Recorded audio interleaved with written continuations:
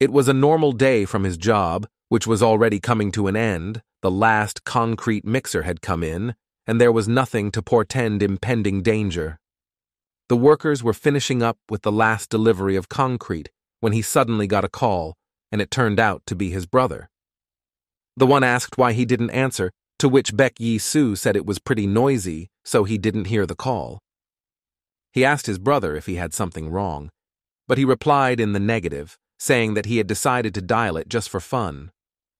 He asked if he needed a reason to call his brother, adding that he would like to meet him. Yi-soo asked if it had to necessarily be today because he was a bit busy right now. However, his brother insisted. Before he could answer, he heard the voice of one of the workers who was unhappy with the way the others had poured the concrete. The filling was indeed poorly done, and the bodies of the murdered men floated to the surface, each wearing North Korean military uniforms. His brother again asked if he was going to come to the meeting tonight, but Yi-soo was not in a hurry to answer yet. Suddenly a young lad, who also seemed to be a little hurt, came tumbling out of the door behind him. A man came out of the door, a knife in his hand, which he used to wound the worker, and hatred in his eyes. It was Lee Young-chul, a member of North Korea's Task Force 525. Seeing him, Yi-soo ended the conversation. He turned to the guy who was lying on the ground. It was a rookie who said he was fine, and his wound was shallow, but the commander didn't think so. He was the commander of a special unit of the National Intelligence Agency of the Republic of Korea, Baek Yi-soo, a total of 12 infiltrations into North Korea. He took off his jacket to stop the bleeding, and then was about to subdue Young-chul, and the other workers started placing bets on how fast he could pull it off.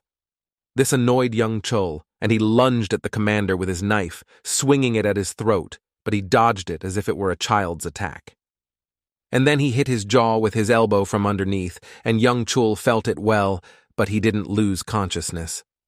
But as it turned out, that wasn't the end of it, so it was immediately followed by another overhead fist strike to his head. This time the Korean couldn't stay on his feet and collapsed to the ground, which implied that he had lost consciousness after all. For Yi-soo, such a fight was not even a warm-up.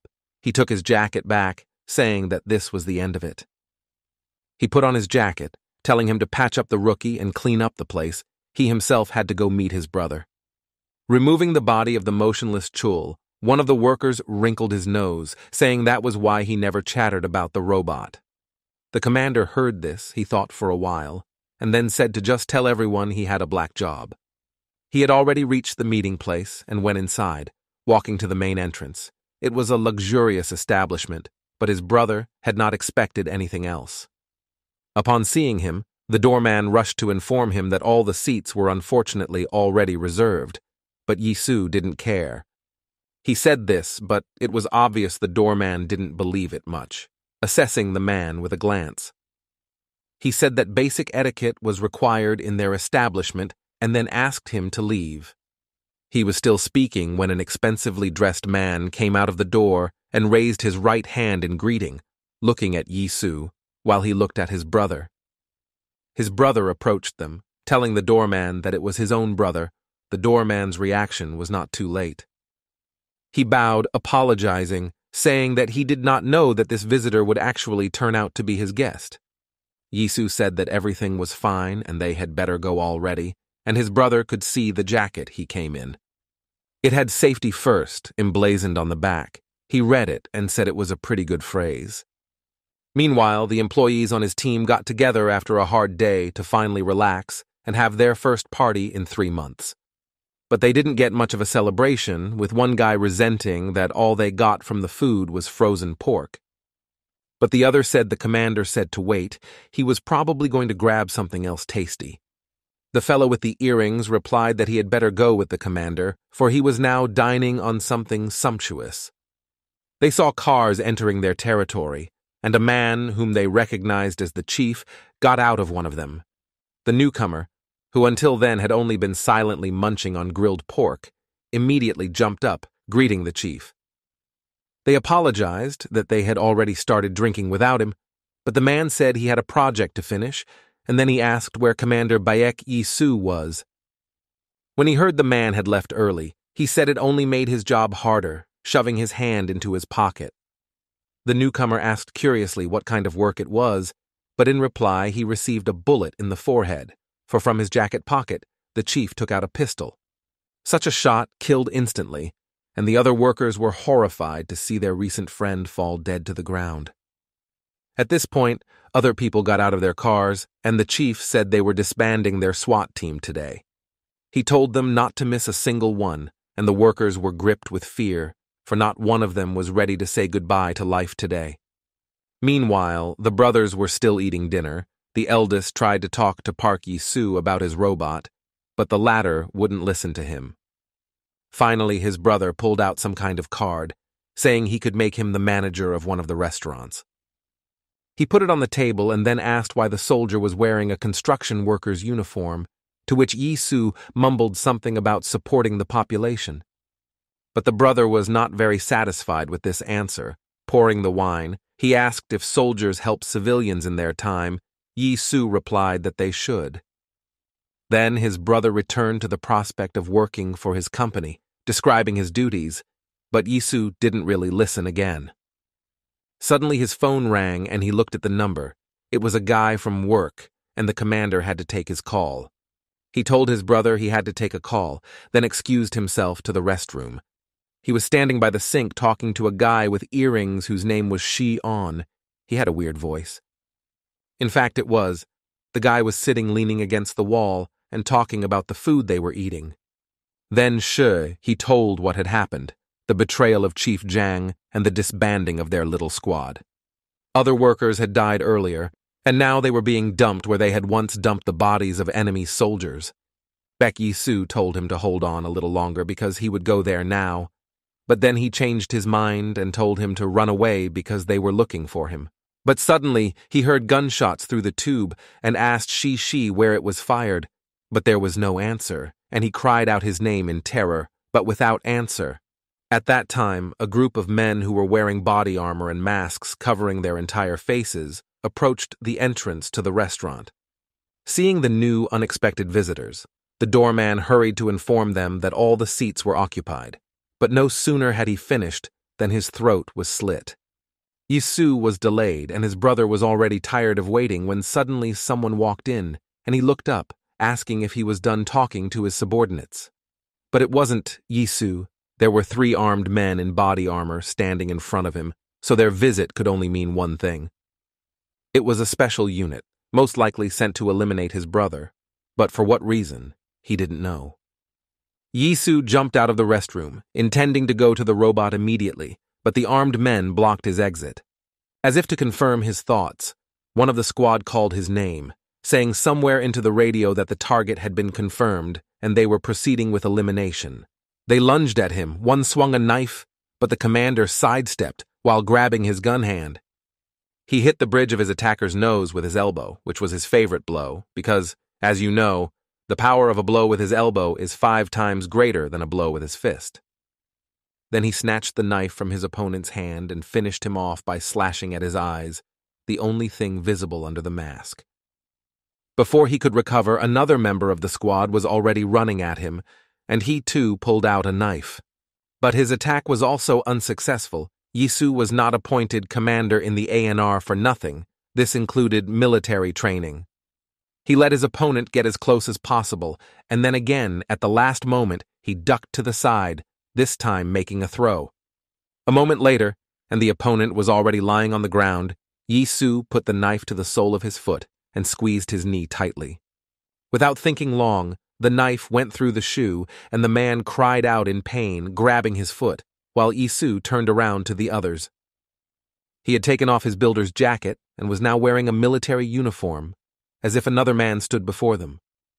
He said their movements were too predictable, so there was no point in fighting, but the men attacked again. He was fighting off 3 at once, yet it wasn't like he was losing. Suddenly, the 3 in front were joined by another one from behind who intended to attack stealthily and finish him off. Chief Jang stood with a cigarette in his mouth, silently looking at the place where the enemy soldiers had been thrown in, and now their men were there as well. A subordinate came up to him, saying that they were done with everything and a special unit had been sent for Baek Yi-soo. The chief asked if they had only sent one squad, saying that for someone like Yi Su, one would not be enough. He was right. Even though the enemy was outnumbered, the commander won with only a couple of scratches.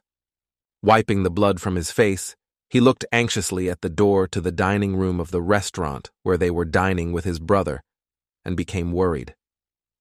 However, his brother was not so simple. He had the same picture in his room as Yi Su, where he turned out to be the winner.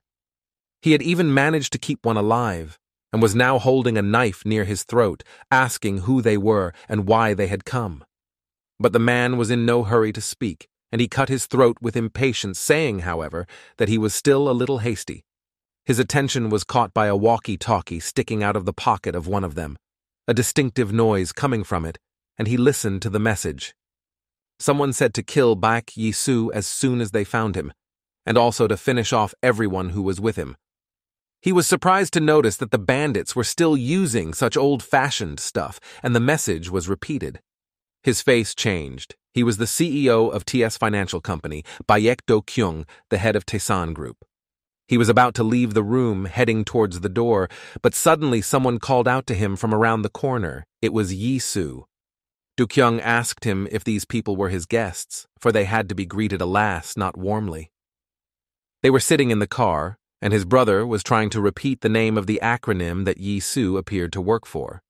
Seeing that his master was not coping, the chauffeur suggested that the organization was called NAR and handed the man a rubber band. Do-kyung took it, saying that it was indeed a reconnaissance mission, but he never would have thought that one of the commanders would be his brother. It turns out he was an intelligence agent who goes to North Korea and kills people, and Yi-su replied that he wasn't just a thug either. He was also Taesan's boss, essentially the leader of a criminal organization, so he was also quite dangerous and cunning. They were still driving, but Yi-su asked to stop, but Do-kyung asked why he was doing that since it was dangerous outside. However, Yi-su wanted to come out for this very reason. He explained that those people would not rest until they killed him. But Do-kyung said he'd better drop him off right away near the police station, and then they definitely wouldn't find him. Do-kyung said that they had already arrived and got out of the car. Yi-su noticed that he had never been here before.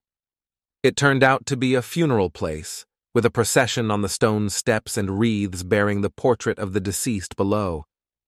They walked for a short while, and then Do-kyung turned around and asked his brother if he thought he was joking. This was the kind of answer Yi-su didn't expect. He asked him what it all meant, and he started to have a bad feeling.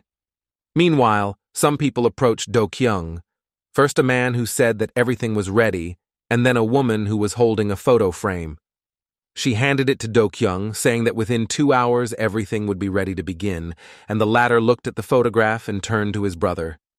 Suddenly, he showed it to Yi-su, and the latter saw that it bore his portrait, and then added that if it was decided when he died, let him do it. They stood in the temple where they usually come to mourn and pray for the deceased near his picture. Do-kyung said it was just a performance.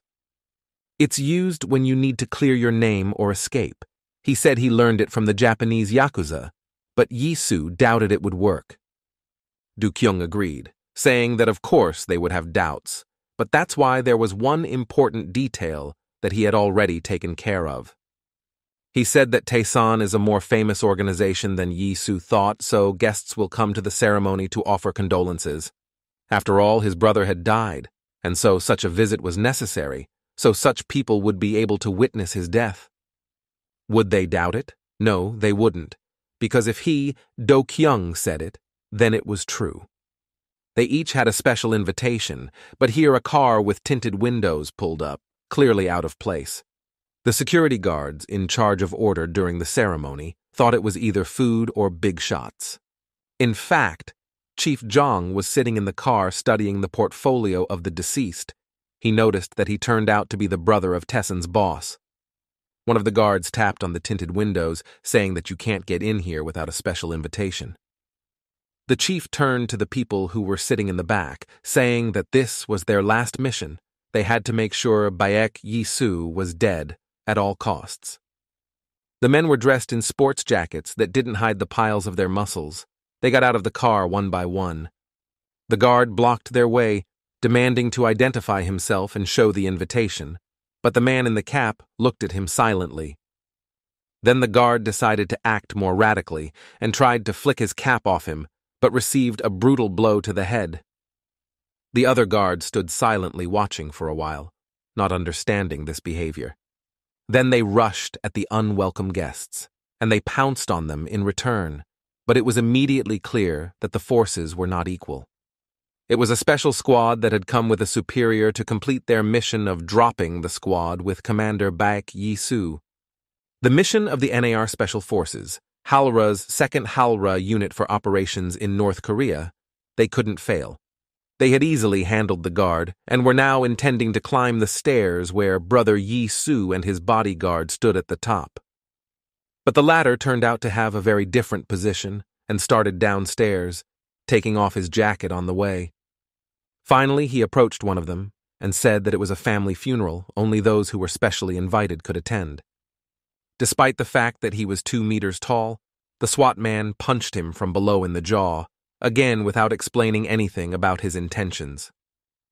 But the giant didn't budge. It was a member of the Taesan group, head of security Ha Jin-un, better known as Hanam Dan, the wall man. He grabbed the man's face with his huge hand, his grip so strong that his eyes popped out. Then a crunch was heard, and the man fell, while his fellow troopers stared in surprise, for the bulky man had just broken his jaw with a single grip. They rushed at him, saying that he had just caught him off guard, but Jin-woong effortlessly dodged their blows. With one hand he held one by the face, and with the other swung his huge fist to strike. However, the other of the cutlass struck first. He continued to deliver blow after blow, but it had absolutely no effect, and soon Jin-woon was fed up with those annoying claps. He tensed his free hand so hard that the veins popped, and then delivered a crushing blow to the man's head, sending him to the ground. He then turned to the other, which he still held in his left hand, but the latter decided to somehow take the bulky man in a chokehold. However, no holds worked on him. This time it even made him a little angry, and the man prepared for the worst. The MANHUA cowardly cowered at him with all his might, and that was already enough, but then he hurled him right at his comrade. Chief Zhang, who was watching this in the car, grudgingly fiddled, asking why these goons couldn't deal with one person. He had to take charge of the situation, so he got out of the car and walked towards Jin-woong, apologizing for his subordinates. He said there had been a misunderstanding. Saying this, he handed him a business card with his details on it, which said he was a colonel. Once again saying that it was a misunderstanding, he explained that he was the boss of the deceased Yi-soo and had come here to offer his condolences. Jin-woon thought about his words for a bit, and then looked up at the guy standing there, who nodded his head approvingly. Seeing this, he said that he would escort the chief to the room, and after a while, the latter was already sitting in front of Yi-soo's picture. He asked, as if Yi-soo himself, if he was really dead, and if so, how much his brother Baek Do-kyung knew. The brothers sat on the way out. Do-kyung agreed that the betrayal situation was really hard. He asked what Yi-soo was going to do about the boss offering his services to kill him, but his brother thought a little differently. He told his brother not to meddle further, but the latter did not understand the refusal, asking if he should do nothing. And Soo replied that there was no need for that. He would meet with Chief Jang himself, and then they came up with this plan with the brother he pretended to be. He decided that the man had already pretended to be grieving enough, so he called out to him and then pulled out his knife, using his brother's face.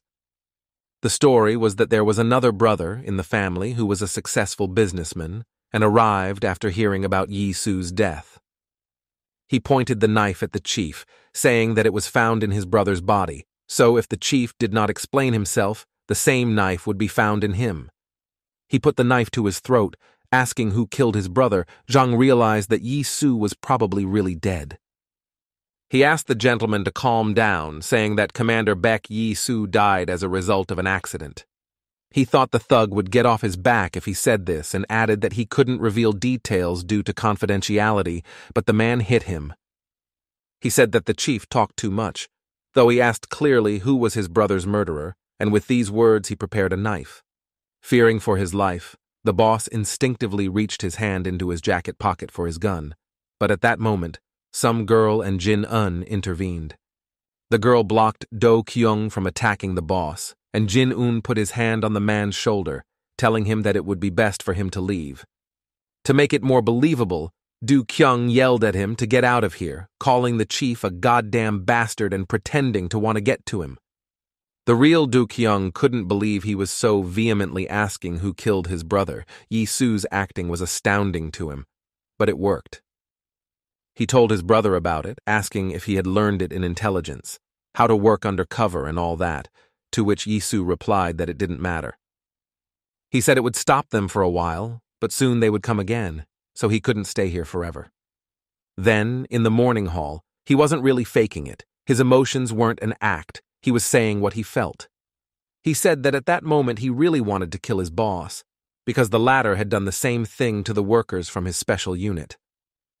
His brother replied that he understood his feelings, but why not stay here and not make too much fuss? After all, the main thing was that he had survived. He added that he would give him a job and put his hand on Yi-su's shoulder, but the latter asked if he was asking him to hide here and become a bandit like him. After a little thought, he agreed, saying that he was really asking him to do it, but only because then they would both survive. Hearing those words, Yi-su tapped his hand to put it away, and he walked out without saying another word. When he left, Do-kyung sighed, saying that they were definitely not twins. He told Ji-woon to take people and keep an eye on him. It was already dark. The weather outside was cool because it was dripping a little rain. Yi-su was standing near the traffic light, about to cross the road. Suddenly, he noticed that someone was following him quite nonchalantly. It was Jin-un, whose following always ended up being exposed. Just like this time, Yi-su asked if he would continue like this, to which he replied that it was the order of the principal, that is, Yi-su's brother. At the same time, some man in a hoodie with a knife in his hand was following them. When he saw Jin-woon, he hid behind the corner of the house. Chief Jang ended the conversation, instructing him not to stop watching Do-kyung's house. He remembered his face that day. He thought that Brother Yi-su definitely knew something, but his thoughts were cut short by someone's hand on his shoulder. It was his daughter who jumped on his back instead of greeting him, but he didn't mind, for it had been a long time since he had seen her. He asked how she got there, to which his daughter replied that the seats were hard, and she couldn't straighten her legs the whole way. She said the flight was hard because she wanted to see him sooner, and he replied that he would tell the pilot to fly faster. Her eyes sparkled, and she said that was the power of intelligence, but he shrugged, saying he was doing all sorts of paperwork. Do-kyung clutched the empty pack of cigarettes, saying he would go out to buy more, but the girl, she seemed to be his secretary, said she would do it herself. But he told her not to be such a boo and let him get some fresh air, but the girl was adamant. She said that since she wanted to, she should go out with a guard, because it was dangerous to go out alone. He looked at her curiously then, and then something strange flashed in his eyes. A moment later they were descending in the elevator accompanied by two thugs. He took her words a little differently, choosing the girl herself to go with him. Suddenly he turned around to the two guards saying that this girl was his sister Su-ah, and added for the guys to greet her. He went up to one of them asking if she wasn't even more beautiful, and he hastened to say that her sister was indeed beautiful. Do-kyung's gaze changed dramatically. He said that everyone who called Su-ah sister ended the same way, and then asked the man who he was. Instead of answering, he suddenly pulled out a knife and swung it near Do-kyung's face, but Do-kyung dodged it while assessing the situation. But suddenly, Su-ah pulled out a knife too, so now both sides had weapons, and Do-kyung asked if she had another one for him. She said that one was hidden under her skirt, and he still reached in there, apologizing because the other thug also pulled out a blade. The first spy lunged at Do-kyung, but he couldn't hit because turning around in the elevator wasn't easy, and that allowed him to dodge his attack.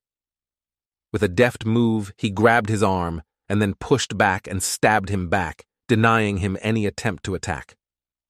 It was only what he thought, however, as the impact cut through the man's suit, and he saw that the man was wearing body armor. Then, Do-kyung realized that his knife was too short to pierce through the body armor, meaning he needed to hit the face. He was about to finish with him, but he heard Soo-ah falling down in the other corner of the elevator, with another thug looming over her. He swung the knife, intending to deliver the fatal blow and end her, and she scrambled into a corner. He struck, but it wasn't the girl he stabbed because Do-kyung had covered her with himself, so now stood with the knife in his shoulder. But that didn't seem to bother him much. He grabbed the puzzled thug and hurled him into the wall of the elevator. But then, Soo-ah was attacked by another man who Do-kyung hadn't had time to finish him off, so he was now lunging at them again. Do-kyung managed to fend off his attack, noticing Soo-ah lunging at the other bandit, preventing him from getting up and picking up the knife. But here Do-kyung lunged towards his opponent and knocked out his knife. It turned out he was pretty good with weapons.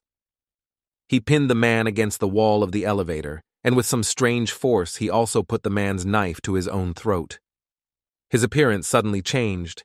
His suit was ripped, and his body was very sturdy and covered in some strange tattoos. A cry of horror came from the elevator as Do-kyung plunged both knives into the bandit's shoulders, and together with Soo-ah, they were already entering the floor. He approached the other guard, asking if he had a cigarette, and the latter went into his pocket, saying he would look in a moment. However, instead of a cigarette, he suddenly took out a knife and plunged it into Do-kyung's stomach, who didn't realize what had just happened. Then he grabbed the insolent man's face with one hand, like a big boy Gene, and with the other he gently grasped the knife, saying it was a little painful. The guard said that the gentleman better not take it out because he specifically chose a big knife, but Do-kyung squeezed his face. For a moment it seemed like the guard's face moved a bit. Do-kyung waved his knife, but the guard bounced away. He suddenly had another crooked knife in his hand, more like a kirambite, and his face appeared to be a simple mask. But it seems they still had one real guard with them after all, who told the principal that he would apprehend the bandit. However, Do-kyung told him to just give him what he asked for, and he asked for another knife and cigarettes, and told him to look after Soo-ah. He had 2 knives in his hands. Now he was going to kill the traitor, but before he did, he decided to ask if he had anything last to say. There was a young man looking at him. It was an NAR special ops assassin with the alias Ghost. He said Do-kyung talks a lot, and the man said about killing his brother, asking if he was the one who did it. The bandit replied that if given the chance, he would have gladly killed him. Then he lunged at Do-kyung, but the latter was injured. Ghost asked if Baek Yi-soo was really dead, to which Do-kyung replied that even his boss had come to offer his condolences. But Ghost wasn't satisfied with that answer for some reason, so he rephrased the question, asking where Baek Yi-soo was. Yi-soo, meanwhile, was walking with Jin Woong, who said he would guard him on the leader's orders. Suddenly, they disappeared into an alleyway, and their pursuer was confused, but the task must be completed, so he went after them. It obviously turned out to be a trap, and as his face cautiously peeked out from behind the house, Jin Woon struck it with all his strength. The guy barely had time to put his hands out but still flew off. He figured it wouldn't be easy with a bodyguard like that. To top it all off, he managed to land in such a way that he broke his arm, and then Yi-soo came out of the shadows. He asked if Zhang had sent him. The guy said he was right, and then suddenly added that he couldn't have died so easily, and his voice sounded familiar for some reason. He removed his hood, revealing his face, and the commander was now being looked at by one of his subordinates, Lee Shi-on. Jin Woon told Yi-soo that it was coming out that he knew him, and Shi-on shouted that of course he knew him and showed his broken arm. The commander walked over to him and put his hands on his shoulders. He said he should have stayed with them then, and things could have been different. But he said that he was the only one who survived, so the next time he went to eat delicious food, he would go with him. Then he suddenly grimaced, and when Yi-soo asked what was wrong with him, he replied that he just had an empty stomach, and a broken arm thanks to his thug. Saying the latter, he interrupted because Jin Woon's face suddenly darkened a lot, and he now looked creepy. They continued to fight, and he dodged the assassin's attacks as best he could with his wounds. They fought, but he realized that he wouldn't last long like this, so he had to gather the last of his strength and attack without stopping. He pounced on him, launching attack after attack, but he successfully repelled them all, seeming to have plenty of strength. His vision was beginning to blur. The image of Ghost was already floating in front of his eyes, and the wound was deep enough. He made one last attack, this time almost hitting him, but still, his opponent was strong and dodged. He said he recognized his strength, for he was pretty good. But with those words, he pulled out a fishing line from somewhere and knocked one knife from him. The situation was critical. He once again asked where Baek Yi-soo was, but Do Kyung was already barely on his feet. He realized that it would end here for him. He decided he had to try the last thing he had left and asked what the man had already heard, how tactless he could be. With those words, he cropped his hair and then surprised even more by saying that he is Baek Yi-soo and Ghost is a dummy.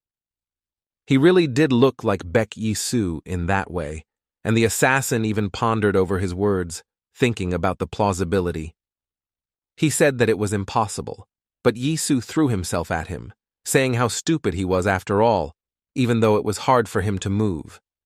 But seeing how he fought, Ghost said Baek Yi-soo, the commander of the NAR Special Unit, can't move so clumsily.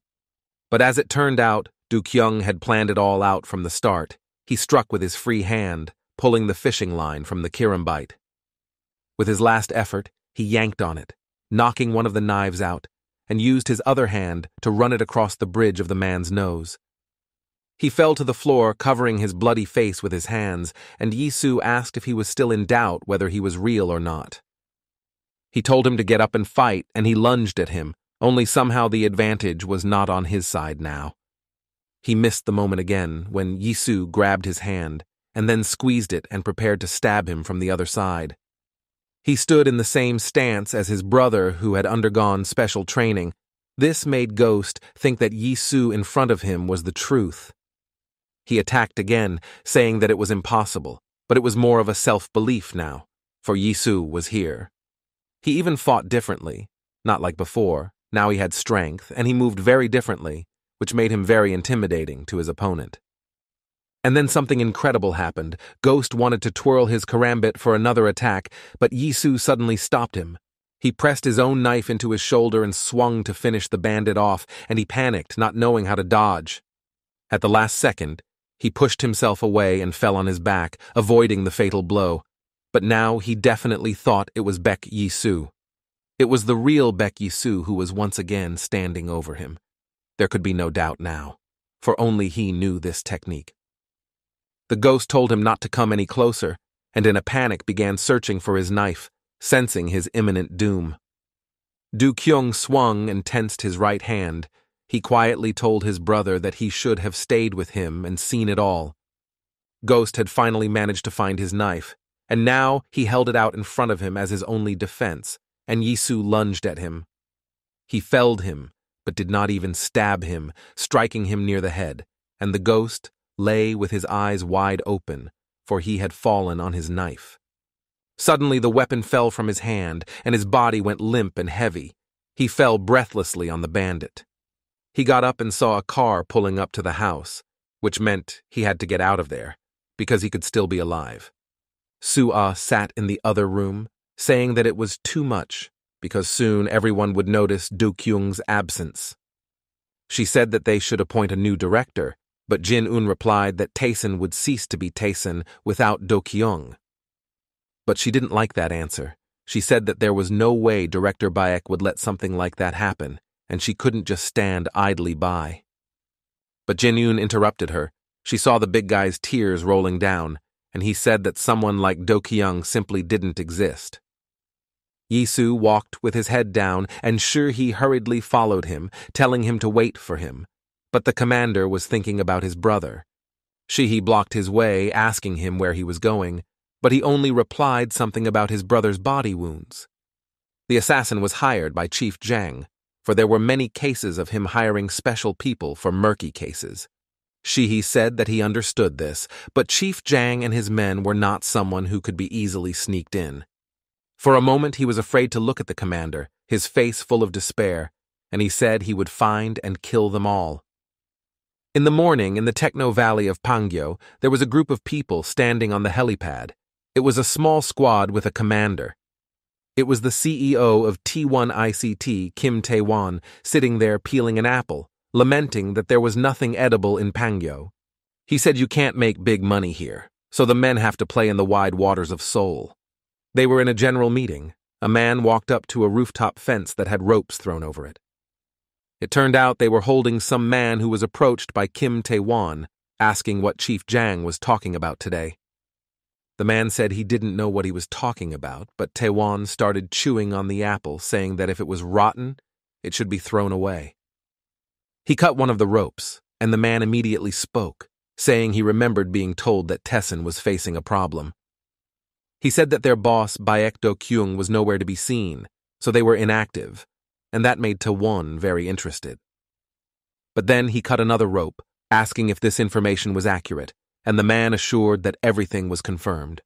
He said that was all he heard, so he asked to get him out of here, but Tae-won only cut the last rope. The CEO turned around to his subordinates. He told them to gather everyone, for they were having Taesan group for dinner tonight. Fortunately, the man, who had already said goodbye to his life, did not die, for to his surprise, it turned out to be the ground floor.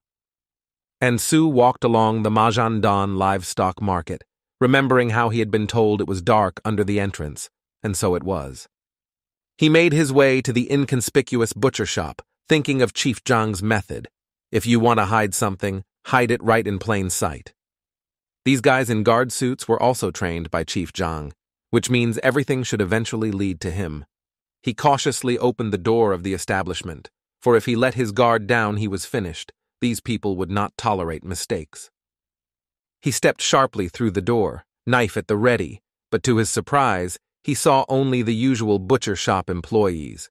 One of them saw him, asking if he wasn't Baek Yi-soo, saying that if someone else had walked in, he'd be dead by now. Yi-soo went up to him and asked him what happened here, to which the man replied that it was all Chief Jang.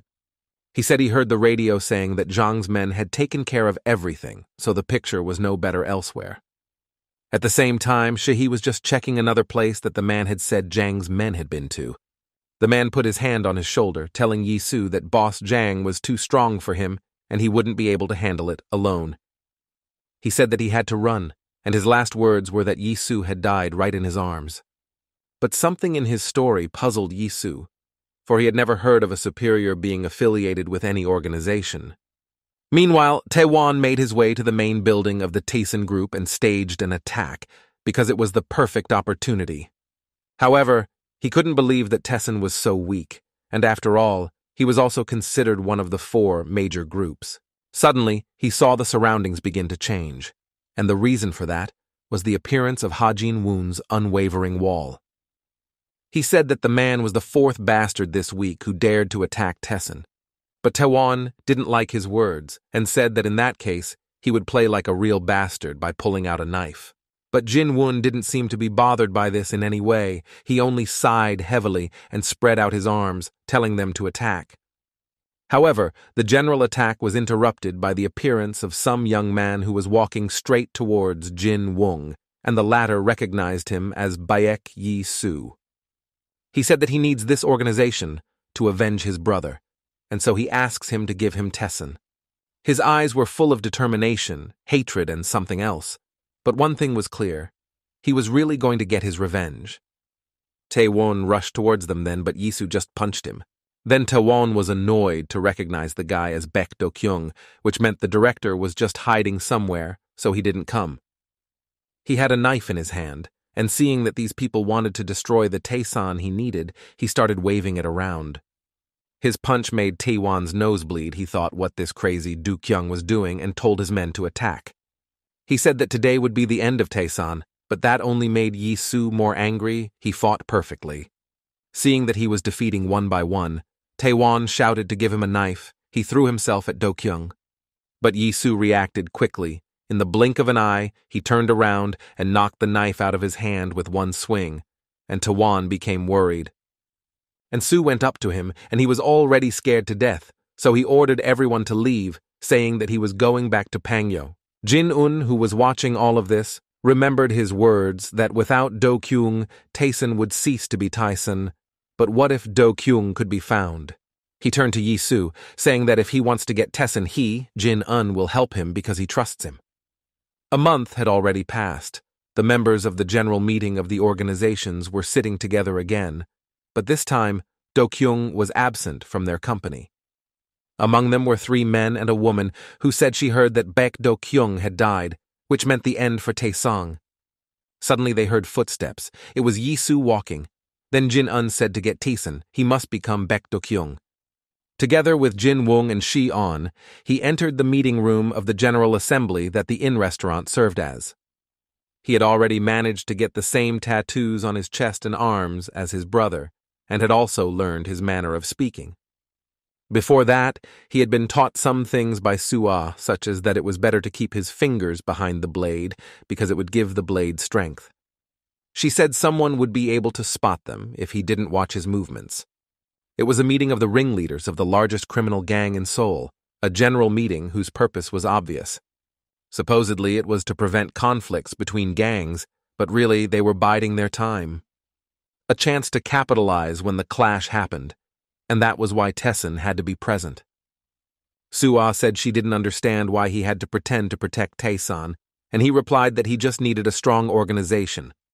An organization that is bigger and stronger compared to others. He needed it to carry out revenge for his brother. Meanwhile, Chief Zhang was standing beside a very important person, listening to the praise for him. He was praised by Seoul Police Chief Cho Won-ho himself, saying he did a good job and his skills were commendable. Zhang waved it off, saying it was all because of his support, but the boss said he was the one who was a good leader. However, he then pointed his finger at the mountain of concrete mix, asking why his subordinates were now buried here. Zhang said it was a sacrifice for the greater good, but the police chief laughed, saying it was like the saying. But Zhang went on to say that officials are now concerned and the Special Operations Unit in North Korea is a relic of the past. He explained that he was under constant pressure so he couldn't keep track, but Won-ho interrupted him by putting his hands on his shoulders. He asked if it was hard to eliminate a couple people, since the man had no idea how much money he had to spend. He asked why the man had eliminated Do Kyung, because Dae-song was a member of the General Assembly, so he should have realized the consequences of doing so. But suddenly, Zhang stopped playing the role of a subordinate being told off. He told Jo Won-ho not to show off. He showed a police badge with the symbol of Korea, saying that Jo Won-ho's role in this project is to keep his nose clean. He threw the badge into a cement pit, saying they needed a public personality, so if he didn't like his role, let him get out. When he said this, he was approached by one of Won-ho's guards, who grabbed the boss by the collar, asking if their boss was his buddy. Won-ho laughed awkwardly, noticing that he had nimble hands. He saw him fell one of the guards. With some incomprehensible blow, he knocked him out, then pulled a gun from his jacket pocket and aimed it at Jo Won-ho. General Assembly, so what? Why should he care? After all, he buried his own subordinates.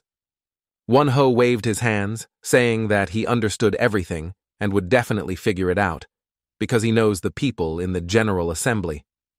That was what Zhang wanted to hear. He offered not to let each other down anymore, saying that he would like to meet Baek Do Kyung. The meeting was attended by Ryu Dae-hyun, CEO of Gyeongsang Resort, boss of Gyeongsang Organization in Yongsan, Han Hae-sung, CEO of HHS Entertainment, head of the entertainment campaign in the Gangnam district, Cha Yu-hwa, owner of Cheon-un Trading Company and head of the Korean-Chinese organization in Guro, as well as Yilhak Capital CEO Lee Sung-min, head of a small organization at Gudo, 9 Knives in Chano. Just in the midst of their conversation, Shion intervened, who peeked into the hall and told the principal that the meeting was held here. They entered and Do Kyung took the only seat available. All the members of the assembly were surprised by his visit. Hae-sung said that they heard as if his brother had died, so it must have been hard for him, because it's usually not in his spirit. Others picked up the conversation too, saying that there were rumors of a crazy funeral, so everyone was asking him to tell. Hae-sung placed the cup on the table, saying that in that case, they should decide if Baek Do-kyung deserves to sit in that seat. Do-kyung said if that person knew, he could have come in support, but since he didn't, then at least let him not talk about his brother. He suddenly took out a knife and jabbed it into the table, asking who they were to talk about the Tessin Group's qualifications. He-song grimaced, looking at him with disdain and fear at the same time. He asked how they should understand these words. But Do-kyung looked at him with a creepy look, saying that he would answer in simple words. From now on, Taesang Group would not attend the general meeting. They were driving back in the car, and Jin-un said that now General Assembly has become their enemy. He asked Yi-soo if he had a plan. However, he didn't really have any plan. In that establishment, he just said what he thought. Suddenly, Jin-woon noticed a car popping out from around the corner, speeding up and rushing straight at them. Fortunately, a collision was avoided, but other cars appeared from somewhere and blocked their way. A guy wearing a red jacket and a brass knuckle clutched in his hand came out of one of the cars. It was Ryu Dae-hyun who rushed towards their car. He smashed the glass with his knuckles and leaned there, saying that if he could do whatever he wanted, then let Do-kyung give him Taesan. It all started when Yi-soo expressed his plan. The first thing in it was to catch a rat. He remembered Ryu Dae-hyun talking about the details of the funeral. But because it was strange, of course his brother had informed them, but clearly without such details. He said since the meeting was not related to the funeral, it meant one thing. There was a rat among the members who was leaking information. He said that is why he will not attend the meeting as long as the rat is there, but he will not have to look for it either. Back then, his plan was to smoke the rat out of the hole, but now in front of him was the face of Ryu Dae-hyun, who was that rat. Immediately after the meeting, he had taken a couple of cars as escorts and drove out to pick up Do-kyung, and now he was demanding that he get out of the car. Young-san's boss, who has the most problems with Taesan, plus he doesn't hide his hostility, he was the rat. Just then, Shion's head emerged from the car and said that the glass might not have been broken, calling him a baby. Dae-hyun looked at him, asking what he'd just called him, and when he repeated it, he said he liked his insolence, but he'd beat him up. He punched Shion, but he only put out his arm, blocking the blow effortlessly. After all, he had once worked with the commander. He asked if Dae-hyun was definitely a gangster, because with a punch like that, and even with a brass knuckle, he should have at least hurt him. Dae-hyun looked at the guy. It was noticeable that he was interested in him. However, their fight was interrupted by the sound of white cars parking. It was Lee Sung-min, the head of the 9 Knives, who said that this was where they should stop. Dae-hyun teased him, saying that since Master Sung-min says to stop, then he should definitely obey. He approached him, saying that they were going to have a party after the meeting, and asked if Sung-min wanted to join. Suddenly some man put his hand on his shoulder, saying that Dae-hyun appeared to have grown up, and he looked at him unhappily. Shi-on asked Jin-woong what kind of old man he was, but the old man said that they were Ilhak's elite. They were the best in Seoul in the past. This was also evident on the faces of Dae-hyun's bandits, who were surprised that the old man Choi Jong-ho of the 9 Knives was here. He was the executive director of Ilhak Capital, Choi Jong-ho, a second-generation Gudo. Dae-hyun looked at them with resentment and a little anger, cursing Ilhak and saying that Taesan was his prey. Jin-un suddenly came out of the car. He decided to greet old acquaintances, telling Sunbai that they hadn't seen each other for a long time. Jong-ho wondered, asking when he had time to get so big, and Jin-woo said he should have visited them sooner. Lee Sung-min meanwhile turned to Dae-hyun, saying that they would like to invite Taesan as their guests, and asked if that was okay with him. He went to the door where Yi-soo was sitting, offering to drive his car, for the glass of this one was damaged. Still, Yi-soo got out of the car, saying that it was quite frightening but somewhat expected, and Sung-min opened the doors for him. Sung-min said for those two to go ahead, and he was going to have a chat with his friend, but Jin-woon said he had to accompany the principal. However, Yi-soo told them not to worry, saying that the car would still be small for everyone. They drove out, and Sung-min asked about Taesan. He asked if they were really going to leave the General Assembly, to which Yi-soo also replied with a question, weren't they being kicked out? But Seung-min said that if they left the organization, problems with the others would definitely start. He went on to say that there is nothing but scrutiny and competition in the assembly, so it needs strength to survive. And Sue didn't quite understand what this guy was trying to accomplish, so he asked the principal what his intentions were. After thinking for a while, Seung-min looked away. He told Mr. Beck that he needed strength, that's why he was here. Meanwhile, John Ho asked Jin-eun when he was going to join them, but Jin-eun said he was working for Tae-san. Jong Ho replied that Jin-woon's past was connected to Gudo, and they had room for him, but the big guy was adamant he was loyal to Tae-sang. He once again said that his organization is Thiessen Group. Moreover, there are things he has to do. But Jong Ho said that he has nothing to do in Tae-san, because he will fall today, and it's already decided. Hearing this, Jin-woon turned pale. He was brought to an unfamiliar place where he saw a group of men in white suits who turned out to be from the Nine Knives. They said they would take care of him, and Yi-soo asked Seung-min what that meant, but the latter said it was the best thing they could do. Suddenly it came to him. He had just realized how badly mistaken he was, and he looked angrily at Seung-min, saying that the rat turned out to be him. He turned to Shion, telling him to detain Lee Seung-min, and the latter agreed, telling the commander to be careful as well.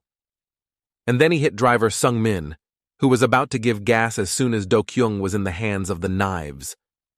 Yi-soo got out of the car, and a man in a white suit and glasses was already looking at him, saying it would be over quickly. Dae-hyun sat in the car and thought with annoyance that he had to let Do-kyung go, giving in to Seung-min and his Nine Knives. He said that his men were morons if they didn't understand such obvious things as Ilkak's power. He said he had seen them with his own eyes, just 3 of them capable of destroying the entire Kanbuk district, which described their power very well. He continued, saying that once there were 9, now there were only 6 left, but even 3 would be enough to destroy the neighborhood. Then he thought what kind of idiot would confront them, but right at that moment, Baek Yi-soo, i.e. Do-kyung, hit one of the men. Dae-hyun thought that if there was anyone who was capable of destroying Gudo, he would definitely be the strongest in Seoul. Last night they sat by the lake, Police Chief Won-ho fishing, while he pondered the upcoming crime against Taesan. Won-ho asked if he didn't think Taesan wasn't the same now. It was just a bunch of petty scum. He said that because of the higher-ups project, Baek Do-kyung had lost his younger brother, and now Dae-sang was in a complete mess. Seung-min agreed, but said that starting a war now would be very difficult, to which Won-ho replied that he was just being evasive. Dumping the trash off the cigarette, the boss said that this is not the way to do it, because then he would lose everything, so Ilhak should not be careful. And besides, if he had mentioned the 9 Knives at the general meeting, no one would have dared even squeak at him. The boss was telling how he, Lee Seung-min, would become the real chairman, and to do that, he needed to reorganize Ilhak. Then Seung-min stood up and looked at the lake. He said he would fulfill everything, but he wanted something in return. He said that in return, he too would like to participate in the project that the boss had mentioned earlier, and the latter marveled with his insatiability. He said the project was called One Sink, but he was clueless as to how Seung-min was going to get a spot there. Yi-soo hit the man with glasses again, and the man was slightly off his feet, almost falling to the ground, while the others stood in surprise. Then he did take the man down. It was obvious he fought well, and then asked if they really thought they could get a hold of Taesan. Whether it was an order or their personal decision, by doing so they were challenging him as a leader. He looked at the men in suits with his frenzied gaze and said that today, Ilhak would be destroyed. Seung-min decided not to wait any longer, intending to get out of the car, however. Just as he reached for the door, a knife flew in his direction. The knife was thrown by Shion, who said he was actually ordered to grab it so he couldn't be allowed to get out of the car. The man Yi-soo had hit was named Hyungnim, and he was now standing on the ground again, saying that he would have reclined long ago if he were older. He turned to the other members of Gudo, who chuckled a little, for it had been a long time since they had seen Hyungnim being able to hit someone. One of them lunged at Yi-soo, but he put his arm out and clenched it at the elbow, thus blocking the blow, but the enemy was outnumbered. Another man struck right after him, but Yisu was able to dodge his strike as well, only this man was much smarter. It was Choi Guan-pal, the seventh knife in the Gudo organization, who had grabbed Yisu by the collar and was now yanking the latter towards him and punching him. And when he was on the ground, another man, the ninth knife Gudo Lee Gyu-chan, ran up to him and kicked him in the head. Jang Tokpei, eighth knife Gudo, was already waiting for him when Yisu rolled away and swung to finish him off with a powerful punch to the jaw. He dodged at the last moment, jumping back from where the man had hit, but Hyung-nim was already rushing at him from behind. And Su noticed that they were cleverly attacking from different directions, which meant that it was necessary to look for their blind spots and hit them when they weren't together. The 9 knives of Ilhak all but speak of their former glory, however there is something that everyone has forgotten. At the same time, Jin-un was fighting with his once good friend who now wanted to lure him over to the 9 knives side. However, something was still unclear, and this nuance was explained by Sherhei, who realized that he had to intervene. After all, even though Ilhak had the 9 knives, but if he didn't intervene now, all these uncles might not end well. Of course, the men of the 9 knives were incredibly strong, but the problem was that the NAR commander Baek Yi-soo was fighting them. Shihi jumped out of the car and kicked one of the knives in the head, and the men weren't expecting another one of the Tesson to come. And Su fought at full strength. He didn't spare his opponent, because there was another reason hidden in his victory, because this way he would be able to take revenge. The men looked at him in wonder. They were perplexed as to how the boss of Thesan had single-handedly stood up to the strongest organization. Guan-pal swung his leg for a crushing blow, but Hyung-nim for some reason yelled for him to stop. Bak Yi-soo recalled the words of his wrestling coach mentor who once told him that there are no special tricks in wrestling. He said that there are some people who are full of strength and have a good will, so they never fall down, so they can only be immobilized. You have to shackle their arms and legs so they can't move, because no matter how much willpower a person has, eventually their body won't hold up. Guan-pal fell down, grabbing the leg he had just swung at Yi-soo. It turned out the latter had managed to grab it and then twist it. Neither Hyung-nim nor Seung-min could believe what Du Kyung was doing to the Devi knives, and Seung-min remembered how Won-ho's boss had talked about his brother. He'd mentioned that the latter was a pretty capable guy, commander of the NAR task force, so his brother must have been no slouch either. Hyung-nim wondered if this wasn't already too much for a normal beating, where the one who hit and the one who defended switched places. Luckily, just as Yi-soo was about to hit Hyung-nim, Seung-min intervened. He got out of the car and walked towards Yi-soo. He told them to stop and then put his hand on Yi-soo's shoulder, after which he said he needed to talk to him. From the beginning, it seemed strange to him, because even though Baek Yi-soo was settled, his twin brother was still alive. He told him that such aggressive behavior at the general meeting, plus the look he gave off here, gave away that he wasn't Bak Do-kyung. But Yi-soo's reaction was different from what Seung-min thought. The latter grabbed his hand, asking, so what if he knew his real name? He said that he would have no problem killing him too, but Seung-min only squinted his eyes, saying that he would like to negotiate. Shihi, who had also stopped fighting knives, folded his arms in a T shape as if to indicate a timeout. The talks were held near the garages, and Baek Yi-soo, Shi-on, and Jin-woon from Taesan, as well as Lee Seung-min and 9 knives from Ilhak were present. Sitting on the chair opposite Yi-soo, Director Lee said as he recognized, they didn't take them seriously at first, but they had already paid for it with a fight. Yi-soo told him not to procrastinate and asked him what kind of deal he was going to offer because that's why he stopped fighting. Seung-min held out his hand and was handed some kind of file. He said that not too long ago they received a request to get rid of him and Tessan. He said that they would be able to find out who did it and for what purpose in this file, because globally speaking, it was a whole project. He voiced the deal, saying that they would give them information about the organization that had decided to attack Tyson, but in return, those would work for Ilhak. Ilhak needed a strong organization, so it was a good deal for Taesan, but Yisu suddenly got up to leave.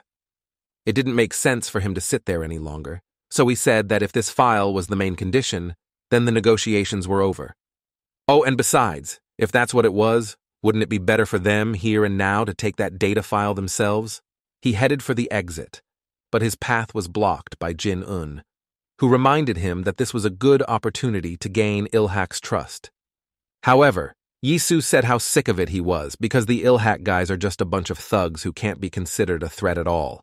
He added that trust was out of the question in such a case, for it was because of this that his comrades and brother were brazenly killed. But Xiongming decided not to retreat early. He too stood up, walking over to Yisu and addressed him by name again. He told him to be careful in his words and actions, for such a specimen no longer existed, and with these words he brought it to the blazing tank. Yisu took out a knife, saying that the man wouldn't dare. However, something still made him wary.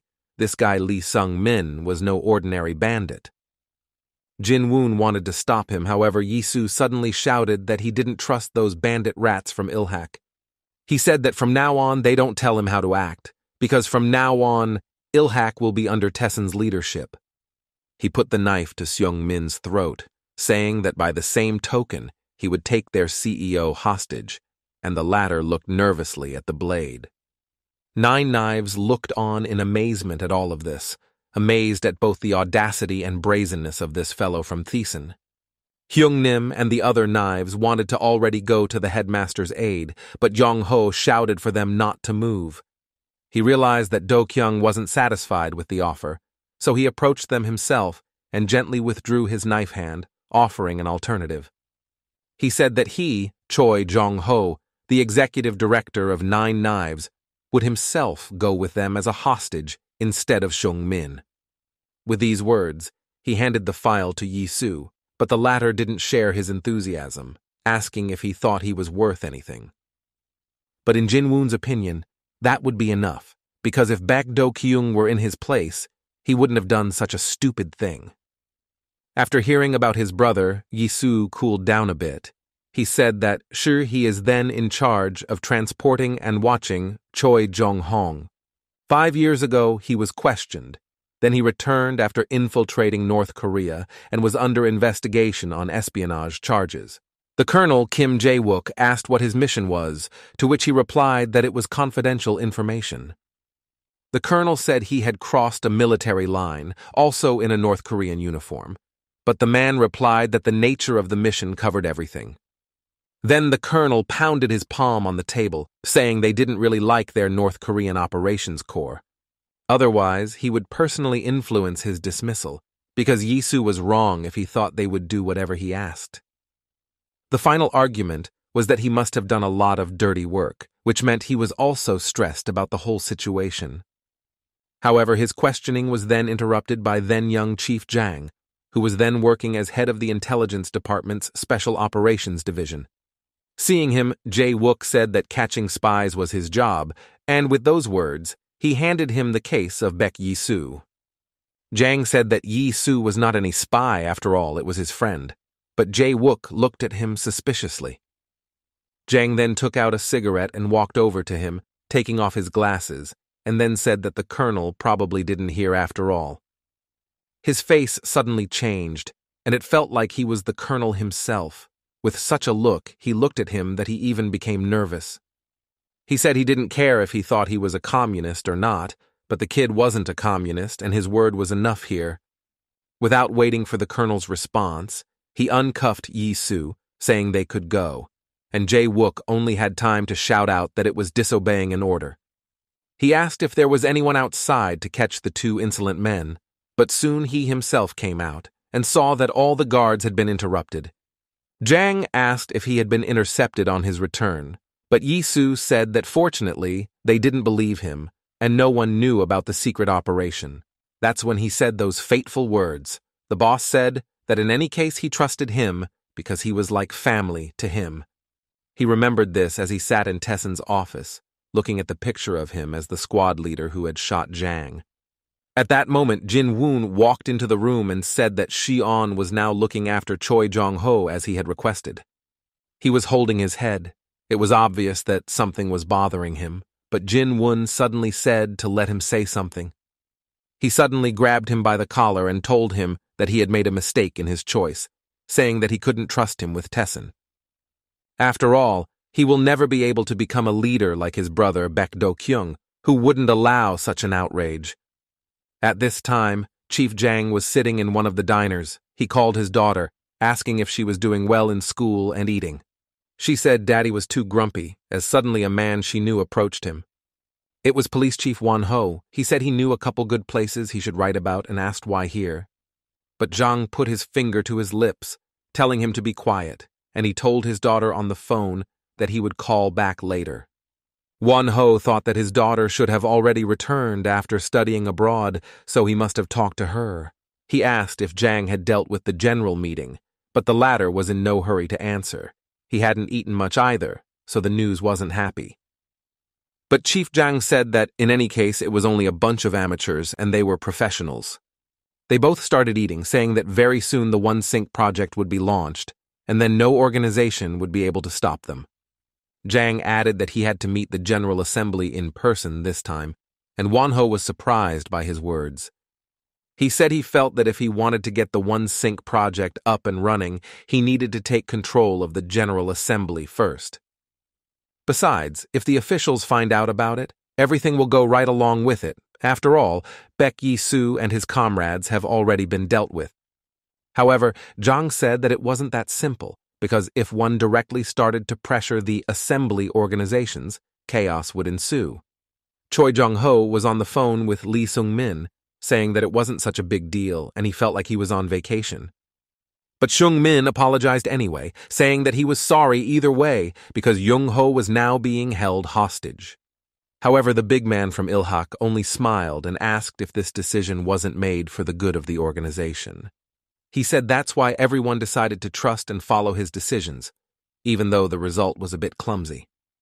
They said goodbye, agreeing to meet up sometime, and Sung-min said he should get a good night's rest now. Jong-ho hung up the phone as well, and Shi-on, who was sitting next to him, noticed that it was as if he wasn't talking to his boss, but to his grandson. He continued by saying that even though he was captured because of such a boss, he continues to trust him completely.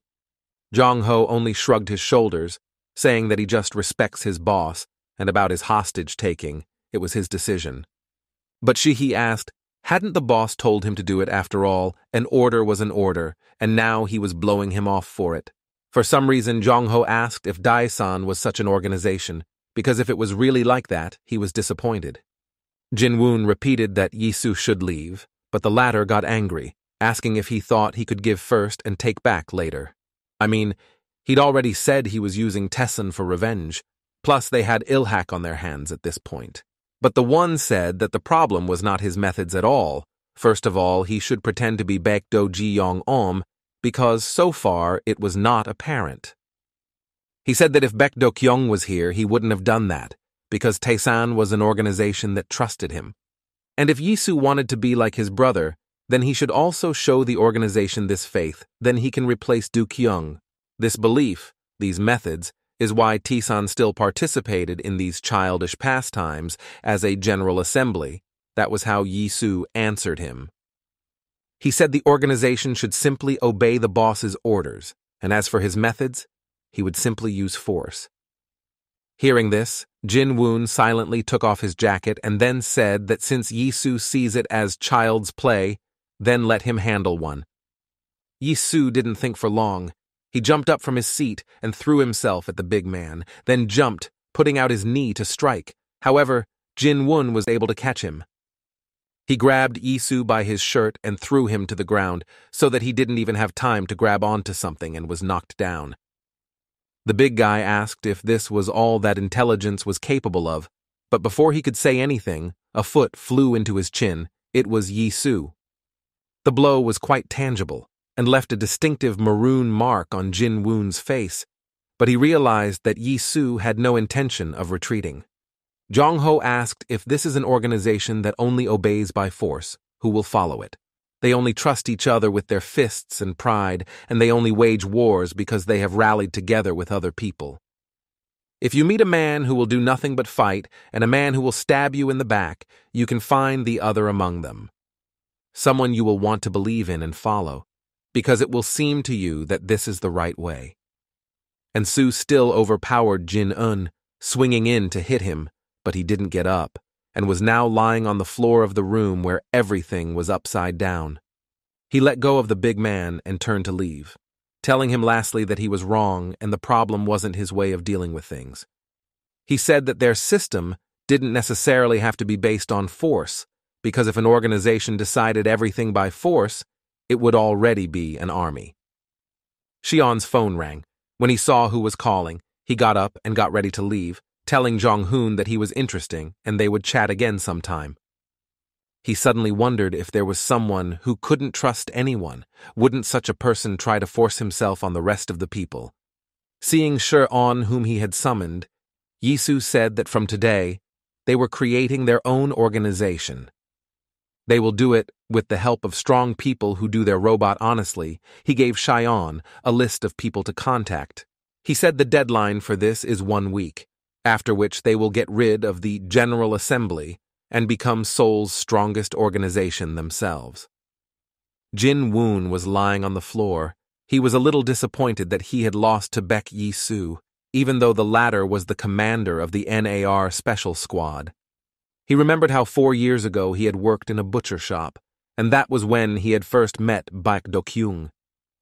One day that man came to him again, but Jin-un was not happy with the man, for it was obvious from him that he was involved in dirty deeds. Do-kyung then said that if Jin-un continued to be so unkind, he might lose his business soon. However, Jin-un only told him that they don't allow smoking in the establishment, at which point Do-kyung apologized, changing the subject, but pointed to a couple of battered men who were scattered around the diner, asking if those weren't his customers. But Jin-un told him to stop it and get lost while he still made some noise, and then added that it was getting late. But suddenly, a man in a red suit appeared from behind the door, who was greatly surprised to see Jin-woon. He said he had heard many different rumors, but it really was Jin-un, and then asked if he really worked here now. It was Lee Hung-gu, director of Hook Il-soo, an organization that was part of the Gorong group that handled loans and credits. He approached Do-kyung, saying that the boss didn't cater to any thugs here, but the man said he was a regular customer. Hung-gu looked at him in surprise, wondering if he had lost his fear, but Do-kyung's face was serious. Then Hung-gu went up to him, took his face, for it seemed familiar to him, and asked him if he was the one who had attacked their Huck boys. He asked how the man dared to do that, no other way than he had an extra life in his pocket. However, Do-kyung wasn't going to play the role of a victim and listen to his teasing. He now questioned how it was even possible to be called Hook. He took one of Hung-gu's hands and put the knife to his hand, asking if he shouldn't be one-armed. Steak was a member of the Hook. A horrified shriek was heard from the diner, and the men from the Hook, who had remained outside, hurried inside. Hung-gu cursed, asking how Do-kyung even dared to do something like that, because if Gorong found out about it, he would be in trouble. However, the latter asked in reply why it should frown upon him. After all, they were Taesan, so he could run crying to his Gorang. Members of the Hook broke into the establishment, and they rushed to get the boss, going first to the hospital, for he had a severed finger. Jin-un asked if he'd just let them go like that, but Do-kyung said he'd also just sat back and watched those guys get beaten up. He noticed that the store was full of dust and didn't even have a menu, which meant Jin-un wasn't planning on doing business. He said that the man just wanted to get rid of the bandits, and just now he had helped him with that, so whether he now wished to join him. Jin-un asked if he even knew who his opponent was, but Do-kyung said again that they were Taesang, so it didn't matter. Jin-un then handed him a rubber band on his fist, telling him to tie his hair with it, for the uke looked like a butcher. Do-kyung thanked him, but said he really wasn't doing well doing business here. Right now, Jin-woon was once again looking at the very same rubber band that he now always carried for Mr. Baek. Now, however, it was no longer necessary, for the one was dead, and in his place came his younger brother, with whom he had just fought. He sighed, thinking about how different the twins were after all, but he liked Do Kyung's character better. Hungu sat in the chair and wanted to scratch his head, but again he discovered that he was missing 2 fingers on his left hand. He cursed loudly, saying that there was no way he could get used to this, remembering the person who had done this to him. There was no way he could forget the pain and humiliation of the past 4 years, so he decided that today was the day for revenge. He said that Tessin left the General Assembly and is now powerless, so they will destroy the Tessin group today. The men who were part of the Gorang group amicably supported the boss's idea, totaling 50 men. Just as suddenly they heard someone breaking at the door, and they looked in there, asking what it could be. But they soon found out for themselves, for the door opened abruptly, and they saw a strange fellow strike one of them. The others stood in confusion, not realizing who dared to attack them at such a time. After all, they were part of Gorang.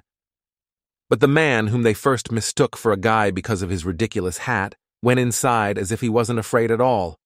He had bright blue eyes and pierced ears. He grasped his hat to remove it, and the men suddenly recognized him as Boris.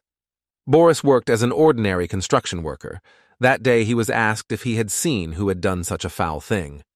The man in charge at the construction site was pointing somewhere on the wall, asking who could have thought of such a ridiculous thing. There was a huge graffiti on the wall in the shape of the 5-corner star that was now flaunting there. But Boris did not answer the main thing. He looked away, for some reason thinking about something of his own. Meanwhile, Shihi was clarifying some details from Yisu's biography of this person. They were near the garages and talking just about him. Shehi said the man had the nickname Ovcharka and asked if the man had not returned to Russia. But Yisu replied in the negative, saying that the one was hiding as a foreign laborer, and now he was here. This was the first man on his list of people he was going to use to start his own organization. His name was Boris. He was from the Russian mafia, a security inspector and the boss's hound, also known as Ovcharka. He saw Yisu in the garages and lunged at him with a knife when he called him by name. Shihi then doubted whether such a person would want to work with them. After all, his nickname alone was already intimidating. Yisu took out a flash drive and put it in front of the attacking Boris to get his attention. It worked, and the man stopped with a knife to his throat, but Yisu said he had come to make a deal with him. He showed him the flash drive, and it was obvious the man understood a little of what the conversation was about, so he took the knife from his throat. He took off his helmet, revealing his bald head, which was covered with a strange tattoo. He had a hole on his head with red claws sticking out of it. The tattoo was called Demon in Human Mask. It looked really creepy, and in this form he appeared in front of Hungu and the members of his organization. But Hungu didn't take him seriously, saying that such interference was unacceptable on the day of Taison's destruction. He ordered him to be dealt with.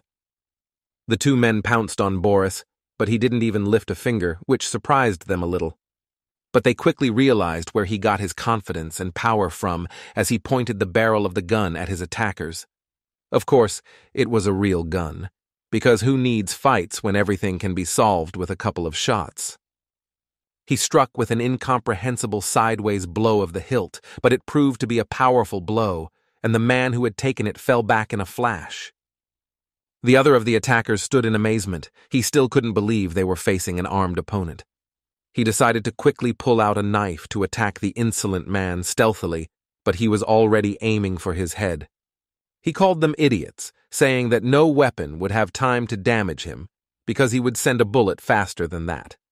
He held back for now, and seeing that the man was distracted by his words, he punched him in the face with his free hand. The rest of the hooks also rushed to attack, saying that it would be better if they all attacked together. Some even managed to grab Boris by the arms, preventing him from being able to properly aim and take a shot. Another grabbed him in a chokehold, trying to squeeze his huge neck, but Boris didn't seem to care. Suddenly he bit the arm of the man who was trying to choke him, digging his teeth under his shirt jacket. Sure, his clothes prevented him from letting his skin show through a bit, but the man still felt something, and he didn't like it very much. He swung his free hand to hit the insolent gunman, but he only gave him a strange look. A moment and the man was on the ground and Boris was standing over him, Now it was his turn to make the holds. He picked up the knife, which had fallen out of the other man's hand as he tried to reach for it, and turned to his victim. With one hand he grabbed his face, and with the other he clutched the knife, holding it near the head of the man who was already losing consciousness. Suddenly he plunged the blade into his body, but the poor guy didn't even have time to scream. Hung-gu was watching, horrified. Raising his bloody gloved hand, he said that humans raise demons to hide their weakness. Before Hung-gu could answer anything, Boris's hand was already on his head, and he was even more horrified. Boris clutched the knife near him again, asking if there was a demon inside him, with a look that was essentially that of a demon. At that moment, Shion ran into the place, and with a glance he quickly found Boris and told him to stop. He said the man made a good robot, and the bald man seemed to listen to him, pulling the knife away from Hung-gu. The hook boss said that they were actually from Garang, but he only said that it was clear then, saying that they themselves were from Taesan. Shion dialed Yiso, saying that the director of HK Kaitol from Garang Group was captured, meaning Hung-gu. Toth wondered if Tessin was really that global, and Shaihe meanwhile said that it really was easier with Boris. Speaking of simplicity, he told the commander he knew of Boris's skills, but whether they could control him, he was against it. But Yisu simply agreed that the man had good skills, adding that, moreover, he would do anything for a certain fee. Now they were speaking for another member of their potential organization, but Shaihe doubted him as well, saying that such a capitalist would hardly suit them. Then the guy with the knife attacked Yisu, who had come to talk about joining his organization. And Su managed to pull out his knife, and it allowed him to defend himself. The one who attacked him asked what he was doing here and who sent him. He was a North Korean spy, and he asked who he was and who sent him because that was something he was very concerned about. Lee Kyung-chun, 17, was a North Korean covert agent, also known as Weasel, was a target of NAR surveillance and was on the run. Suddenly he took his knife, but only to transform it, for it turned out to be a butterfly knife. Despite his young age, he was quite good at it, so Yisu had to dodge his attacks. He fought to the fullest, for the guy was not to be underestimated. Though he was young, he was very capable. Suddenly, he managed to knock the knife out of Yisu's hand, and it flew a decent distance away. To top it all off, the guy even managed to injure him, but Yisu only greeted him, saying that they hadn't seen each other for a long time. It was obvious that the guy was surprised by this. He even questioned what he said, because it turned out that he knew him. This young guy had killed all of his colleagues and superiors when he escaped to the south, so now he didn't understand how Yisu could know his name. Memories transported him back 3 years to the Kaesong Industrial Complex. Then they gathered together and the man in uniform introduced himself as Lee Woo-chan, Major of the General Intelligence Bureau. They were still very young, and he asked them if they knew where they were now and what the place was. Hearing no answer, he said that this is where the North and South come together for profit, the Kaesong Industrial Complex. He said they create the goods in North Korea and send them to South Korea to make a living, in short, doing dirty labor. He asked if they understood what capitalism was, saying those chumps from the South didn't even take them seriously. Many things have been done in the North, but what they have done is not just a product of capitalism. They made men capable of biting their necks like beasts. This is how they raised them. In the eyes of each of these children, there was no compassion for humanity, only killer instinct. Their special name is Weasel. It was their duty and mission to protect their fatherland.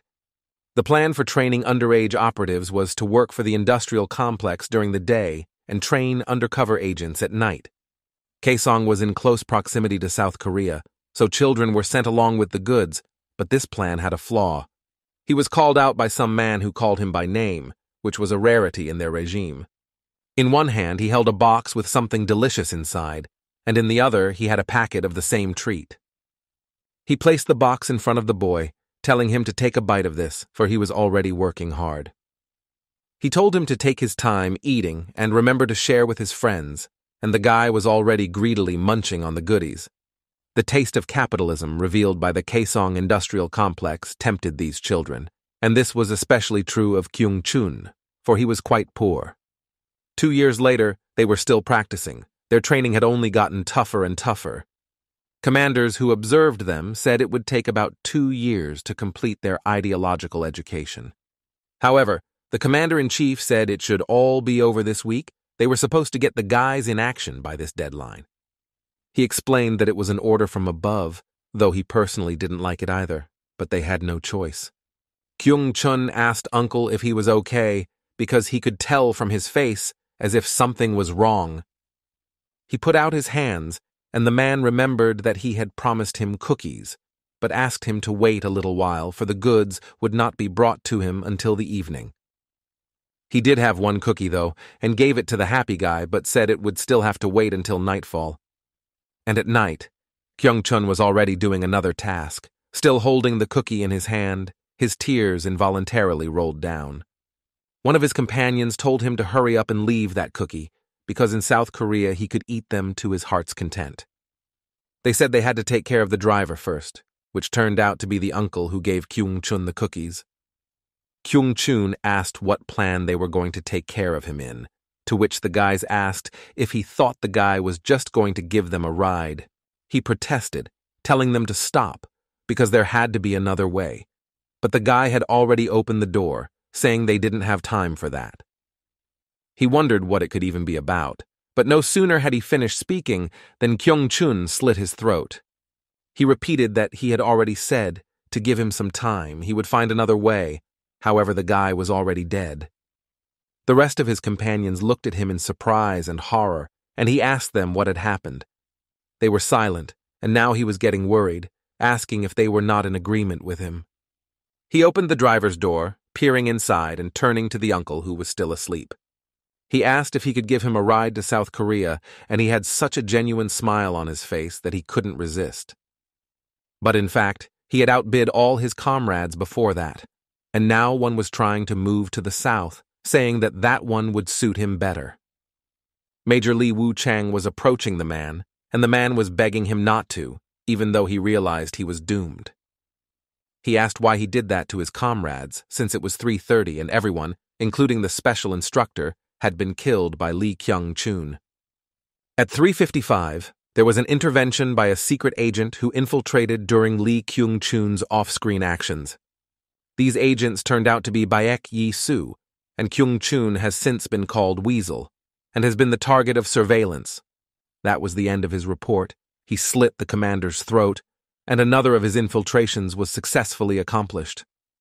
Returning to the present, he pointed a butterfly knife at Kyung-chun's throat, praising his skills, saying that only North Korea teaches such a thing. Then the lad raised his hands and said he would give up if the man was really from the north, which he did not doubt, for the man had been able to take his knife. And Sue said that actually he'd been following the guy for a decent amount of time, and the guy asked if he was going to kill him. He said it was very suspicious at the time, so he asked what he wanted from him if he hadn't come to kill him. And Sue pulled out his favorite chocolate chip cookies, saying he was here to offer him a deal. Upon hearing about the deal, Kyung-chun took a cookie from him, and his eyes lit up. He said that it was a pretty capitalistic approach. Meanwhile, Dae-hyun was vacationing at Gorang Group's headquarters, Red Crown Hotel. Suddenly, he threw a bottle of expensive wine at the man who was reporting the situation, and it came with bad news. Dae-hyun interjected, asking how come already 3 hotels from their organization had closed in just half a day. The speaker apologized and added that the district office also said there was nothing that could be done. But Dae-hyun asked why they didn't find out everything themselves then, since they should have, and he grabbed the man's ear. He wondered why he even needed talentless members like them, but at that moment, another of their Gorang group ran in. The man reported that Tae-san had attacked the Kruk Loan from Hanam-dong, and Dae-hyun realized who was behind it all. He ordered everyone to get ready, saying that they were going to go to Tae-san in Hanam-dong. They were walking down the hallway, but suddenly their attention was caught by a guy who had appeared out of nowhere and was now watching them.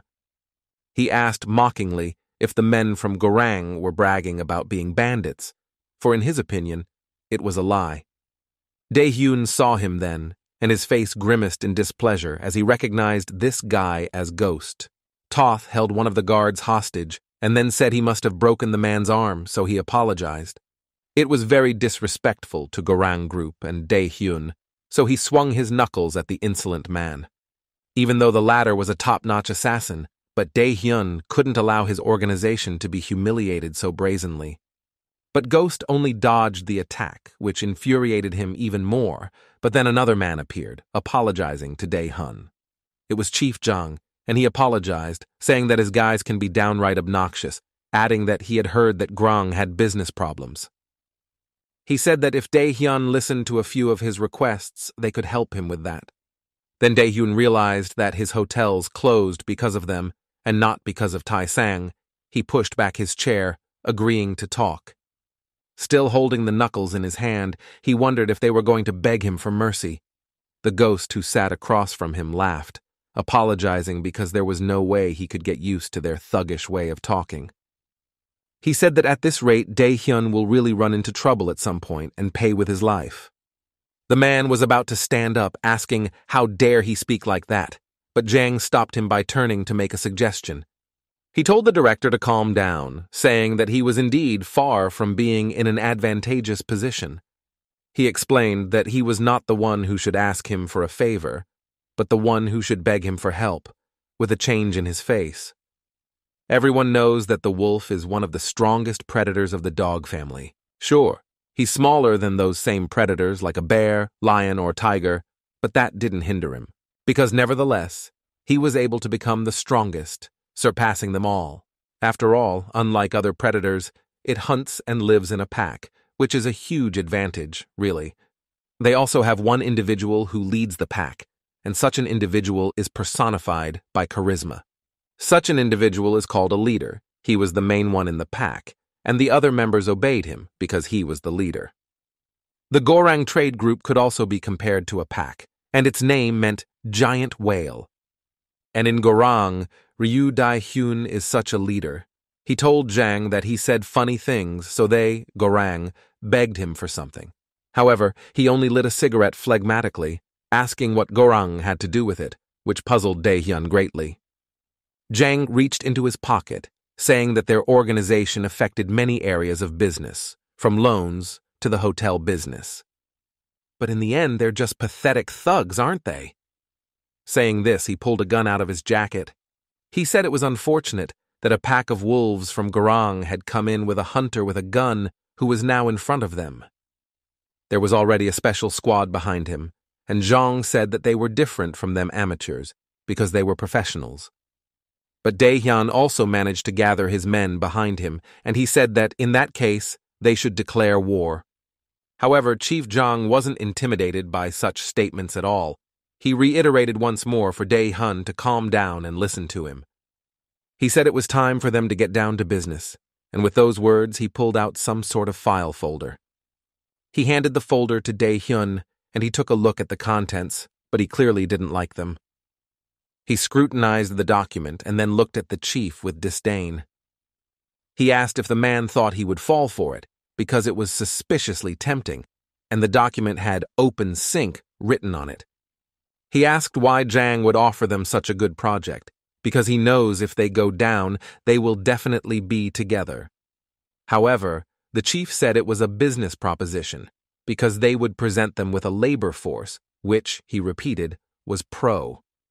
But Dae-hyun said the man only talks about his professionals. He tore up his offer. He added that they need to make sure they can be trusted to do business, and he suggested looking at their abilities. Shay. He stood in the street and tried to call one person, but he didn't answer, and that bothered him a little. He looked at the time and saw that their meeting should have started long ago, yet he was still gone.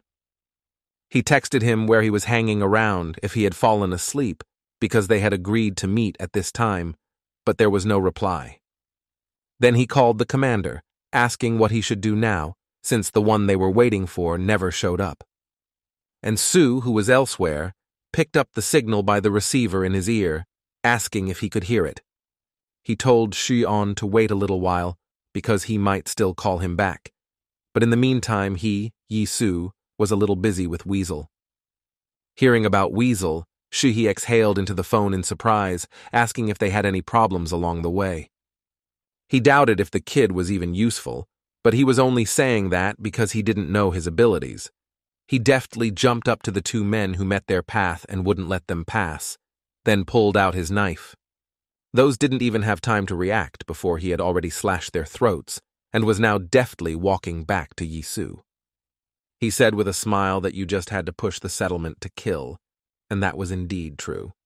Seeing this, Yisu replied positively to Xian, saying that this little guy was useful and would still be useful to their organization. However, Shihi asked if he was still too young for such serious matters. After all, the guy was only 17. But Yisu said that it was just right, asking in return if the person Shushi was supposed to have a meeting with would be helpful to them. Suddenly, one of the bandits that they had just managed to avoid, but as it turned out, not for long, pounced on him. He swung the knife right next to his face, so Yisu barely had time to dodge, stepping aside slightly. Then he grabbed his assailant's arm, and the characteristic killer instinct came into his eyes. He broke the man's hand, and the man slumped to the ground, screaming in pain, while the others stared at them in surprise. But Shuhi kept talking to him on the phone, telling him about the person he was supposed to meet. He said that while the commander was in North Korea, he was sent to the Middle East as part of the U.S. Army, and he certainly didn't learn English there. He said he met a group of rangers on motorcycles there, but asked if the commander was listening before continuing. The one said he was listening, and he continued, saying that there was one capable person among them named Deadline. He said the man was something of an errand boy who would do anything asked as long as he was well paid. Yisu questioned if that was the case, and he once again confirmed, saying that he was willing to do anything for money. Kyungchun Yisu said that they should keep moving, as they should get rid of at least one more subsidiary of Gorang today. So they made their first move by destroying their best and strongest subsidiaries. Shihi said he would start his operation and then join them when he was done, and the commander agreed. He had just finished talking when someone threw an axe in his direction, which was about to reach his face. But Yisu grabbed the axe with a strong and deft movement and swung it aside, protecting his face. He thought that it looked like these people were faster than he thought, but that wasn't a problem for him and Kyungchun. The man who threw the axe was greatly surprised that the fellow was able to catch it, for he thought it would take him by surprise. It was Kim Do-hwan, director of the Garang Group's Doki Doki Night organization. He asked, how dare they attack Garang? But Yisu only told Laska to deal with him after all. It was just an amateur, and the one with a cookie in his mouth had already lunged at the man. He missed by literally a fraction of a second because the other two men blocked their boss. One of them waved a knife and Kyungchun dodged, but the blade passed near his mouth, cutting the cookie. This surprised the guy. He said these guys happened to be masters. Looks like they were trained in the military. He asked why their kind were on Gorang's side, and the men took a stand, adopting a defensive stance. Du-hwan's head appeared from behind them, boasting that these guys were sent here personally by director Ryu Dae-hyun. Well, plus, the same guys should have already arrived at their Taisen by now, after all. They weren't the only smart guys here, so he advised them to return to their headquarters. He said that they had better hurry before Taisen was shattered to pieces, but Yisu was in no hurry to leave his seat. He thought that Chief Jang was directly related to One Sink, and now he had dragged Gorang into this to increase his chances. Kyungchun told him to leave those two masters to him because he would deal with them, and Yisu could take care of the principal. The guy suddenly started bouncing on his feet, saying that there was something that had long interested him, and now he wanted to check it out. He braced himself for the attack, thinking that of course he was a spy for North Korea, but it should work on the South Korean masters as well. With that thought in mind, he threw himself into the attack, already planning the presumptive actions for its success. The man he was running at put out a knife to wound the guy. However, the guy hit him in the arm, shifting it to the side. Then he clasped her with his right hand, and in his left he was already twirling his knife, preparing to strike. It was obvious he was going to succeed. And so it happened, and the knife passed near the throat of the man, who even dropped his weapon out of surprise. Blood spurted from his neck, and the other man was already clutching his knife, for he realized that the guy in front of him was quite dangerous. He lunged to where Kyung-chun's head had been a second ago, but he ducked, covering himself with the injured bandit's body. In an instant, he was beside another man who, just like his comrade, had no time to do anything about it before he was cut. After finishing with them, the guy turned to Yi-Su, saying that the road was free, so those should hurry up. Yi-Su was about to help him with the others, but the kid told him he could handle it himself and he could go ahead. Yi-Su agreed. De Huan, who was pinned against the wall, involuntarily thought to himself, how come the elite defenders from the Gorong group were so easily taken down by some kid? Yi-Su thanked Kyung-chun and hurriedly hid, for he still had things he must certainly do. As he ran, he thought over the fact that Chief Jang was already with Goran, and it happened rather quickly. Dae-hyun admitted that the chief's guys weren't bad, but he wondered if they would listen to amateurs like Gorong group. At this, Zhang asked him a counter-question, asking why he thought they were professionals. It was quite obvious, because they simply didn't work unless they were paid as they should be. So it doesn't matter who orders them. The important thing is that there is decent pay. There was a guy on a motorcycle rushing at Yi-Su. In this case, such a guy was a professional among professionals. He had already swung the crowbar he held in his free hand. A large group of people had already gathered outside the building, each of them armed with a cold weapon. At the same time, a car pulled up to them and stopped outside the building.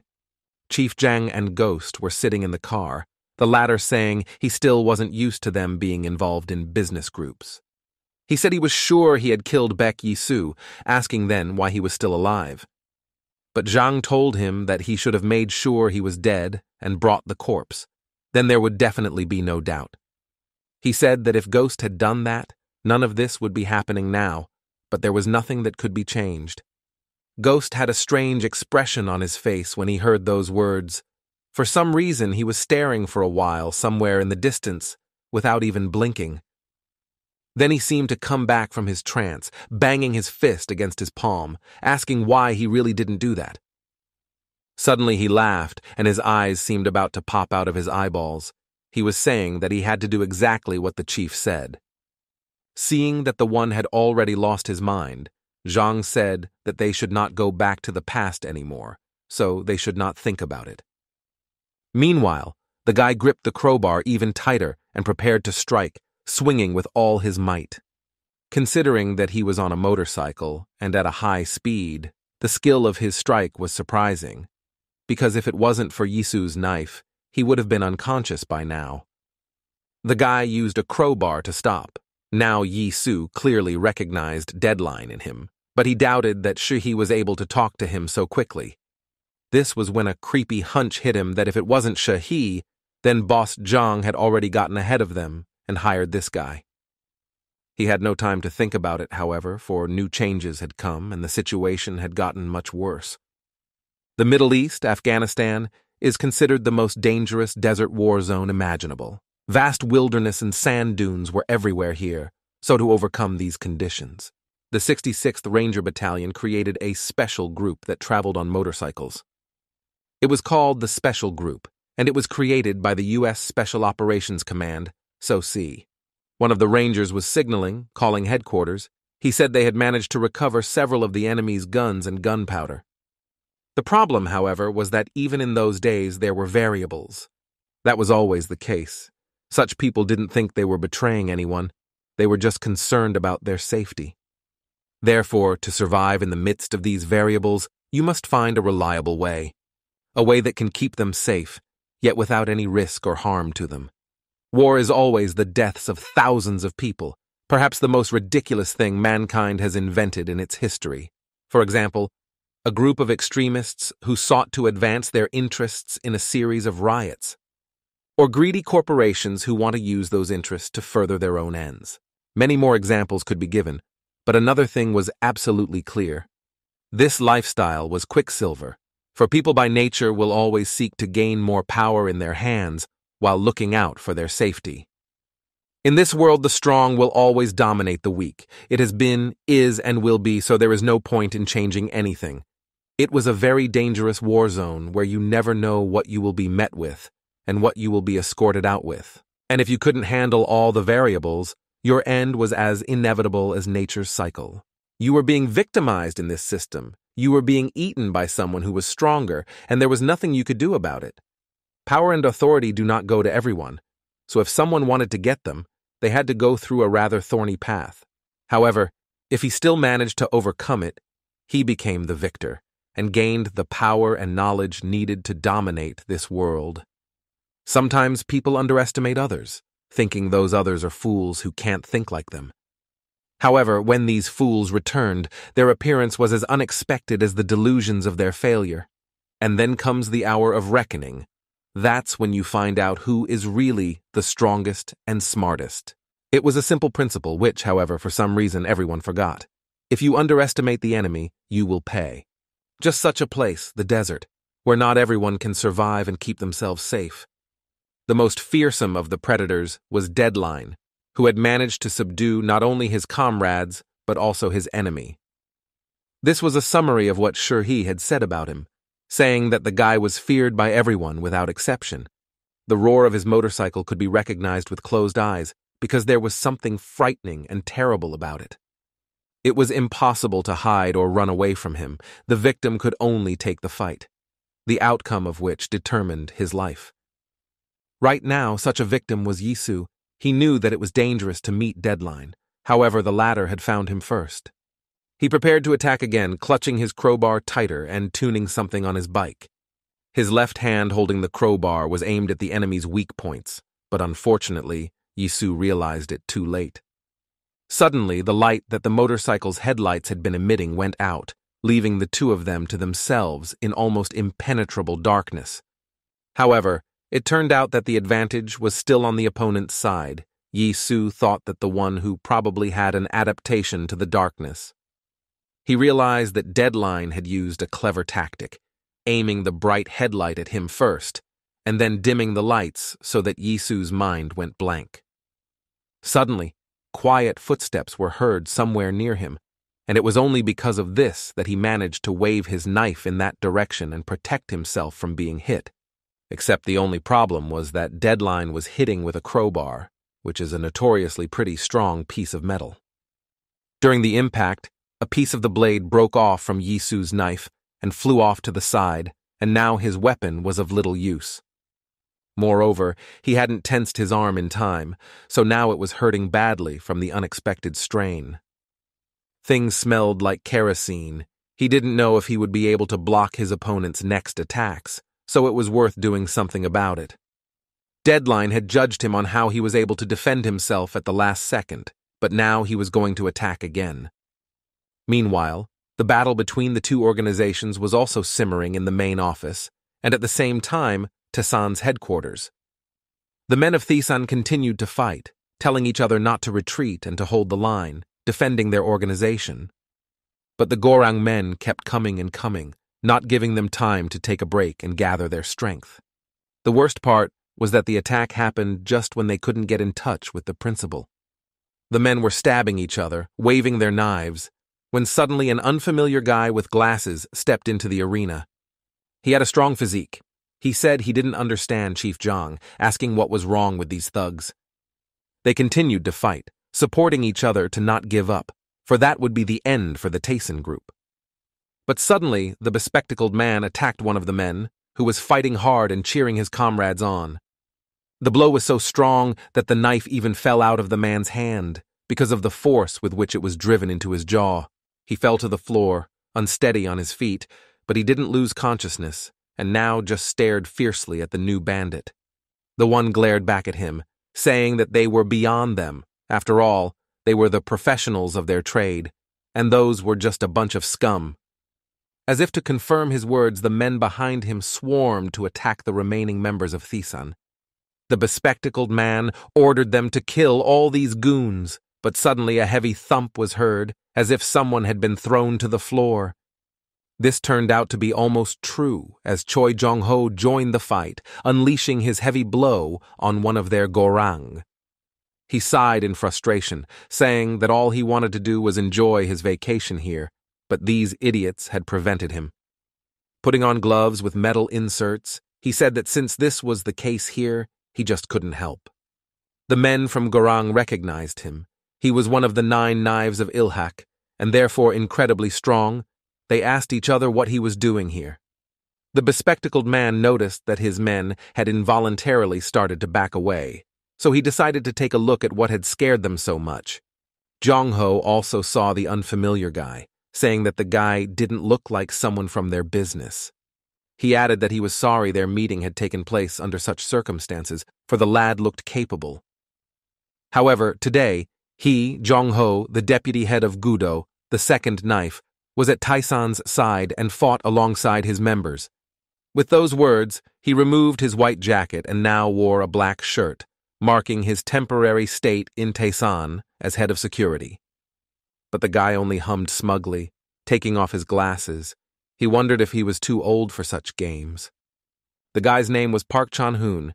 He was the head of a special forces team, dishonorably discharged for violence and mutiny. Formerly Seoul's strongest organization, he was a member of it as one of the 9 knives. In that glorious era, it was Ilkak's main weapon, for its power was known to everyone. He was the pride of the 9 knives, a man of great potential and his own beliefs that were built on moral ambushes.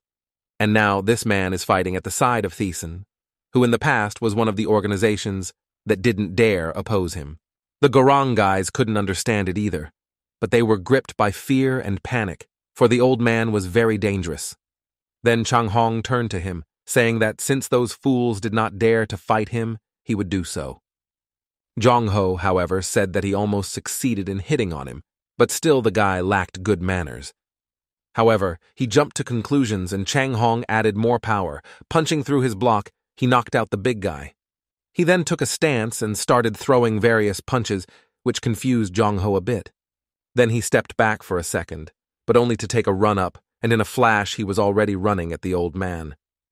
He punched him in the stomach, but to his surprise, the big man was still far from old age, for he absorbed his blow completely.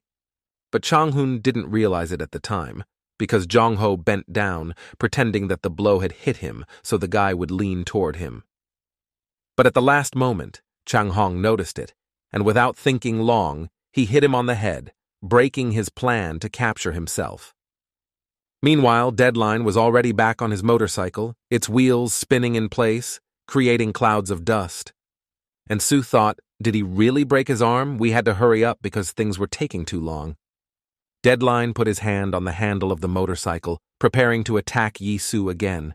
This time he was sure that he wouldn't be sure. The motorcycle roared, and he went straight at the commander, who, however, remained calm and did not even move. Deadline had the bike up on one wheel. It was a direct attack at speed, which meant you had to aim for the side of the bodywork to defend yourself. He ducked down, shortening away from the front wheel, and managed to push the bike a little so that the guy almost flew out of the saddle. But in the next second, he conducted a crowbar attack, and then managed to stay in the saddle and ride through Yi-Soo. The commander was lucky with this time. He remained unharmed, though the attack came very close. However, Deadline had already turned the motorcycle around and was rushing at him again. He was intent on finishing off his victim, as he always had before. The wheels created clouds of dust that blocked Yi-Soo's view, and the motorcyclist's arm was already raised for another kick. Suddenly, at the last moment, he shifted his weight to the front wheel and turned the bike around, maintaining speed. This time, Yi-Soo only managed to take his foot from where it would be crushed by the wheel right now. He leaned back slightly.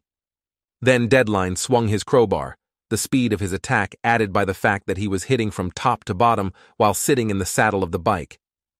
Of course, Yi-Soo couldn't miss such an attack. He dodged, but as it turned out, it was only a deceptive move. Deadline had him duck to the side to get under the rear wheel of the motorcycle, and then he hit him with that wheel. Yi-Soo's cap even flew off and blood appeared on his face, because this was the first time the guy managed to hurt him, which meant he was really capable. And Sue thought that all his judgments and predictions were wrong. Boss Zhang, Gorang Group, and now this Deadline. And Sue should have been more cold-blooded and perceptive.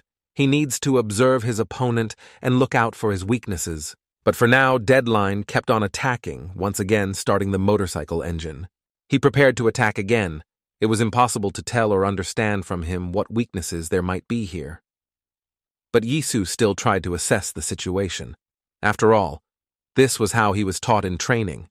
He realized that his rear wheel was smoking due to friction. The smoke now completely blocked the view, but not for Deadline, for he seemed to feel confident in this visibility. Yisu didn't have a knife anymore, so he took a stand, thinking where his next attack would be, since his wound was on the right side. Variables are called variables because they cannot be predicted or calculated. However, not all variables make a difference, because there are times when help comes unexpectedly.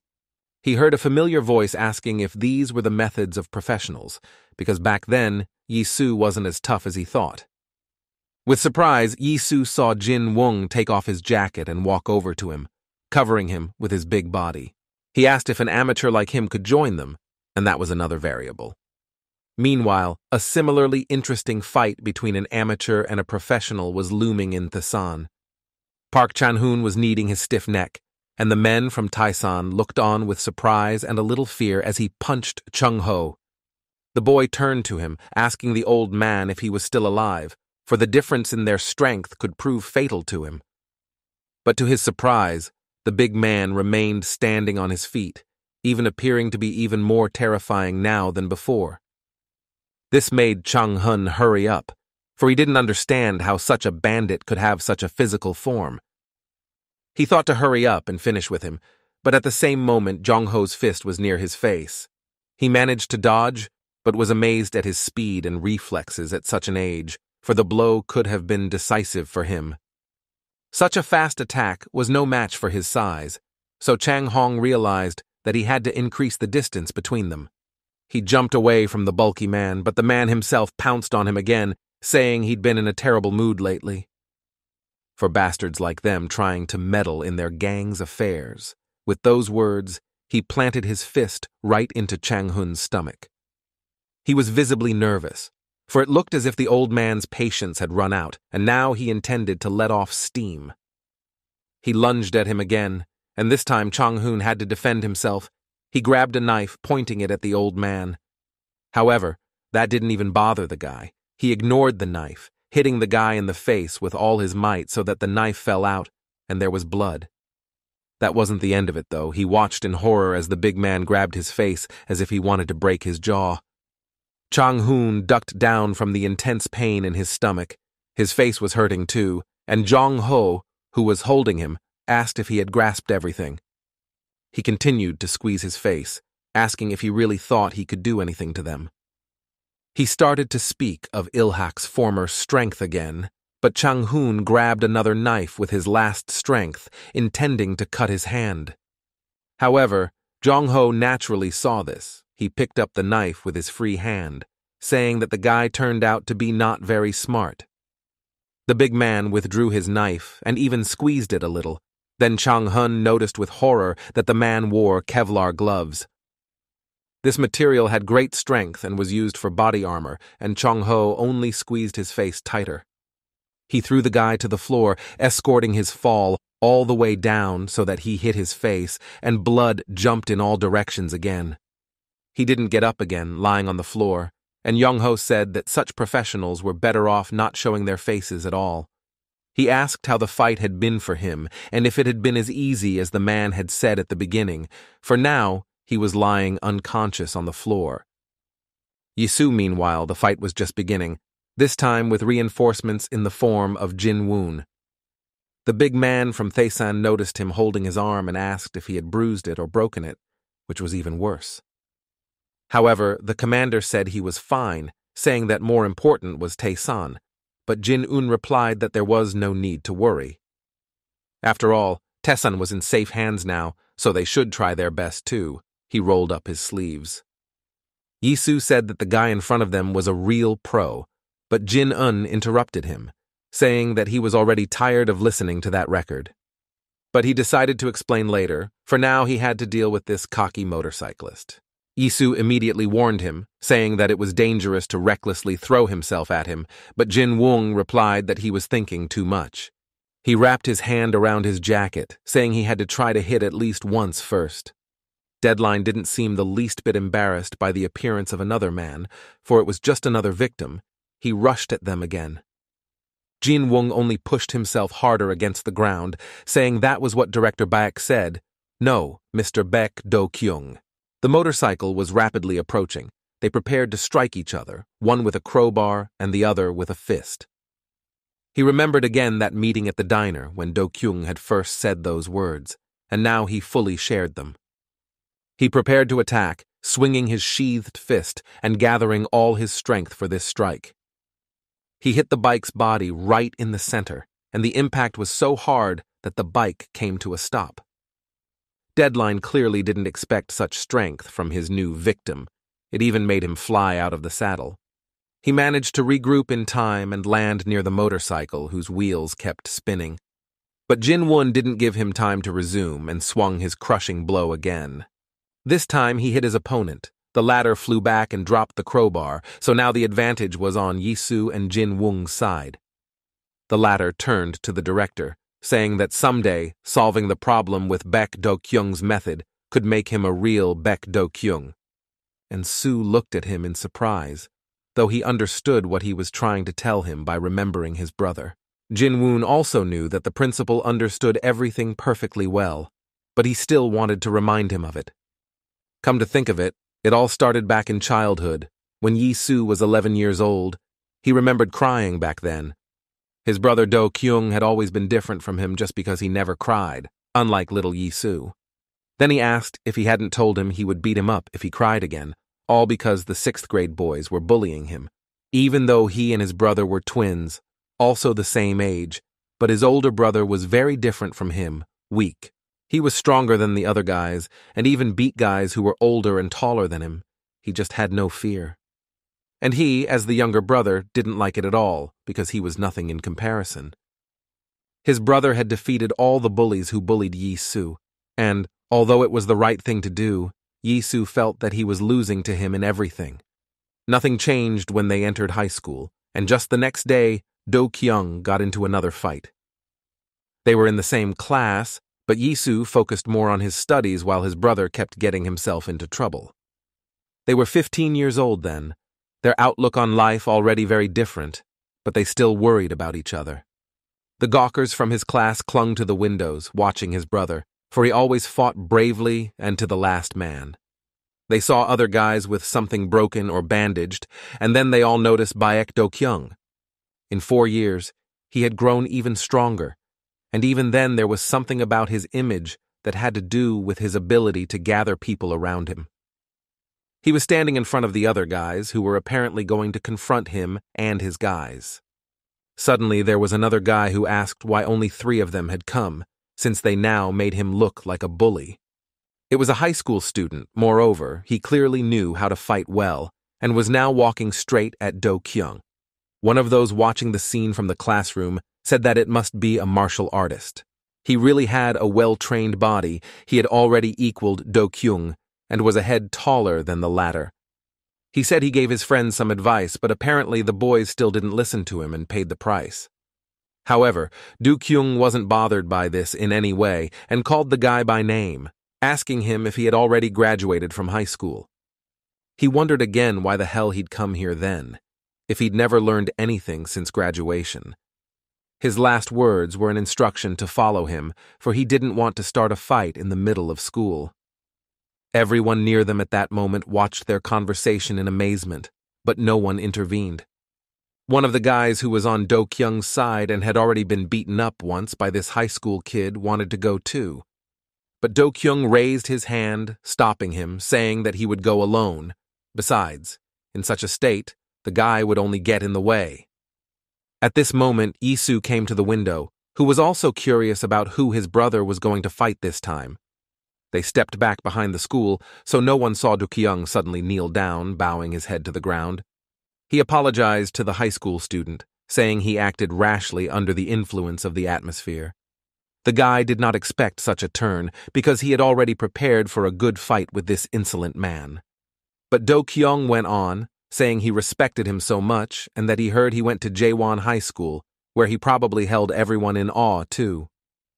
The boy was a little perplexed, for he had not expected compliments, and even from this boy. But in the end, he liked his humility. He said he had thought of making him a cripple at first, but had now changed his mind. He said Do-kyung made him laugh, so he's going to let him live and maim his friends instead. He asked the guy how he felt about such a deal, but Do-kyung already looked at him completely differently and stopped bowing. Clenching his pen in his fist, he replied that it wouldn't work that way, and that he needed to knock the high schooler once in the head. The guy naturally didn't realize what he was talking about, but the very next instant, Do-kyung jumped on his foot, jamming the handle into his shoe. It felt like a nail had gone through his leg. He cried out in pain, grabbing at it. Meanwhile, Do-kyung took advantage of his lack of concentration and kicked him in the face. He said that his classmate Ji-hoon delivers newspapers every morning, and at first he, Do-kyung, laughed because it's so old-fashioned.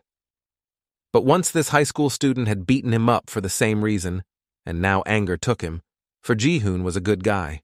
One of those who had come to see their main man fight pounced on him, asking him what nonsense he was just telling. Do-kyung seized his punch by bending his elbow and asked if the alumni were having too much fun lately. He added that each of them probably had siblings who also went to junior high school, so why didn't that stop them? Why did they still continue to bully those who were weaker and younger?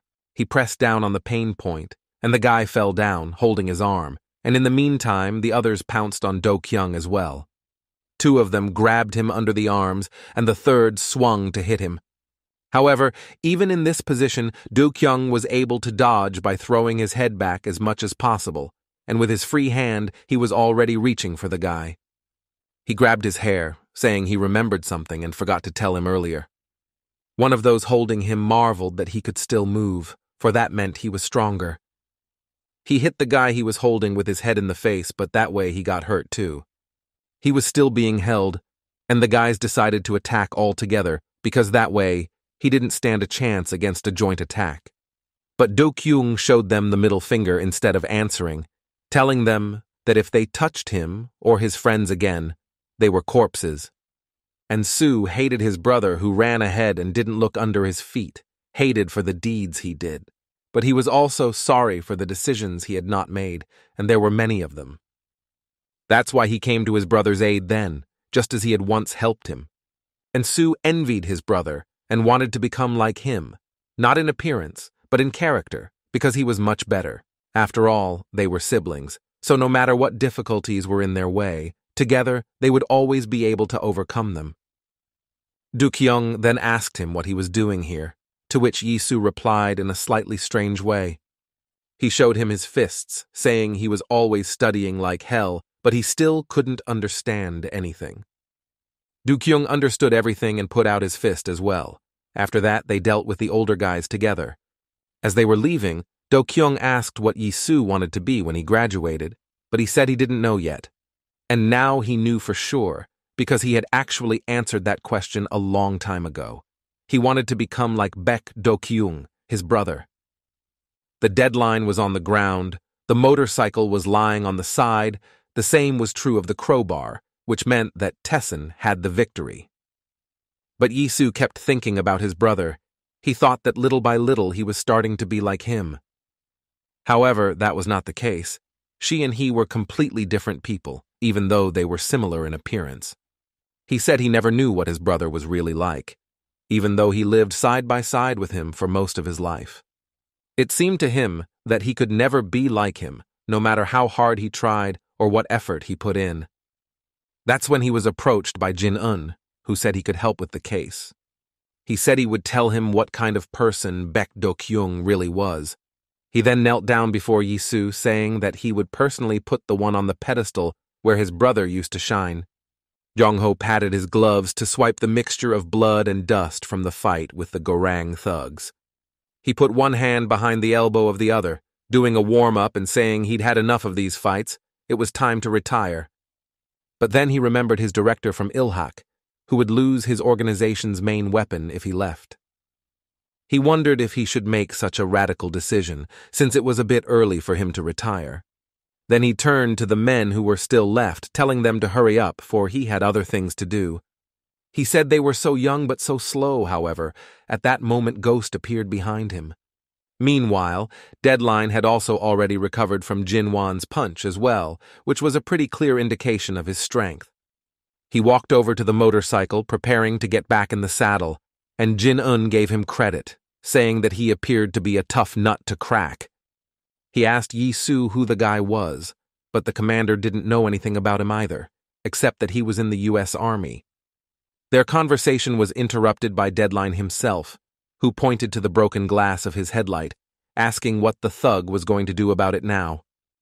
But the big guy was more surprised that the guy was speaking Korean, because he didn't even have much of an accent. Not hearing an answer to his question, he twirled the crowbar like Bowie knife that Kyung Chun had. He was already back in the saddle of his motorcycle, preparing to run at them once more, this time carrying out an attack. However, Jin Woon only moved slightly away from where he had flown in last time, and once again his feet firmly planted his feet on the ground. He clenched his fist and said that since this was the case, he didn't have to hold back. He hadn't fought like this in a long time. Deadline was about to give gas when suddenly he heard the vibration of a phone in the side pocket of his jacket. That made him stop, and though you couldn't see his eyes behind his helmet, they widened slightly. He had an old button phone, but it was enough for him. The vibration signaled a new text message, and he opened the message. It said that the Gorang organization had transferred 20,000 won in advance to his account, and the rest would come when he completed the assignment. Below, the correct address was discounted to him, and he started his motorcycle to begin his new assignment. He turned the motorcycle around, and Yisu and Jin Woong stood and watched in amazement as their opponent left the battle scene. Lastly, Deadline pointed his finger at Jin Woon, saying that he remembered the bastard who smashed the front headlight. With those words, the motorcycle roared to life, and Deadline took one last look at them and rode away. Jin Woon said that he thought the man would fight after saying that, but Yi Su replied that his work here was probably over. Or there was another reason. He got a bigger order, because the one who paid the most ruled over people like him. Meanwhile, silence hung in Taesan's main office. A battle had broken out there between Second Knife Choi Jong-ho and the assassin Ghost. The rest of the men just watched silently, neither Gorang nor Tessin daring to interfere in their battle. Everyone had different experiences in service to the organization, but it was a battle like this that was not often seen. Even the most experienced agents understood this, including Jang Soo-bin, who had even postponed his vacation. Jong-ho's glove showed traces of blood from different men, and now he was about to leave the mark of another professional on it. He delivered a powerful uppercut to Ghost, and he didn't look like he was going to get up after that. But the old man thought this fellow was strange and alarming, for he waved his knife skillfully and even managed to hit him a couple of times. To finish him off, he had to pick the right moment and end it all in one fell swoop. Ghost had his own opinion on the matter, however, and looked at him with his frantic gaze, saying that Grandpa wouldn't beat him that way. Seeing his face, Jin Woong tensed up, for the guy didn't show any fear at all, and that was alarming. He had time to notice his opponent shift his weight to his left foot, signifying preparation for an attack. This is what allowed him to put his arms out for protection, which saved him from damaging his internal organs. The opponent's speed was staggering. Chong-ho narrowly avoided a fatal blow, but his glove was cut. He began to analyze the enemy, for just as he prepared to repel his attack, he changed its trajectory. He realized now that he had underestimated the guy, and it wasn't the defense that was worth worrying about right now. In front of him stood a real hitman who was a masterful knife wielder, and he also seemed to have a mental disability. As if to confirm this, Ghost suddenly laughed, saying that Baek Yi-su was looking at him with the same face. Jong-ho swung again, but the blow went past. The guy was moving incredibly fast, not letting himself be caught. He went behind the old man's back, telling him that it wouldn't work that way, and he needed to move faster if he wanted to get him. He pounced on him from behind, twirling his karambit for a fatal attack, about to finish the big guy off. But Chong-ho put out his hand, catching his knife, though it was incredibly sharp and easily cut even the special matter. But the man believed he would not break as long as he protected something important. He struck his opponent again. Ghost, however, put his hand behind his elbow, looking at him in bewilderment, saying that Grandpa was pathetic if that was all he was capable of. Suddenly, he threw his head back as he continued to laugh and pressed down on the joint of his arm, almost breaking the bone. Chong-ho felt it well, but he no longer had the strength to do anything to free himself. The ghost attacked again. This time he leaped at him, putting his knee out for a blow to the head. However, at the last second, the signal to all staff to retreat was sounded, and this caused him to stop. He wondered why they were retreating now that Tessin was nearly defeated, but the signal only repeated itself once more. Those who remained their garang began to retreat little by little, and only the ghost remained in place. Chang Hong approached him, saying that the scumbags from Garang's top brass had changed plans, so there was an order to retreat. He said it seemed to be part of a new plan, and they apparently had a part to play as well. But Ghost was not satisfied with this explanation, and he grabbed Chang Hoon by the hair, asking if they would really listen to the government. He said he was playing with fire, shuffling from side to side between his rulers. He snatched the walkie-talkie from his pocket, telling the man on the other end that the fun was just beginning, and this time he had to finish Tessin off. But the chief told him to stop messing around and follow the retreat order. Jang explained that their omnipotent CEO Dae-hyun claimed to have some idea. It was already light when Yi-soo and Jin-yoon arrived at Taeson's office. They immediately saw signs of a fight still outside the building. Jin-yoon saw Jong-ho's bandaged arm. Running up to him, he asked who was able to inflict such injuries on him. Dae-hyun told Chief Jong his idea, saying that in cases like this, you have to act tough. Weasel wasn't able to tie his tie at all. He kept munching on a cookie, asking Shiona for help with this accessory. He just sighed loudly and told the guy to come over to him and thought to himself, I guess they didn't teach this in North Korea. The guy walked up saying he'd never worn suits before, as his jewelry was his trademark Bowie knife. While Shion was tying his tie, Boris walked over to the table, taking a large bread knife, and Shion had to stop him too. All in all, the guy had to keep an eye on every new member of their organization, and it was tiring. Jin Woon and John Ho were of little help to him, so all responsibility for the order of the group rested on him. But this was not always the case, for when the director came, order was restored by himself, and so it was this time. Yi-soo walked into the room along with Sua. They were also in full parade, and he was pleased with everyone's mood. He suggested that from now on they should talk like real bandits, for they were now bandits too. He sat down in a chair, spreading his legs the same way his brother did when he started the conversation, and asked where best to begin. Jong-ho stood beside the car, wondering if Jin Woon was really going to send him away like this after all he had done for them. To which Jin Woon replied that he didn't chase him away because he could have left at any time, but Jong-ho said he was just kidding and already wanted to go back himself. Jin-un then dared to ask him if he wanted to stay in Taeson for a little longer, if only for the period of his recovery. But he only put his hand on his shoulder, saying that he understood what he was getting at, but he still couldn't do that. He said he actually realized something, seeing how Taeson had transformed, and that was just the beginning. As he watched the new members and how their organization now worked, he thought about his own. He said that this was not the end, and one day Ilhak would also rise from his knees, bringing back his former glory. That was why he had to come back. After saying that, he smiled, saying that his vacation was over. Now it was time to go home to his organization, where the guys were probably already waiting for him. Meanwhile, at the headquarters of the Nine Knives, the battle had also ended, and now Hyung-nim was on his knee, unable to continue. He asked those who attacked them, did they really think Ilhak would give up so easily? After all, they were the best of the best. However, so far everything said the opposite, as all of Gudo's members lay defeated on the floor. The only one left was Hyung-nim, who was perplexed, asking who had sent them after all, since they had handled Gudo, which meant they were very strong. It was Ghost and Deadline, and the destruction of Ilhak's main trump card was their new assignment. They were about to leave when they were suddenly pulled back by Dae-hyun, who had also come to the place to see everything with his own eyes. He turned to Hyungnim, saying that he had aged quite a bit since their last meeting, and now looked like an old man.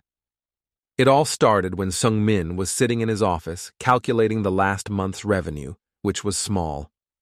He said there was more in the last month, and Hyungnim, who provided him with the report, apologized. But the principal said he shouldn't have. After all, it was his fault, but it was much more important how they felt. One of them had a broken arm and another a broken leg, but neither of them complained much about their injuries. The man with the broken leg was suddenly seized by a cramp and grabbed his leg.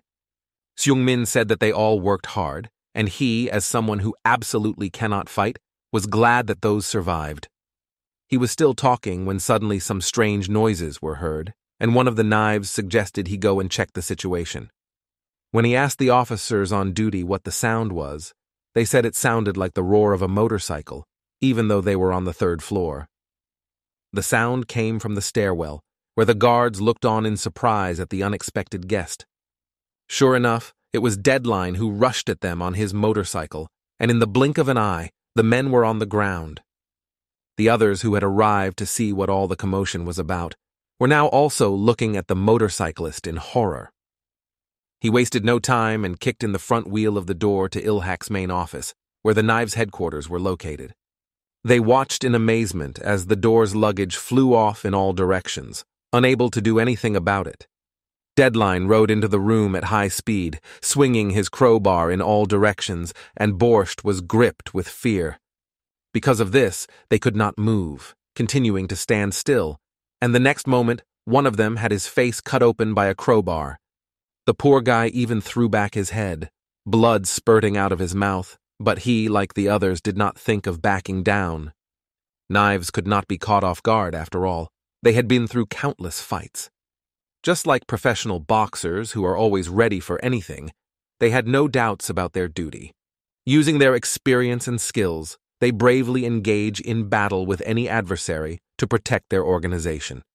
However, in this case, a hitherto unseen enemy entered the ring, the appearance of which they could not foresee.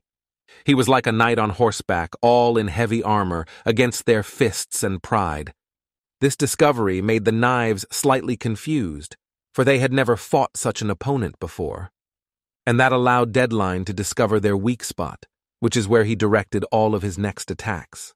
Metal scrap against human bone is like a knight's sword against a boxer's fists. Even though they were professionals, they couldn't fight against something like this, especially since they had injuries from the last battle. And behind Deadline came the other members of the Gorang group, who were also to participate in the destruction of Gudo. Now it was no longer a fair fight, for the enemy was outnumbered and outgunned. Then Knives saw the badge of Gorang's organization on the men's jackets and told them to hold their horses. Hyungnim shouted that in that case it was a direct violation of their contract, asking if they really wanted to turn the entire committee against themselves. But the men didn't seem to know what he was talking about, one of them ordering him to deal with this old fool. With their last strength, all the Knives fought for their organization, oblivious to past injuries and traumas. Choi Guan-pal, the 7th Knife, was furious, asking who these freaks dared to gnash their teeth at. However, his leg was dislocated, and Hyung-nim could see that it hadn't healed yet, which meant they wouldn't be able to fight for long. Guan-pal was a pretty strong knife, but he couldn't fight to his fullest in this state, so Hyung-nim decided to take on the guy on the bike. It was the least he could do, and in the meantime, Deadline had already raised the wheel, intending to run over the head of one of the Knives. The man's name was Sun Mon, and Hyungnim managed to pull him away at the last moment, avoiding a collision with the wheel. He told him to protect the Lord, and he himself would apprehend these bandits, but Sung-min replied that he could not do it alone. Then a man named Jang Tok-pai, Ilhak's 8th Knife, whom Deadline had knocked out first, was suddenly back on his feet, saying he would help as well. He said that together with Hyungnimam, they could teach that moron on the motorcycle a lesson. This surprised Deadline a bit, who clearly didn't expect him to get up after being hit in the head with a crowbar. He looked away from him, and that gave Hyungnim the opportunity to attack him when he found himself unprotected. He told director Lee Seung-min not to worry about them and to save themselves, because it was dangerous here and they wouldn't be able to contain them for long. Guan-pal was fighting the rest of the Gorang members who had arrived as reinforcements, and so far he was doing a pretty good job of stopping them. Sung-man said he was counting on him, leading the principal out of the room, who protested, saying he didn't want them to be finished here. But Guan-pal told him not to worry, for he would catch up with them later. After all, they were Il-hak's 9 knives. Sun-man walked out with the director to the car and opened the doors, telling him to get in, and he was still leaning in, saying they should help the others. But Sung-man replied that Gorang had begun to act, so now they were in danger, and the best thing to do was to retreat. Director Lee protested again, saying that it was impossible to retreat, but he interrupted him, saying that if he died, they would lose everything they had fought for. Seung-min then asked if they really wanted him to live no matter what, and were even willing to sacrifice their lives for it. Even if everyone else died, their battle would not be in vain, for they knew what they were doing.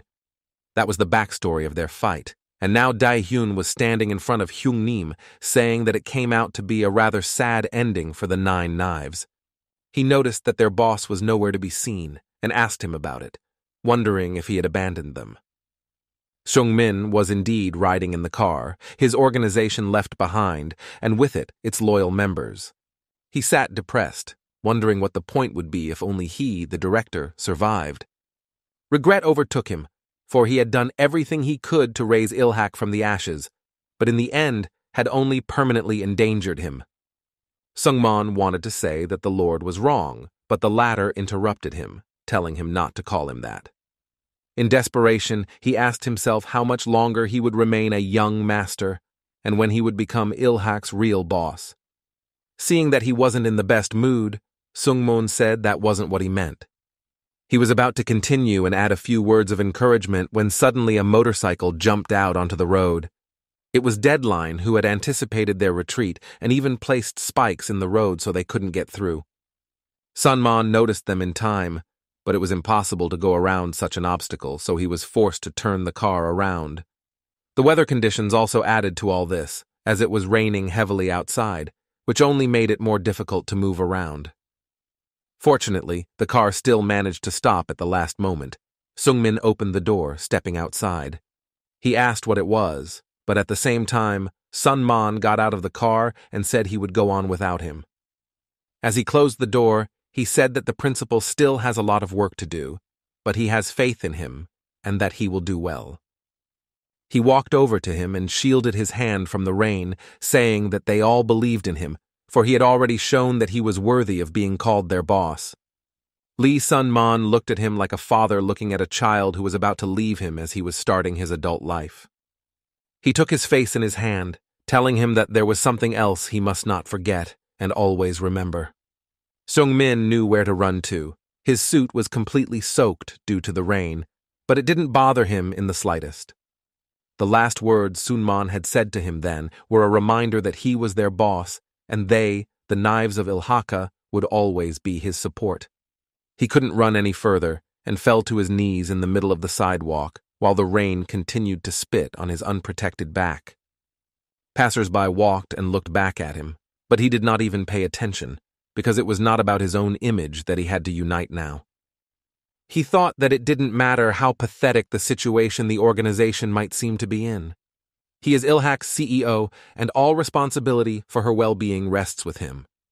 Then Sung-man told him that there was nothing the knives couldn't do for him, so he thought he should pay them the same. Only one place to run to for help came to mind, and now he was standing at the entrance to the Tessen group. Jin-woon, Yi-soo, and Jong-ho looked at the guy who didn't even look like a principal anymore with surprise. Jong-ho was horrified to recognize him as his master and rushed to him, asking what had happened to him.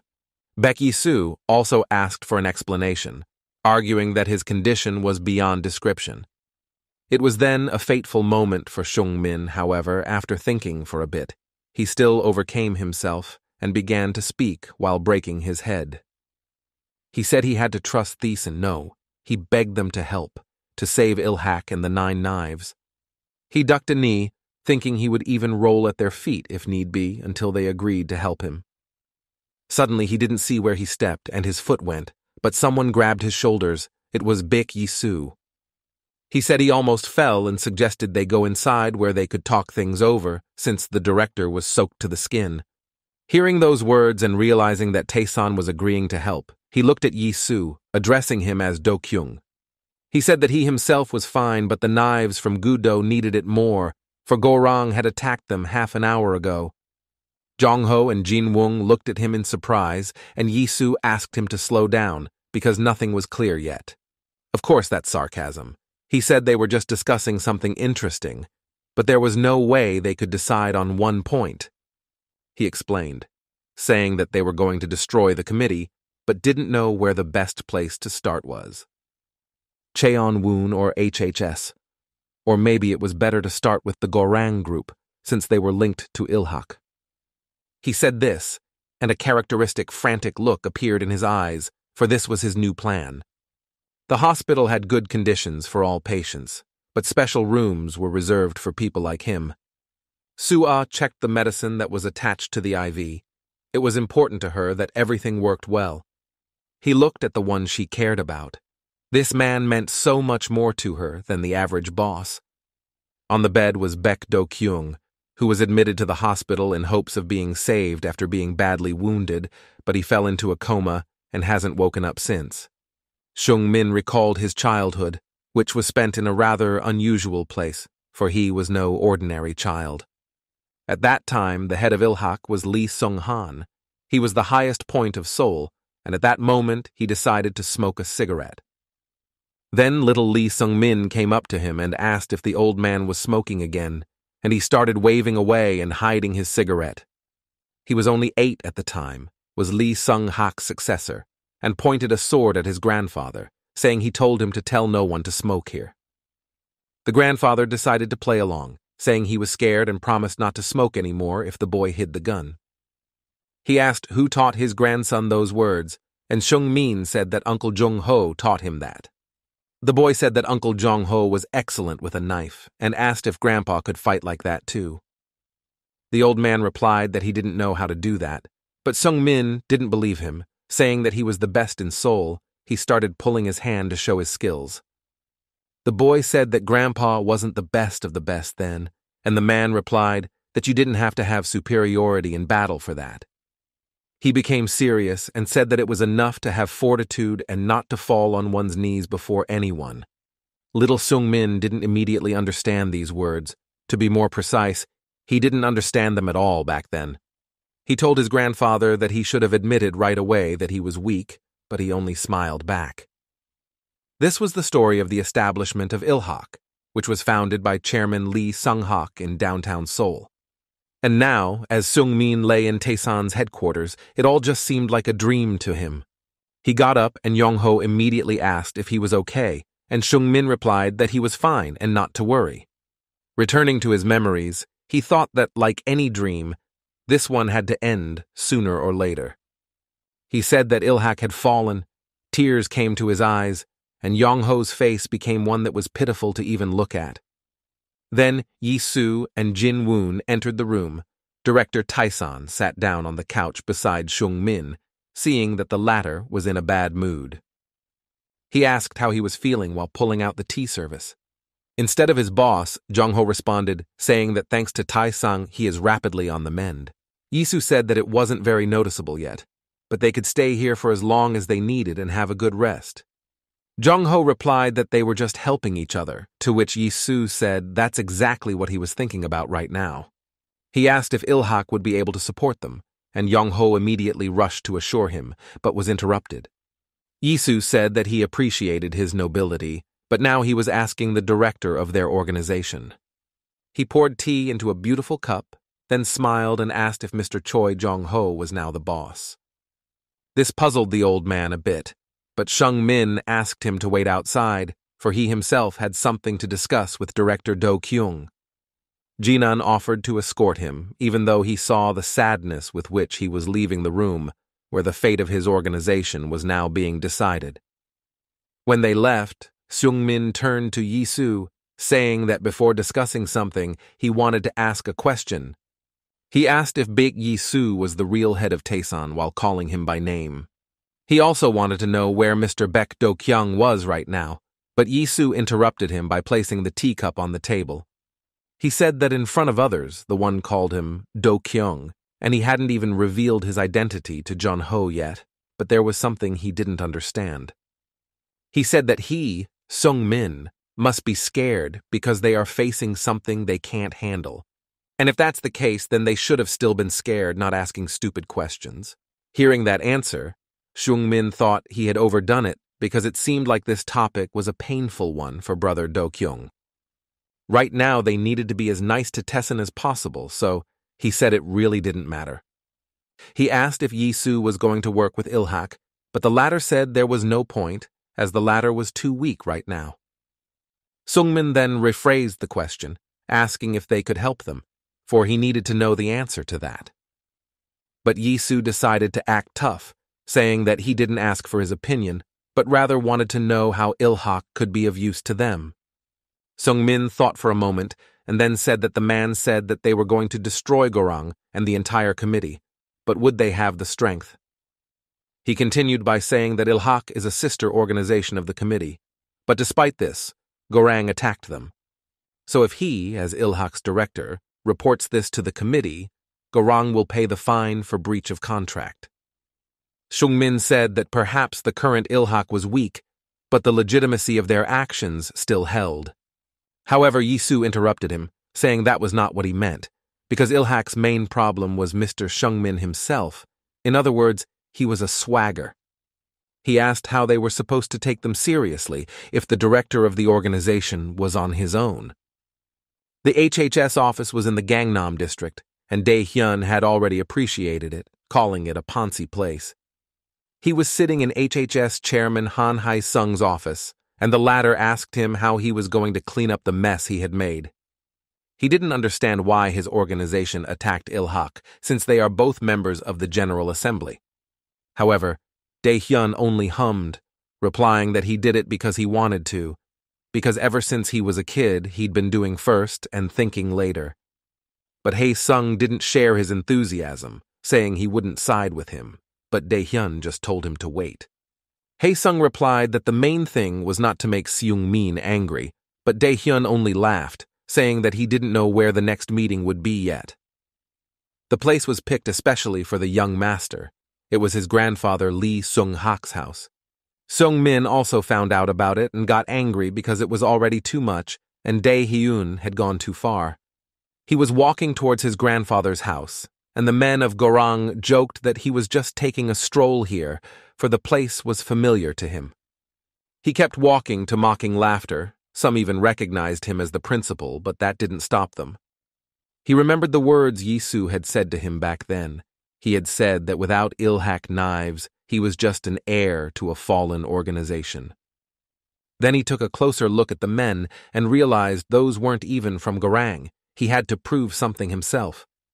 To prove on his own that he is worthy to be called the head of Il-hak, and at that moment a cigarette butt was thrown at him.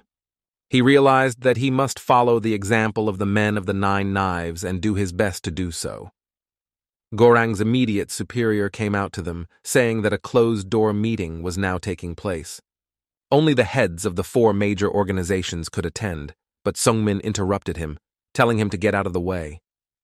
The man didn't realize at first that he was disobeyed, but Sung-min yelled for him to move his ass and get out of here. He pounced on him. The others stood and watched in amazement at what was happening at the front door, but no one dared to interfere. Sung-min had succeeded in knocking out the bulky man because he caught him off guard, but he still had a fight to fight today.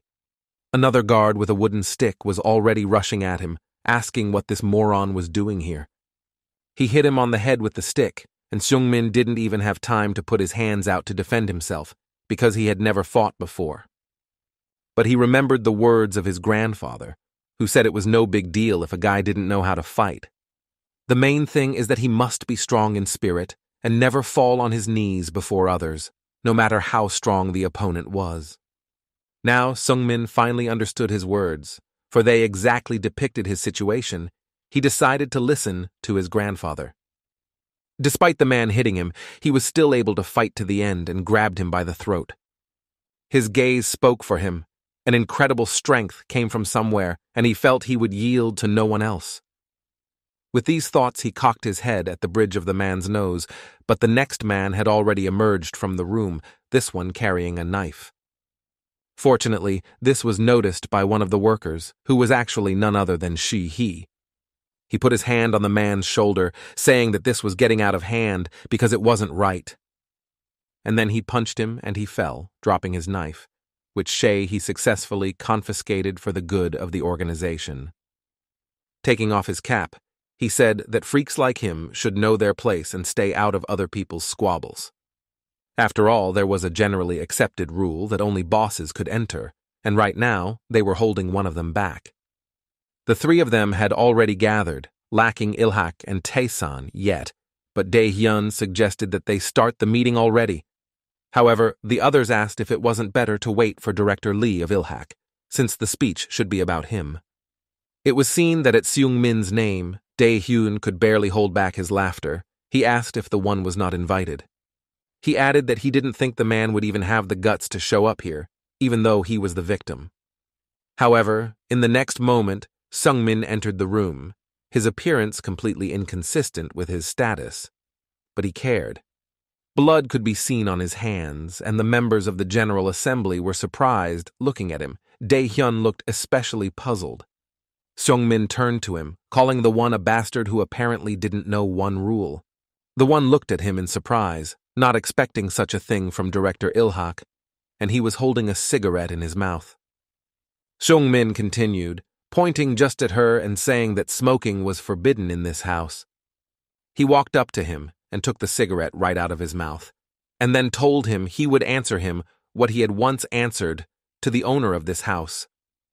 He said if he caught him here again with a cigarette, he'd kill him on the spot, and his look confirmed his words. In dark times, Ilhak made the rules, and Lee Seung-hak, Seoul's highest point, enforced them. He dreamed of entering the political arena, but it didn't work out. His dream remained unfulfilled until his death.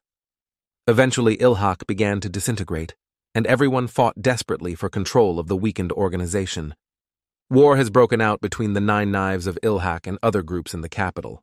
The criminal cabal had set up a bloody meat grinder in Seoul, but it was soon time for a change.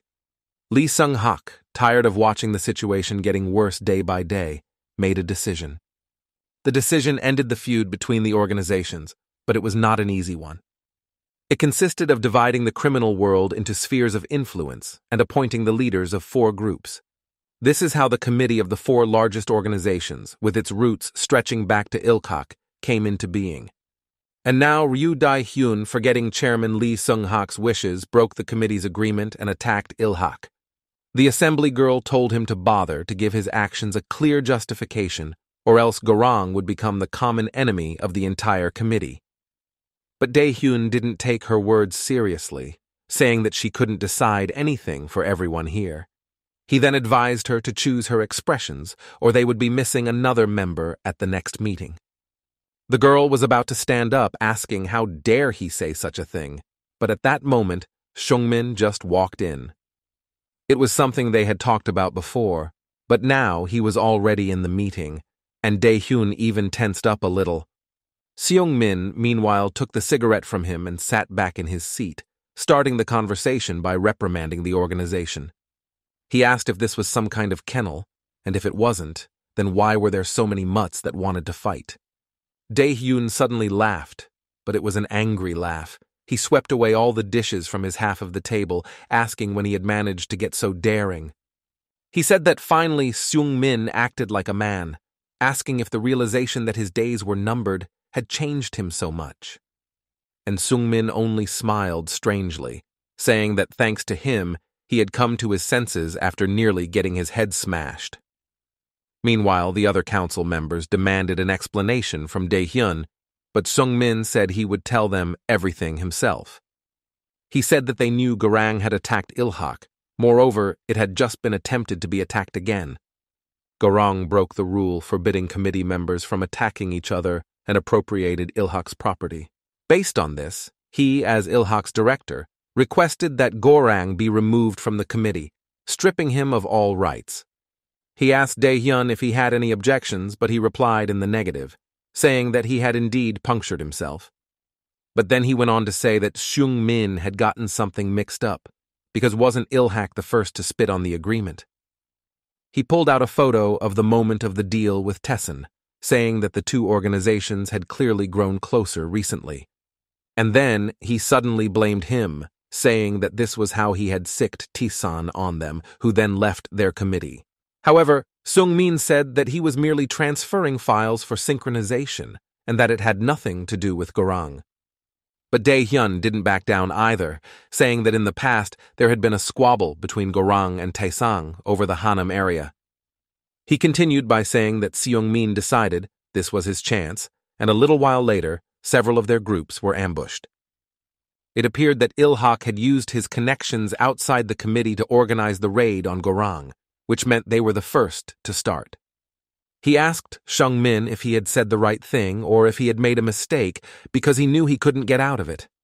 After all, he understood that he would not dare to show the organization's files to everyone present. He then decided to finally state his position, saying he wanted to set the record straight.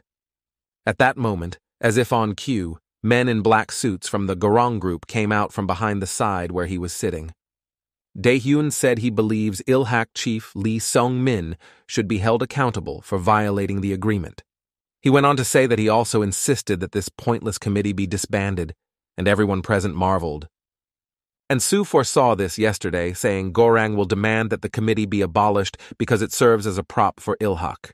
Seung-min said that there was no point in him going to the meeting then, but Yi-soo replied that he had to prove who the boss was.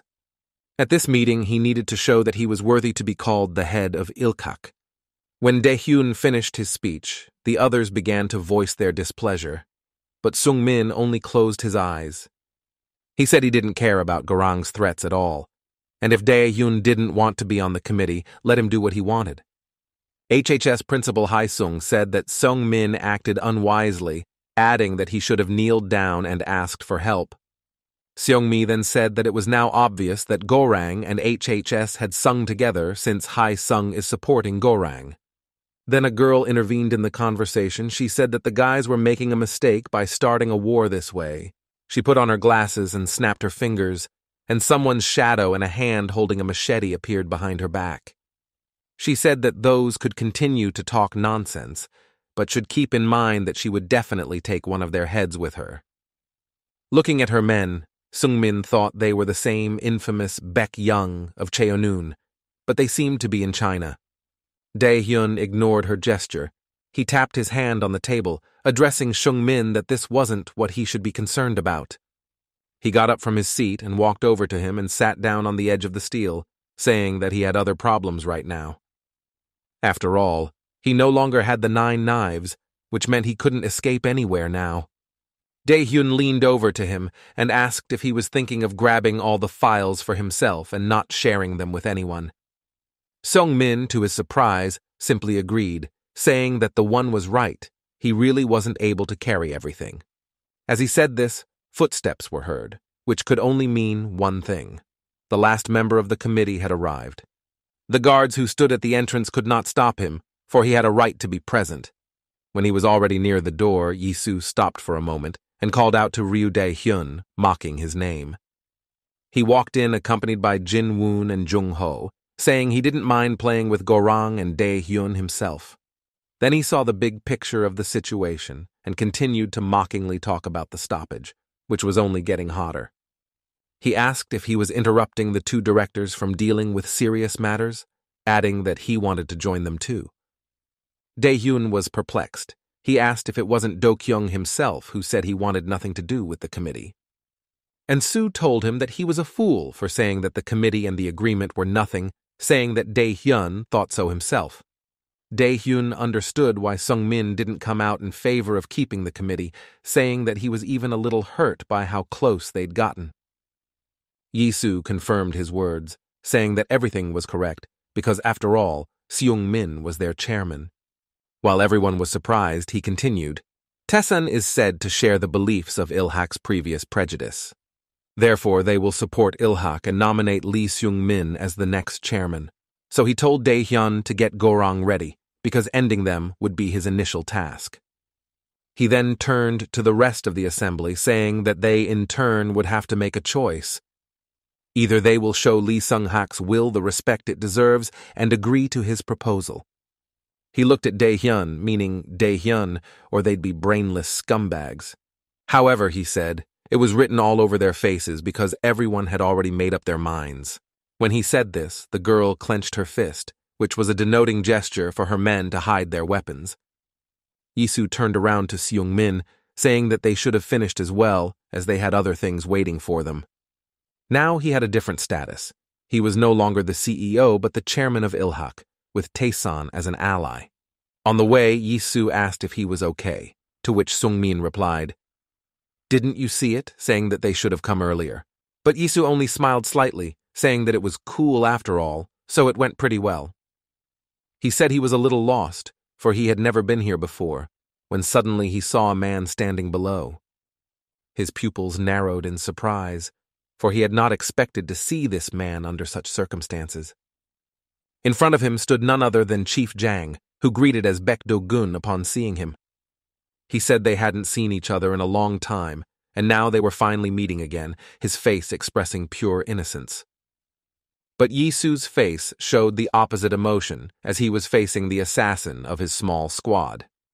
Jang stood at the beginning of the stairs and began to walk up towards them, saying that he hadn't expected to see Tessin here. Yisu quietly called him Chief Jang, but Seung-min heard and asked again if it was really Chief Jang. After all, he knew he was responsible for the synchronization debacle. Moreover, he was behind the One Sync project.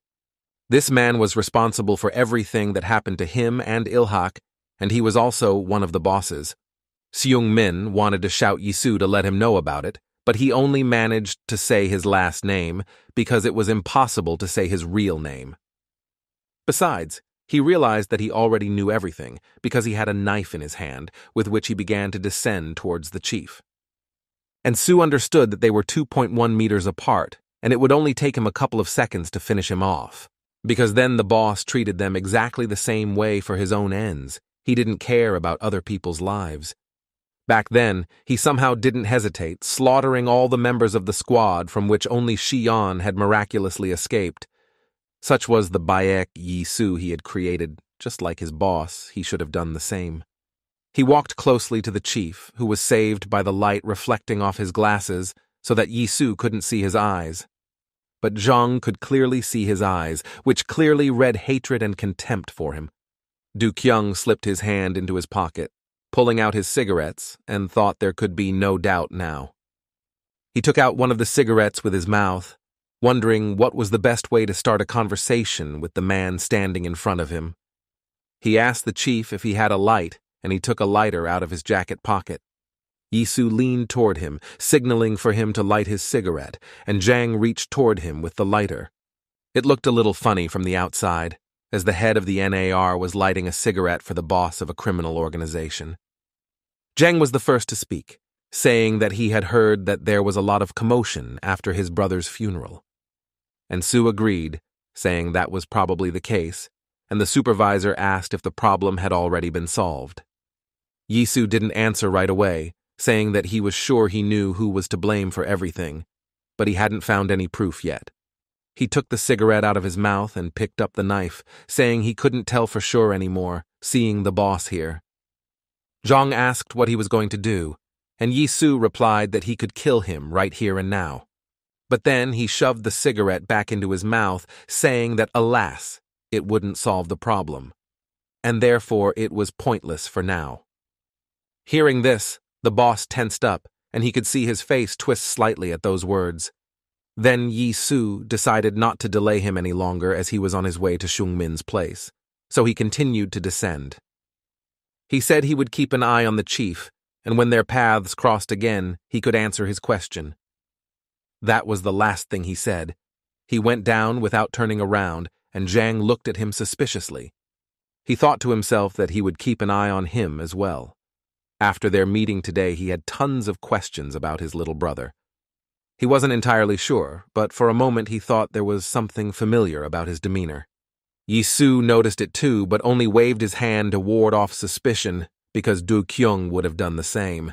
Seung-min, Young-ho, and Jin-woon also came down the stairs. It turns out the boss didn't come to Il-hak's place. He remained standing upstairs, still thinking about what had just happened. Baek Do-kyung's words troubled him.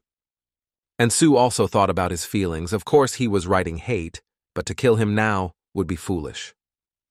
When everyone came down, Seung-min wanted to discuss what he had just seen, but Yisu said they would go on. Seung-min realized that the boss had something to do with him as well, but he only repeated that they just had to go.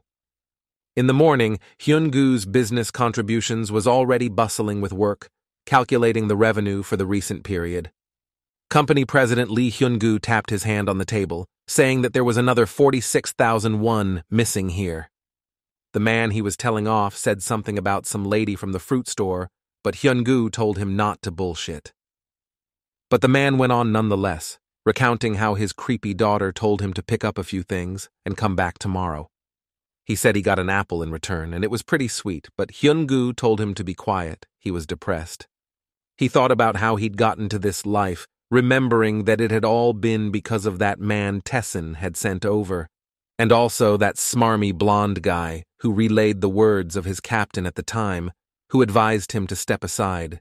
He brushed those memories away, saying he would surely get revenge on them if he saw them, as he suddenly heard a familiar voice. Shion entered the room and greeted him, saying that it had been a long time since they had last seen each other. The man Hyun-gu was talking to asked who the brat was, but Hyun-gu became visibly nervous at the sight of Shion. Hearing no response, the man approached the guy, asking what he was doing here, but Hyun-gu told him not to be so rude. He was a little late with his advice. The man called Shion petty, and the man couldn't bitch and attacked him. A moment later, Shion told Hyun-gu to tell him about Gorang. For example, about the location of their business centers, but Hyun-gu asked if he himself was not aware of it, showed up here, and made a fuss. Shae reached for his coffee, saying that he thought he was in the know, but that turned out not to be the case. He was looking for something, but there was no way he could find it. Hearing this, Hyun-gu was interested, asking what he was looking for, but Shion only looked at him with disbelief. Then he thought for a while and still said he was looking for people, or rather a place that could hold 5 people. Hyun-gu was surprised to think that these weren't rumors. Gorang had really attacked Il-hak and kidnapped Knife. He had also heard that the committee had been disbanded and Tessin had teamed up with Il-hak, so it was true. His thoughts were interrupted by Shihi asking if he knew something useful or not, and he agreed that he knew something. He rose from his chair, saying that initially 2 locations that might hold hostages come to mind. He went to the map and showed these points, saying that he had once bypassed them while he was paying bribes to get a firmer foothold in Gorang. He said he was well aware of the locations and the number of guards, but would tell everything on one condition. Shion said to lay out what he wanted, and he asked them to take him to Tayson with them, adopting a funny pose. Shihi then asked if he wasn't a member of Gorang, to which the latter replied that a change of activity wouldn't bother him. He actually thought that Tessin would win, in which case he wouldn't be left out either. Shihi agreed. He stood up and said that they were moving out now, and Hyun-gu didn't realize if he was called too. He asked him about it. Shihi looked at him, asking in return if he was the one who wanted to join Tessin, because in that case, they should go together. Such words greatly surprised Hyun-gu, because he had never been invited to participate in something like this. He stood there puzzled. The place was quiet and deserted. There really wasn't a soul here, for not everyone knew this location. Youngnim sat on a chair in the middle of the spacious room, his hands tied behind his back. There were traces of blood under his feet, and he was sitting with his head down when someone entered the room. It was Ryu Dae-hyun, who asked if it was okay for him to be here. He moved closer to the man. But Hyungnim was silent, and Dae-hyun told him to at least say something, because it's no fun when you get such stroppy captives. He said it was probably because they shared him with his friends, to which Hyungnim replied to shut up. But Dae-hyun mockingly said that he actually came here to tell a funny little story. He continued, saying that Taesan now reports to Il-hak, seemingly planning to make Seung-min the new chairman. And because they're looking for them everywhere right now, he said, you can't even doubt it. Anyway, he congratulated him. Seong-min became president, so they raised him well. Hyungnim raised his head, saying that Gorong would then have to fight against the combined Taesan and Ilhak. He asked Dae-hyun if he had come to cry about how scared he was because that was like him, but he told him not to talk nonsense. He said they were Gorang, so what could Taesan and a bunch of crippled knives do to them? Continuing to praise his organization, he said that if it had been Choi Jong-ho or the unwavering Yaksha, things might have been different. However, they had real pros on their side who, unlike amateurs, always perform their robot with quality. But Hyungnim only laughed at his words, saying that although he didn't know who his pro was, he was sure of one thing. Taesan had Baek Do-keung, who was no match even for knives because they had fought once before. Right now, he was just about to enter another battle, destroying another of Gorang's subsidiary organizations. He told the boys, who looked at him fearfully, that he had overdone it a little, but that he would be careful from now on. He placed his finger on the blade as Sua had taught him, saying that, in that case, it was time to begin. This was the operation to save the 9 knives, and from that moment on, he loosened his tie and strode forward. Meanwhile, a young girl arrived at Taesan's main office who had an appointment here. Sua entered the lobby where she was met by Jin-eun and took care of picking up her luggage, greeting Madam Secretary. Sua said on the way here, she tried to figure everything out as much as possible. Knives should be in one of the 2 buildings. Jin-eun remarked that she was working hard, but the girl replied that she was only doing the robot work entrusted to her. Then Jin-eun asked if there had been any progress, and the girl paused for a moment for an answer. She stood in front of the door where she was already waited for, but turned to Jin-woong, reminding her of something. He had said himself that without Baek Do-keung there would be no Taesan, and now she was in complete agreement with him. That was why she, as his assistant, was just doing her robot, and Jin-woong should have followed her example. She entered the room, apologizing for such a long wait, and then offered a brief briefing. She brought up 2 buildings on the screen. One was a motel in Itaewon, and the other was an abandoned warehouse in Incheon. It was the data that Xion had gathered. She said that one of those locations was probably holding knives. But since they could not boast of numerical superiority, they had to storm only one of the locations. Plus, it was worth leaving a few people behind to protect their headquarters due to it being under threat of attack. And Sue began to think. He said that the population density in Itaewon was low, so it was likely that the enemy would discover them quickly. Sua shared his thoughts, saying that due to the above, it was more logical to attack the warehouse rather than the motel. Yisu continued, saying that they wouldn't send their units there, for if Gorang figured them out, he would involve his groups. In that case, they would be at a disadvantage. The future chairman thought the same thing. Then Yisu stood up and said that in that case they themselves should go there and free the hostages. First, they'll move the guys to an abandoned warehouse who were masters of stealthy infiltration. It wouldn't make it hard for them to sneak in without attracting Gorang's attention, and as for the other location. And Sue headed there personally. It was a small motel that could potentially store people too. The man at the front desk asked if he wanted a room, but Yisu said that he was actually looking for someone.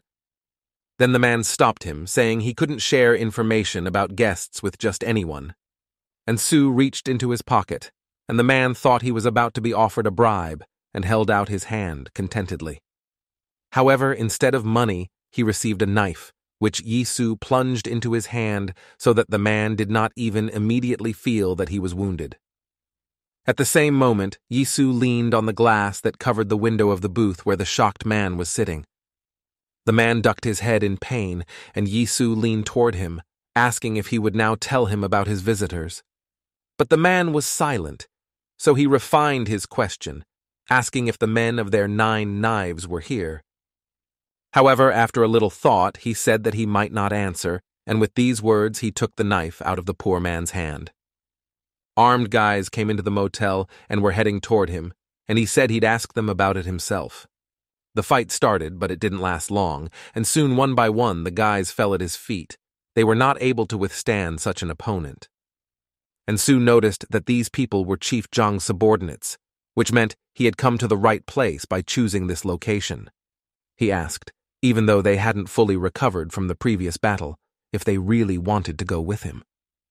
This was a question he had asked Zhang Ho when he was going on his mission. The old man had agreed, and was now fighting alongside him. He even joked about his injuries, saying that he's already fine and it's Du Gyun who shouldn't overexert himself. But Yisu answered him in the same way, saying that he didn't want their new chairman to get angry if he hurt himself. They were walking up the stairs when Zhang Ho asked if he could ask the principal something. It was unexpected for Yisu, he even told him so, but he agreed to listen to him and perhaps respond. Then Zhang Ho asked what was bothering him so much. He asked why on earth Daesung had chosen Lee Seung-min as his chairman. At first, Yisu wanted to dodge the question by saying he just wanted to keep Ilhak's traditions alive, but Zhang Ho said he didn't want cheap ponces. The government began to interfere more and more in their affairs. The committee was dissolved, and they were on the verge of a new war. This whole mess had been brewing for only 3 months, but here Yisu interrupted him, asking him what he was getting at. Zhang Ho looked at him and said that he just thought that he, Director Baek Do-kyung, had something to do with these events. And so he, Zhang Ho, wanted to know what his true intentions were, if he wasn't up to something bad. Yisu turned away from him and lowered his gaze, wondering if he really wanted to know. Zhang Ho responded positively, saying that they had agreed to fight together after all, and even here he was because of that. But Yisu didn't have time to answer him because at the same second, another of Chief Zhang's men rushed towards them from above. One of them took out a knife and pointed it at Yisu, but the latter told him not to yell because adults were actually talking here. He added that if the guy had something to say, then let him come down himself, and if not, he would help him with it.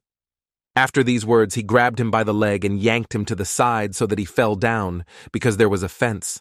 However, behind him, another guy, also carrying a knife, had already shown up and pounced on Yisu and Zhang Ho with shouts. With a nonchalant movement, Yisu grabbed his hand. Dodging the attack, he suggested to Zhang Ho to postpone their conversation. In agreement, the big man from Ilhaka slapped the guy Yisu was holding with all his might on his face, so they had a joint attack. This time he was without gloves, but it had no effect on the power of his blow, and his opponent fell without getting up again. It happened on the stairs, and Yisu was already fighting in the passage, advancing like this wasn't convenient, so it was worth it to hurry up. Zhang Ho thought that the opponents were attacking from above, and those attacking from the top positions had an advantage. But he couldn't tell from the faces of these guys because in this case, the situation was exactly the opposite. As if to confirm his thoughts, Yisu once again grabbed one of them by the sleeve, intending to throw him far away. After all, even though they were attacking from above, it made their actions much easier to calculate. And Su was already finishing them off, defeating one by one. His strength seemed to be enough for a long time yet. Zhang Ho helped him too, occasionally grabbing someone by the arm or leg and tossing them aside. He was even lucky enough to grab one of them by the head, and the poor guy was in a lot of pain. It was pretty easy to lose his balance on a ladder like this, so he put that one against it with all his might. And Su saw it. He liked the way Ilhak's second knife fought and said they were a great team. While he was still talking, another man attacked him, but he ducked in time, preparing to attack back. He didn't even need to make any special efforts because the ladder did everything for him, and the man fell down. He hit his head painfully on the steps, but he could still get up to fight, so Yisu took care of that as well. He defiantly took the knife like a writing pen and held it up to the frightened man who didn't want to die. However, unfortunately, he was in the service of Chief Zhang and thus chose his own fate. Yisu swung around and hit him. Those guys who were still alive looked at him warily, and he wondered if that was the end of it. He added that he was disappointed because he had expected more from the chief, but since that was the case, there was no point in staying here any longer. He said he'd heard Garang was recruiting real pros, and they'd all blown it for a worthless gangster like him. So it looks like he was the professional here, as well as his partner Zhang Ho, who was already on his way up to him as well. Meanwhile, At the abandoned warehouse in Yongsan, the guys decided they had to search everything first. Their team consisted of Shion, Kyung-chun, and Pirate, as Shion managed to nickname him. Weasel, as always, had a cookie in his mouth. He asked who the old man was, to which he replied that he wasn't that old yet. He had told Shion that he had indicated 2 possible locations, but now, for some reason, he was sure that Knives was being hidden here. He added that this was where Gorang kept his prisoners, and he himself had seen several new faces heading towards the motel. Finally, he said he heard like one of them had a gun, and that made Shiona tense up a little. The now former man received a stiff rebuff from the 2 members of Taesan who were still fighting on the stairs. But Jong-ho wasn't really thinking about the fight anymore. He was thinking about director Baek Do-kyung, seeing how he fought. He was suddenly reminded of Young-nim's words back then, saying that he was just a monster and they weren't even close to him. Of course, he didn't really take his words at the time. After all, the Knives weren't in the best shape, so that's why they lost. He knew that Principal Thiessen was strong, but as it turned out, he had no idea how much, looking at the pile of opponents. Soon the guys realized that they were up against some strong opponents, and some of them decided to run away. But suddenly one of them was met by a blow in the direction he was running, and it came as a surprise to everyone. The guy who struck was Lee Gyu-chan, Ilhak's 9th knife, who somehow ended up here, though covered in blood. Seeing one of them, as well as Boss Tessen, he said he tried to escape himself, but the other Knives were in danger. It was obvious he was having a hard time too. However, the guy ignored his appearance, telling them to follow him. Jong-ho, hearing the danger to his comrades, wanted to run after him, but Yi-soo gestured to stop him. He also told Mr. Gyu-chan to wait, but he replied that they were right there and needed to hurry. Gyu-chan ran into one of the rooms in the hallway. Yi-soo carefully stepped behind him, but something told him not to go in there. He asked him what it all meant, but all he heard in response was the click that is usually heard when a gun is taken off the safety. Quickly realizing that they had been ambushed, Yi-soo began to think of next steps, while Gyu-chan aimed at the passage. And Soo didn't think of a better option than arming himself with a knife, because he figured the enemy wouldn't brazenly shoot them. For now, Gyu-chan really just kept his gun at the ready. He thought back to his recent conversation. Then he was asked if he had ever had a chance to shoot, for it was quite a useful skill. He replied that he had tried it a couple times in the army, but he didn't know yet if the man could be trusted. Principal Zhang sat in front of him and said that this time it was a little different from the army.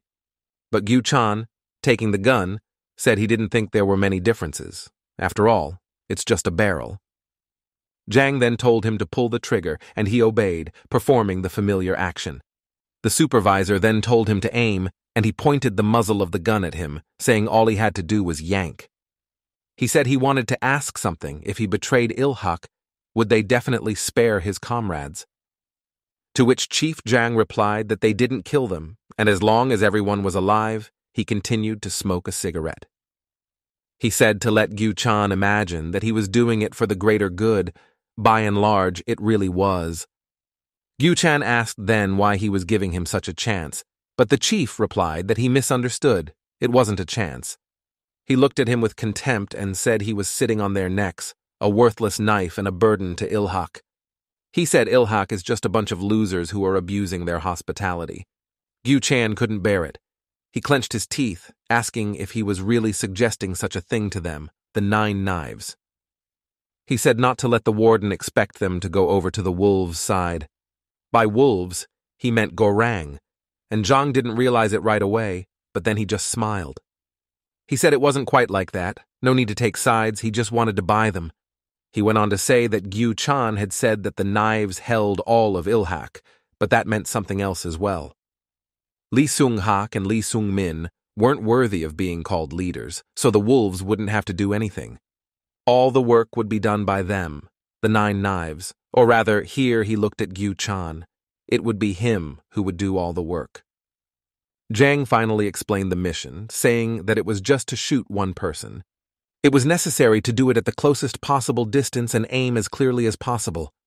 He grabbed Gyu-chan's gun and pointed it directly at his chest, saying that it was easy, wasn't it?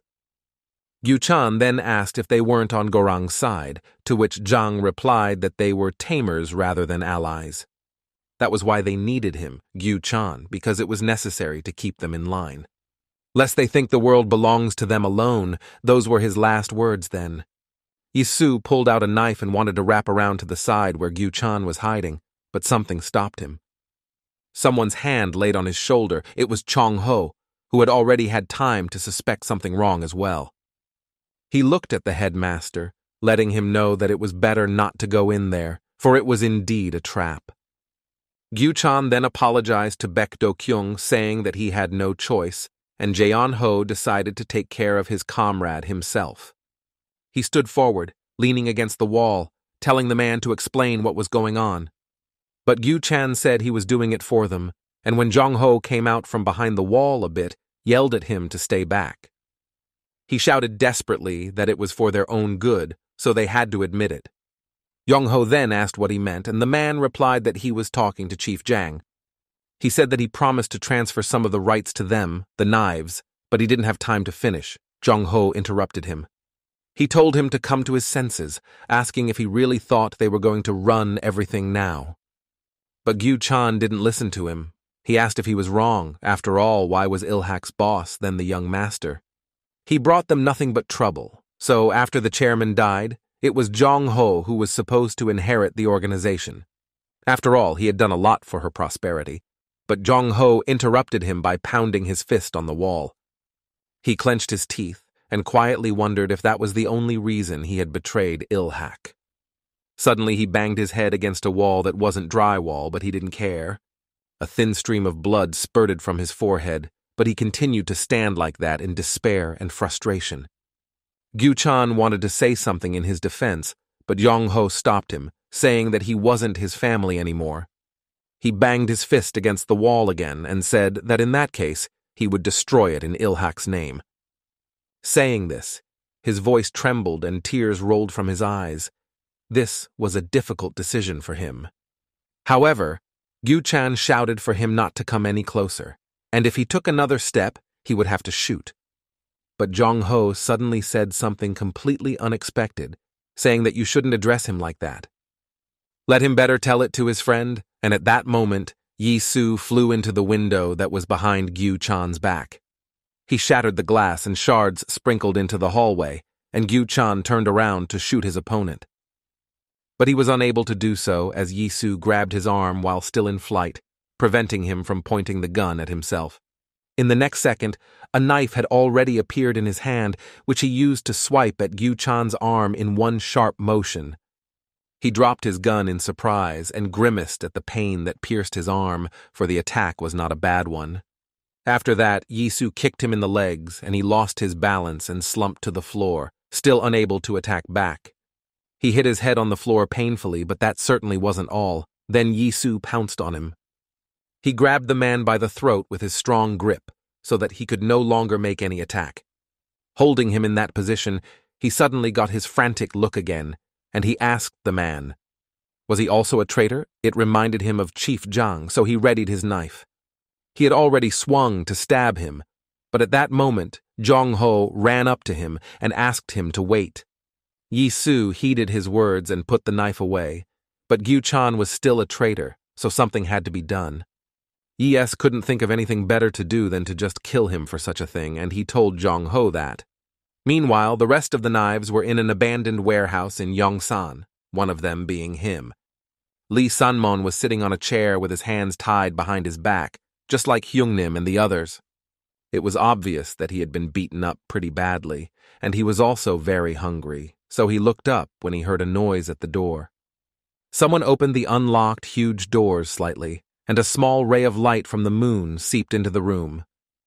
It was Kyung-chun, but he apologized, saying he didn't have any food, but he could do something else. He entered the room and began to approach the man, and the man asked who he was, for the fellow was not one of their people. Instead of answering, Laska cracked open his cookie that he'd saved when they'd left Tessen's main office. He held out half of it to him, asking if he had enough, and wanted to pop the other half in his mouth.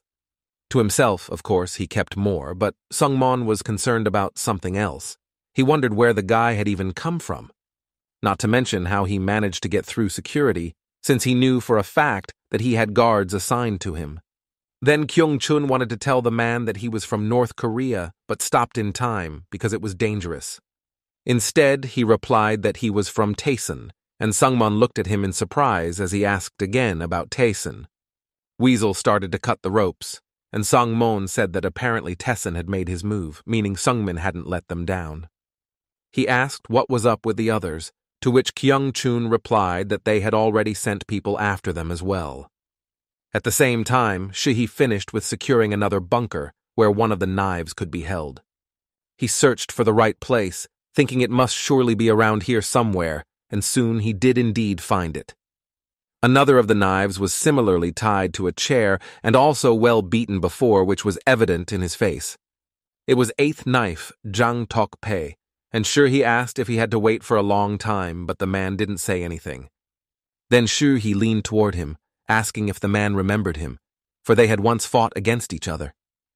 The man remained silent, however, and the guy figured he was still out, so he touched his head lightly. He heard that the man was conscious and even mumbled something, but as it turned out, it was a trap. In the next instant, he abruptly tilted his head and pounced at Shu Shi with a shout, which he clearly did not expect. Turns out he wasn't even tied up, and he was hiding a knife in his hand behind his back, which he swung at the guy. In Shihi's last moment, he managed to duck, and it surprised the man, for he hadn't expected such a thing. Then Shihi took a closer look at him and realized in horror that this was not the same man he had fought with back then. He said his physique was different last time, and the man asked how he was able to dodge his attack. Suddenly, the man yanked his face, removing his mask and saying that even Baek Yi-soo couldn't dodge this attack. In front of him stood Ghost, the assassin and professional of his trade who had fought Do-kyung. Shihi looked at him with astonishment as he mentioned that he had killed his commander, and suddenly, everything became clear. Ghost began to spin his kirembite, asking if Shihi didn't know the full story of the battle. However, the guy didn't need to know anything. He had already guessed everything himself and attacked his opponent with a knife. He remembered how Jin Woon's face had changed a lot back then in the alley. He must have gotten a report about Do-kyung's death. And the one who killed him was this person who also thought he had killed the real Baek Yi-soo and was clearly proud of it. He repeated those words once more, saying that he killed NAR Commander Baek Yi-soo, was like he was not right in the head. Meanwhile, there are still bunkers in the abandoned warehouse that their team hasn't had time to check out. One of them was approached by Hyun-gu, nicknamed Pirate. He was now working for Taesun, which meant he had to help. He realized that this was his chance to perform at his best, so he didn't have a chance to make a mistake. He had to show that he was worth something after Gorang had thrown him off. The guard was already waiting for him. It was former Gorang leader John Mansok. He said it was private property of their organization, so the man should bail. But Hyun-gu ignored his words, telling him to get out of the way himself, and such a response surprised the man. The pirate shouted that he was Lee Hyun-gu, the hook from Hanam-dong, and pounced on Mansok. The latter tensed up a bit. Then he, too, put out his fist, preparing to repel his attack. However, he did not yet know what awaited him. It was immediately clear that Hyun-gu had no chance of winning, so he thought of another way and showed his Gorang badge. This way he showed that he was also a member of the organization, so Mansok had to let him pass.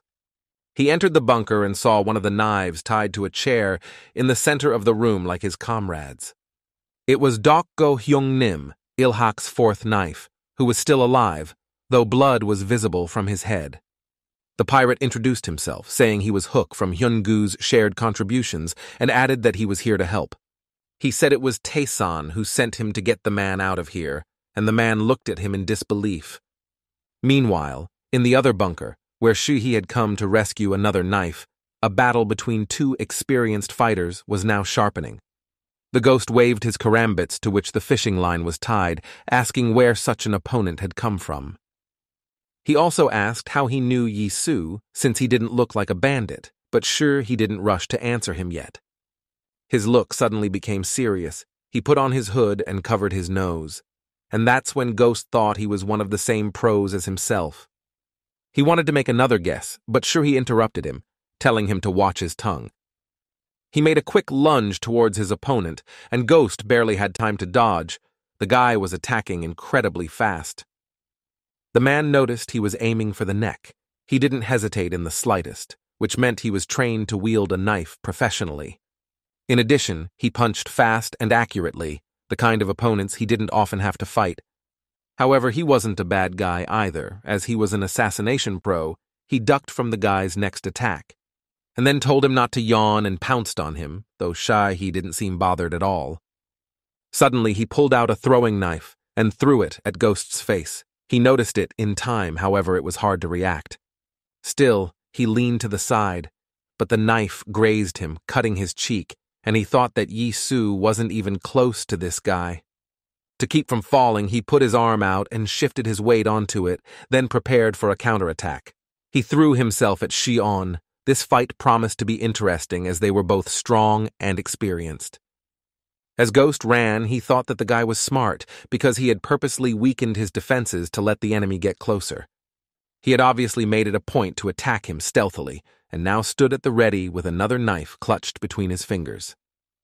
He said that the man seemed to be a pro since he managed to dodge, but that only made Ghost laugh. After a moment, his face became serious again, and he said with an eerie confidence that told him not to die like Baek Yi Su. Yi Su himself, meanwhile, stood on the sidewalk and lit a cigarette. He realized that the hostages were not being held in his location. He stood by the car where Jong-ho was sitting with Gyu Chan, whom they had disarmed. The two were now talking face to face. Chan asked him where the rest of the knives were being held, and the man replied that they were all in Gorang's abandoned warehouse. Then he said that no one was going to hurt them, but still Yi Su and Jong-ho shouldn't have gone there. Jong-ho asked why, but Gyu Chan simply replied that those guaranteed their safety. He said that times are changing, and now they can't defeat Gorang. He asked if Jong-ho didn't realize that. As things stand, he simply owes it to the young lord and Taeson to go over to the side of the stronger organization. This was the only way the knives could continue their existence, but he didn't have time to say it. Jong-ho hit him. He still couldn't believe that his teammate had betrayed him and his organization out of weakness. Gyu Chan wanted to say something in his defense, but he was unwilling to listen to anything else as he continued to beat him. The man couldn't even defend himself anymore. The fight with Yi Su had taken all his strength, and he had stopped resisting. Jong-ho grabbed him by the collar and told him that if he continued to flutter his tongue, he would rip him to shreds. However, Gyu Chan did not want to give up his beliefs. He said that Ilhak would not be reborn again.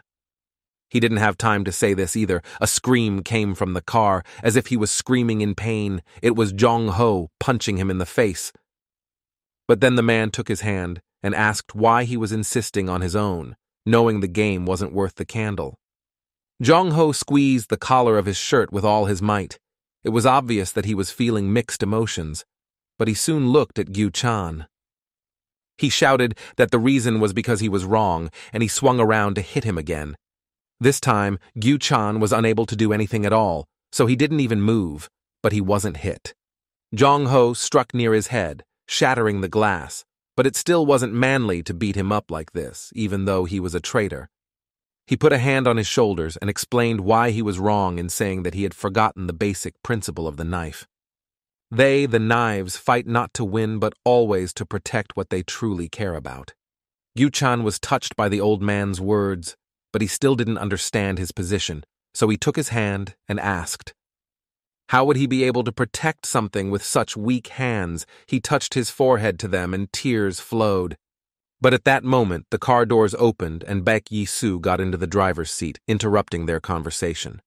He started the car and buckled up, getting ready to go somewhere, and Jong-ho asked in surprise where he was going.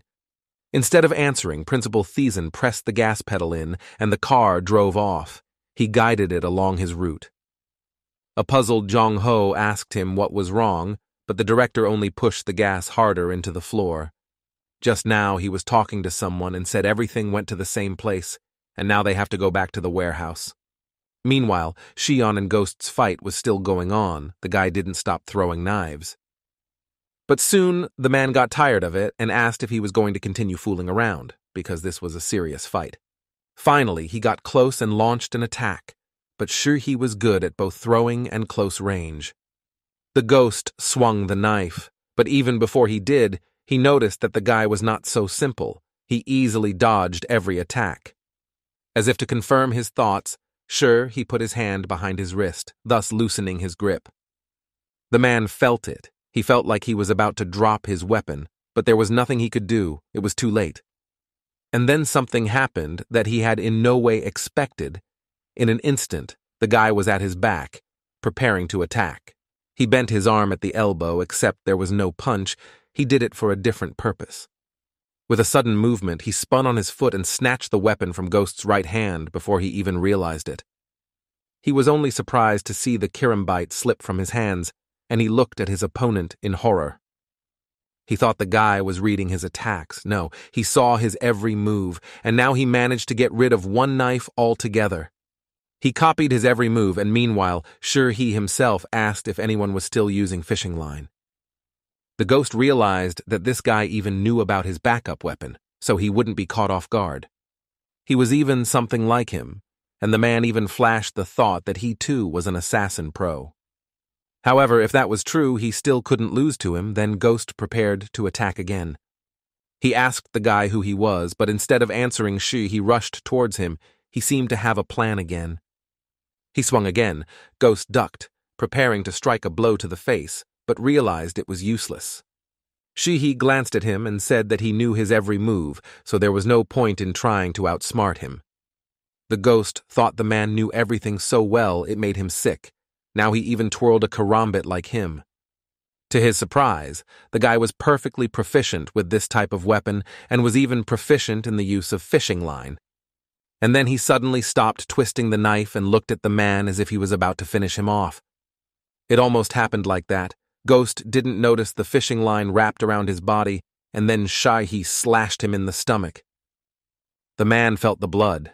Now he was a little scared, for the guy was clearly a professional and maybe even stronger than him. But fear was quickly replaced by joy. It wasn't the first time he had fought such an opponent, so he knew he wouldn't lose.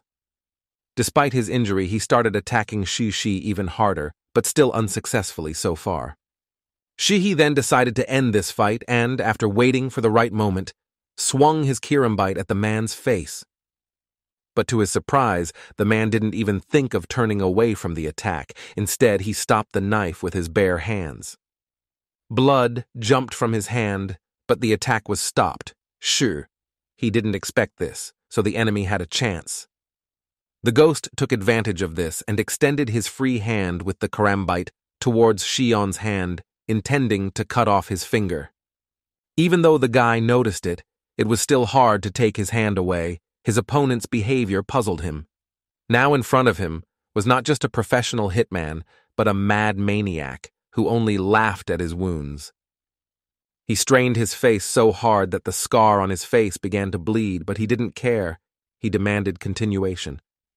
Meanwhile, Sunman and Hyungnim had already teamed up and were now hacking into other bunkers together in search of comrades.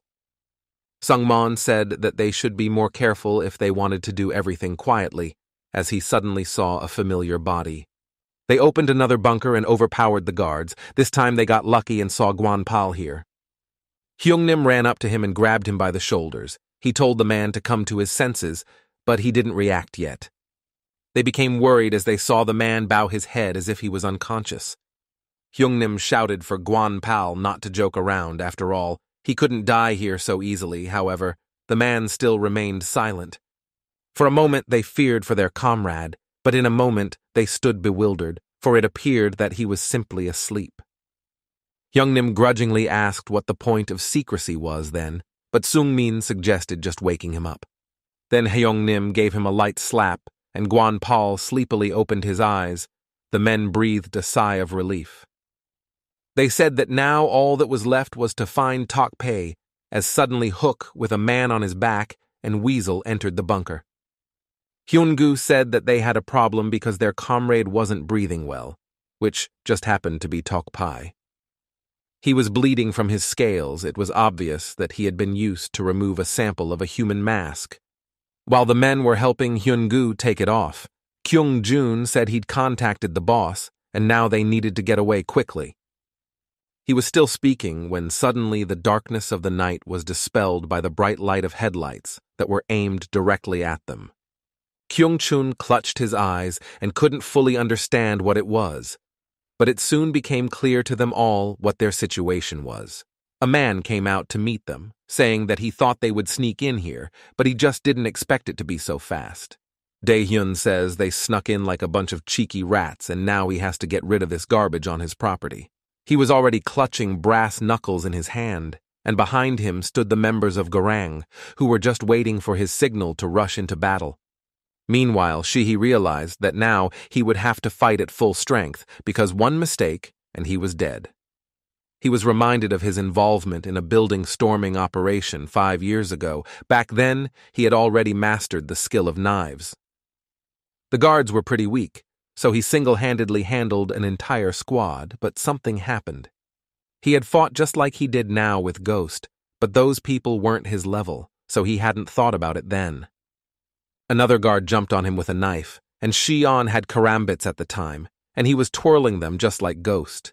He then grabbed the man's arm and pawed it so that he couldn't make the attack, and then passed the blade over his arm. This made the guard's eyes blur, and he dropped the knife while Shion prepared to finish him off. He swung around and looked at his victim with a wild look. All he could see were his eyes and the way his earrings glittered on his ears. He punched the man in the throat and blood spurted out of him, but the man was still alive for some time. He covered the wound with his hand and sank to the ground, his eyes reading the mute horror and fear of the boy. But Shi wasn't dissuaded. He swung the knife once more and finished off the man whose blood splattered his clothes. It was the last guard on the floor, so now he was able to enter the door he wanted, looking for one person. He looked inside and heard laughter, and then someone saying that he shouldn't have done that to his men. The man said they could just talk. He was sitting in a spacious office that looked more like a library. His name was Yang Jong-pal, nicknamed Two Hands, and he was wanted for espionage in both North and South Korea. He was a smuggler of military goods and a middleman for defectors from North Korea, his hand now hiding a revolver. He asked who had sent Shion, saying he could offer him a deal, then pulled out a weapon. He aimed for his head as suddenly something thin wrapped around his arm, and he didn't even realize what had happened. And what happened was this. Shay. He threw the fishing line around his arm and used the karambits to yank it toward him, cutting his arm. John Paul grabbed at it, the revolver fell to the carpet and his blood splattered the table. Then he swore loudly. He told the guy he was crazy, however, Shay. He replied that it was basically just a warning. He continued, saying that now it was worth going to the main thing, because as they say, you don't open your mouth on someone else's eyes. At the time, Li Shi, he was working in the HID's Special Target Elimination Unit, the Ghost Battalion. He was leaving the building with a total of 11 successful eliminations to his credit. But that list doesn't seem to be adding up now. He got a call from his boss asking what was up with Two Hands and Shay. He replied that he was now a one-armed man. The boss then asked if he had left him alive, and Shion retorted by asking if he should have killed the man. His boss was Chief Jong, who said that they couldn't leave any traces, so he should have finished off the bandit. But Shay-hee replied that he was ordered to warn him, not kill him, and he did so. Jang agreed, but said that it was still better for them to be absolutely sure of their safety.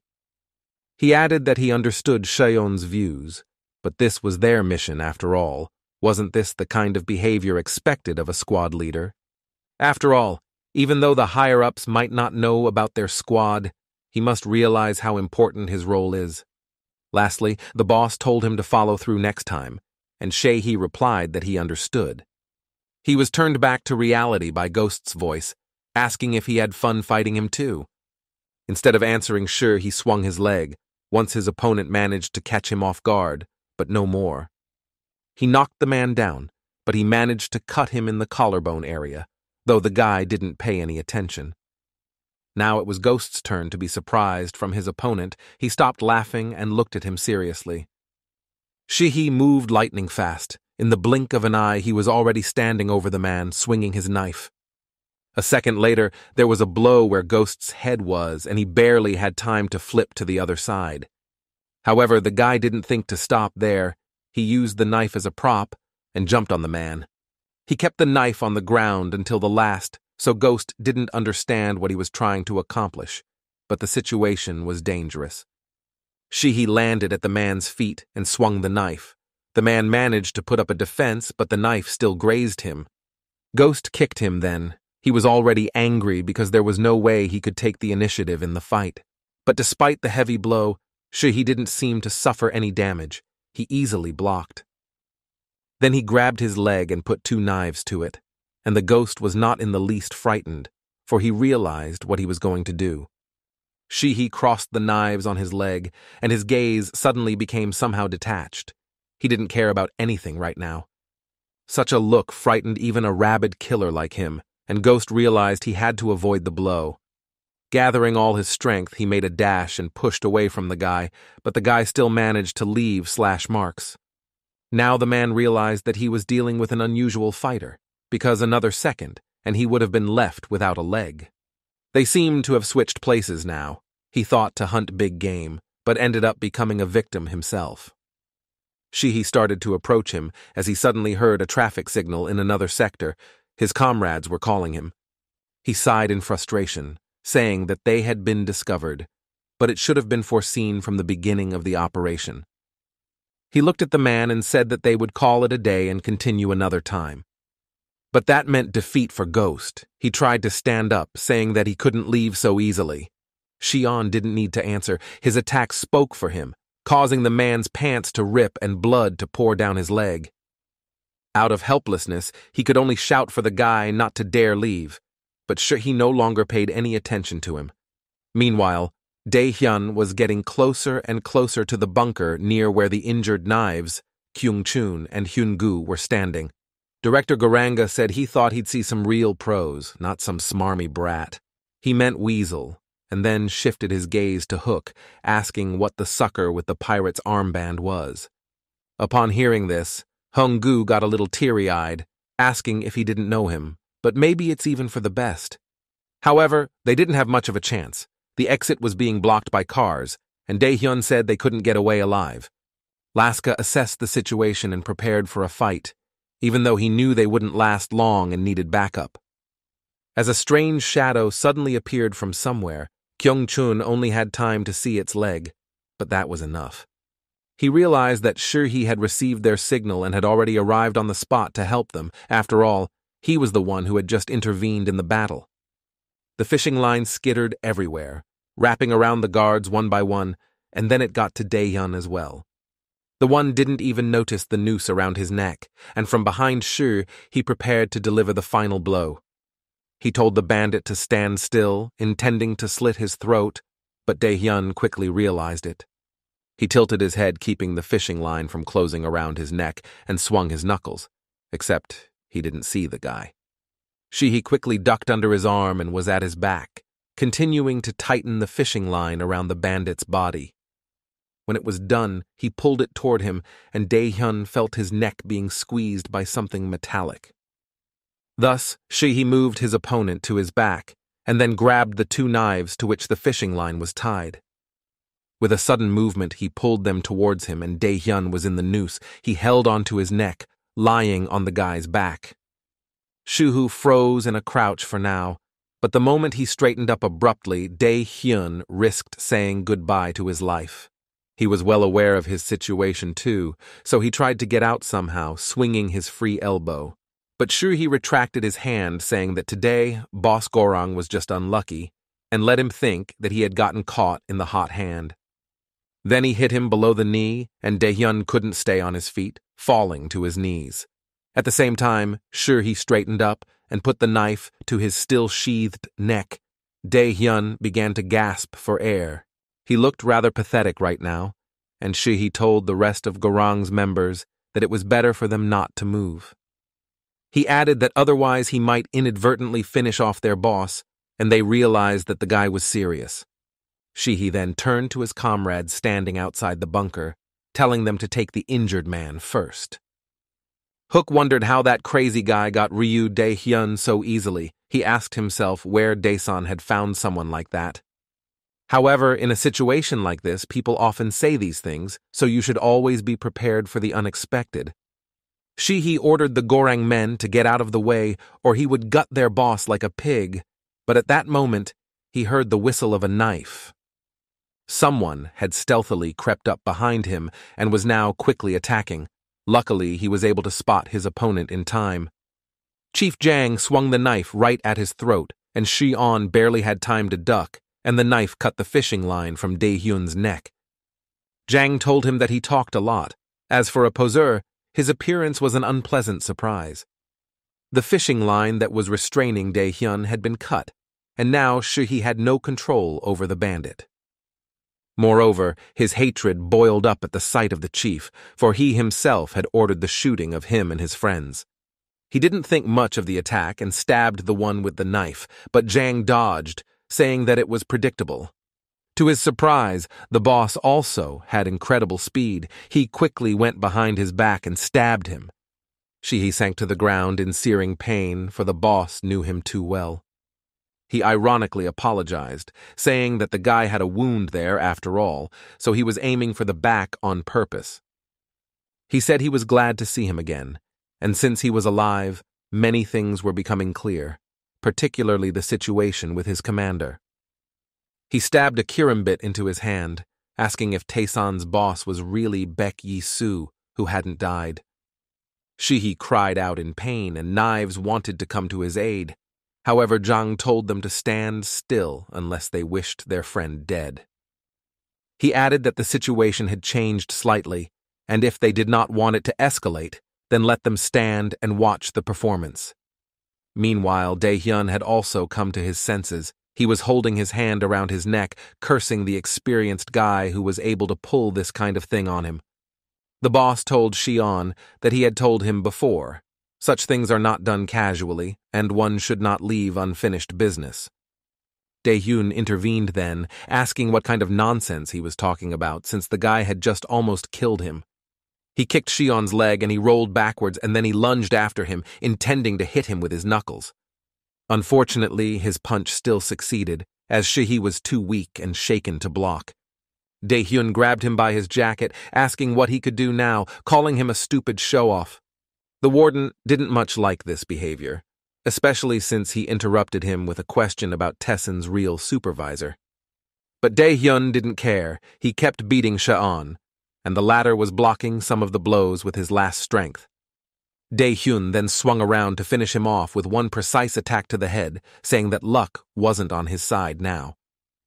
He brought his hand down on his head, but he only retracted it and grabbed his hand, preparing to retaliate. With one tug, he rolled over onto his stomach, using Dae-hyun's arm as support, then took him by the shoulder. Thus he managed to get on top of his opponent again. He drew one of his arms aside, and with his elbow he pressed his face to the ground. It was to knock the confidence of his foe, and then he took him for a chokehold. He squeezed his neck again, and Dae-hyun's eyes even blurred, and he frantically began to grip the air with his hands. Then Shihi loosened his grip a little, but put a karambit to his cheek, asking if he still hadn't learned his lesson. With those words, he swiped the knife across his eye, and blood spurted out, and Dae-hyun cried out in horror. Shihi only smiled, saying that the chief was right, as they really did have a good performance. He turned around to the boss, telling him to get out quickly, or else he would really kill Boss Gorang this time. Everyone thought the showdown would end there, when suddenly Chief Jang said, let him kill Dae-hyun if he wanted to. He said they didn't need such a useless ally anyway, and then he called out to the others. However, the men of Gorang did not budge. They hesitated, but still none obeyed his order. At that time, Shihi rather remarked on it, saying that the chief didn't seem to understand bandits very well. After all, the world of bandits in many ways different from the world of soldiers, there are other rules and laws.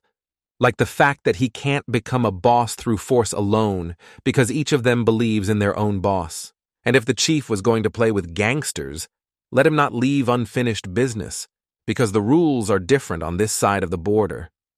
This hurt Zhang. He asked if he really thought emotion-based logic was the rules.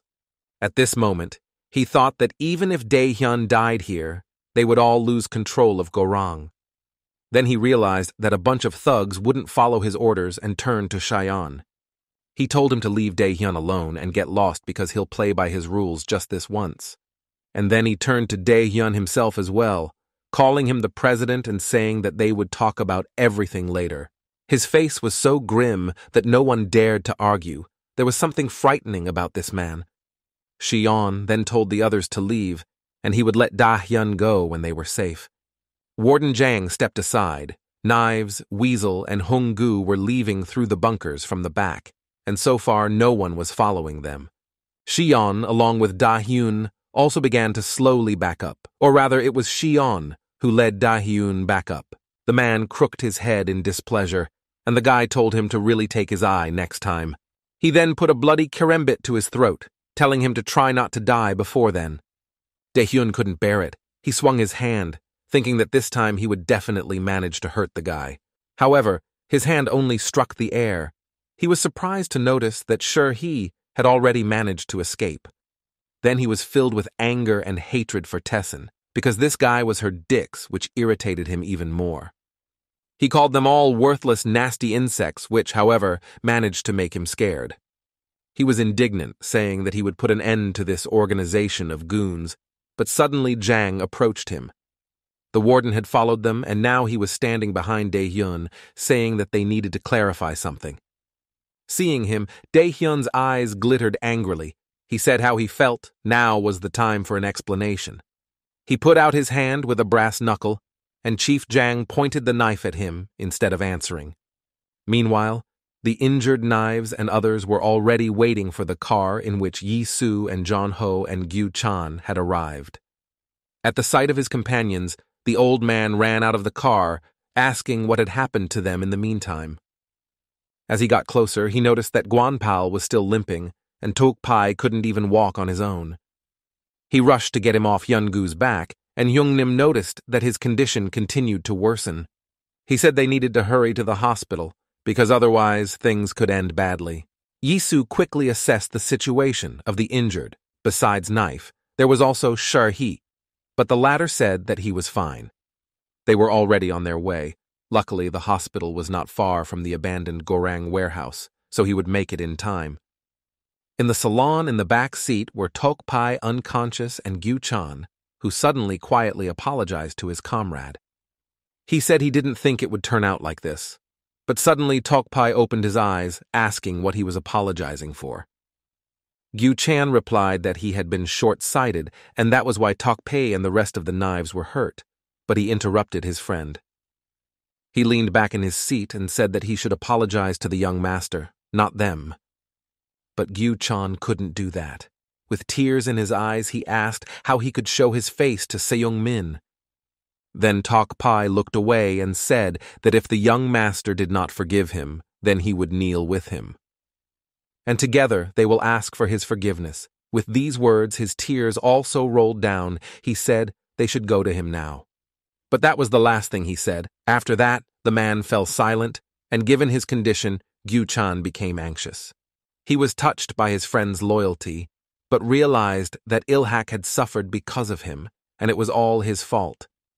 He couldn't hold back the tears any longer, and they poured down his arms. He thought he couldn't bear it if Tokpai died. However, time was running out as they drove. They needed to come up with a plan right away, and he realized what he had to do. He agreed with his friend, saying that they really should go to the young master and ask for forgiveness. Meanwhile, Chief Jang brought up his lighter to light a cigarette. He turned to President Gorang. Apparently they'd had a battle before, but for some reason, Daehyun was on the ground and Jang was towering over him with a cigarette. He said the bandit's fists weren't that bad. You could even say he had some talent. However, Daehyun didn't feel the praise in his words. The boss grabbed his hair and lifted him slightly. In Taeson's main office, there was now a difficult task ahead for Gyu-chan, who had come to apologize.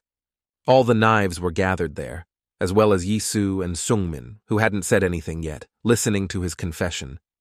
Yi-soo sat in the chair and just watched. He wondered how the headmaster would react to the betrayal. But Guanpal didn't hold back. He punched him in the face, saying that he was a real piece of shit, because he had gotten so many people killed. He continued beating him, asking how he even had the nerve to show his vile face here. He'd better just leave. He swung to strike again, but this time his hand was stopped by Yong-ho, saying that enough was enough already. But the man threw his hand away, saying that he must deal with this scum, for he had betrayed them and Ilhak. Jong-ho then said that only the boss has the right to judge him, but Guang-pal said that there's no reason for him to get his hands dirty. He added that he would deal with such a moron himself, and Yisu saw that Seung-min still didn't react. Then he stood up and went to Seung-min, saying that Tai-san wouldn't have any influence on his decision in this situation. After all, it had nothing to do with them, even though Gyu-chan had caused them all a lot of trouble.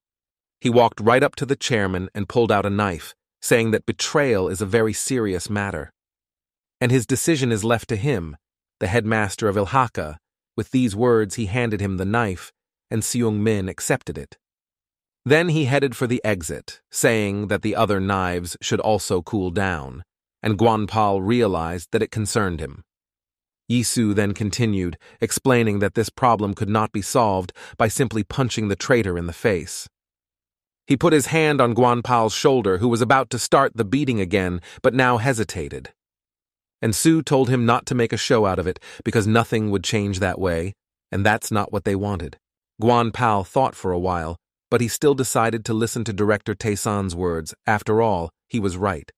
Seung-min held the knife and also thought about what Yisu had told him. Right now, he was about to judge the Gudo member for betrayal. He suddenly said that the reason Lee Gyu-chan betrayed him was because of his own incompetence. Then he added that, on that account, he forgives him, and Jong-ho looked at him with surprise. Seung-min then added that he was accepting Gyu-chan back into their ranks, but the man refused to believe it. For a moment, there was silence in the room. Everyone thought the conflict was resolved, but it turned out to be far from that. Seung-min's voice suddenly changed and said that this was how he would have answered before, but it was different now. He said that his betrayal resulted in the death of Tok-pai, who was ultimately never saved, so his guilt is obvious. And so he will not judge him like a foolish young lord, but will pass judgment on him in Ilhak's name. He gripped the knife tighter and walked towards Gyu-chan, who was kneeling, unable to get up after Guan-pal's blows. But at the same time, he understood everything perfectly well. He knew he deserved it. That's why he didn't think of resisting. He prepared himself for the worst, for the headmaster had every right to stab him or even kill him, but he only passed by. Gyu-chan looked at him in surprise. He didn't know if it was generosity or if the boss was about to tell him to get the hell out of Ilhak. He could not bear the silence and cried out why the young master had kept him alive, for he had betrayed them. He was the reason Tok-pai was killed, but Seung-min replied that it was now clear to him what direction their organization would take. He said he'd do it. He was just going to have to rebuild Ilhak, but the men hadn't realized anything yet. Seung-min continued, looking at the knife. He said that it was not made to slit the throat of such pigs. So let Lee Gyu-chan get out and never get in their faces again. That was his verdict. He said that he was no longer the knife of Ilhak, and there was no point in spilling his blood on the path they had chosen. He left the room and the others followed him, all except Gyu-chan, who remained standing silently. Seung-min thought what a pathetic leader he was, even though his words said otherwise. Yong-ho asked if he was the only one who showed them Chairman Lee Seung-min's Ilhak, because it was something new. Seung-min was surprised by his words. He turned around and asked what he meant by Ilhak, because there was no such organization. But Jeon-H disagreed with him. He said that from now on, every word or action he says will reflect Ilhak's will. After all, there was nothing wrong with the young gentleman wanting to remake the organization to his liking. Meanwhile, Yisu went up to the roof where the helipad was. He was waiting for the show to end. He wasn't completely sure what Seung-min would do, but he doubted that he would kill Gyu-chan, because it was a hard decision. He put the cigarette in his mouth and reached for a lighter, but found there was none, as suddenly, someone held it out to him. It was Sua. She was wearing a beautiful white suit, but her face looked tired. And Su thanked her, saying he couldn't remember where he'd put his lighter forever, and asked if the girl smoked too. but she silently stepped aside and replied that this lighter belonged to Mr. Baek Do-kyung. After hearing about his brother, Yisu said that it had been a long time since he had been called by his real name. He leaned on the fence. People call him Baek Do-kyung so often that he had managed to get used to it, even though it was only a lie. He shared that he keeps catching himself in that thought because he has to act just like his brother to get revenge. Then he asked, as if to himself, how his brother would act in his place, what he would say now, and all that. I wonder what he wouldn't like if he saw Yisu with a cigarette in his hand, because he was a soldier and didn't usually smoke. Su-ah awkwardly smiled, also remembering her principal, saying that he really wouldn't be pleased. However, she later added that for some reason she was sure of other things Do-kyung would say about him, her brother. She quoted him, for he had once said that their only thing in common was a terrible temper. At least something like that he definitely said. Yisu agreed, saying that it was like him. Su-ah opened her eyes in surprise, looking at him, for she didn't think that she would remind him of something in this way. But Yisu continued, saying that this is exactly what Baek Do-kyung would say. He looked at the girl with gratitude. Such a look reminded her of the headmaster. Now it even seemed to her that Do-kyung was actually standing in front of her. However, their conversation was interrupted by Sung-min's voice, who asked if Director Baek was here and then walked towards them. In one hand, he was holding a knife, as Yisu noticed that there was no blood, which meant he had solved the problem in a different way after all. Along with him, Jong-ho also got up. They walked towards him together, and Yisu asked if he could use this thing. Then Sung-min turned the knife around on himself, saying that it was true that the blade was quite sharp, but you can't cut pigs with it. With these words, he handed it to Yisu, and the latter, hearing such a reply, said that he believed they had sorted it out themselves. He then hid the knife in the inside pocket of his jacket, saying that they should get down to business now, but he was interrupted by Jong-ho. He apologized for interrupting him, but before he went on to discuss plans, he wanted an answer to his question. Yisu looked at him with incomprehension. He thought the man meant something related to the chairman. But then he remembered their conversation on the stairs, where the latter had asked him what his true motives were. He had not had time to answer then because they were attacked again, but by now, however, he should have his answer by now. He leaned on the railing, saying that before he answered, he asked Jong-ho to clarify something. He asked if Ilhak controlled all of Seoul's underworld, to which Jong-ho replied that he once did. Then Yisu asked if he remembered how much money the organization was making every single day back then. Jong-ho said it was 15 years ago, so he doesn't remember, but Yisu said it was huge dough. Jong-ho asked what he meant by that, and Yisu explained that it wasn't just bandits who wanted to occupy Seoul's highest point. After all, it was quite an advantageous position, but Jong-ho still didn't understand what he was getting at, and told him that. Yisu then explained that the government is trying to reorganize the system to distribute rights among criminal groups. This was the very thing that had set off a whole series of events that Chief Jang had been dragged into as well. This unified synchronization project was called One Sync, and it was what the document that Jong-ho had given him referred to. Then the man thought that the information they got from Police Chief Cho Won-ho was correct. Yisu turned to Sung-min, saying that it must have been hard to keep it a secret from Knife, since only he knew about it. But Jong-ho said he still didn't understand, because Director Taesan never said what his true purpose was. However, the latter replied that there was nothing grand about it, he just wanted to establish something for himself. After all, a scumbag like him wouldn't fight for justice and go out of his way for a good cause. Honestly, he didn't care who ruled the ball, but he couldn't let Chief Jang do as he pleased. In other words, solving this problem meant a great deal to him, for it was not just a goal. This way, he was going to avenge his brother, who was also part of this gang system. Jong-ho asked if it was really that important for him to stop Chief Jang, and he agreed. He said that the boss took away his most precious thing, his family, because, except for his brother, he had no one left. He approached Sung-min, saying that he would need the help of a strong ally like Ilhak in this regard, and if he succeeded in his goal, he would put the governance of Seoul in their hands. It was unexpected. By the way, there was someone he wanted them to meet, and he told them about it, and they started wondering who it could be. And Su added that now was not the best time to do it, but he would like them to meet this person. He was referring to his brother who was still in a coma. Baek Do-kyung was lying in a special ward. However, he did not say so to anyone present, and those present could only guess at his thoughts. And he stepped away from everyone and quietly said that maybe then he could be himself again. Meanwhile, the lights were on at former Chairman Lee Sung-hak's house, and Gorang men were guarding it from the outside. At that time, a car pulled up to the house, and Police Chief Cho Won-ho got out, who was no longer happy with the situation. He looked up at the stairs, where a sizable bunch of men were gathered, apparently guarding someone important. This person was Chief Jang, who had invited him to meet at this place, so he was now waiting for him. He poured himself some sake, and then it was reported to him that the chief of police had arrived. Then he ordered him to bring it to him. This was heard by Won-ho, who did not like this attitude towards his person and expressed it to his superior. He said he was representing the police after all, and these scumbags act like they don't care, but Zhang said the man was more like a security guard. Won-ho sat down and then saw that there was another person in the room. He addressed him saying that this was their first meeting. Ryu Dai-yun sat in front of him, and the chief said that he had imagined him quite differently than he turned out to be.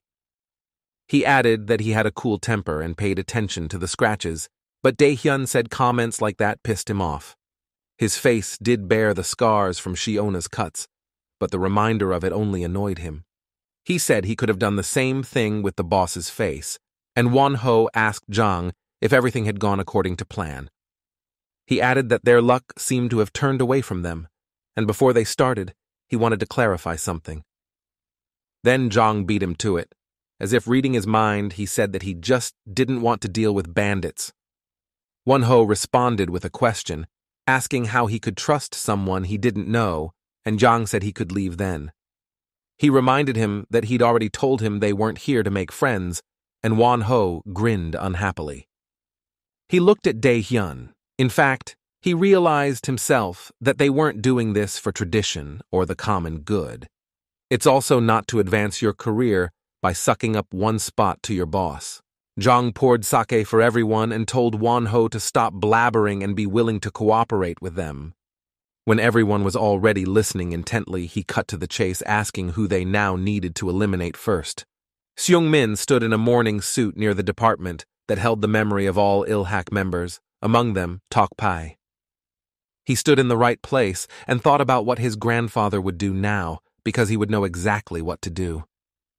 Tok-pai was his uncle like all the other knives. He was not brought to the hospital in time and died in the car. But how many fond memories he had of the man. He recalled breaking an icicle once while sitting on his shoulders. Then he also asked if the man was the oldest of the knives, and the man was surprised, saying he was the youngest. But little Seung-min said that one was the biggest, and Uncle Jong-ho said that the older you get, the taller you get. Seung-min then replied that he hoped he would grow up quickly and become even taller than Uncle Tok-pai. Jong-ho was just approaching them, and the young gentleman said that he had now decided that the tallest one, that is, Tok-pai, would be in charge. The three of them started laughing, and then Tok-pai told him not to joke around like that, because Choi Jong-ho was in charge. However, the boy kept laughing. He liked teasing Uncle Tok-pai, for he never took offense. The memories ended, and Seung-min's thoughts returned to reality, wondering why he suddenly remembered this. After all, he never became taller than Uncle Tok-pai. He should have stayed alive until now. He slammed his fist against the glass door in frustration, questioning who had let him leave their family so soon. His eyes turned red and tears rolled down his face. Beside him stood Yong-ho, who was also sad. He averted his gaze so the young lord wouldn't see his tears either, for it was important to stay strong now. Waiting for them outside was Yi-soo, who had come to offer his condolences as well, but he didn't go inside. After a while they came out, and when they saw Yi-soo, they greeted him, and the latter said that perhaps the timing was not good. He added that he was terribly embarrassed, because if he had driven faster, Jang Tok-pai might still be alive. but Jong-ho interrupted him, saying that it wasn't his fault because the speed of the car wouldn't have solved anything. And then Sung-min spoke. He said that he would like to thank him on behalf of all the members of Ilhak. Then he bowed, as was the custom, and added that they were now greatly indebted to Thesan. So Director Baek shouldn't blame himself for the way things turned out, and Jong-ho was touched by the chairman's words. Sung-min added that although they had suffered losses, it was a small sacrifice compared to what they had done for them. Thanks to him, they could now continue to live to fight, so Jong-ho bowed to him as well. Then Yi-soo walked over to them and put his hand on Seung-min's shoulder, saying that there was no need to bow like that. After all, wasn't he the chairman? Which meant he would be embarrassed if he bowed his head to him. He advised him to straighten up and let go of his sorrows, and also added that Tokpai must have meant a lot to him. Seung-min agreed, saying that he did mean a lot, however, just like the rest of the knives. Then Yi-soo opened the car doors, saying that in turn they should let this man accompany them. After all, their safety was the top priority. Boris, who was just right for the role of bodyguard, got out of the car. Meanwhile, in Gorang territory, at the Red Crown Hotel, Dae-hyun stood in front of a mirror and examined his scars. He had 2 claw-like stripes in the area of his left eye, as well as a metal fishing line scar around his neck. He familiarized himself with his new face for a while, and then he got angry and slammed his hands down hard on the table. Just like that time when Chief Jang said they should leave Taesan alone for a while. He explained that if Gorang attacked, their other opponents would also make a move while Dae-hyun licked his wounds. He asked even if it wasn't HHS but Tianxiong, would he be able to handle them in this state? Then they were interrupted by Won-ho, who dared to express another crazy idea about the bandit world. He asked why didn't Gorang and Tianxiong unite and make a truce, because that would be a good thing. But Dae-hyo looked at him with an incomprehensible look, saying that it looked like the boss wanted to be headless after all. He started to talk about how Gorang would never ask anyone for help, but his thoughts were interrupted. It was the security guard who walked in and said that the car was ready, but Tianxiong had been asked to reschedule the meeting. He added that their informant was reporting that they were meeting someone right now, and Dae-hyun was wary. The meeting was to take place in the Chinatown of the Delham neighborhood, for this was their territory. Yi-soo walked up to one of the small eateries and was immediately greeted by the waiter. He asked what he wanted, but Yi-soo replied that he wasn't hungry and only wanted to talk to a girl. The waiter said coming into the restaurant satiated was pretty fun, but then asked who he was looking for. Yi-soo then placed his business card on the table, asking if he could have a word with Mrs. Cha Yu-hwa. As expected, the man wasn't just a waiter. He said he would tell his boss about the visit from Thesan. However, there was something they needed to deal with first, and with those words, he suddenly took out an axe and slammed it on the table. The man was sturdy, somewhat similar to Jin Woon, yet Yi-soo had no trouble grabbing his hand. He said he didn't think the guests were greeted so rudely here. He didn't come here to fight, and he was alone. As he explained this, he noticed that the other men in the establishment had also gotten up from their seats. One of them pounced on Yi-soo with an axe, saying that Tyson has no right to talk to their boss. To avoid a collision, Yi-soo kicked a nearby chair and it flew towards the man. In some strange way, the seat in it separated, and the opponent was distracted by this, which Yi-soo took advantage of. He put his arm out in front of him and stopped the man like a child, but their weapons were serious. But Yi-soo didn't seem to care. He grabbed his head and slammed his head on the ground so that he dropped his axe. The other men just watched this, but soon they too drew out different kinds of axes, preparing to attack him. One of them wanted to be the first to rush into battle, but he was suddenly stopped by someone, and when he saw who it was, he immediately retreated. It was a girl with a sharp machete in her hands. She told everyone to get out of the way, calling them a lowlife. In an instant, she was beside Yi-soo and then bounced off the table, immediately swinging for a punch. Even though she was a girl, Yi-soo could clearly see her muscles, and she was also incredibly fast. He also had time to notice how she grabbed her knife differently during the flight to attack the other way. That's what she did, but Yi-soo was able to defend himself, setting his knife up just in time for the block. the girl interested him. He analyzed her, thinking she had managed to change the trajectory of her blade as she turned around. He asked if they had met by chance before, but the girl told him to shut up or she would cut off his tongue.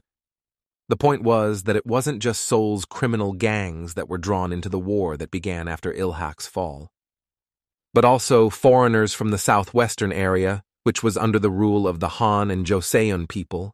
That's where the brutal showdowns most often took place, and in that chaos, in the middle of the bloody battlefield, a flower bloomed. This flower was a separate organization called Tianxiong, whose members were called Untouchables. And now this girl, who was one of them, was standing in front of him, which meant overpowering her would not be easy. And she seemed to like the fact that she had finally caught an experienced opponent. She told him to try to catch her.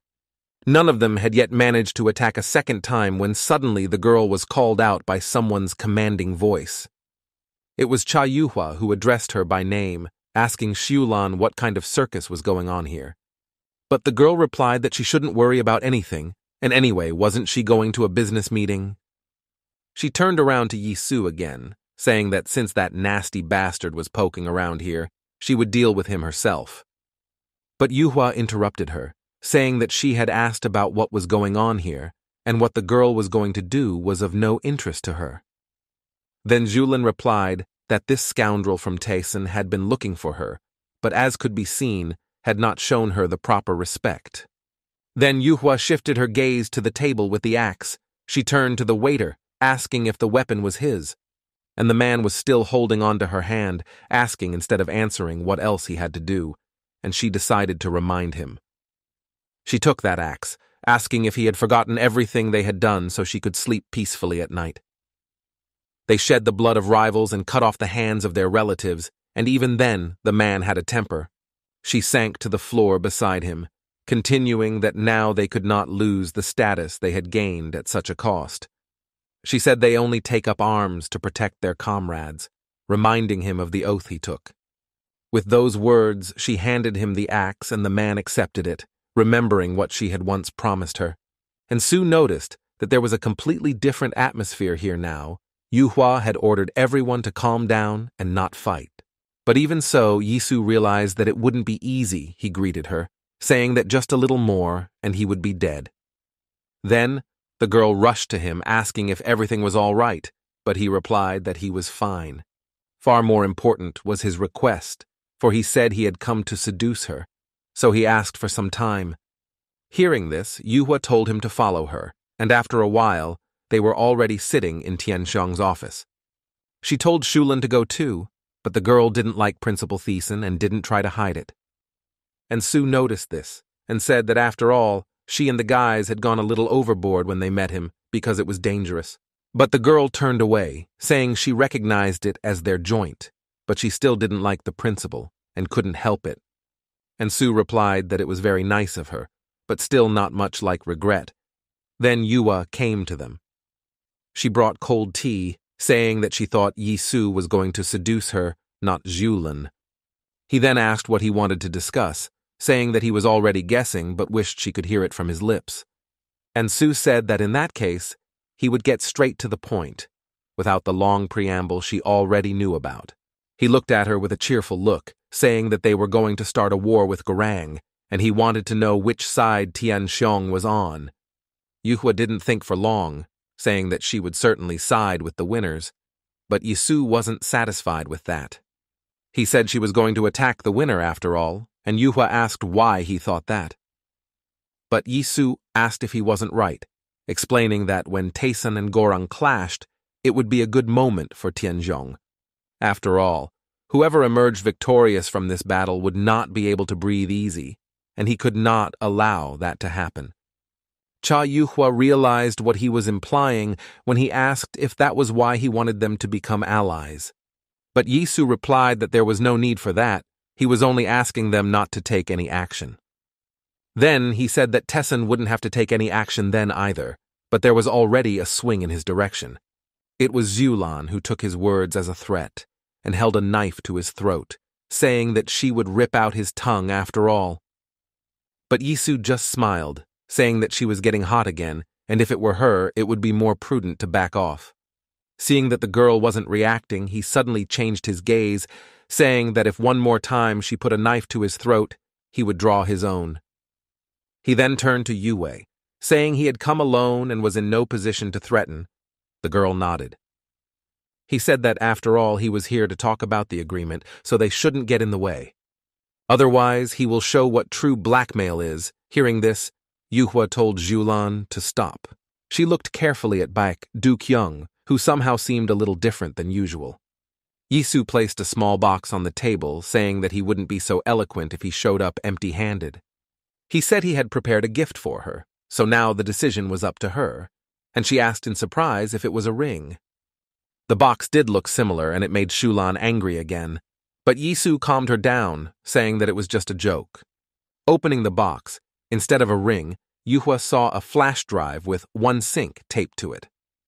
The girl took the flash drive, asking what was stored on it, somewhere she had heard of a similar name before, and Su replied that she now had the apple of discord in her hands, and the reason why he had to destroy Garang. He said he would tell them exactly what it consisted of, but in return they had to join them as allies. Yuhua took another look at the flash drive. The offer did interest her, however she wasn't entirely sure.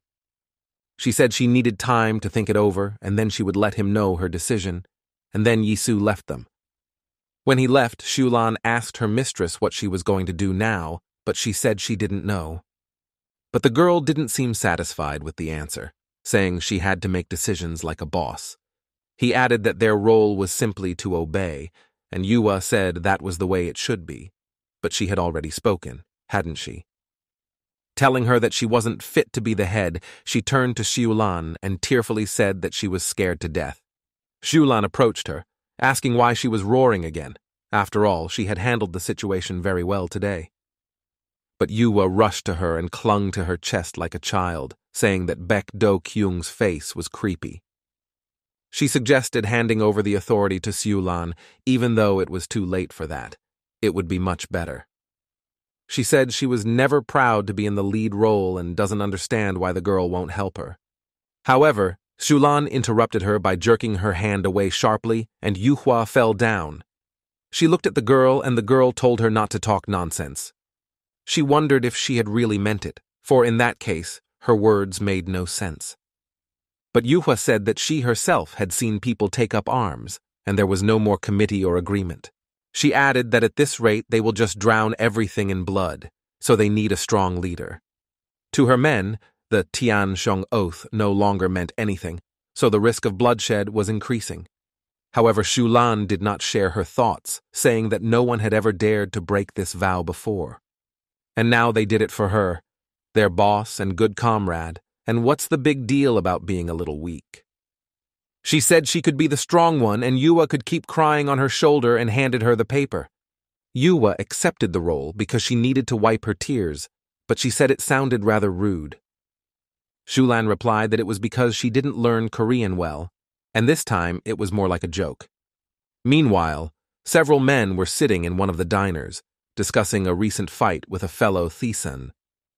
This one was the same waiter who first attacked Yisu. The man's name was Min Su, and he was telling his friends about the situation. Another man, apparently senior to the others, said the negotiations went well, but they screwed up. He was still talking when suddenly a car flew into the diner, shattering the glass doors. Shards sprinkled on all sides. The men stood bewildered, for such an appearance meant only one thing. Minsu asked his comrades if they were hurt, and men in gray Olympics began to emerge from the car. They looked contentedly stout and strong, their faces covered by a bandage, but something was immediately apparent. Meanwhile, 2 more cars pulled up to the building, from which men also got out, approaching Min Su and the others. Min Su said hello to the men, asking if those men had made reservations because he didn't recall such large reservations. Instead of answering, one of the thugs showed the badge on his Olympics, which bore the logo of the Taysen Group. At that time, one of Tianshong's men took out an axe and pounced on him, saying that they had decided to attack them after all. But before he could strike, the man jumped up and hit him in the face with his knee so hard that he broke his nose. The man missed the axe out of surprise, so the man intercepted it and swung it at his opponent. He seemed seriously intent on chopping off the poor man's head, for there was not an ounce of hesitation in his eyes. A second more, and the fatal blow would have finished the man off, but suddenly someone came to his aid. Some stout man struck the big man from Thiessen, and he flew backward, his axe slipping from his hands. At the same time, the man was answering a message, for he had a receiver in his ear, with his boss speaking at the other end. The unexpected rescuer turned out to be Jin-un, who spoke to the director, saying he could hear well. He said that he had already arrived at Tianxiong territory, but he wasn't here alone, and it seemed that the others weren't in on it with him. He said that for some reason they were wearing badges with their organization's emblem on them, but the men were clearly not from Thiessen. And Su sat in the office saying it was his innovation, because he found the idea amusing. He asked Jin-un if he wanted a badge for himself, but Jin-un said he didn't need one, he knew everything. He was still talking, and in parallel began to approach the men with Tessen badges, telling them that it wouldn't work that way. He saw that those weren't even professionals, which meant dealing with them would be fairly easy. After all, he was now our only shining example that would make things completely clear. Meanwhile, Julan sat with her head down, wishing she had dealt with Principal Tesna sooner. Yuhua tried to say that they weren't quite sure who had attacked them yet, after all, but Shulan didn't think so. She said that as expected, Tessen couldn't be trusted, and they should tear him to shreds. The girl stood up. But Yuhua replied that the one who handled the situation before it got out of hand was also Tessen. She added that it would be foolish to assume that those thugs were their subordinates, because no one hangs a badge in the most visible place. She continued to ponder aloud, saying that these people wore Tessen badges and attacked them when they thought about cooperating. And after all, it was a rather strange coincidence, so one couldn't just blindly trust him. But Julan only stuck her knife into the table, saying that there was indeed a cold calculation involved here. Some group that wants to sow enmity between them and Thiessen has attacked their organization. And just at that moment, the real Tessen rushed to their rescue, which she thought was nothing more than an act. Yuhua then said that she was thinking about it too, but Xulan interrupted her, saying that it was important not to get to the truth right now. She said they can't just sit back while the bastards of Thiessen do whatever they want. They needed to do justice after all. Tianxiong had been hurt, so she approached Yu Hui and asked what the instructions would be. Yuhua realized that a lot depended on her decision right now, so she needed to weigh everything well. Seeing that she was hesitating, Xulan agreed that that was her problem, but then asked whose orders they should follow then. But Yuhua asked to let her think about it some more, and then suggested that she seek help from Mr. Wang. Xulan didn't really like such an idea. She asked what this man had to do with it. After all, he wasn't their head. Yuhua then replied that she was just talking about the possibility of asking for help, not understanding why the girl was constantly angry with her. She wanted to continue, but Xulan interrupted her by hitting the table with her machete and urging her to be quiet. She said that if Yuhua didn't find a way to deal with Tessen, she would be forced to do it herself. And Su, meanwhile, finished his office robot and arrived at the scene of the massacre, where another Tessen people were fighting. Things were relatively good around the diner, but as he stepped inside, he realized the seriousness of the bandits' intentions. He noticed a knife on the floor and looked at it. The point of this knife was dull and the blade was chipped. Not an army knife, but the most ordinary knife that could be found everywhere, told him that these people were not sent by Chief Zhang. He then made his way to one of the cars left behind by the bandits and opened the door, noticing something with surprise. In the parlor, he found a 100 yen bill, but he was more surprised at their origin, for it was the currency of China. Then he began to think that some Chinese organization had started on Tianxiong, but he didn't understand why. His pondering was interrupted by a call. It was Seong Min, so Yi Su picked up the phone and reached into his pocket for cigarettes. He asked the chairman what had happened, and the chairman asked if he had gone to Tianxiong alone. Yi Su replied that this was already the case, saying that going there as a group would not be the best decision. Then he decided to ask the chairman about something that interested him, asking if he knew about Tianxiong's Chinese branch. But Sung-min said that the Chinese groups hadn't been heard from in a long time, so it would be better to ask Young-ho. Yisu said he understood, then wished him a successful business trip and added that he would wait for the results. Seong-min in turn told him to be careful, because it wouldn't hurt, and Yisu wanted to light a cigarette. As suddenly someone did it for him. It turned out while he was talking, a man approached him and handed him his lighter. Seeing him, Yisu told the chairman that he would call back later and hung up, looking at the stranger. The man apologized for interrupting him, saying that the man must be busy, so he wouldn't be long delayed. He introduced himself, saying his name was Wang Han, and that he did currency exchange in the area, and then asked who Yisu was. The one also introduced himself, saying his name was Baek Do-kyung, and he ran a company called Taeson Group. He also noticed that the man was pacing the floor strewn with broken glass as if it was no big deal. Hearing that the one was from Taesan, Wang Hao bowed, wondering how he could not recognize such an important person. Yisu told him to stop, because he was embarrassing him, and then Wang Hao asked him for a cigarette, and the guy handed him a pack. The man asked why he had come here, and Yisu replied that the place had been ransacked by people who pretended to be members of Taesan. Wang Hao then clarified that he claimed as if people from his organization wouldn't do such a thing, to which Yisu agreed. He said that for that reason the case kept him on his toes, and he also thought the man had spoken too harshly. Hearing this, Wang Hao hurriedly assured him that he in no way meant to offend, he just might have chosen the wrong words. Yisu asked what the man was doing here, and the man replied that Mrs. Chan had asked him to clean up all this mess.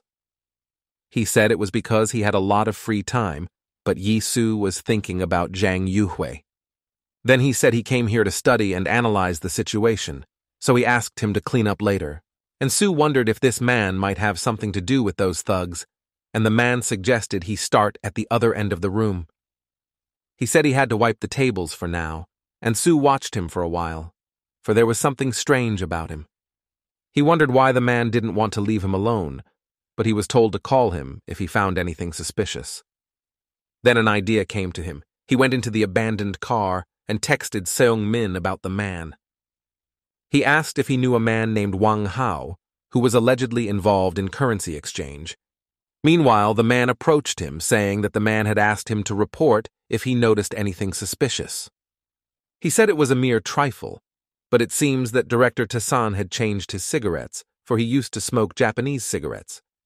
Wang Hao explained that when you work at the money changer, you learn everything about everyone, so he remembered that 5 years ago Baek Do-kyung smoked different cigarettes.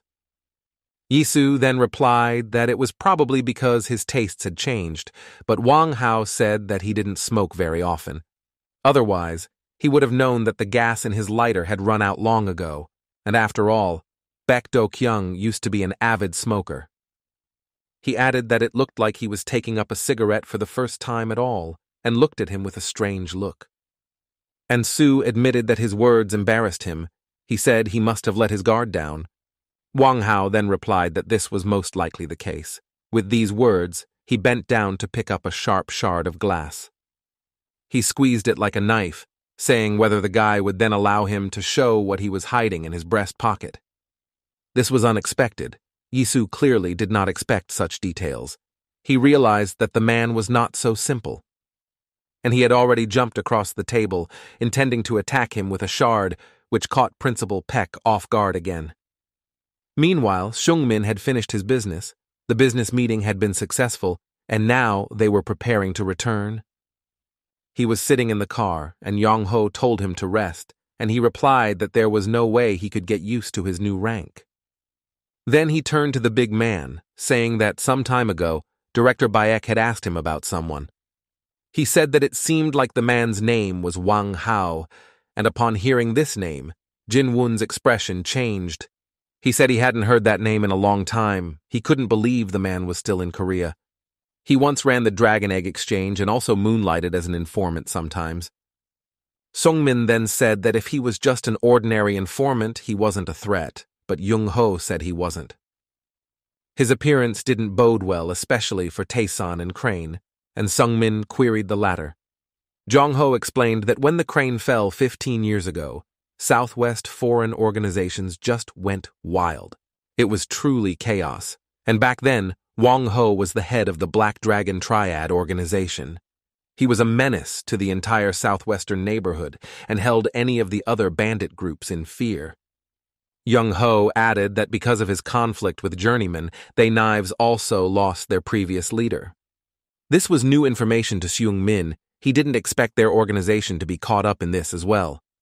Meanwhile, Wang Hao pounced on Yisu with his glass shard, and the latter barely managed to dodge the cut. But just immediately, Wang Hao made a lunge towards his head. Yisu once again managed to dodge. However, his opponent's speed was astounding.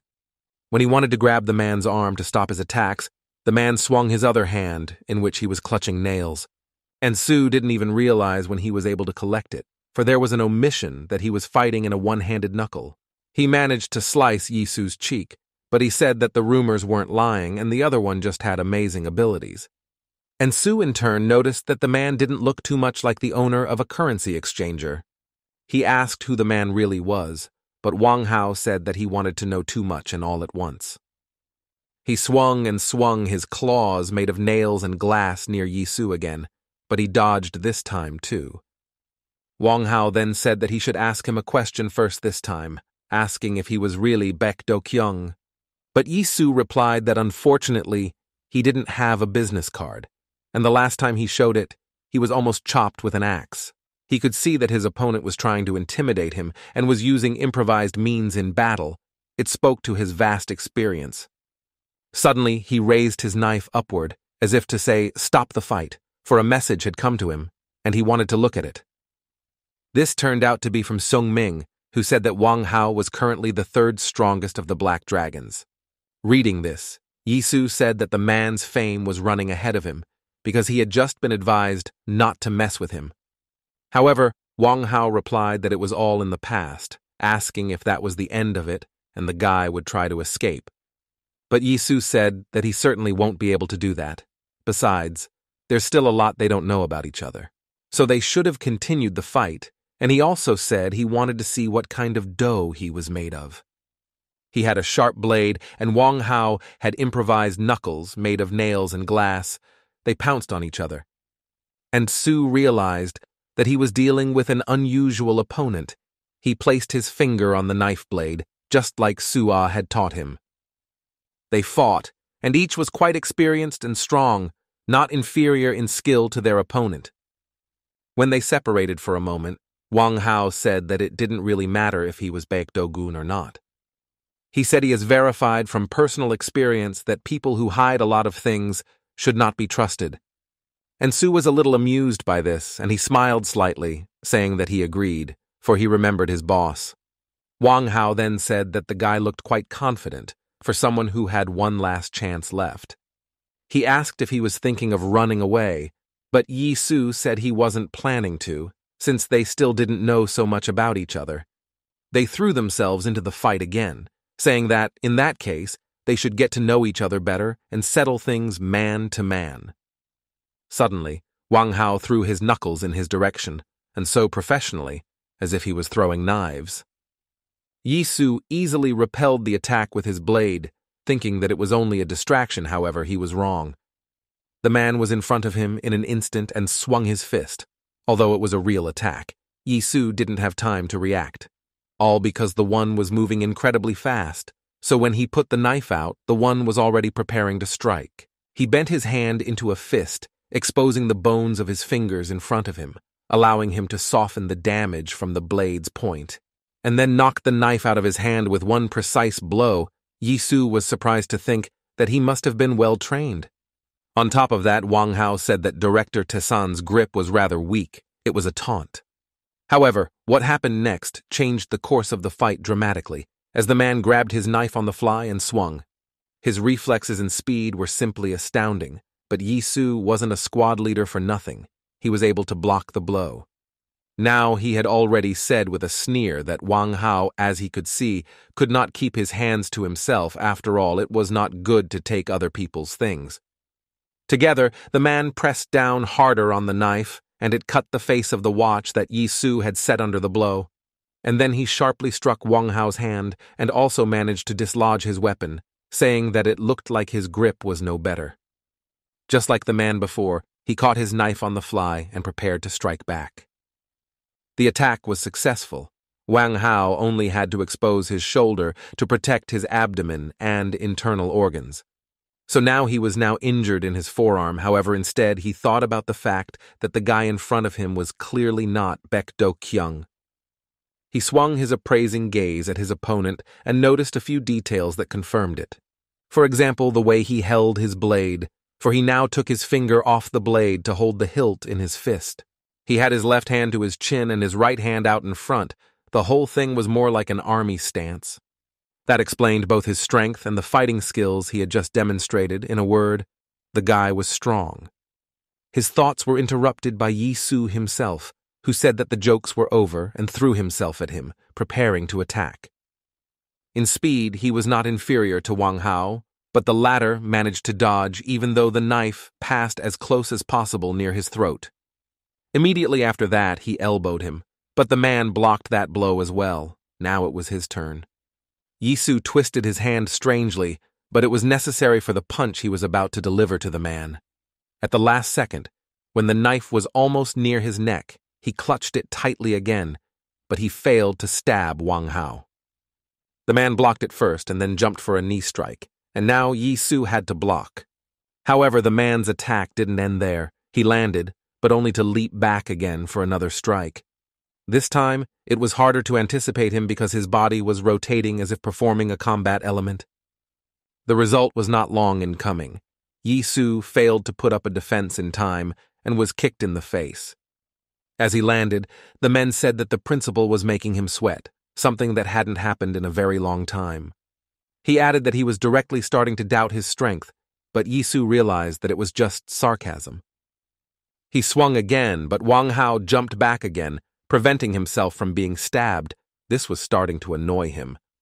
But suddenly, Yi Su had an idea, and he planted his foot on him so that he tripped over it.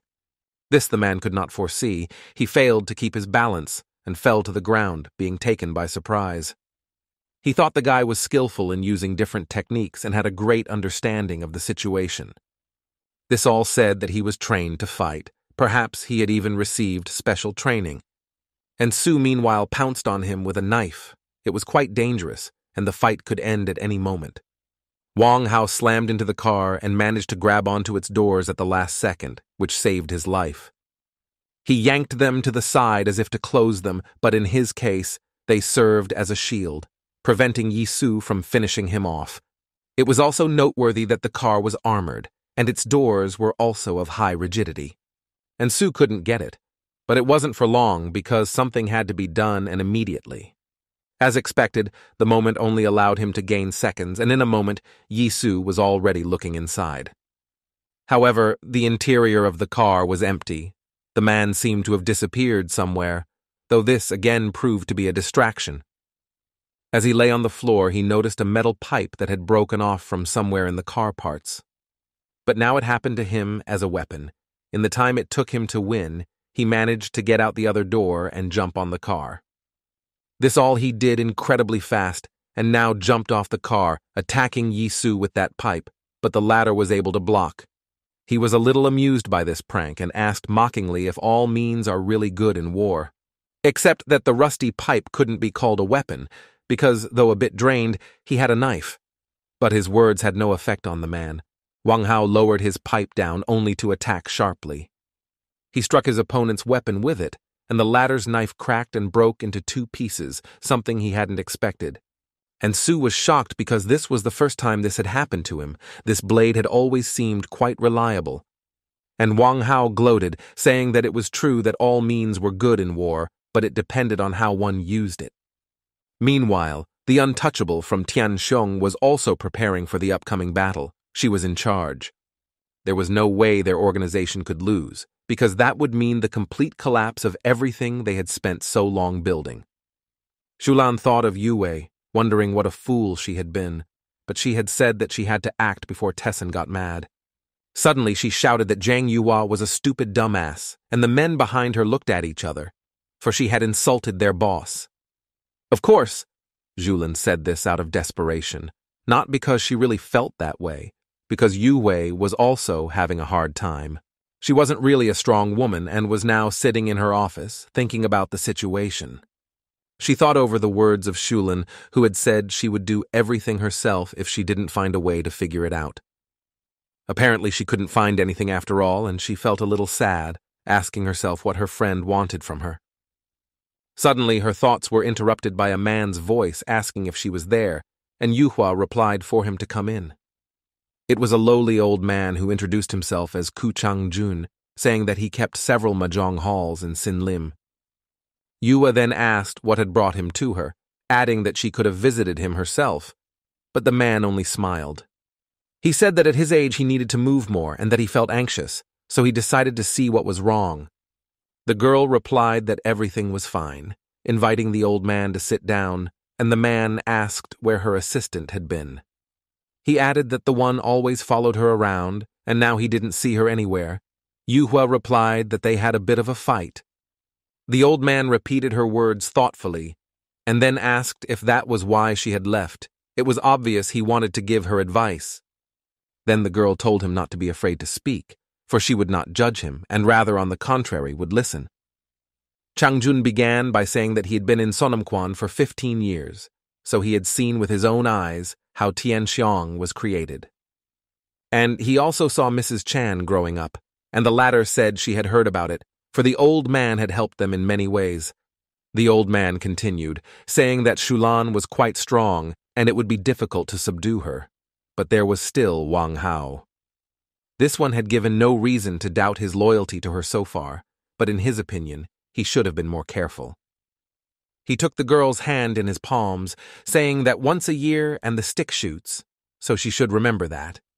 However, he then said something very strange, asking if this stick had not been better broken beforehand.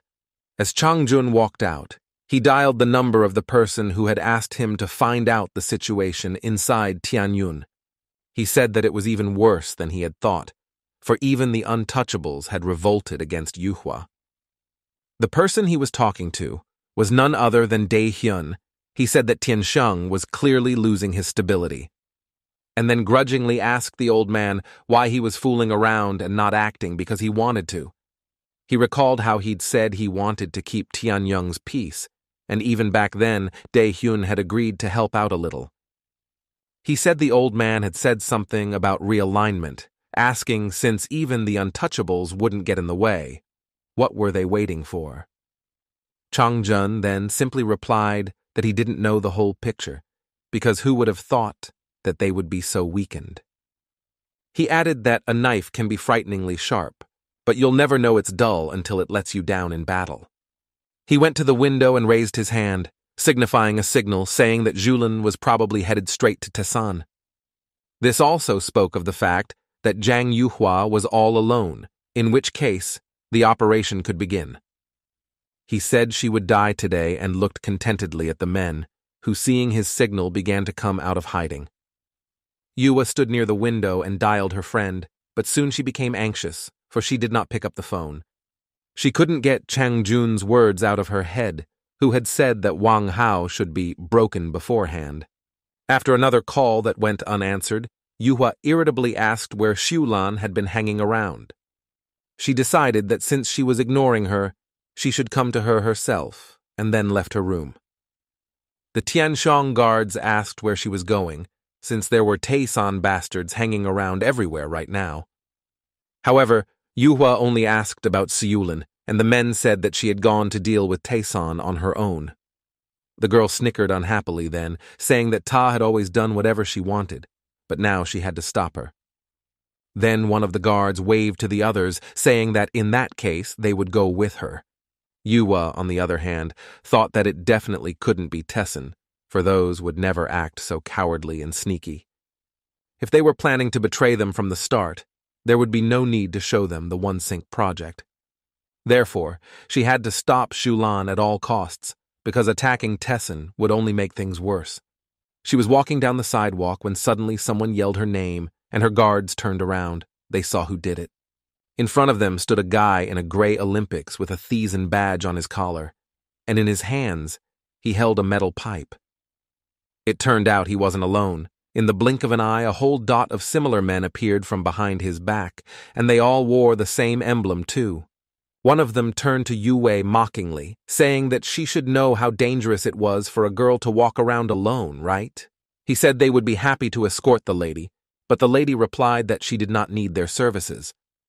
However, the guy proved to be assertive, saying there was nothing easier than keeping someone like her on a leash. Hearing these words, one of her subordinates couldn't bear to treat her boss this way and attacked the guy. But suddenly, another Tianshong man swung around and hit him on the head with all his might with a metal pipe.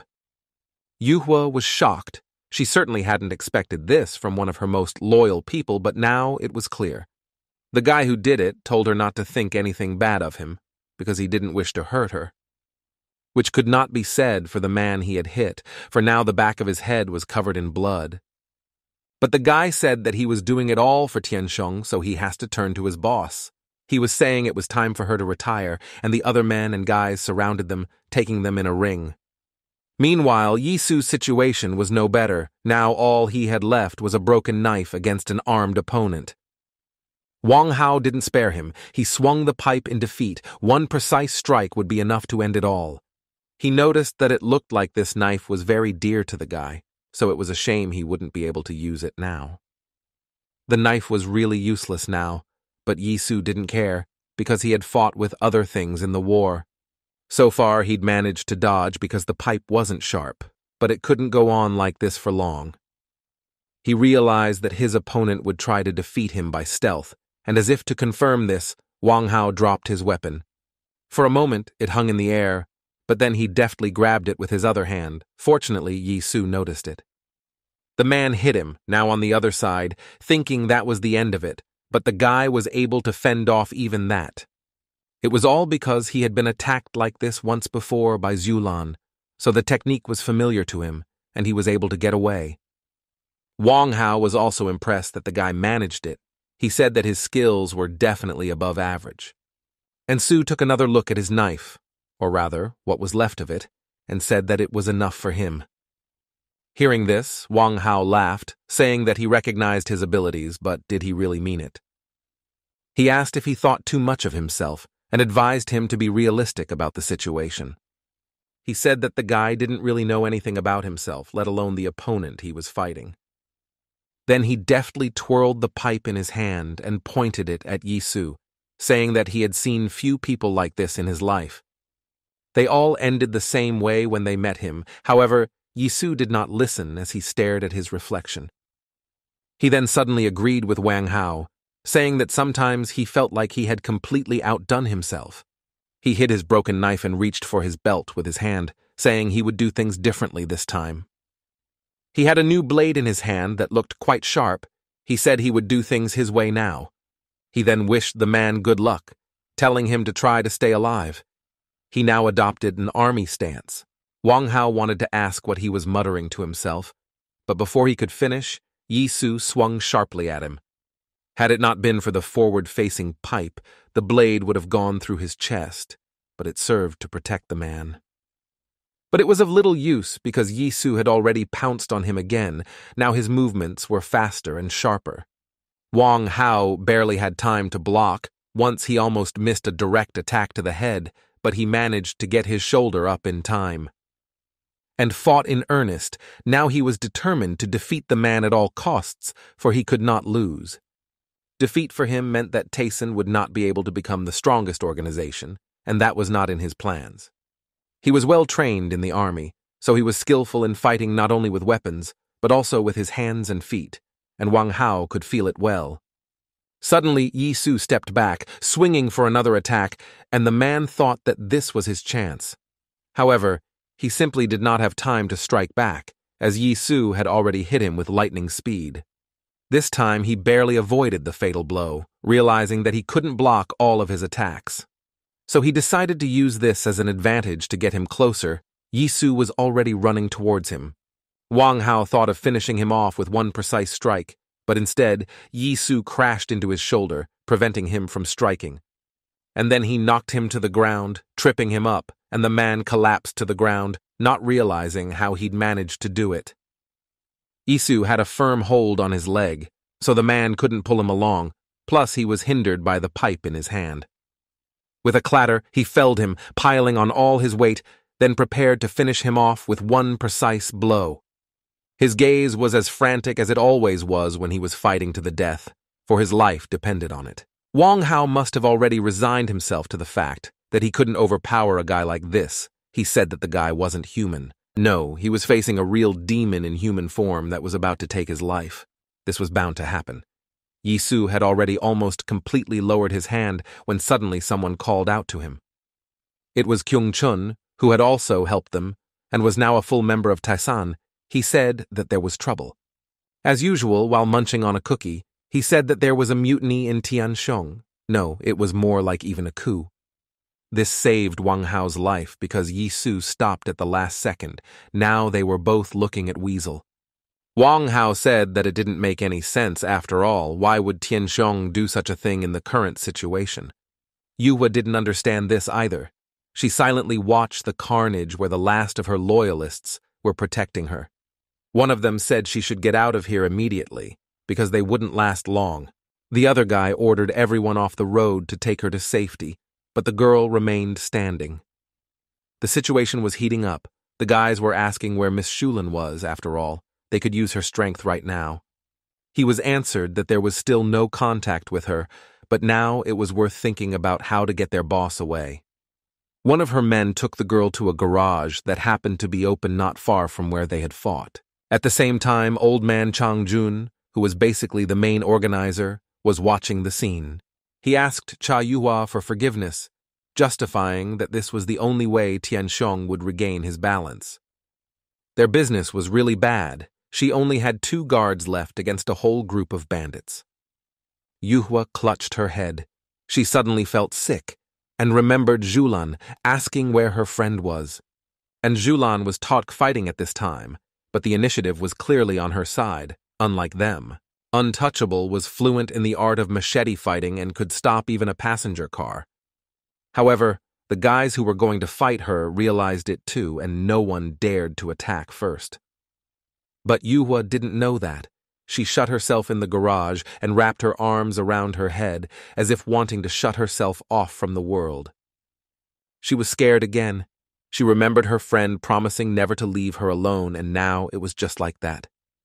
A little more, and she would have cried from hopelessness, but luckily she was lucky this time too. She heard someone ask who this guy was who had shown up so suddenly and interrupted everyone. She could still hear moans and screams for a while, and then it stopped abruptly. Someone began to approach her hiding place. She heard a familiar voice asking her to open the door, telling her that she was safe now.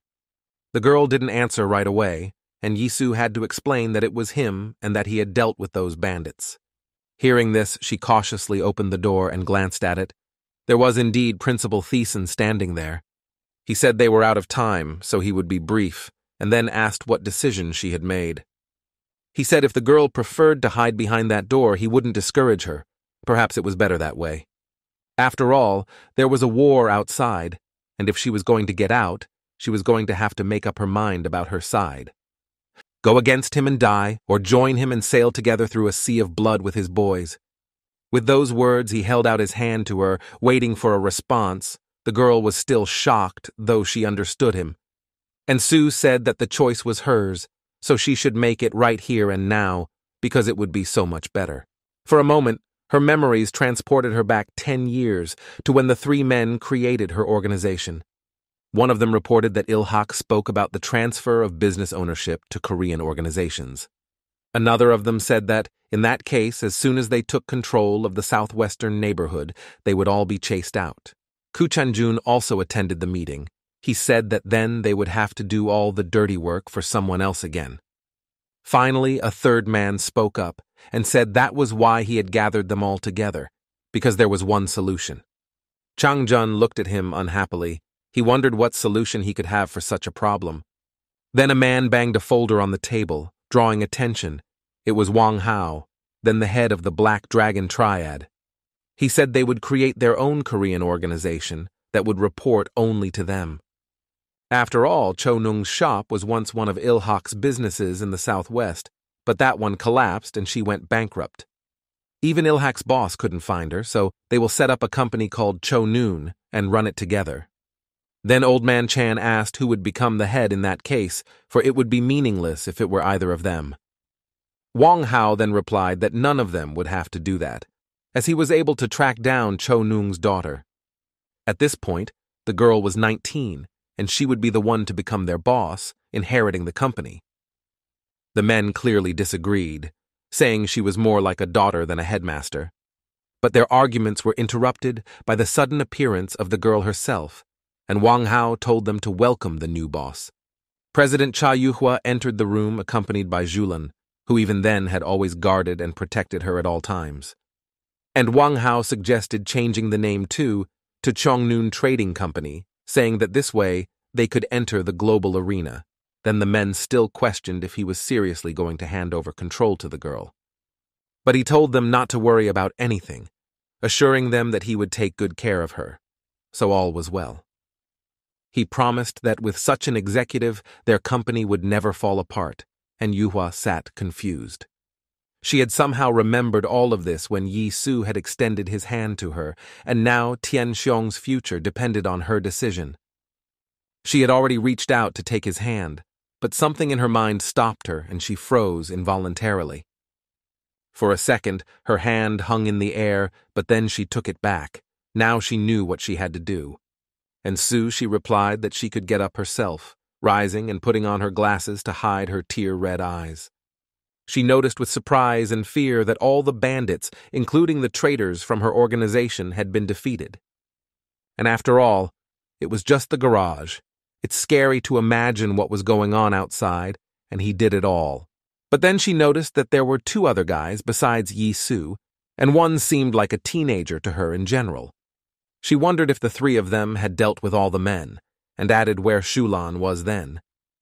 A very unpleasant thought suddenly crossed her mind, and she grabbed her phone, saying she had to get in touch. But suddenly her attention was caught by an injured man who said he was unlucky because the operation had failed. He added that both the boss and Mrs. Shulan were supposed to die today. However, her friend could still meet such an end. Meanwhile, Shulan was riding in a car along with a small group of men who obeyed her. She turned to the guy who was sitting next to the driver, asking if they had a long way to go.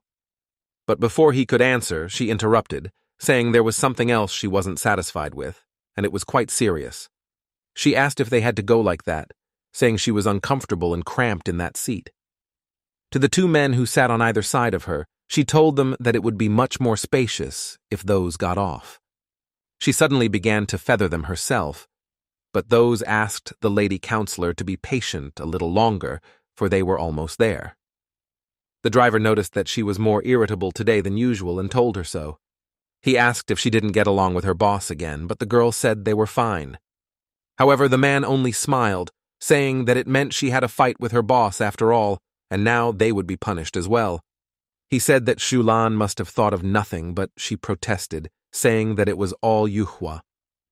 The man smiled again, saying that in that case the head had some sort of plan, but the girl didn't believe it. She said that she was just a mumbler, and she was a simple person. Give her an order, and she would carry it out at any cost. She said they had to be true to their principles, so let her either be stopped or killed. But the man didn't share her enthusiasm. He said not everyone was willing to die doing a task like her. He continued, telling the lady counselor that people are afraid of death, for not everyone is as brave as she is. He said their lives are just a struggle for survival, and they just want to exist in peace. These words made Zhulan cool down a bit, she said. Somehow she hadn't thought about it, even though she should have.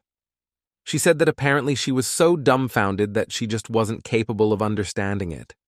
A strange thought suddenly occurred to her, but she no longer doubted its truth. She asked again when they would finally arrive, but this time no one answered her. The men didn't dare. Then the girl herself said that even a dumbass like her had already realized that they were rolling in circles. Then the guy who was sitting next to the driver apologized that his arm was about to snap off. It was a rather unexpected apology, but then he justified it by turning around to Shulan, who wanted to grab the blade. However, she was interrupted by two men who took her under their arms, preventing her from reaching for her weapon. She was shocked. Finding herself unprotected, she couldn't dodge the guy's direct attack, which smacked her right in the face. Thoth smiled contentedly, saying that it felt good, and he had wanted to do that for a long time, as well as the others. He told the men to hold her tight, for if she broke free, they were corpses, and that was no exaggeration. Suddenly, he was interrupted by Zhulan herself. She looked at the guy with a wild look, and he realized that he was telling the truth. Then the driver spoke up, saying there was nothing they could do, as they were just trying to survive. But Zhulan wasn't willing to listen to his ramblings. Her legs weren't tied, so she charged one at his head. It wasn't a good idea, as he couldn't hold the steering wheel and the car started rolling uncontrollably. Then one of those holding her told the man not to let go of the steering wheel, but in saying this, he himself let go of her hand.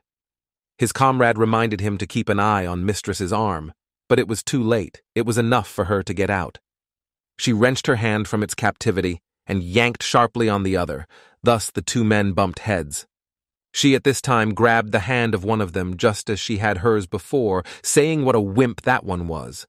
She said he didn't have a gram of muscle but 1 lard, so that stump would make a great pillow.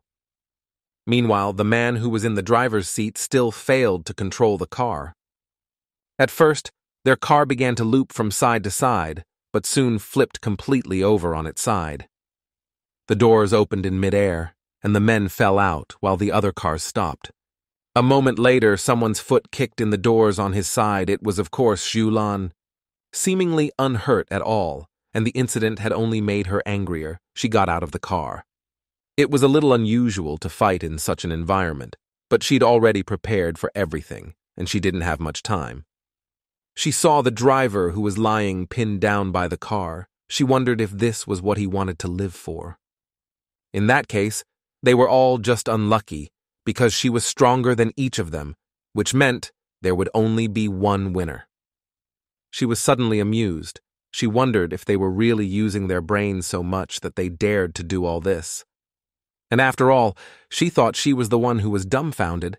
Then the girl asked who would try and make her want to live. The men hesitated for a while, but then began to go at it little by little, saying she was only one. One of them was the first to throw a knife at her, but that turned out to be a bad idea, for Zhulan was just as angry. Before he could get there, she hit him with a straight leg kick to the face, and he, of course, immediately passed out.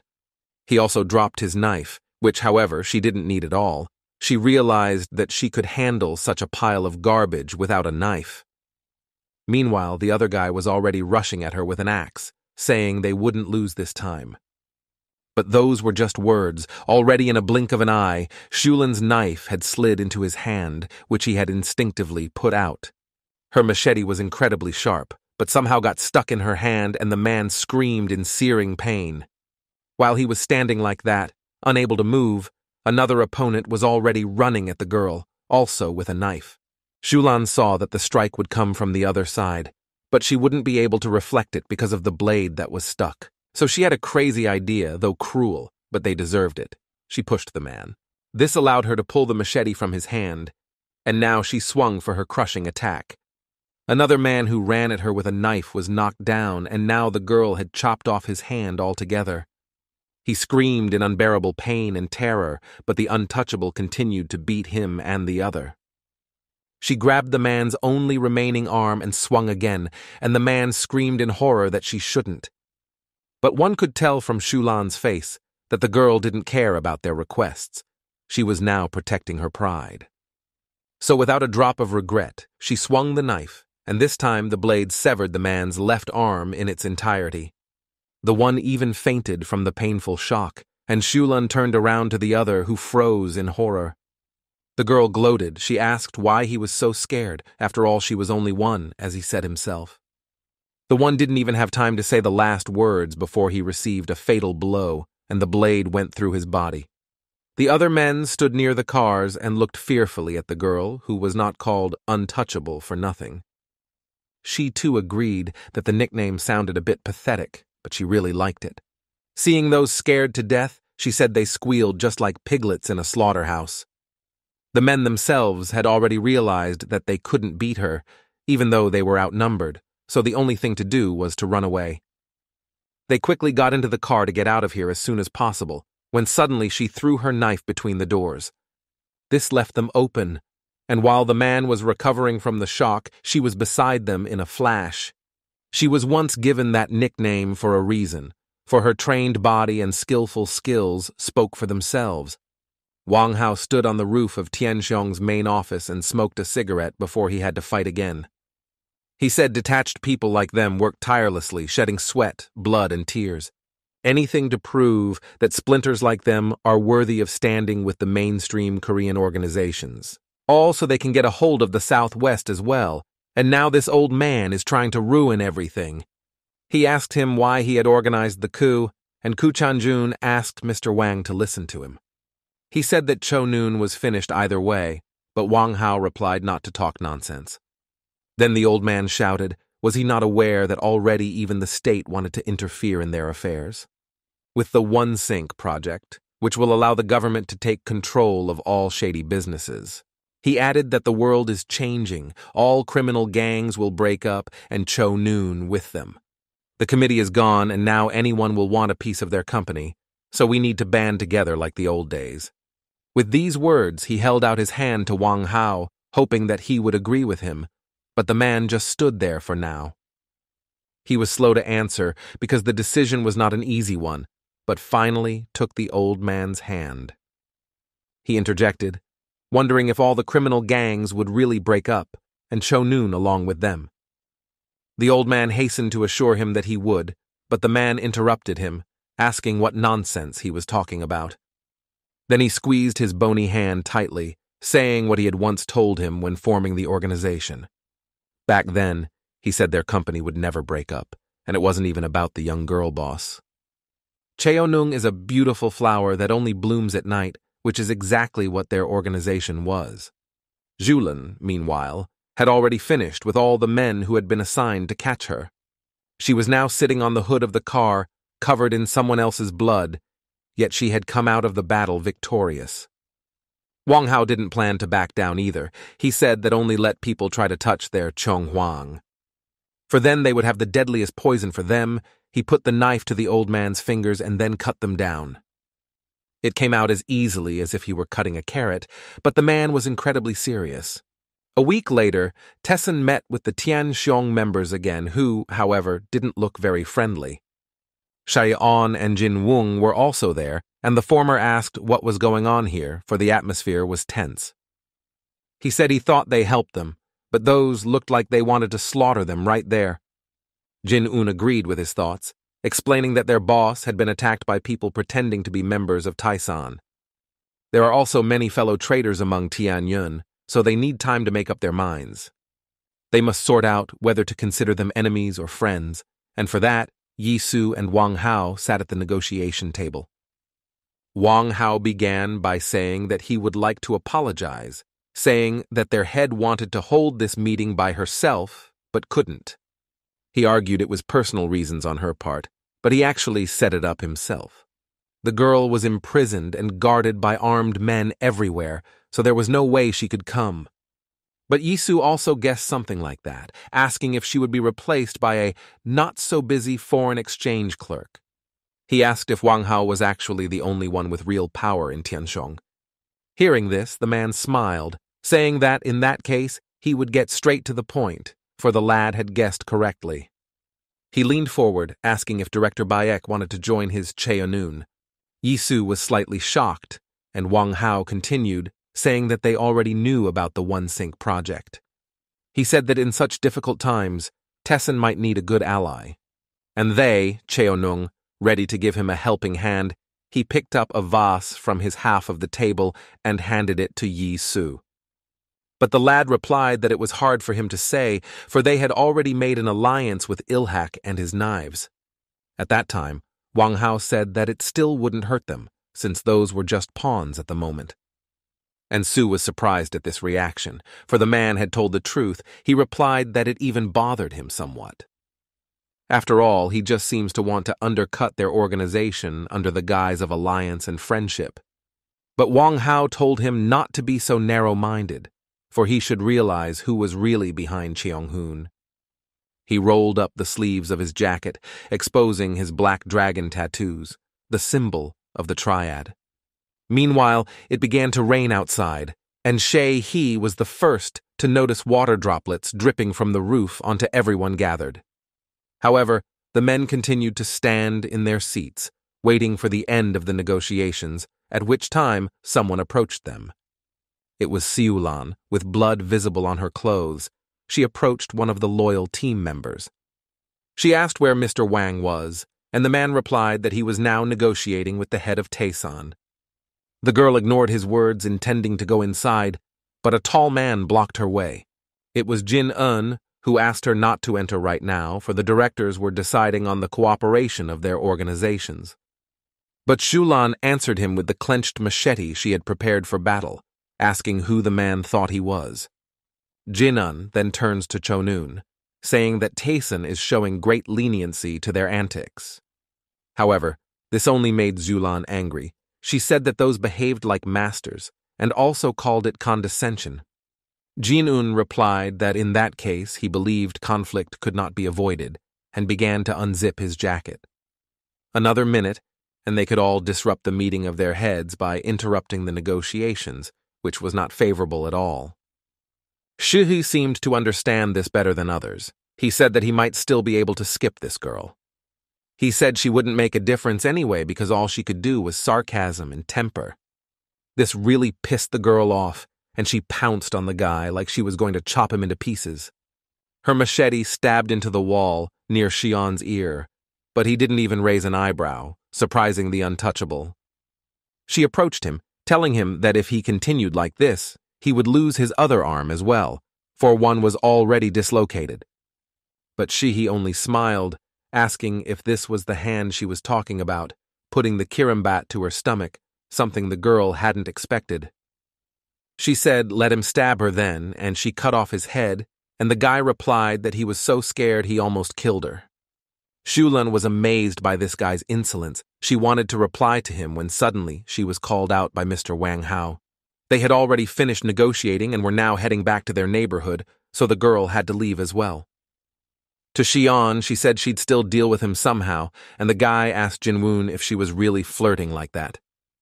The girl approached Wang Hao, who asked her what was the matter and why she was acting like this during the negotiation. But Zhulan was slow to answer, saying that she couldn't say it right now. She looked at Yi Su. Then he said that they need not worry, for they were leaving, and added that they could not count on their help. His words seemed to be quite expected to Wang Hao, so he turned back to Shulan again, wanting to know what had happened. Then the girl became visibly agitated. She said that Cha Yuhua was missing. That's why she made this commotion. Mr. Wang was greatly surprised by her words. After all, he had personally assigned a dozen guards to her. The Tessin members were returning to their main office, and Shai-He asked if it was true that they wouldn't help. He said it didn't make sense if they treated them like that, but Yisu said it wasn't that bad. He replied that at least they had made sure that Chonun was subject to the Black Dragon Triad. Yisu suggested that they're probably trying to make their way into Korea through Wang Hao, and Cha Yuhua is just his puppet. Shihi agreed with the commander, saying that there was no other way to put it, but added that the latter had been rather rude.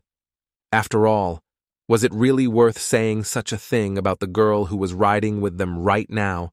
But Yuhua only lowered her head. Kyung-chun intervened then, saying that Xion had called her a puppet himself, after all, but he told the little one to keep quiet. But then apologized, saying that he was actually good for her because thanks to him, they were able to free her. It turned out that everything had been pre-planned, because Yisu guessed that the girl might not be allowed to attend the meeting. Back then, it was Kyung-chun who snuck under the guards' noses and snatched their boss without even picking a fight with the guards. Yuhua was grateful to them all, but she asked Yisu what made him think she would join them. The guy replied that a person who had been living a life that wasn't his own all the time would want to do something like that. That was what his intuition told him, so he figured the girl would share his assumptions as well. But either way, he said, Tessin gladly welcomed her into his ranks, and Weasel handed her a cookie. Meanwhile, the men Wang Hao had assigned to guard the head awkwardly excused themselves to him. They said it all happened so fast that they didn't even realize when the girl disappeared from the room. One of them dared to say that they still had nothing to lose after all, and Wang Hao agreed. But he said the people who did it thought so too. He found a Chocopi wrapper in the corner of the room. It was Kyungchun's joint who didn't think that they could be deduced because of this. After all, he was the one who ate such cookies. Wang Hao clenched the wrapper in his fist, saying that this damn Tessin was overstepping his bounds and this was too much. Meanwhile, Yuhua was thinking about how it all started, because even 10 years ago, she went to a regular school. She even had real friends who helped her sneak out of school unnoticed every time. On another one of these occasions, they went out a side exit, but unfortunately she was found here as well. Shulan came after her and asked if she had told the girl to go out the main gate of the building. She grabbed her by the tie, saying that she had to make quite a detour around the school because of it. Then one of her friends asked what she was allowing herself, threatening that they would now call the police. But Yuhua was quick to reassure them, saying that everything was fine and it was just her somewhat abrupt babysitter. Her friends were still a little worried, but didn't push it and left, saying they'd text her in the manager. It was her last memory of them, for from then on they saw each other less and less often, and then they stopped altogether. When she was already in the car, she decided to ask Zhulan why she kept coming to her school. She reminded her that she had promised to take care of her and kidnapping wasn't taking care of her, but Zhulan responded with a question. She asked what she was going to do if she was kidnapped for real, since she was now the head of a trading company. She added that these were not toys to her, as someone could really do that, and then bring her back without a few fingers. She told her to think about it and to be grateful that she was coming to see her, because then this wouldn't happen. Then the girl stopped being indignant. She said she understood, but asked to be nicer to her friends from school. After all, they were worried about her, at which point her phone was just vibrating with messages. She remembered her friends saying they would write to her, so it must have been from them. But Zhulan turned away, saying that the girl was incorrigible. She asked if Ta was the boss at school too. Yuhua told her not to talk nonsense. After all, she was an ordinary student there, respected by many, but she didn't command anyone. Shulan stood in the room of Tianxiong's main office, where Wang Hao was now sitting in Cha Yuhua's place as director. He turned to the girl, saying that Tyson had kidnapped Yuhua, showing the wrapper that Kyungchun had dropped. He said that, as Zhulan might have guessed, they were using her to get ahead at the next meeting. However, he added that Tessin had overlooked one thing, and now it was a complete game-changer. After all, now that the committee has disintegrated, the Black Dragon Triad will take matters into their own hands, and for that we can do without Cha Yuhua. However, Zhulan didn't understand him. She asked why he thought they wouldn't need Yuhua anymore. To which Wang Hao replied that the most important thing to them was Chonun, and it was worth considering what he was now. He added that Cha Yuhua hasn't done anything good for their company, so there's no point in her anymore either. Shulan still didn't understand what he was getting at, but a minute later she was on her way with the team to the mission. She said that they must free Cha Yuhua at all costs, even if they had to sneak into the very center of Taesan. Minsu, who was riding with her, said they had already arrived and asked where was the best place to park. The girl replied that he should drive up to the underground parking lot so they could attack stealthily. They turned into the parking lot, trying to drive silently and not attract attention, but most importantly, they were already inside. 3 cars arrived, and from each car came the men she had selected for this assignment. Shulan was the first to run forward as suddenly the bright light from the headlights blinded them, and she heard the voice of the Taesan head. He said they were late because he and the guys had been waiting for them for a long time. The girl realized that he had planned everything. She covered her face with her hands, wondering how best to proceed, but there was only one thought running through her mind. Baek Yisu stood leaning against the car, and behind him were the men from Taesan, and they outnumbered them. However, this did not care about Zhulan in any way. She ran to him, asking him where they were keeping Cha Yuhua. Instead of answering, the guy threw her boss's glasses at her, and that made the girl stop and put down the machete. She thought for a moment, and then clenched her glasses in her fist, for she interpreted it differently than what Yisu thought. The principal then rushed to explain to her, telling the untouchable to keep herself in check for the sake of her boss. He wondered if the girl thought she could solve everything with another fight, because that would only make things worse. He told her to think carefully before taking the next step, since they had Yuhua as a hostage. He was joking, saying little things that might come to his mind if he got angry. She took the hint. He told her men to drop their weapons. The same went for her if they wanted to settle things peacefully. Ming Su and the others from Tiansheng obeyed him and dropped their knives and axes, for the head was paramount. Only Julin was left. Yisu said he was waiting for her too, for the girl he feared the most. Julin had no choice but to obey, and then Yisu told her to listen to him now. The girl remembered Wang Hao's words, who said that the most important thing to them was Cheonung.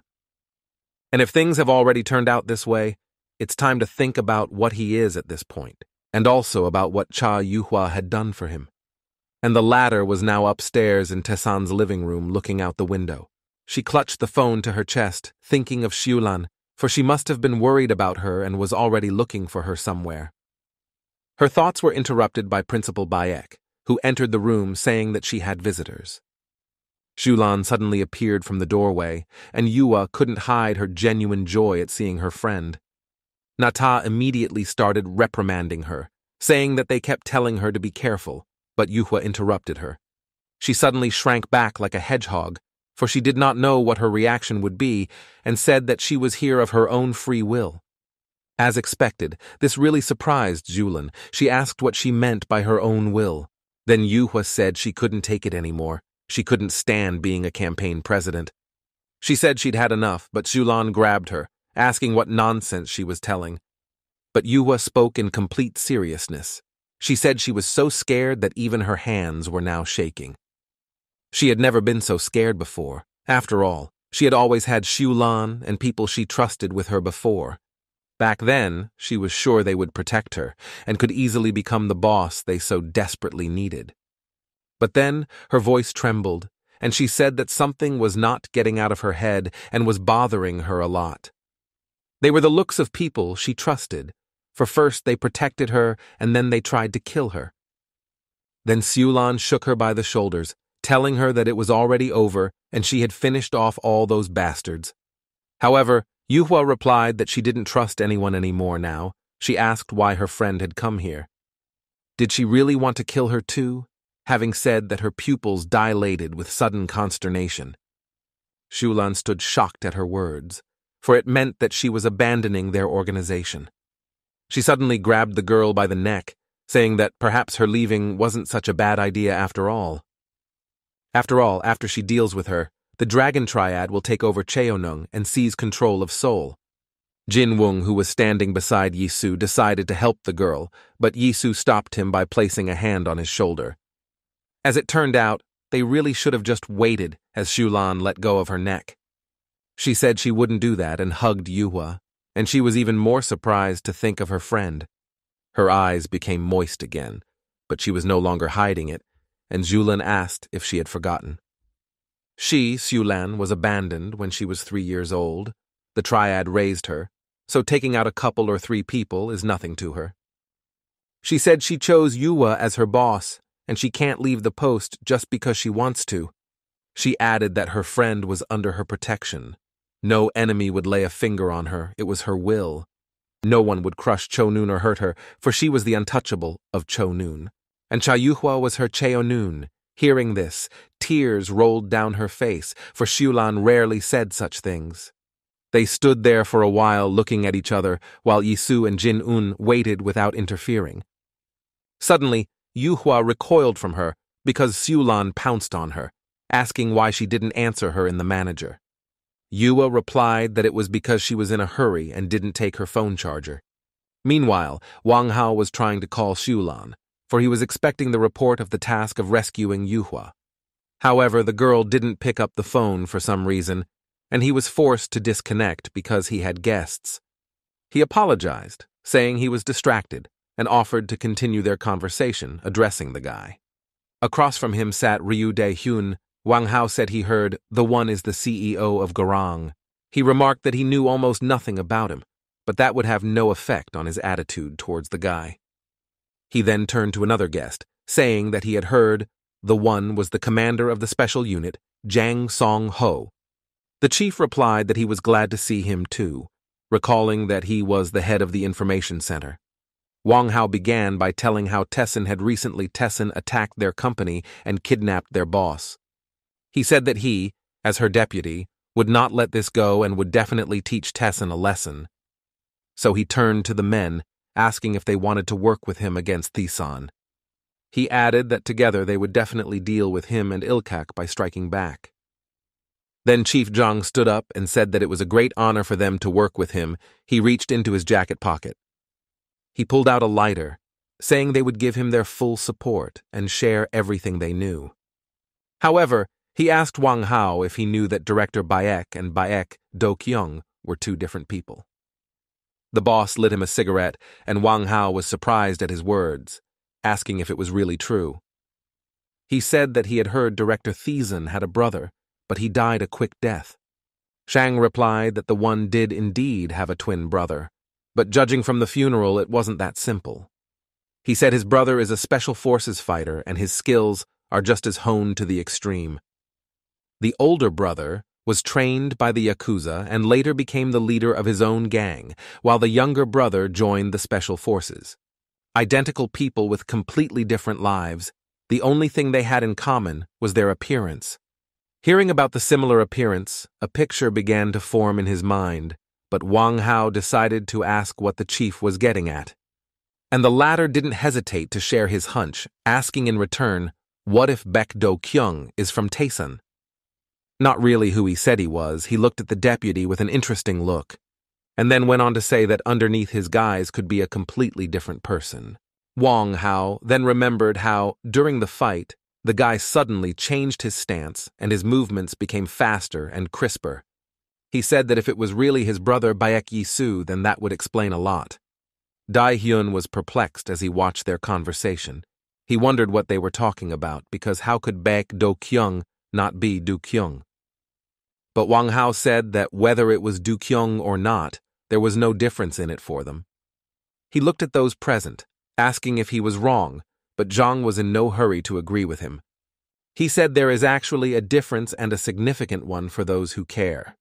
Wang Hao then asked what he meant by this.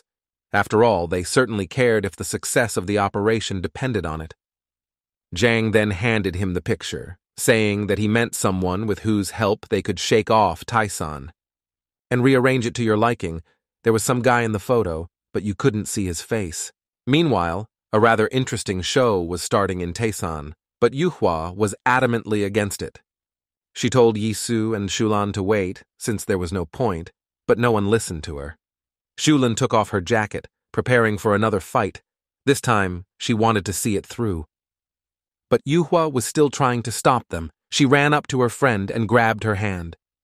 However, Shulan brushed her hand away and turned to Yisu, saying that if he won, she would become his obedient dog.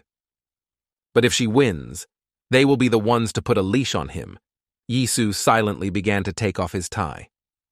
He shared the girl's idea, and the only one who disagreed was Yuhua. She asked what would happen if Shulan got hurt. But the untouchable replied that then so be it, for she didn't plan to retreat, and neither did Yisu. He reached into his pocket for his knife, but only to drop it to the floor, turning to Cha Yue. He told her not to worry because it would be easier on her friend. He could overpower her with his bare hands. Shulan then threw herself into the fight, saying that if he let his hand be pulled away, she might even let him live. She swung her knife, but Yisu managed to bounce back in time. Her machete was longer and sharper than an ordinary knife. The girl then swung around for another attack, but was greatly surprised when the guy suddenly pounced on her. She didn't think he'd go on the attack so quickly, since she had the advantage of a weapon. She pulled her hand back, wondering if he really thought he could stand up to this battle. After all, he wasn't just fighting her, she was fighting for Van's teacher, no, for the entire Black Dragon Triad. She released the blade from her hands, but Yisu knew that it was only for a second, and a new attack was about to follow. It happened, but he saw it coming, so he was able to avoid the collision, even though it was pretty close. He remembered how Wang Hao used a similar technique, wide sweeping and sustained attacks. She learned all this from him and mastered it all too. And Su continued to analyze it, thinking that, in that case, he just needed to choose the right strategy. Meanwhile, the girl continued to attack him, asking where his courage had gone. She swung again for a sustained attack, and Yi Su realized that this was his chance. He went towards her. Then, just like the fight with Wang Hao, he crashed his shoulder into her arm, preventing her from taking a good swing. Thus her attack was late, and he used that to strike back at her chin. It was also noteworthy that he struck with his brush rather than his fist, as if to realize he wasn't seriously fighting. The girl realized this too, but only became more angry. This was the first time she had met such an opponent. However, Yi Su showed that he didn't intend to mess with her for long. In just a second, his fist was near her eyes. He stopped at the last moment, but it was already clear that such a blow would have sent the girl into a knockout. He asked how she now thought for herself, whether he was ready or not. For now, she had seen enough. He said that she was raised by Wang Hao and taught her everything he knew, and then asked why she left the triad for Cha Yuhua. His gaze suddenly changed, and he asked another question, asking if she had betrayed the organization. The girl stood silently for a while, but then replied that she had come to Seoul for one single purpose. That purpose was to protect Cha Yuhua, and to this day she remains true to that order. So if the triad is targeting her boss, here she slapped Yi Su's hand, then they are the real traitors. And then she said that now the guy also has to answer her question as to whether he can go against the triad. Instead of answering, Yi Su clenched his fist and aimed at her hand in which the girl was holding a machete. With one precise strike, he knocked the weapon out of her hand, just as Wang Hao had done to him a week ago. Yi Su then replied to her, saying that of course he understood, facing them alone would not be easy. And Zulan couldn't believe that he had knocked the knife out of her hand with such ease, and that made the girl even angrier. And Su meanwhile continued his sentence, saying that this was why he had already started sharpening his knives for the confrontation. But the untouchable could not give up so easily, so she bent her leg for another blow to the head. She even did a small loop in the air to confuse him, preventing him from putting up a defense in time. And then, when she thought she'd gotten it, asked with a gloating smile how the progress was going. However, to her surprise, the guy was able to stop the attack at the last second, and her foot hit his forward exposed arm.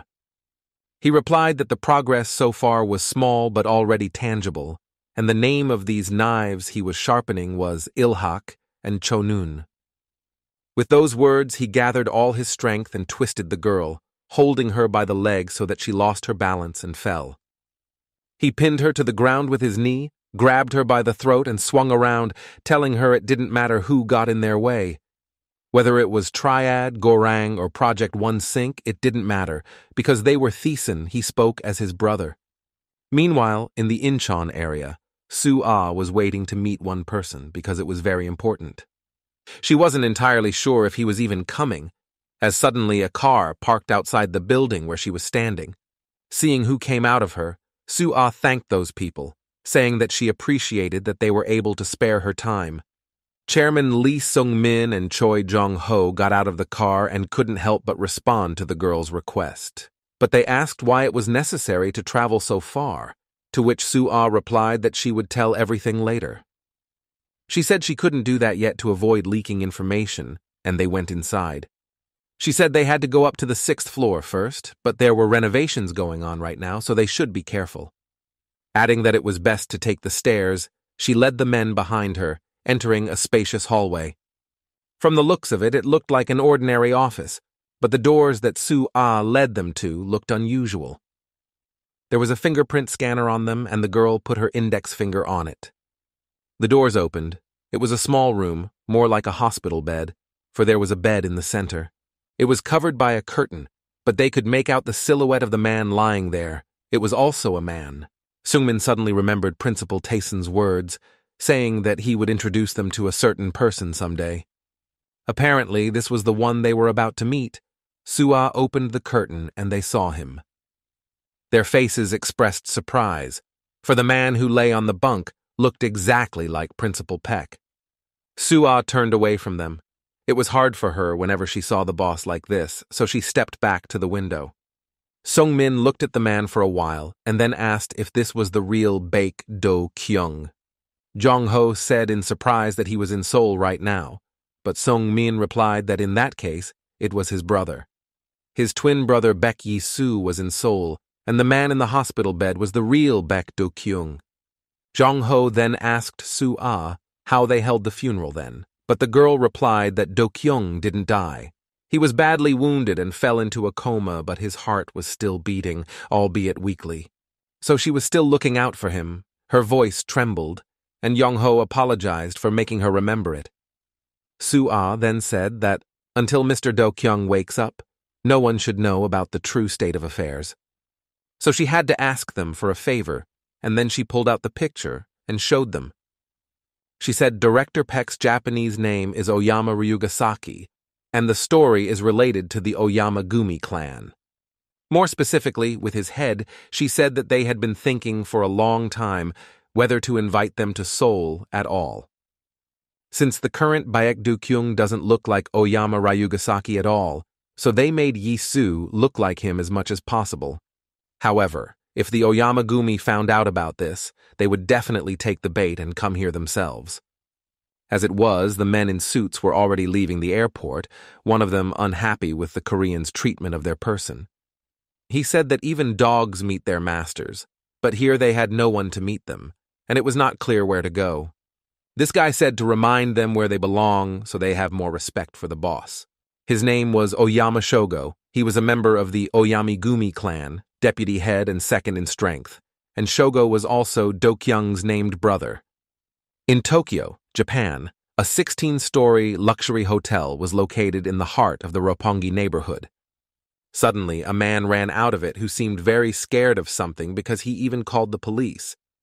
He told cops that someone was screaming in an upstairs suite, and when he tried to enter, he was blocked by a man with a knife.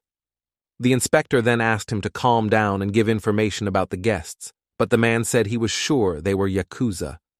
When another policeman heard this, he said that they were crazy, because this was the center of Roppongi. But the inspector said thoughtfully that the man should have informed them at once if he was sure. Together they got ready to go upstairs, but the policeman said the man had better stay downstairs. The inspector said they would try to negotiate, because if it was really the Yakuza, it wasn't that simple.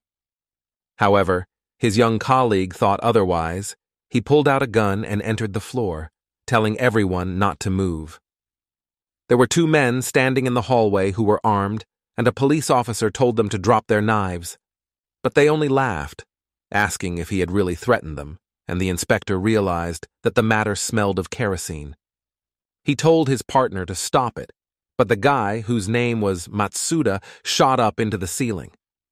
He turned to the men, saying it was a warning shot, so they had better listen to him. Then the inspector put his hand on his shoulder, asking if he didn't realize what he was doing now.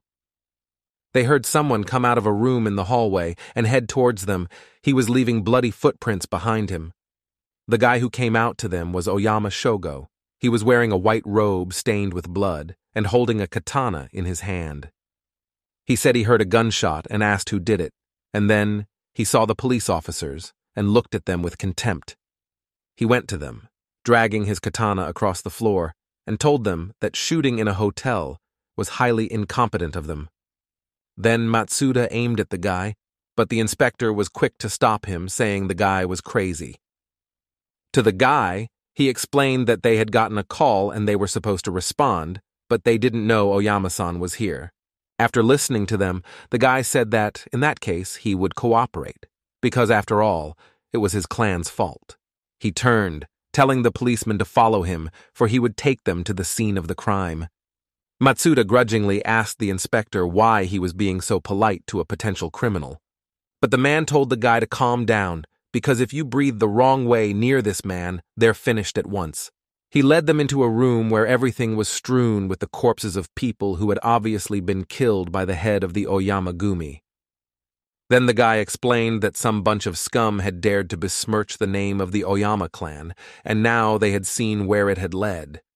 2 more men stood beside him, also armed, and a pool of blood from the slain men was reddening on the floor. Shogo said he had already reported everything to their superiors, but there were other guests in the hotel. He hadn't thought of that. He added that he would sincerely apologize to them, saying that this hotel belongs to his family, and he must have been too relaxed. Then the inspector said that since they knew everything upstairs, they would handle the situation themselves, but Matsuda disagreed. He shouted, was the guy really going to get away with a simple apology, after all they had killed so many people? Shogo looked at him, saying that he must be new, and addressed him by name. He told Matsuda to explain one thing to him, asking if it was wrong to kill people in a hotel. He put his blood-stained hand on his shoulder, telling him to keep his mouth shut and listen to him.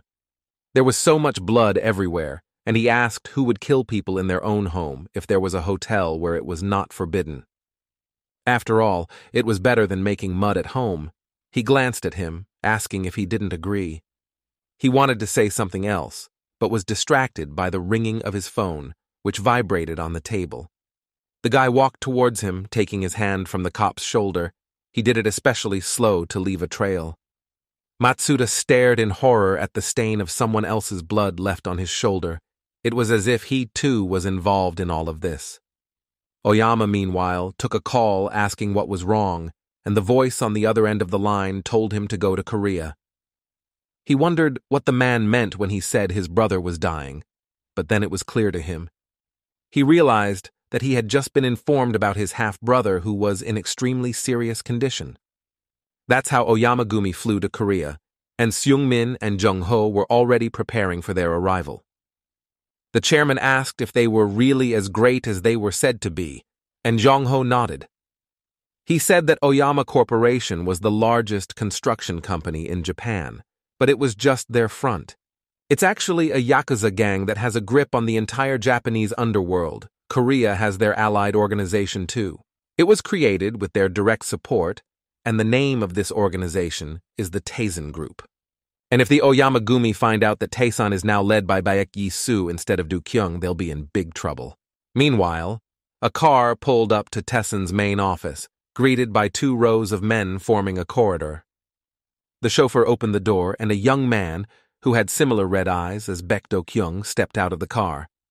He said the name of his brother's organization was too loud for such a small-minded fellow, for it translates to Great Mountain. He then saw Chairman Lee Sung-min and John Ho asking what kind of milkman and gorilla they were. Sung-min bowed as a greeting and said he was the chairman of Ilhak, an ally of Taesan. He also talked about Director Baek Do-kyung's temporary absence, but Oyama Shogo interrupted him, saying that he couldn't even talk properly. He asked what kind of chairman he could be and said to call Baek Do-kyung, whom he wanted to talk to. This behavior extremely displeased Jung-ho. He said it was too much even for the Yakuza. He added that the head of the organization was in front of them after all, at which point Sang-min grabbed the suitcase of one of them. The Japanese looked back, for they didn't expect the guy to stop them, but that seemed to be what he wanted. He turned to Shogo, saying that their insignificant and weak organization was nowhere near their great clan. They were therefore unable to give them a proper welcome. With these words, he took the suitcase in his hands. He bowed again and asked them to show his boundless generosity, and they would not be indebted. Seeing him bow, Oyama Shogo said with a sneer that it wasn't chairman-like to bend one's neck in front of others. Of course, Sung-min didn't like it either, but he figured he was willing to do it as much as he wanted if it would protect the others. Then Shogo walked up to him and said that it was pretty good, because it was his way of showing his respect for their clan. However, he noticed that the person behind him continued to stand up straight while rebuking them for their disrespect. Seung-min became agitated, saying that there was a misunderstanding, but Shogo had already given orders to his men. He told a fellow named Nobu to give this man a lesson in etiquette, for if an old tree is unwilling to bend, then they'll cut it down themselves. The guy swung his axe at Jung-ho, and the old man didn't expect that at all. He managed to step aside at the last second, and the axe only split the air, but it was pretty close. The Japanese Nobu smiled crookedly when he saw that the old man was well trained and was able to dodge. but he had already been given an order, and he was going to follow it, so a moment later another blow flew in his direction. Seung-min looked at all of this and wanted to intervene, but Shogo put his hand on his neck, telling him not to stir up a fuss. He said with a strange smile that all they would do was spill some blood and go back to Japan. After all, it wasn't for them Korean bastards that he had come here, so once again he asked where Baek Do-kyung was. Meanwhile, Nobu had managed to hurt Jong-ho, and now there was an increasingly red wound stain on his shoulder. The old man noticed it, but saw that his opponent wasn't enough and wanted to attack him again. He swung his axe again, but this time Ilhak's second knife knocked his weapon back down, swinging himself. He said he apologized in advance if he suddenly flirted, and prepared to hit the guy back. Seung-min and Shogo just watched them, or rather, Shogo didn't give Seung-min a chance to react. Because he was confident in his men, that was the case, Nobu suddenly stopped Jong-ho's attack with ease. He grabbed his arm and swung the other for a decisive blow, saying that now the old man would see where he belonged. Jong tried to release his hand, but was surprised to realize that the guy was very strong and clutched him tightly. That only meant one thing in his case. Seung-min seemed to realize it too, and yelled for the guy to stop. Suddenly, someone quickly walked up to the men and grabbed Nobu's head, preventing him from taking good aim. He then slammed his head against the car in which they had come, and Jong-ho was unharmed. The rescuer turned out to be Yi-soo. During this time, his hair industry, he asked what the Japanese were doing here. Nobu, who had been taken by surprise, now tried to free himself and strike him with his axe stealthily. But it was impossible to hide such an attack from Yi-soo. He noticed it and grabbed the guy's arm with his weapon. Then he took him by the hair and pulled him hard on himself so the guy couldn't finish the attack. And Soo told him to stop swinging the axe here and turned his head toward the car window. Then, without thinking long, he smashed the glass with his head and clobbered the arm with the gun so the guy was disarmed. And Soo turned to his brother, asking if he had gotten off on the wrong foot or if he had already had a fight with his father. He added that he was going to get in trouble for his behavior, for he made a real mess of it.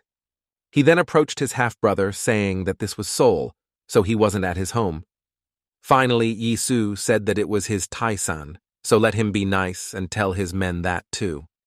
He had studied the entire Oyama family before, and Jin-un had advised him to stay away from Shogo because he was too dangerous. But Yi-soo only replied that he would try to avoid direct confrontation so as not to give himself away. He reflected on the fact that the guy was suddenly curious about how Baek Do-kyung was doing, and that meant something. He said that someone had informed him of how things really were, and that someone was most likely Chief Jang. He must have guessed everything himself when he saw Shiona at the Gorang abandoned warehouse. In that case, he may have told Oyama about it to set up a shakeup with their clan. But Yi-soo said that thanks to the information Jin-un gave him, he was able to learn more about Shogo and his entourage.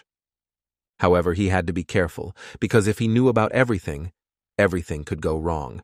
Then he added that he would try not to provoke the Japanese man, and now one of his men was lying on the broken glass of the car. Shogo looked at him with a surprised look. He interjected, wondering if it was really Baek Do-kyung standing in front of him. But Yi-soo decided to continue his game, asking in return if the half-brother didn't recognize him. He looked at him closely for only a moment and then turned away, telling Seung-min to take care of Jong-ho. The chairman wanted to say something, but Yi-soo interrupted him, saying that his brother couldn't wait to see him. And Shogo was still standing there looking at him silently because he couldn't fully believe that this guy was Do-kyung. He had the same face and traditional Japanese-style tattoos, so he hesitated. Because at the same time, he somehow felt like something was wrong, but what it was he didn't understand yet. Shogo turned to Seung-min, asking if his snot-nosed brother was the chairman's own boss. He said that in that case he was puzzled because how can someone who bears the surname Oyama bow down to someone? But Yi-soo said for the guy to stop lying because it wasn't like that and let him not piss him off. He took to fixing his tie, saying that he just became unbearable to be in Japan, so he left. For while his brother was watching his every move, thinking he was in charge for some reason, he couldn't stay there quietly.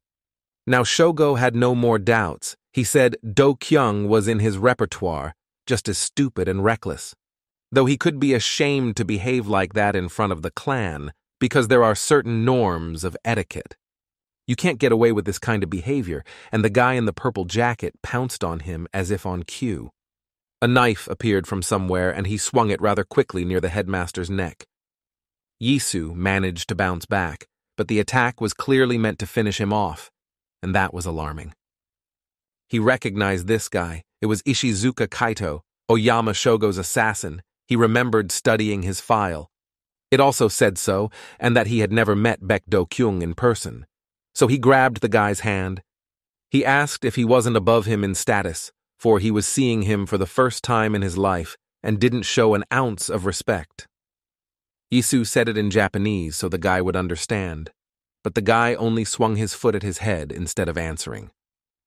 It was then that Yisu realized that the guy didn't care at all who he was, and if that was the case, then Shogo definitely suspected something.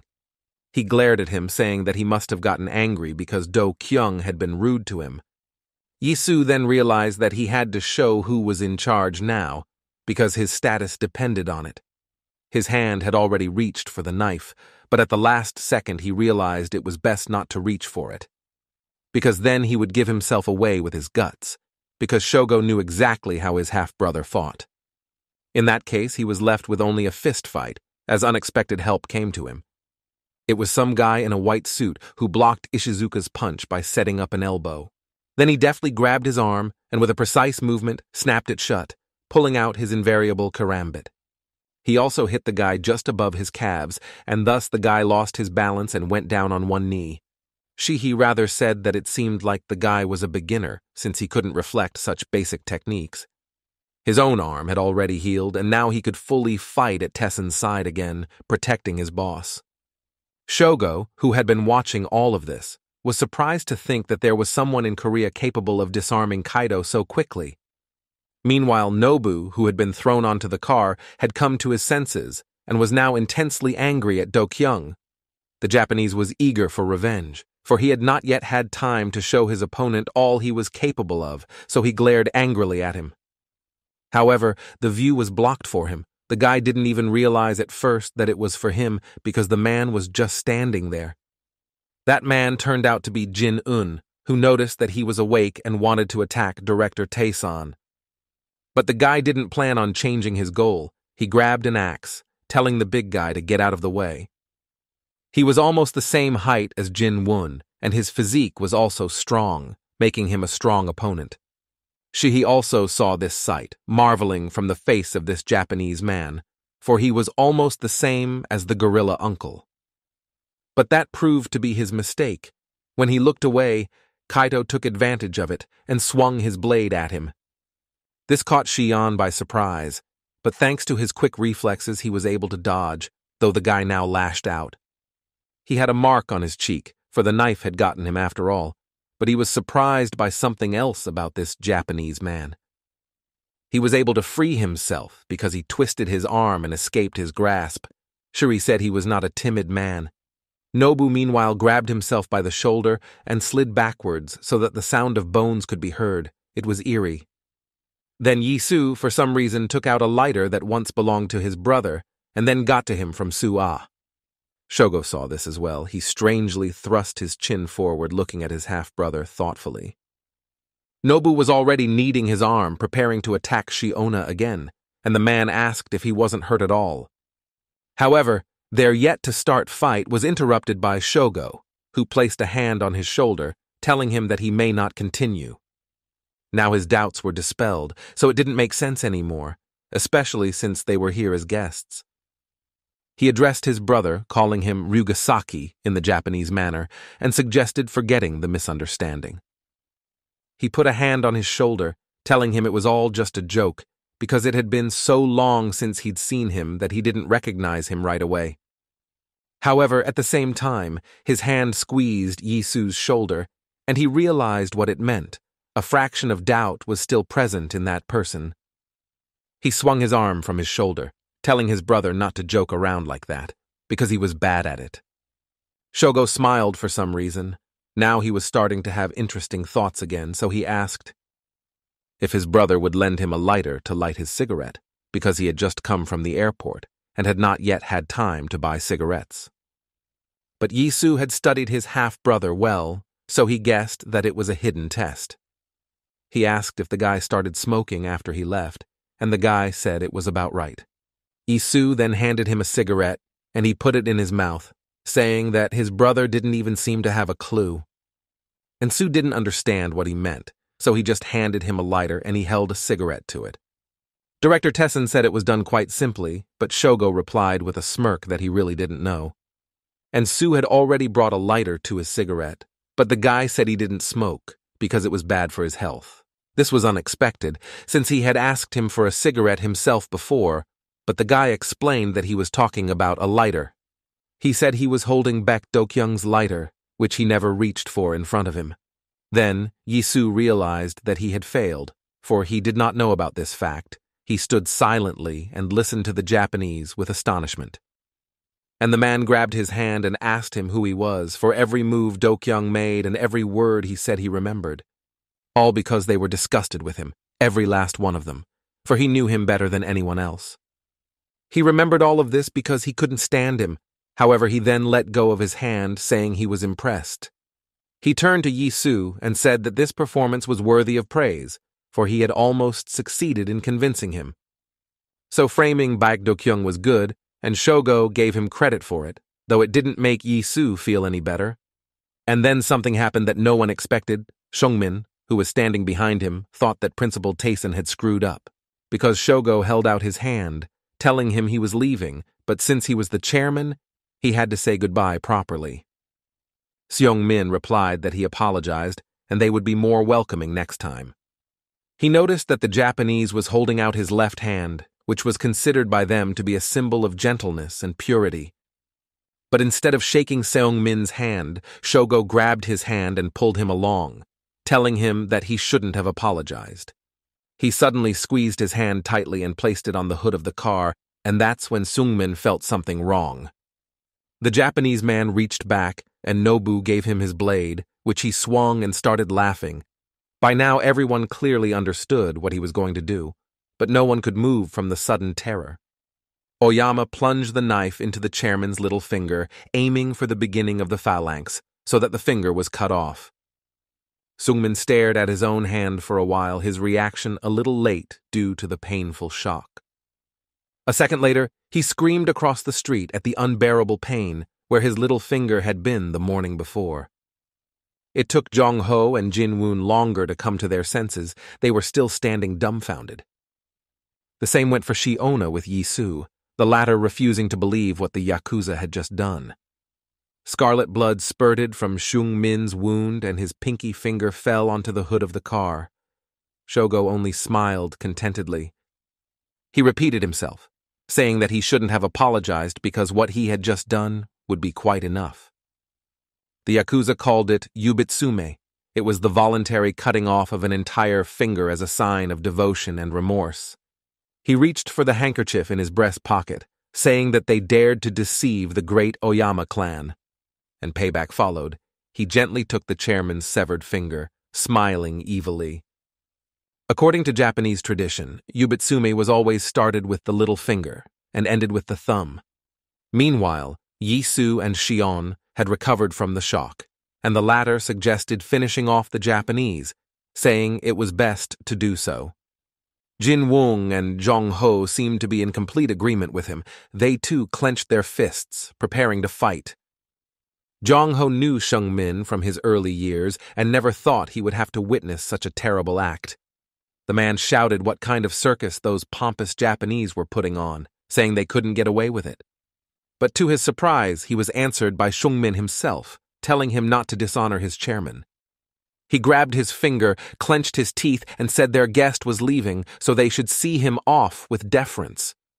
Then he bowed once more and wished Shogo a good journey, and the latter looked at him in surprise. But then something sparkled in his eyes. It was obvious that the young gentleman interested him. He put his hand on his shoulder, telling him that he had underestimated him, for he was not such a simple man. Now it was clear to him why the head of Thason had chosen him to be chairman. He opened the doors, getting into the car. Lastly, he told Seungmin that they would see each other again and would see each other more often now, he thought. Seungmin thanked him, saying it was a great honor for him, and bowed again. Shogo turned his head to Yi-soo, calling him fake Do-kyung and saying that they would see him again too. Yi-soo didn't answer anything. He was still impressed by the Japanese man's antics and couldn't look him calmly in the eyes.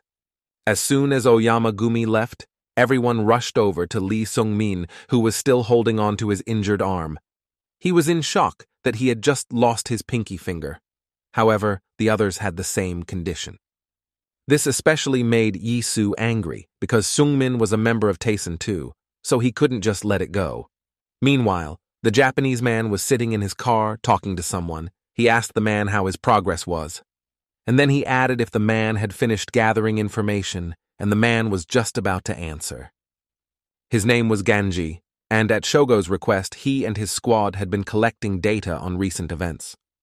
Ganji replied that they were just finishing up, and now they had information on everything that had been going on in Korea in recent times. He said it was much more interesting than he thought, and Shogo said he agreed with him. Ganji then explained that some of the data was different from what they had previously received.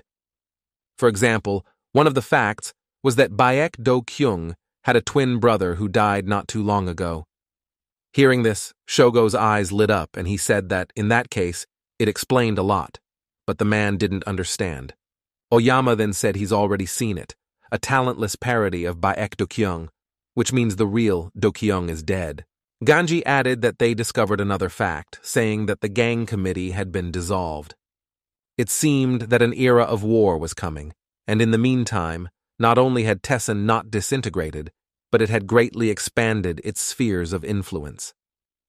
They joined Ilhak. However, this is only part of their cunning plan. Here, Shogo remembered the chairman. Ganji said those could prove to be useful fellows under the right guidance, and continued his report. He said that now the situation in Seoul was getting more and more heated due to outside pressure.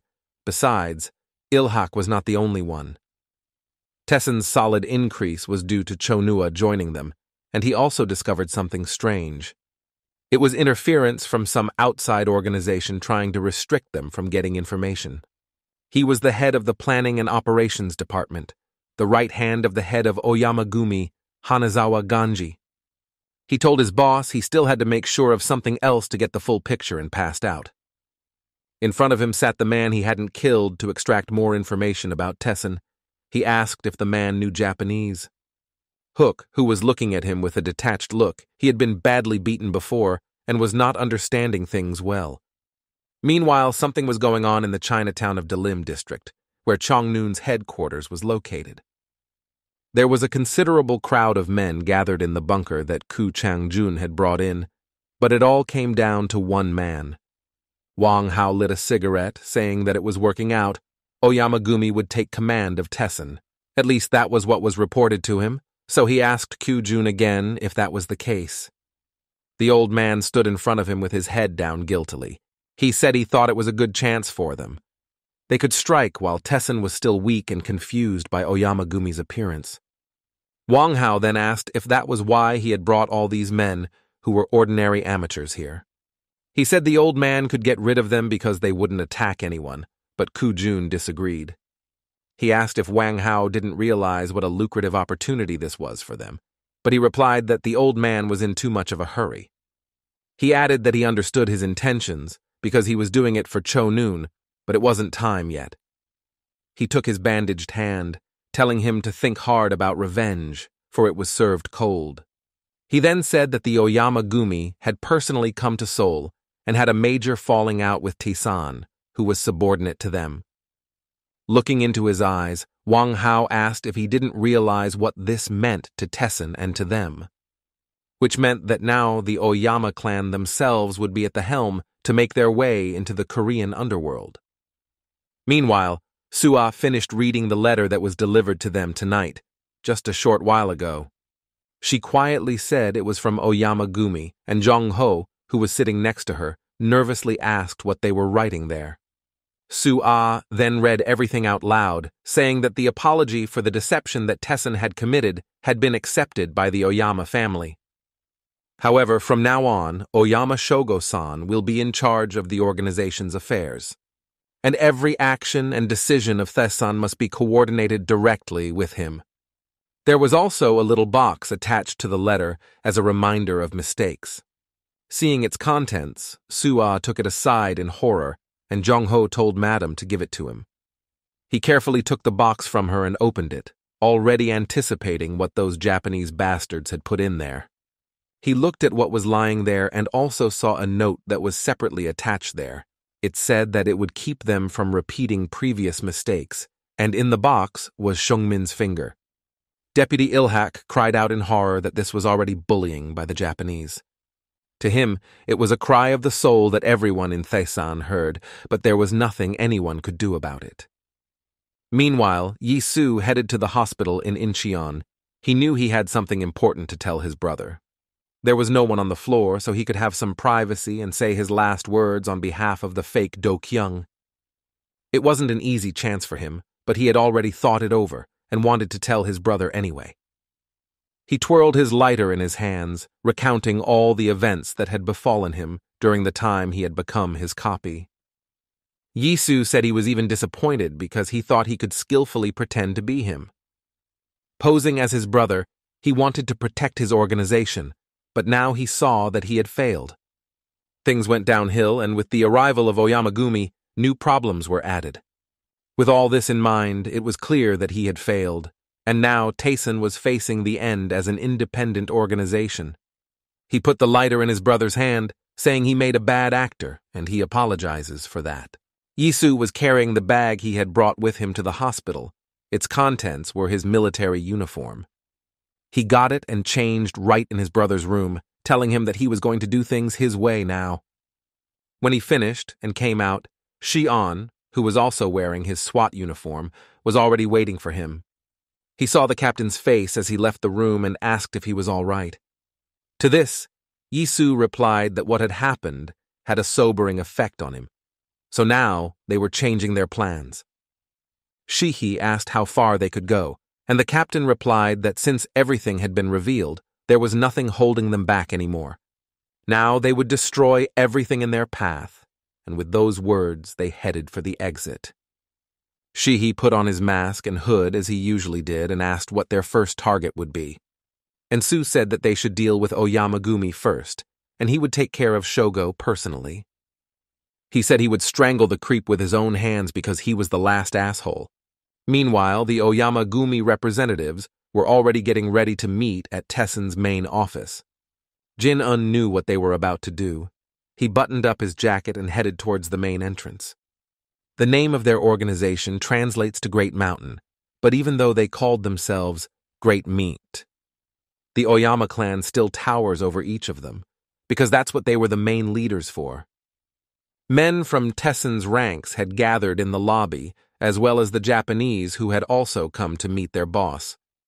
The door swung open, and the one whose idea it was to organize all this entered the building.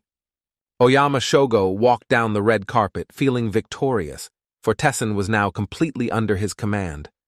After all, compared to the even steeper peak, Tasan was more like a small, insignificant hill. So Jin-won and the other members had nothing else to do but bow their heads. A peak loomed before them that they would never be able to conquer, the Oyama clan. Shogo went up to the main room where Yi-Su used to sit. He took out the same tea service and started making tea. It was a little strange for him to see such tea, for Japan was famous for its plantations, and no such thing was grown there. Shungmin was sitting beside him on the couch, and Shogo turned to him asking how his arm was. Shungmin replied that everything was in order and thanked him for inquiring. Shogo said with a smile that the act of chopping off fingers in their culture has the meaning of an apology. So now all grudges were forgotten, and he said the chairman could relax a little. Shungmin then began his monologue, saying that Toisen was now an allied organization under Ilhak's command. And now that it's run by him, Oyama Shogo, the course of events has changed a bit. But Shogo interrupted him. He told the guy not to worry about it, because everything would stay as it was, and what's more, he wouldn't have any trouble remaking Tessen to fit them. However, Seong-min thought it seemed like an overly generous offer, and he told the Japanese man. Shogo then replied that he had heard about the current state of affairs in Seoul.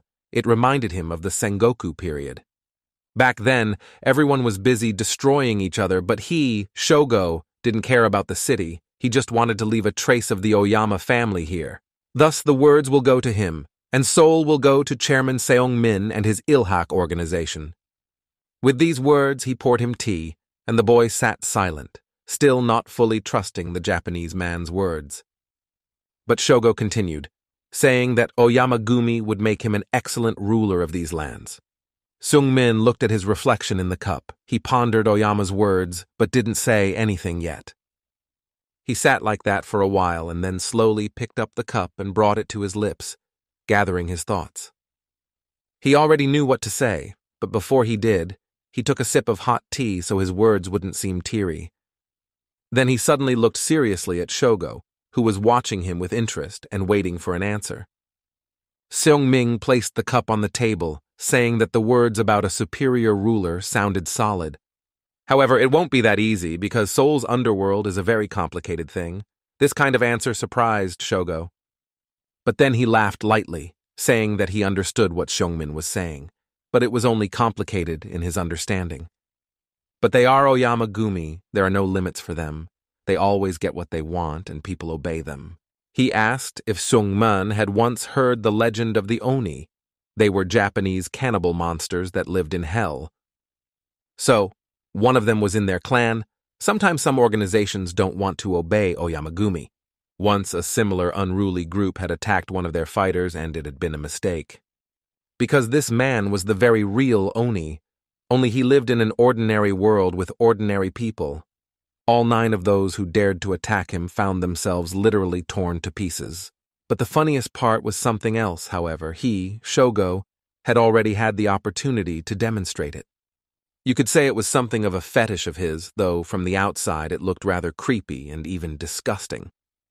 The thing was, some of the corpses he killed were missing fingers, never mind thumbs or little fingers. And then he'd eat them, and now he did the same thing in front of Hook, who covered his mouth with his hand to keep from throwing up. Thus, the man really didn't look like a normal person. He was eating his fingers like a rabbit eating a carrot. Seeing that all of his teammates had been interrupted, Hook started to beg for mercy, but the man already had his axe ready. The poor man looked at him, wondering if this was the end of his miserable life, and yet he had never risen in the eyes of his boss. The Japanese Oni swung around, anticipating new blood and fresh fingers, though Hook had little of the latter left. He closed his eyes, saying goodbye to his life as the door to the room suddenly swung open, causing the man to stop. He froze like that with his axe in his hand, and Yi-Su, who was intent on revenge against Oyama-gumi, came out to meet him. He asked if Lee Hyun-gu was here, and he couldn't even immediately respond because of the shock and relief that he was still alive. The Japanese looked unhappily at the commander, for the latter had interrupted him, and he had failed to finish off his victim. And Su was standing in full SWAT gear. In this state, he was capable of taking down an entire squad. It was also notable that the Japanese recognized him. It was Nobu, who the guy had already beaten this morning. Like all incredibly strong thugs, he was a little dumb, so he still saw the guy as Ryugasaki. However, Yi-Su exposed himself, at which point Nobu said he did not wish to deal with an imposter. He sent his subordinates to deal with him, and they did not believe that there was someone else in front of them, because they were very similar to his brother. One of the men agreed with the general consensus, saying that the guy was exactly like their old head Du Kyung. With these words, he pounced on him, saying that all his life he had dreamed of stabbing this scumbag at least once. Yi-Su blocked his attack by putting his knife forward. He noticed that the man's skills weren't very good, so he had no difficulty in quickly seizing his hand and pinning it so that he put the knife to his own throat. The commander hesitated for only a moment, but then he pressed his hand down and it dug through the man's throat. The rest of the subordinates watched this with their eyes wide open. They realized that the enemy would not be ceremonious. Nobu also saw this, although he was quite cold-blooded himself, but Yi Su's actions surprised him greatly. The man who had been wounded looked at him angrily. He grabbed his throat, clutching it. Then the others seemed to wake up from their shock, drew their weapons, and ran to their comrade's aid. However, Yi Su was faster. He decided to be proactive and attacked the one who was closer first. At the last moment, he turned the attack into a throw and plunged the knife straight into the forehead of one of his attackers. Death was instantaneous. There was still one man left who screamed, "How dare this bastard kill his friends in front of him?" He swung and launched an attack, but Yi Su successfully dodged and then hit back with his elbow so that he was confused. He realized that the guy was specially trained, for he was able to hit the pain point, and now everything was darkening in his eyes.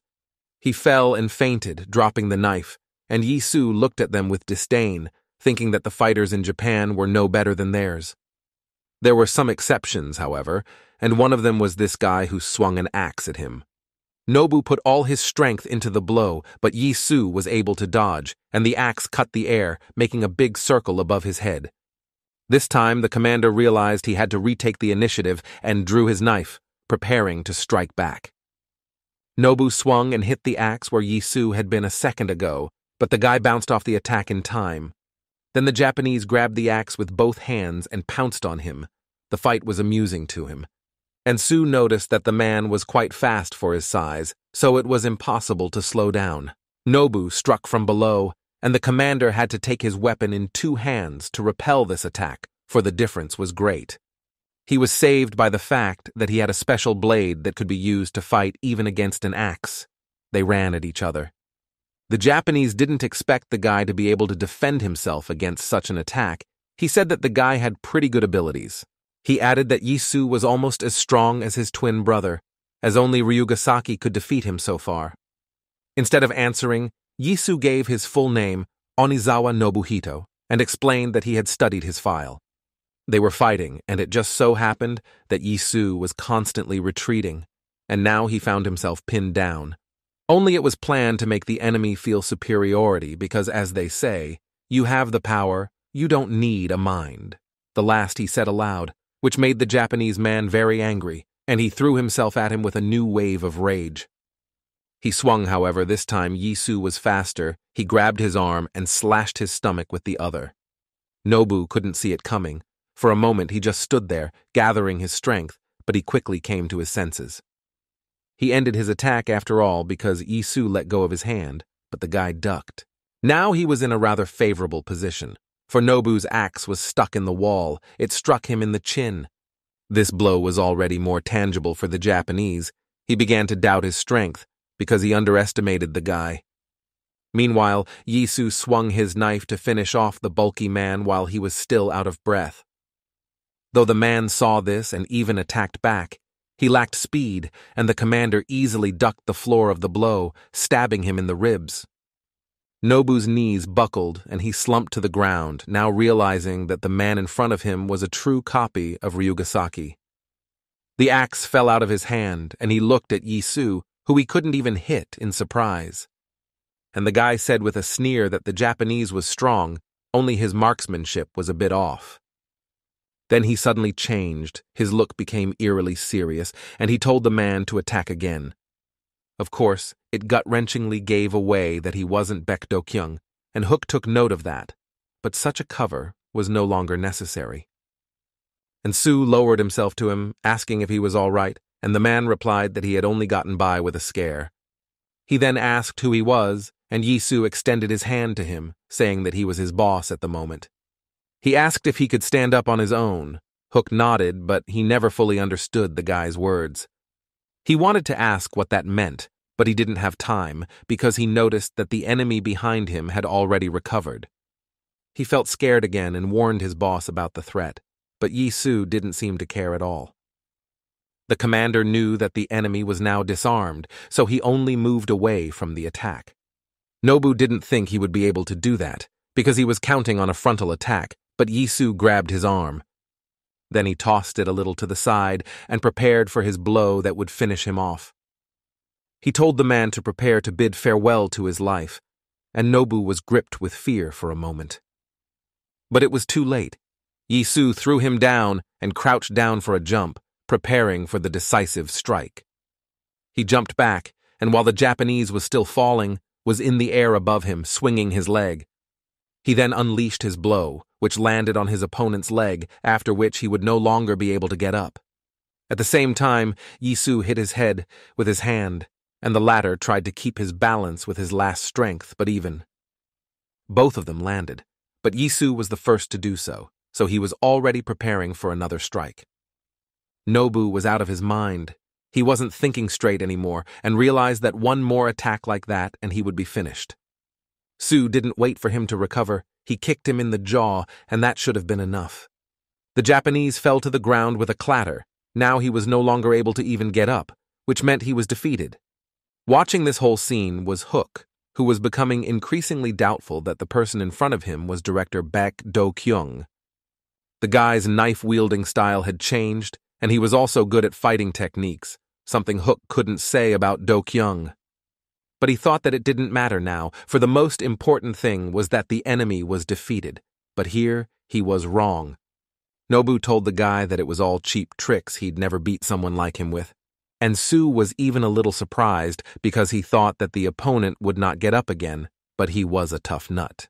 Despite his injuries, the Japanese pounced on him and spread his arms as if he wanted to take him down, as in a wrestling match. However, the man forgot about his advantage. The guy still had a gun and just used it. He bided his time, and when his opponent got close enough, he attacked him in the head, and he grimaced in pain. Now Nobu was beyond pissed off. He didn't care about his injuries. He wanted to hit him just once. Just once, but Yisu dodged all of his attacks, and that was truly amazing for a Japanese. Moreover, he punched back, and his punches were always strong and crisp, just like this time. He punched his opponent in the jaw and then in the stomach, and this time Nobu's mouth even bled. He clenched his teeth, thinking that even though he might die here, he had to touch this lousy freak for once. The Japanese gathered all his remaining strength and put it into one attack, which Yisu still couldn't block. This time he added more speed, so the blow was more unexpected than powerful. But the Japanese was happy about that too. He thought he could finally overpower him. After all, this was only the beginning. However, as it turned out, at the last second the commander was able to stop the blow at the very head, so now he had his hand on it. He then grabbed his elbow with his other hand, asking if that was all the man could do. In this case, it was more like the pathetic agony before death than actual blows. He pressed hard on the bone of his arm and broke it, twisting that man's arm, and the Japanese looked on in horror. He cried out in unbearable pain and sank to the ground, while Yisu stood over him like an executioner. He was toying with it, for he wanted death to be as painful as possible for everyone in the Oyama clan. He then kicked him in the head again, sending the man into a knockout so that he even flew back a meter. Hook looked on in amazement at all of this. He no longer thought his opponent would go up again after something like this. Nobu was on the verge. It seemed like just a little more and he would pass out or die altogether, but that didn't satisfy Yisu. He pressed his face into the floor with his knee, telling him not to dare pass out, because he wasn't done with him yet. He stuck a knife in his hand and told the man to get up and keep fighting, because it wasn't over. He had so many questions for him, so he couldn't just die leaving him without answers. He said that Oyama Shogo cracked him up over the lighter, saying that Do-kyung never pulled it out in front of him. So what did he mean? Yisu asked the man and pressed the knife harder on his arm, and the man screamed even more. He spoke quickly, explaining that it was the symbol of the Oyama Gumi, a shrine that freaks like his brother had no right to touch. Hearing that it was the Oyama Gumi symbol, Yisu took out the knife from his hand. Now it was clear to him. But he couldn't just walk away, so he said he would take something else from the man and swung again. Nobu didn't even have time to react before Yisu brought the knife down right on his finger, severing it like the Japanese had done to everyone before. He couldn't even scream, so weak he was already, and Yisu said he was accepting it as an apology. After all, isn't that what Shogo said when he took away Sung Min's pinky finger? Now he's going to cut off all of their fingers. Nobu was seized with despair, he said, swearing. Today the guy would regret throwing words around. He jumped to his feet and shouted that he would tear him to pieces, then swung his bloody hand. But it was already clear that he had lost this battle. Yisu reminded him of that by hitting him on the head.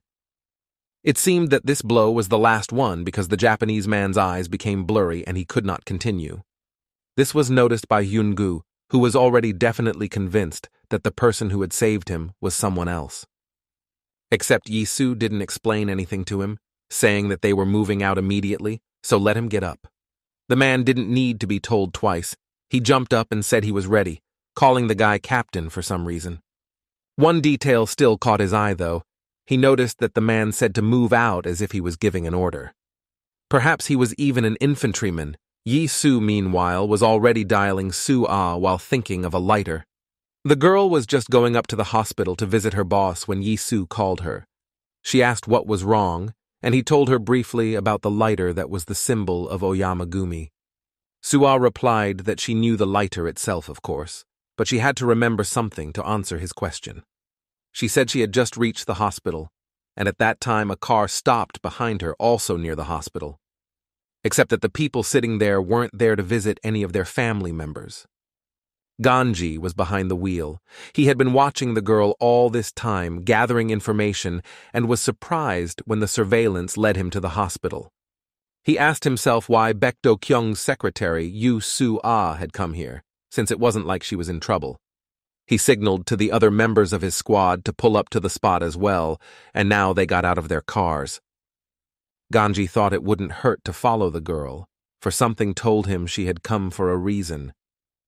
He popped some edible balls, probably drugs, and said he'd find out for himself. Su-ah, meanwhile, had already gone inside and was going up the stairs because she tried to avoid elevators.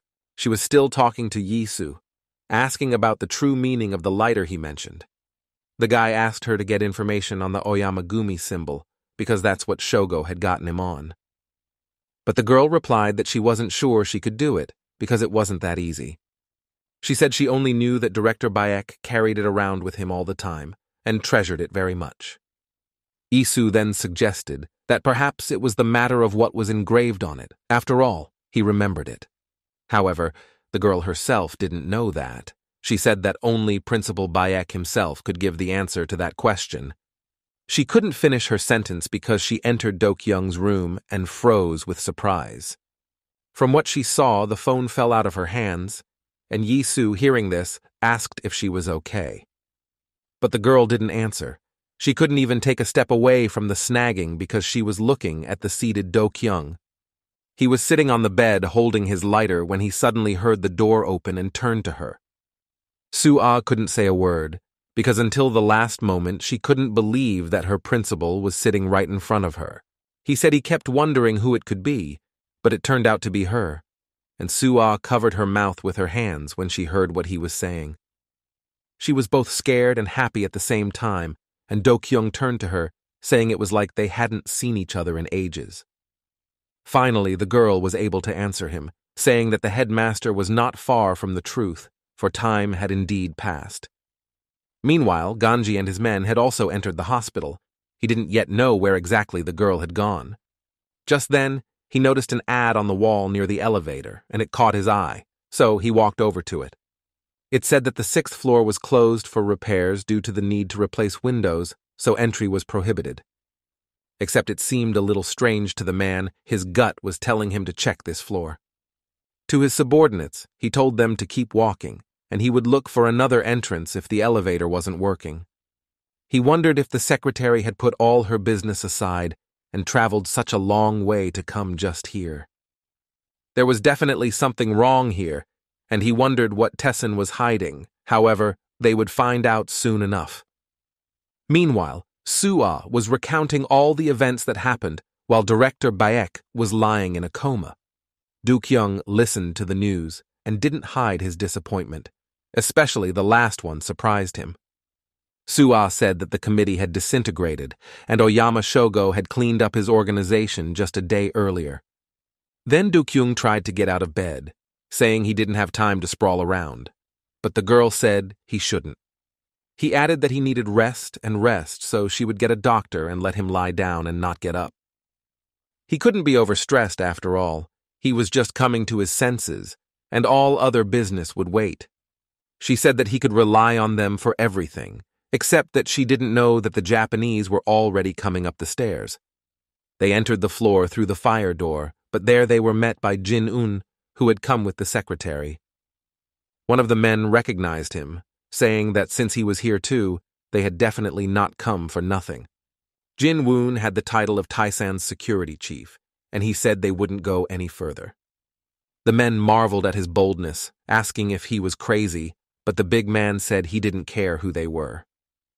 Then one of them put his hand on his shoulder, telling him not to pounce, for they were with Oyama Gumi. He asked who he was working for, because no matter how much he barks, his master won't hear him or praise him, except the man didn't know that the man in front of him was Taisan's most loyal man. Jin-un grabbed his head. The big man said he had nothing to fear from such brats, then slammed the man's head to the floor. The rest of the Japanese didn't expect this. They stood in surprise, still not believing that he dared to attack. They started to pull out their knives, but were late in timing, and Jin-un was able to easily dodge and stab the next of them. He was not called the Rock of Tessen for nothing, for his blows were like stone hail, and the Japanese felt it well. There had been 3 of them, and now only one remained, who already seemed to have changed his mind about fighting him alone. He grabbed the knife with both hands and shouted for the thug to regret attacking their clan yet. To this, Jin-un replied that he had had enough of regrets because he had once failed to protect his principal. With these words, he walked over to the man and grabbed his knife with one hand, and the man backed away in fear. Jin-un continued, saying that a dog that is unable to protect its master is worthless. And now, he said, it was the turn of the Japanese to prove their loyalty to the clan they had so sheltered. The man's legs gave a jerk and he fell to the floor, looking up at the big man from Taisan, who now seemed even bigger. But it wasn't just the tall stature that Jin-woon possessed, it was also his strength. He squeezed the man's hands so that he screamed. His shout was heard by Ganji, who meanwhile had also gone up to the floor on the other side. He was just walking down the corridor when he heard one of his men scream, and then he saw the whole picture for himself. But it was on the left side, and he came in from the right, so instead of Jin-yoon, he was met by 2 other men from Taisan. One of them blocked his way, saying that it was forbidden to enter here, but Ganji punched him in the throat. It happened so quickly that the man didn't even have time to pull out a knife, and the Japanese man had already lunged at the other guard. The one only had time to slip his hand into his pocket and grab the knife, but Ganji didn't let him complete the action. He swung at him, and the man realized that he had lost because his opponent was experienced. Ganji attacked with a strange weapon. It was something like a bent knife, but not a karambit. He said they were still lucky. All because they were in the hospital, and if the men clamped down harder on the wounds, they might survive. Then he bent over one of them, thrusting his hand into his pocket, for he knew what he had to look for. He expected to find some sort of pass to the chamber after all. There was a reason these 2 were guarding it. That item turned out to be a key card. Ganji had no trouble finding the right room, for it turned out that there was only one on the floor. He stepped inside, still wondering who or what was in there, for Tessen had guarded the place very heavily. What was his surprise when he saw Baek Do-kyung alive and well in the hospital bed. Do-kyung heard someone enter and looked at the visitor, except he didn't expect to see Hanazawa here. Then the man stepped closer to be fully convinced that the person in front of him was the one he knew. There could be no doubt, it was indeed Ryugasaki, and Ganji greeted him, pulling out his knife. Meanwhile, Su'a found the doctors and reported to them that Do-kyung had come to his senses. Now they ran to his room together. On the way, the girl noticed 2 men who had been assigned to guard his ward, but for some reason those were injured. One of them could still speak, and with a hand clasping her throat, told her to hurry to the principal's office.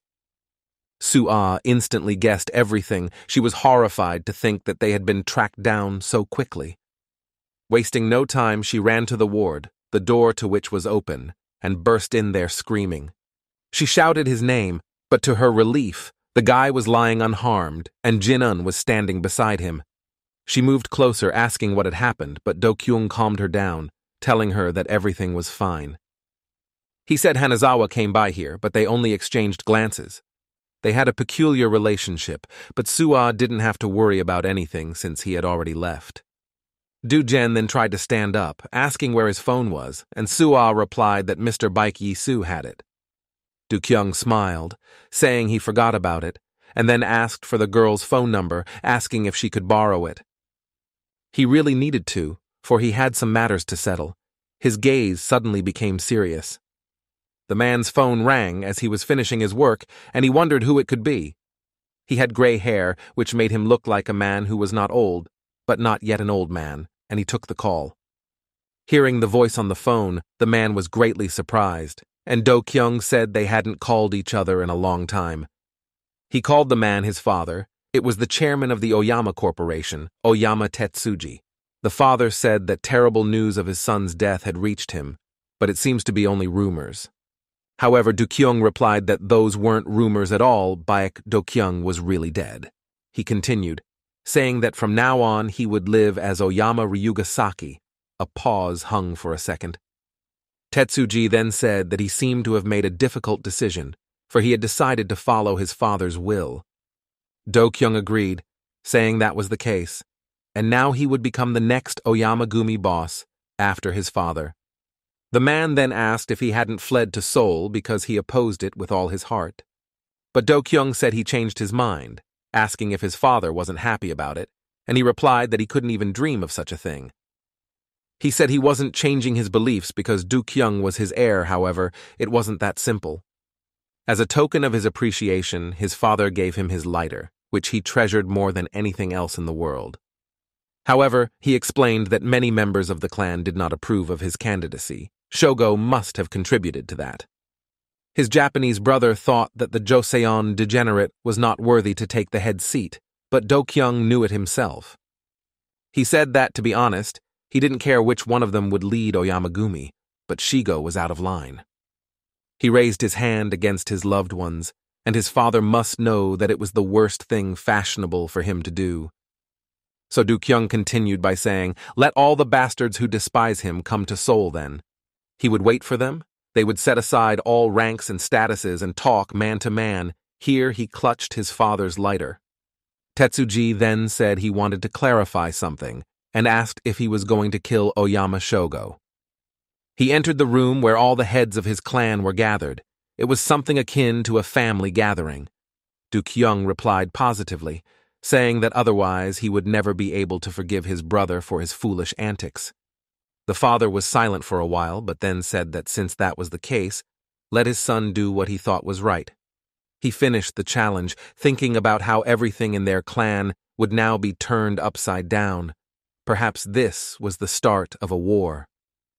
But Soo-ah didn't share his views. She couldn't believe that the first thing he did when he barely opened his eyes was to declare war on Oyama-gumi. Do-kyung only looked at her with a smile, asking if the girl was afraid. He said he didn't care how strong those ones were. They were Tessin, so would they lose? Besides, he said, they still had one more trump card in the form of his brother, who would always be on his side. Yi-soo rushed to the hospital as soon as Soo-ah stopped answering the phone. He was extremely worried. Then Do-kyung joked, saying that Mr. Bak Do-kyung Baek had appeared to them in person, and Yi-soo froze in place. He asked himself if it was really true, what he had just seen with his own eyes. He saw his brother, who was now looking at him with a smile, and tears rolled down his face. Meanwhile, Do-kyung said that it was really him, and that he was happy to see his little brother too. And Soo stared at him, still unable to say any words other than surprise. Do-kyung also looked at him with a slight smile. He was happy to meet his brother again, knowing that all this time he had been living for both of them. He noticed Yi-soo crying and wondered why he was roaring again. The image of the little boy reappeared in his mind. Yi-soo replied that he thought if Do-kyung didn't wake up, he would have to take his place, and the guy looked at him like a brother. He asked him, as he had once asked him as a child, what the result was if he had succeeded in becoming Baek Do-kyung. Wiping his tears, Yi-soo said that they were twins, which made him feel like he could be like him. But it didn't work out in the end. It was tinny hard, so now he was glad his brother was awake. At that time, Do-kyung extended a clenched fist to him, saying that his brother had indeed done a good job. He added that he would sort it out himself from here on out somehow, because after all, they were the undefeated Taesan. So let that one stop crying. He said it as he had once always said it, but it was his encouragement. He said that he would beat him otherwise, but Yisu realized that he was saying it as always to appease him. He raised his hand and touched his fist to his fist, a move they hadn't done in so long. After saying that, Do-kyung suddenly leaned back on the bed, saying that after all, brother had managed to break some wood. Not only is Taesan now under Ilhak, but they also have Cha-yuhwa as a hostage. Yisu looked away guiltily. And Do-kyung continued to proofread it, asking if he knew what the most absurd thing about the case was. It's that all of this is Baek Do-kyung's doing, because Yisu managed to pull it off under his name. Su-ah decided to somehow protect Yisu by saying that he was now considered unrivaled and invincible. But Do-kyung only laughed like a child, asking what his brother was going to do next. Then Yisu replied that the first thing to do was to bring back Taesan. After all, it was his brother's organization. He said he was going to go back there and slit the throats of Oyama Shogo and all his henchmen. He would tear their throats out, every last one of them, for they dared to raise a hand against his brother's most precious possession. Shogo and Kaido were at the hospital checking on Nobu, and Shogo said he was pretty banged up. But his sympathy didn't last long. He soon had him backed against the wall, saying that the ogre of the Oyama clan was holed up here. Nobu apologized to him then, apologizing for the boss having to worry about him. But Shogo was interested in something else. He leaned over to him and asked if the fake Do-kyung was really that strong. Was he really as good at fighting as Ryugasaki? The head grabbed him by the collar, and Nobu was in surprise. He replied that he had never fought Ryugasaki, so he could not judge who fought better. However, it was hard for him to imagine anyone stronger than this bastard, because he was definitely a professional. He remembered how he'd beaten the information out of him by thrusting the blade into his arm, and he hadn't even blinked an eye. Shogo then paraphrased Nobu, saying that in simple words, he wasn't inferior to Baek Do-kyung in any way. However, this characterization didn't seem enough for Nobu. He said that the guy was a real monster. Hearing this, Shogo smiled because he definitely didn't expect this, so the fake Yisu wasn't an ordinary guy. He suddenly patted Nobu on the back, saying that he liked his name a lot, since he was also from the Oyama clan. And his indomitable temper is just what Oyama-gumi needs. However, there was something not so good. He suddenly changed and became so serious, as if he was seeing him for the first time, and then held out his hand. He said that this time the thug disappointed him, as he lost to some scoundrel and even called him a monster. It was more of a rebuke, and now he was looking at him like a subordinate, and Nobu felt creeped out by that look. Then their conversation was interrupted by a man who also came to the chamber. It was Hanazawa Ganji. Shogo momentarily forgot about Nobu, rising and asking if the Lord had found out anything about Tessen. Ganji replied that he had done everything, however. At that point his phone rang and he apologized, saying he had to accept. Shogo said there was no problem with that, except that Ganji held the phone out to him, saying the boss wanted to talk to him. It was an unexpected turn, since his father didn't usually call him, but this time something felt off after all. He gingerly picked up Ganji's phone and said he was listening, and his father's stern voice came through the receiver. The one went straight to the point, asking what he was doing, and Shogo didn't even realize it at first and didn't rush to answer. Tetsuji then clarified that he was the one who gave Tessen to Ryugasaki, asking who gave his son the right to take him away. Shogo was surprised that his father had already been notified of everything, saying that it was indeed true what they say, that even walls have ears. However, his father interrupted his speculation. He said that Ryugasaki himself had told him about it, and Shogo was taken by surprise. He thought the man was referring to the fake Do-kyung and laughed, asking if the old man really believed it. He started to explain that it was Do-kyung's twin brother, but his father interrupted him, saying that it was Ryugasaki specifically. Then Shogo asked what he meant, since the creep didn't even know the meaning of a lighter. Father replied that the lighter was a token of his appreciation for Baek Do-gyun, because he respected him and loved him as a son. And if he's so determined that Baek Do-kyung will be the next chapter, then that's what will happen. It was something out of the realm of fantasy for Shogo. He didn't realize what he was missing, but his father meanwhile continued. He shared that the so-called scumbag told him that he would be the next Oyamagumi boss first, and then he would deal with him as well, and now his words seemed to have a rather strange effect on Shogo. There was silence in the receiver for a moment, but then Shogo asked what Rugasaki's father had said to that. But the old man replied that he had only said what the head of the Oyama clan should have said in his place. This turned out to be a rather unexpected turn for Shogo, but it made sense to him now. The old man finally asked if it was time for him to go home already, because Do-kyung was already waiting for him in Korea. However, the guy asked in response if he was saying it as a father or also as the head of the Oyama clan, because it would be easier that way. Hearing that his son was angry, Tetsuji decided to explain that he hadn't meant to order him around at all, but Shogo interrupted him. He started to say something, but then abruptly stopped talking, and there was a sepulchral silence that was already dragging on. Shogo looked at Ganji standing behind him because he had a hunch about how his father knew everything so well.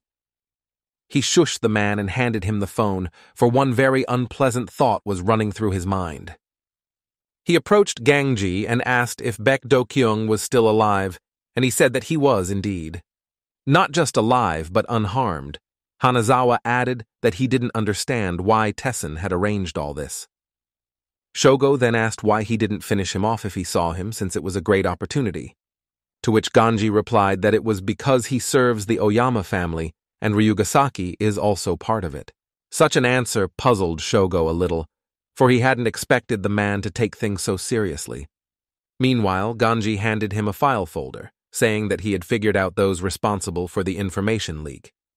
Shogo asked who these people were and where they were, to which Ganji said it turns out to be even simpler, because each of these people were in Seoul, which meant there was a great opportunity to visit them. Shogo showed his evil smile, saying that he was in complete agreement with Hanazawa. After all, it was luck. The photos of those he was gathering information on directly pointed to Ryu Dae-hyun, Chief Jang, and Mr. Wang Hao. Meanwhile, Chief Jang was waiting outside the high school building. It was raining outside, but it didn't bother him. He sat in the car waiting for his daughter, his only treasure. She should be here by now. He himself was smoking in the car and thinking about all the events that had befallen them in the last few months. The last one was Oyama leading Daesan. Also, Lee Seung-min's finger was chopped off. The guy was definitely out of his mind. If the Oyama Gumi stayed here long enough, it wouldn't end well, and he knew it. At that moment, some man in a raincoat approached his car, and the supervisor was even a little scared. This was because that person turned out to be his daughter, who said he was caught smoking again. Seeing his daughter, Chief Jang threw away his unfinished cigarette, asking why she didn't call earlier. He offered her to sit in the front seat, but the girl refused, saying it smelled like tobacco. Basically, the whole car stank, and she covered her nose, and Jang excused himself, saying he wanted to do it quickly. Then the girl snidely remarked that he was also trying to cover it up by saying that she would have noticed anyway. Jang didn't argue, saying that he didn't doubt her abilities, as suddenly the car doors were opened by someone. They were about to drive off when Oyama Shogo joined them, jumping into the back seat. Such an appearance greatly surprised Chief Jang, for he recognized who it was, and now this person was sitting next to his daughter. The girl, too, recognized him as a decidedly unfriendly man and asked fearfully who he was. And Shogo grabbed her hand with a satisfied smile, telling her that the chief's daughter was here too. He held her with his wet hands, telling her not to be so frightened, for he was her daddy's friend. Though here he corrected himself, saying that at least he would be very soon, and glanced at Chief Jang. The chief was skewered at the mere thought that the head of a Japanese gangster organization was now sitting in his car. Plus, he didn't hesitate to threaten his daughter. Good thing she didn't understand Japanese, but he understood everything perfectly. The girl turned to her father, asking who was this uncle who had gotten into their car so suddenly, but Zhang reassured her. He said it was an old buddy of his dad's who had flown in from Japan itself, but how hard it was for him to lie. He asked Shogo in Japanese why he had come here and how he had found him, but Oyama only smiled again. He motioned forward to the driver's seat, resting his elbow on his shoulder, and then said he knew, didn't he? After all, hadn't the chief himself called them here straight from Japan itself, as he put it, and it really wasn't a close light. So he, as the second strongest in Oyama-gumi, came to talk to him in person, but he didn't know his daughter was here too. Zhang turned to him then, offering to talk to him outside, unless of course the rain was a problem for him. However, Shogo said he didn't mind because it was even better that way, so they wouldn't bother his sweet daughter. Outside, Kaido was waiting for them with an umbrella for his boss, so Zhang was the only one out in the rain. As he neared them, Shogo asked where they stood, but the chief interrupted him with a gruff tone. He reached into his pocket with his hand and pulled out his pistol, asking if the Japanese had had enough of living, for he had behaved very carelessly. He leaned on the bumper of the car and aimed at Shogo, asking if he really thought he could do whatever he wanted. After all, even if they were known throughout Japan, it's a different territory here, and the orders are different here too. Hearing his words, Shogo smiled crookedly, noticing that the man was talking just like that lying bastard Yi Su. He added that Lieutenant Zhang Songho seemed to be his immediate superior, and the chief was surprised. The Japanese man said he knew all about his job, and Kaido, who was standing behind him, pulled out his knife. Shogo nodded to him, and he stabbed the roof of the car right where Chief Zhang's daughter was sitting. Oyama said that the chief seemed to care a lot about the girl, so he wouldn't do anything stupid. However, it turned out that he cared only for his loved ones and did not care about his subordinates. The Japanese man made it clear that he really knew all about his life, alluding to the incident of the shooting of his squad. Except he wasn't telling it to intimidate him, his suggestion was to join forces. The chief hid his gun, saying it was a tempting offer, but after all, the Japanese wanted something else. He said those wished to stay longer, but unfortunately, the seats at the communal table were already taken. Then Shogo said it wasn't a problem since they would put a new one in. He didn't like anyone else sitting with him. Chief Zhang was interested in his words and took out his cigarettes, asking what he meant. Shogo stepped closer. He even stepped out from under the umbrella so that what he would say would only be heard by the boss. When he was done, he called out to Kaido and he brought the umbrella above them, and Zhang was still hesitant. He asked if they thought they could do it, but Shogo said he would see for himself. That was the end of it, and Oyama called for Kaido to leave. However, the chief told them to take their time. He called out to Kaido as well, and then threw the butt of his cigarette at him. The guy didn't understand what that meant. He dodged the cigarette butt, but as it turned out it was only a distraction. The boss grabbed it. He then kicked the guy in the leg he was leaning on, and he fell to the ground. And the chief took the knife away from him, telling the Japanese man to do something about his habit of waving his weapon everywhere. He pulled out a kirin bite and put it to Kaido's cheek, then added that he'd better stay out of adult conversations too. To make his words more meaningful, Zhang left him a light cut. After all, he had threatened his daughter. He then turned to Shogo, calling him Oyama-san, and the latter smiled eerily again. Zhang told the man to keep in mind, this kind of behavior would no longer be tolerated by him. Meanwhile, Ryu Dae-hyun was relaxing at his favorite Red Crown hotel. He was wearing an expensive suit. In general, he wore more things like that now to brighten up his scars. He dialed the number, asking what was going on with Tessen lately. He had already been captured by those Japanese from Oyama-gumi, and Baek Do-kyung wasn't Baek Do-kyung at all. On top of that, Chief Zhang wasn't picking up the phone, and they had agreed to call this morning. Suddenly his thoughts were interrupted by the sound of shattering glass, and he saw one of the guards fall dead. Then the attacker himself showed up. Dae-hyun asked who he was, since he hadn't seen him here before. He added why the man tore his boys to rags, as the man had battle axes in his arsenal. Dae-hyun noticed that his body was covered in bandages, saying that it looked like the bulky guy had gotten a pretty good beating earlier. Nobu only laughed in response and took some pills, saying he talked too much. He added that the Joseon bastards most of all only know how to chirp like stupid sparrows, and Dae-hyun was surprised to realize that the man spoke Japanese, which meant he must be a member of the Oyama Gumi. He put his knuckles on, wondering if the thug had gotten a kick out of Tessin and had come here for more. Before Nobu could answer, another man entered the hotel and said that Tessin was getting annoyed with him, except perhaps that was to be expected from the leader of Gorang, who was also overcome by them.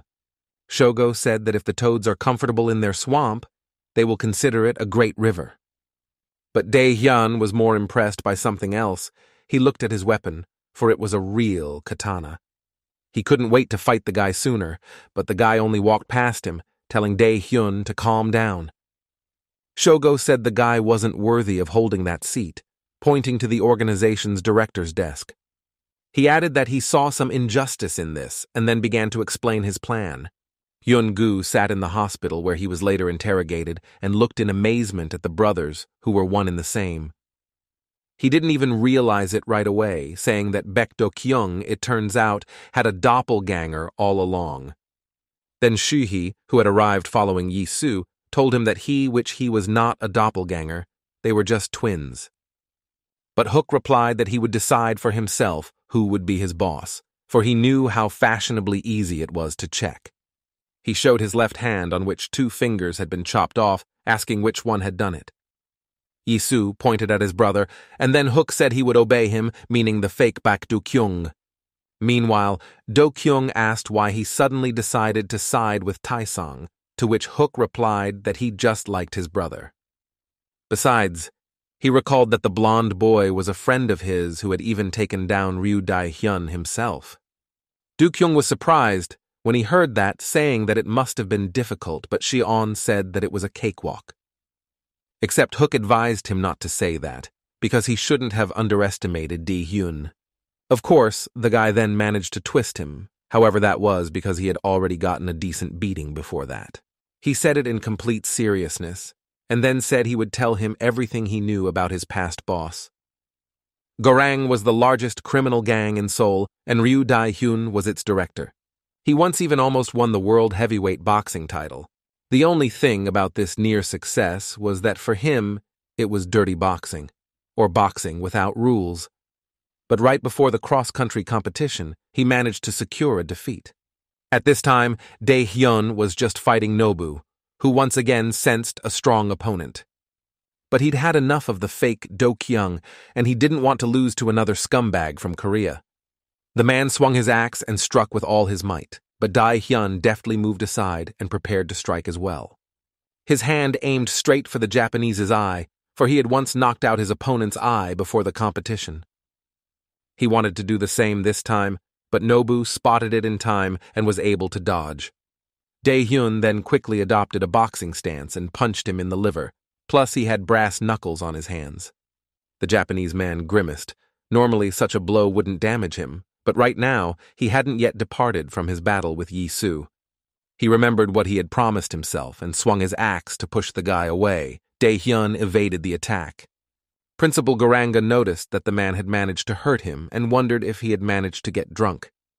He even felt nostalgia, because once he was a Zozi advocate, but later he turned to crime and ended up in Ilhak. He pounced on Nobu, saying that the man was already bleeding, and it was true, the man was seriously injured. Shogo, who was watching all of this, didn't think there was another who could fight Nobu on equal footing. In his time, Ryu Dae-hyun's career quickly took off, rising to the elite level in just 1 year.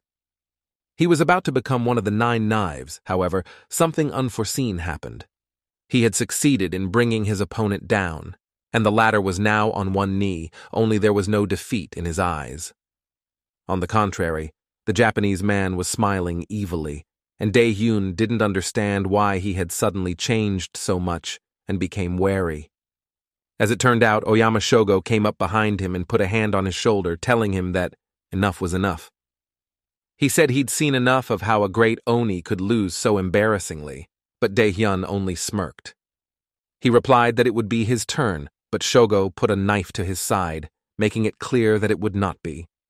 Oyama said it was quite shameful for him to see the Korean scum humiliate his clan.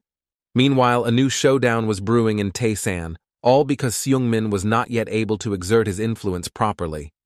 He told Kato that he would talk to the girls himself. However, the Japanese man didn't even pay attention to him. He kicked the door with his foot to the guest room where Tessin had placed Julan and Cha Yuhua as hostages.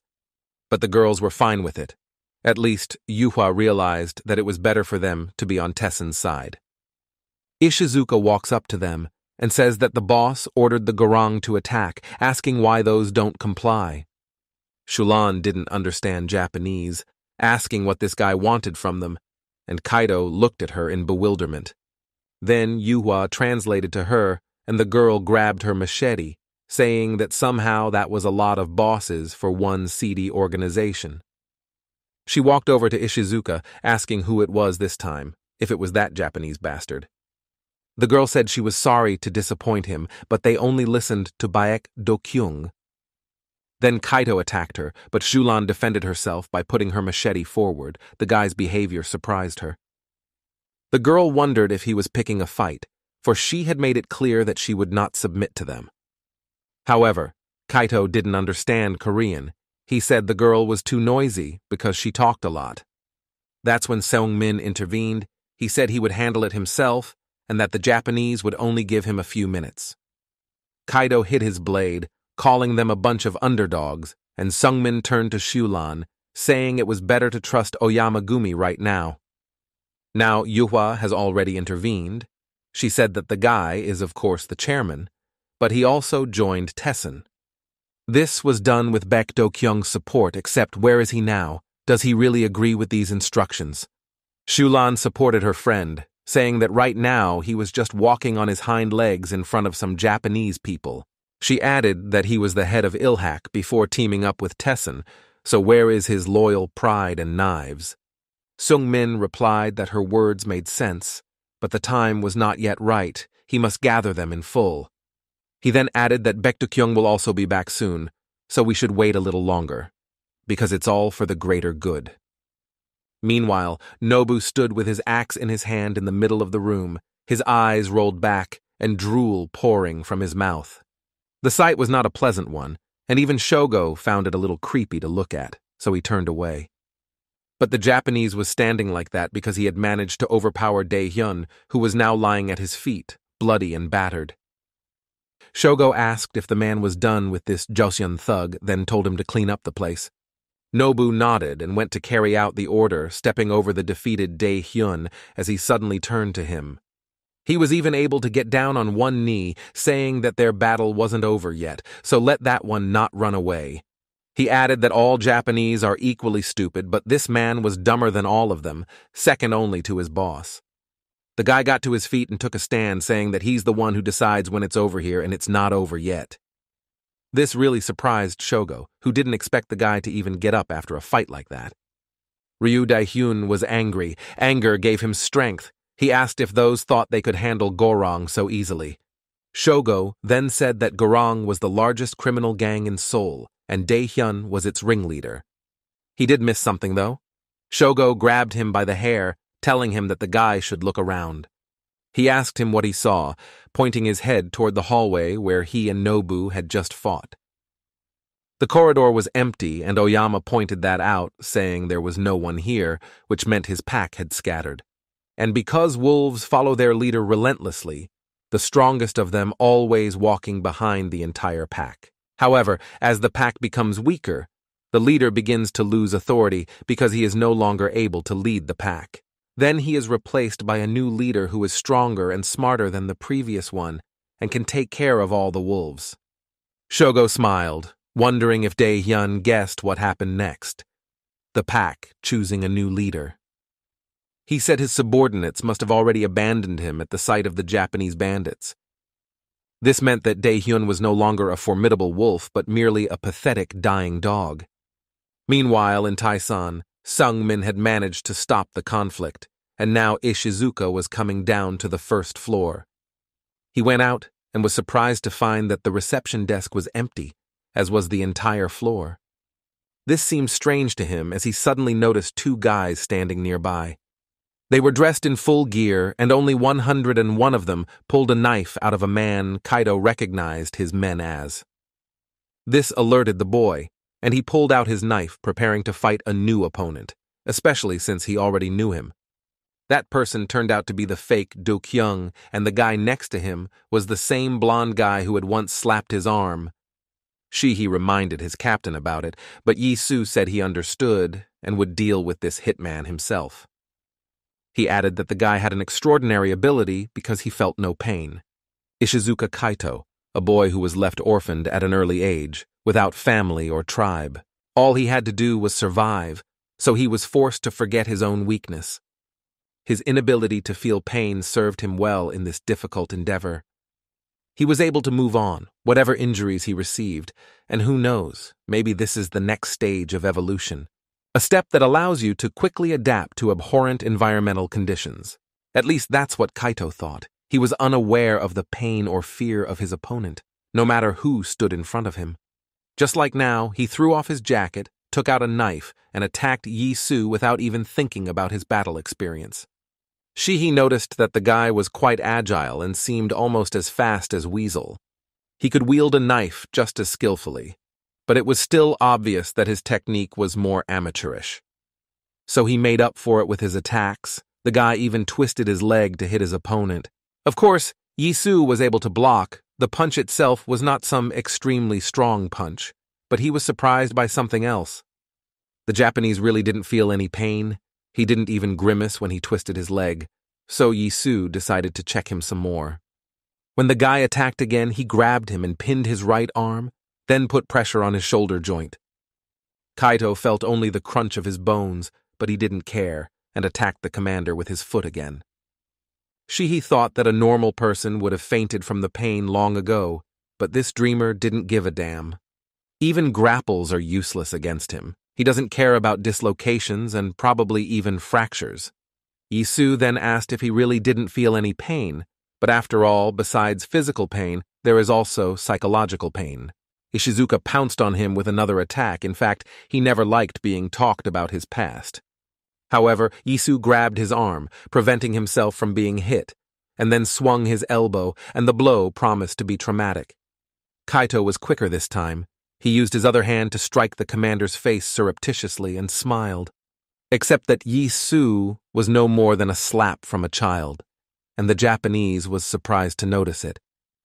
And Su approached him, telling him to continue, for even if he didn't feel pain, he still had limitations. This hurt the Japanese man's pride a little, and he struck him again despite his sprained right arm. Suddenly, Yi-Su grabbed his leg, saying that he had fought guys who had plenty of strength. However, this was not his case, even though Kaito was fearless, but no one can fight with broken limbs. Now he was lying on the ground, unable to get to his feet and continue the fight. Besides, he had dropped his blade. And Su stepped on his hand, asking if he really thought he would be so bold and daring all his life.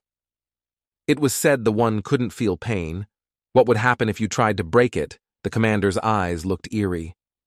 He added that it would be interesting to see how long the Japanese could last, and he was scared. Meanwhile, Do-kyung was on his way to the main office of his organization. This was the first time in such a long period of time. Jin-un, who picked him up from the hospital, said that Mr. Baek Yi-Su had already gone there first. He said it was his brother's organization and that he would enter there through the front door, as befits a director. He also assured that no one would dare stop him. He would take care of that personally. They arrived, and Jin-un hurriedly got out and opened the door for him, and Do-kyung said he thought of something. He said they have a lot of new employees, and he would be embarrassed if he appeared in front of them like that. Meanwhile, the men from Oyamagumi were on their way to the parking lot to attack Gorong on the boss's orders. As suddenly from around the corner, Shirhi came out to them, holding a knife near the neck of one of the men and then yanked. The one frantically grabbed his neck, and the other Japanese pounced on the guy, but the latter threw himself at him. He said it was not nice of them to assume that they were the masters here, for they were not. He asked Xiulan if she agreed with him, and the girl smiled back, pulling out her machete. Just then, one of the Japanese also pulled out a knife, saying they wouldn't get away with it if the boss found out. But the next instant his hand was cut off by the girl with her razor-sharp machete. He pointed his finger upwards for some reason, as if to say that everything had already been decided upstairs. And sitting on top were Shung Min and Jong Ho. The chairman had a glove on his hand to hide his missing pinky finger. They heard the sounds of a parked car, and Jong Ho said they should go say hi to Do Kyung. Meanwhile, Kaito was frightened by Yi Su's words about breaking him and was now trying to escape, but so far in vain. At that moment, Baek Do Kyung walked in. He said that Taesan means great mountain and not a small hill. So if the Oyamagumi really do consider them to be little bipeds, it's time to remind them otherwise. He saw Ishizuka and his brother, who by the looks of it had already given the Japanese assassin a good thrashing. Do Kyung asked how they dared to look down on them, because if one wanted to look, one would have to raise their head higher. After saying that, he leaned over to the guy, who recognized him as the real Ryugasaki, and was more than a little scared. 2 months had passed since then, and here they were again, sitting all 3 of them, or rather, now the 4 of them. The brothers told them that all this time the real Baek Do Kyung was injured and bedridden, and his younger brother was replacing him. She said she found it hard to believe that they were submitting to someone who was never even in charge. But Do Kyung replied that Baek Yi Su was performing the direct duties of a deputy. He were in agreement. He added that he would like their relationship between Il-hak and Cho-noon to remain the same. Then he suggested that we call it a day, because there were far more important things to focus on. Then Yuhua took the floor. She apologized for her subordinate's manners, or rather lack thereof, but then added that she agreed with her on something, since it was his brother they had originally joined.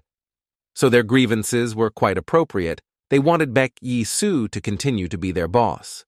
Their discussion was interrupted by Seung Min, who said that they should still go back to the most important problem. He held up the newspaper and read the headline on the front page, which said that the Omagumi had bought out the Red Crown Hotel. It looked like those Yakuza had gotten to Gorong as well. Yuhua asked what had become of Ryu Dae-hyun. Seung Min turned to Yi Su, saying that Gorong was very closely related to the One Sink project and Chief Zhang. The fact that the Oyamagumi had taken possession of it meant only one thing. They had teamed up with the boss for a common goal. Then Do Kyung said they should find out for themselves. He pulled out a letter saying it was from a former committee. It was a good excuse to pay them a visit and see who sang with who. It all started the next day. Yuhua went to the Red Crown Hotel, but there was a security guard standing there who asked her name to check on the list. Then Mrs. Cha took out an envelope with an invitation saying she was the head of Cheonung. It worked. The guard said her name was indeed on the list and let her through, but added that it was strange. After all, the head of Cho-noon had already attended the meeting, and those words really surprised the girl. Oyama Shogo and Wang Hao were already in the room. The Japanese said that doing business was not the first time he had done so. He was the one who wrote that letter saying he would like some good advice from more experienced colleagues.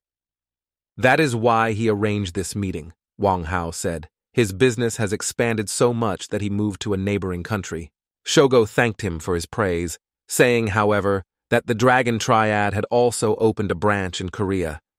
The boy poured the man some wine, asking what it was about these lands that drew them all here like a magnet. And then, seeing that Wang Hao was thinking the same thing as him, Shogo suggested that they team up and act together. Now it would be their Cho-noon, however here they were interrupted by a female voice that said they were wrong. It was Cha Yuhua, who entered the room and heard their last sentence. She said that Cheonun belonged to her as the head, and Wang Hao replied that he didn't expect her to come. Then the girl sat back in her seat at the table, saying that since the eyes were here, the deputy could leave. Wang Hao realized that it was a hint at him. He said that the girl's courage was not lacking, however, he was staying. Meanwhile, another guest entered the room whose arrival Shogo was very excited about and went to greet him. It was Chairman Lee Sung-min, who said hello to the Japanese, just as casually. Oyama pointed to the table, telling the guy to take a seat, as there was a place for him too. When everyone was seated, he walked over to the last available chair, saying that since everyone was assembled, we could begin. Meanwhile, another man was heading towards the entrance of the room. His appearance was to be a surprise. When the guards saw him, They asked him what business he had come for, and also what his name was. Du Kyung then introduced himself, saying he was the director of Tisen, but the men said his name wasn't on the list. However, that didn't stop him. He said he would pass anyway, on that the men shouldn't have stressed. He added that he hadn't worn the suit for a long time, but it wasn't cheap, and it hadn't paid for itself yet. Shogo, who was about to sit down and start talking, froze in surprise, for he certainly hadn't expected him to come. Oyama immediately recognized him as his real half-brother. This one was definitely Baek Do-kyung, and he said it out loud. Except Do-kyung interrupted him and tapped him with his cane, saying that he was wrong. His name was now Ryugasaki. When he spoke of the letter received from the former committee, he was curious to see the guests. Back then, Yi-Su also wanted to go along with him, saying that this time Oyama Shogo would be unfortunate, but Du-kyung didn't think so.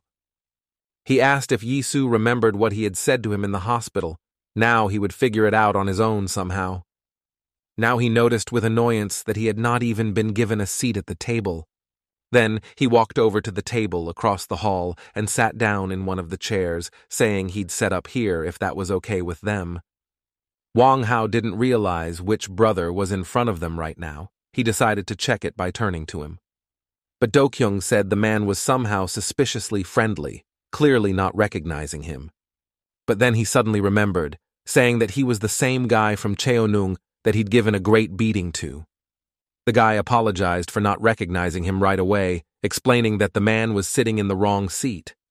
He motioned for him to take a seat next to him. After all, the heads of major organizations were gathered at that table.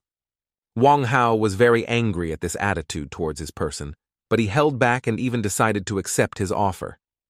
He sat down beside him, asking if the director would buy him a cigarette, and Do-kyung replied that he'd be happy to share. He handed him a cigarette and then held up a lighter as well, and Shogo noticed that it was his father's. Du-kyung said he saw that the composition of the committee had changed somewhat, as he did not observe some old colleagues. He said he knew what became of Gorang, but asked what they did to HHS, and Wang Hao remarked that he acted differently. Shogo replied that the HHS boss must have been too busy to honor them with his presence. However, he added that he exclusively called the bosses to this meeting. Did he really talk to his real brother this time?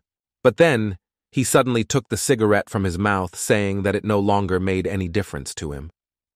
After all, under their little mound, there's enough room for two people, even a nice family grave. He put out his cigarette into his shoulder, so Do-kyung turned it into a joke, saying it was an expensive suit.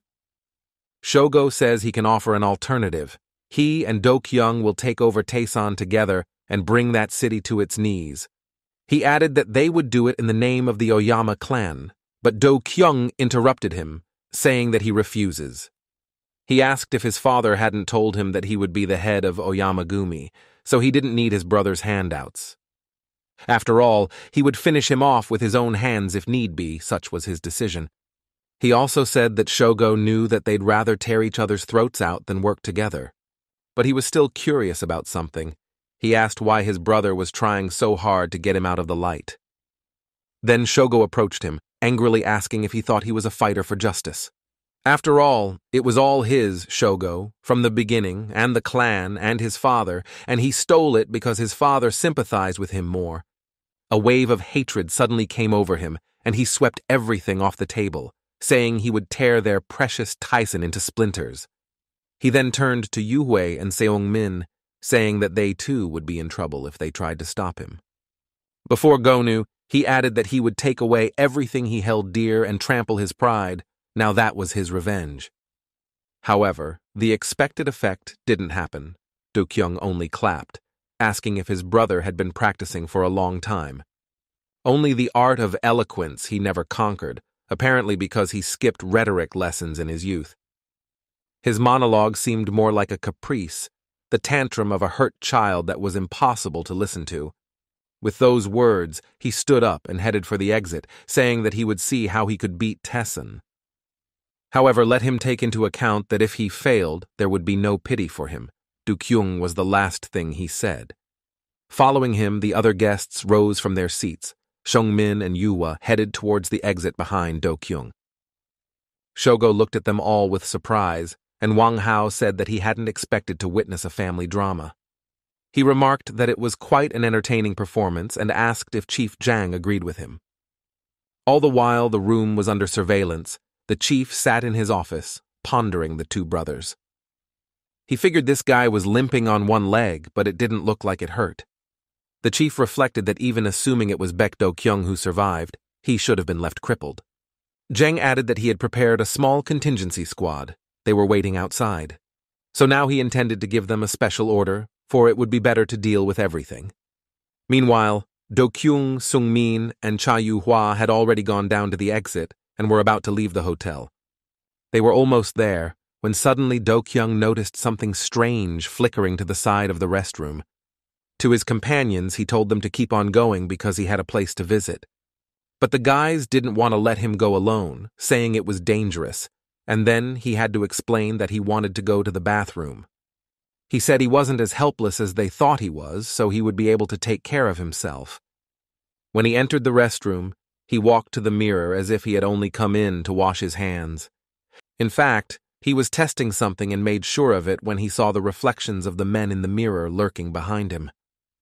Do-kyung said they looked more like mischievous teenagers who came here to smoke secretly from their teachers. He added that he had some kind of déjà vu, as he had been tried once before under similar circumstances. Only this time the men should have aimed better. He suddenly became serious, finished wiping his hands, and got ready. Meanwhile, in the harbor, a solitary ship was preparing for tomorrow's departure, but it was not to be. A few men came in to check something out because they got an order from their boss. It was the Japanese, Oyama's men, who had already found the right door and were about to open it to check it out.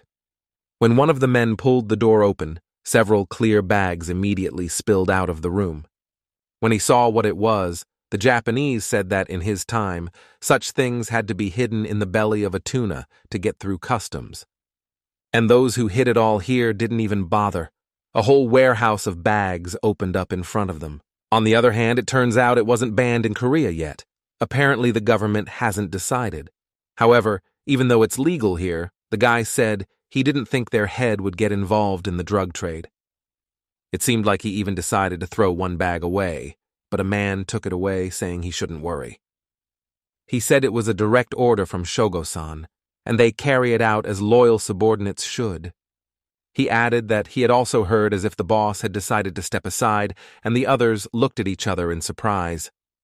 The man then explained that since the Ryugasaki and their boss were in a fight for the right to lead the clan, Shogo decided to retreat to the privacy of his room, delegating authority to his deputies. At least that's what he was told. Meanwhile, Baek Do-kyung had fallen into the lion's mouth, but he had signed his own death warrant. The man started to hammer the door shut and put on the lock, which he was now closing, saying that Do-kyung was probably dead by now. Meanwhile, he asked who his younger brother was, for he had heard that the latter was a former NAR commander. As he was saying this, he heard a noise behind his back, so he turned around but immediately froze in surprise. The guy behind him was holding onto his neck, struggling to keep himself from being strangled by the fishing line. The one who threw it around his neck was Shy-on, who asked why the man was silent. Also with him was Weasel.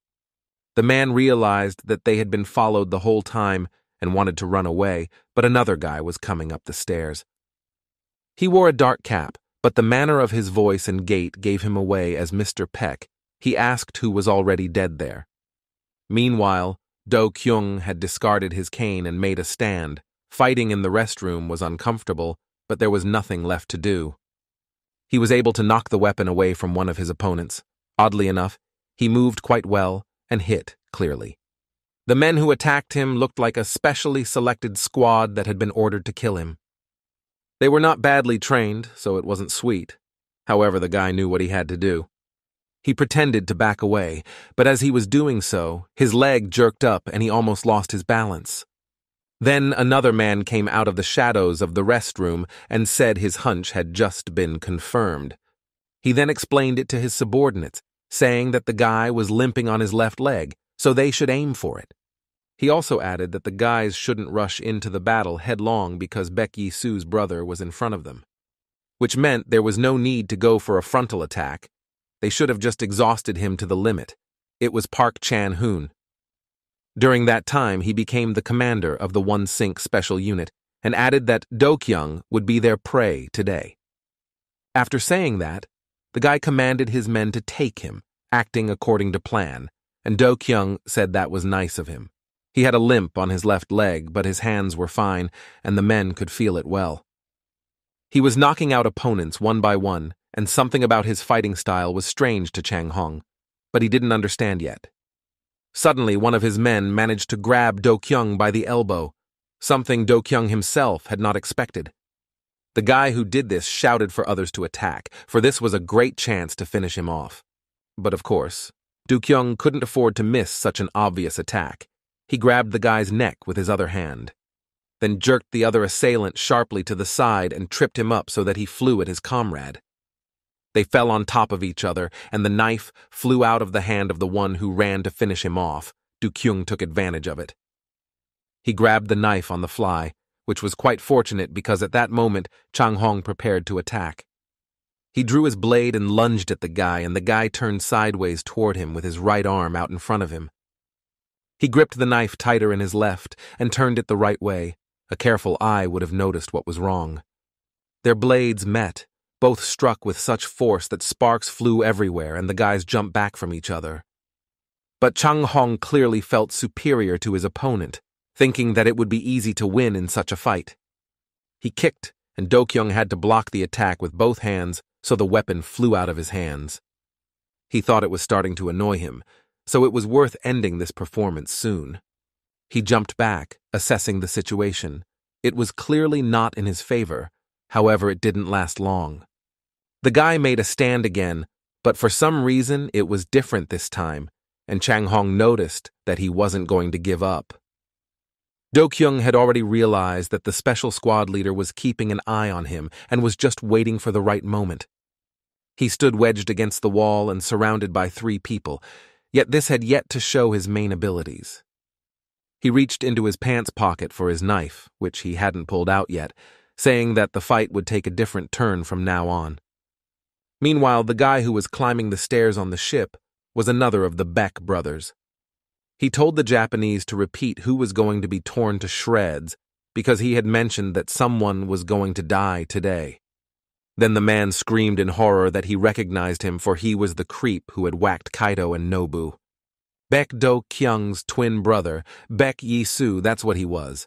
Yet the guy only silently removed his cap without reacting yet. His face was indeed exactly like his brother's, and his long-grown hair made it even more similar. The Japanese said he was willing to admit he was just as good as his brother, who could really use him right now, because their mutual acquaintances had already sent people for his head, and of course, it was about Chief Zhang. Behind the mask, he couldn't be seen smiling. He asked why he was sure they would succeed in killing him. Such a question puzzled the Japanese. He said that the guy's leg never healed after all, and with such injuries, even Ryugasaki couldn't do it. He didn't finish because Do-kyung barely fell down. Shuon held him up, saying that the guy's leg really hadn't recovered yet. Now the man could not stand on his feet. His legs gave out because he realized who was standing in front of him. Do-kyung crouched down beside him, asking what he was thinking now about his familiars and the people they sent. He added that he was the unfortunate, crippled Ryugasaki, who was now so desperately wanted to be killed. Meanwhile, Yi-soo, who was actually pretending to be his brother all this time, drew out his army blade. He put his left leg back out, and the opponents thought that this was the guy's way of planning to escape. But how surprised they were when he suddenly shifted all his weight onto his wounded leg and pushed off, attacking the squad. He stabbed one of them, and the others stood in bewilderment, the men unable to understand where he suddenly got so much strength from. This change was also noticed by Chang Hong. He now remembered that when the latter fought, he held the knife in his own manner. That was why he hadn't reached for it until the last, and now he was pushing off with his sore foot to attack. Then he said that the brothers had succeeded in messing with their heads, and his men rushed at Yi-soo again. The strongest remained, so now their attacks were more coherent, and they chose their timing clearly. And Su was even surprised, thinking when Zhang's squad had managed to become so professional, he could barely notice all the attacks. But here he let one of them get as close as possible, and then, with a precise blow, knocked the knife out of his hand. Then he grabbed that knife on the fly, and now he already had 2 weapons, so things should have gone better. It became much easier to defend himself, and he stopped retreating, preparing for a decisive attack to end it all. He no longer held back and fought at full strength. His opponents realized it too, but it was too late. He swung the knife in all directions, and where he couldn't reach it, he used holds, like suddenly now. One of the guys pounced on him as he was choking the other guy, and Yisu grabbed his arm, putting a knife to his side. The guy then kicked his leg and fell to the ground, still firmly in his grip and with the knife near his head.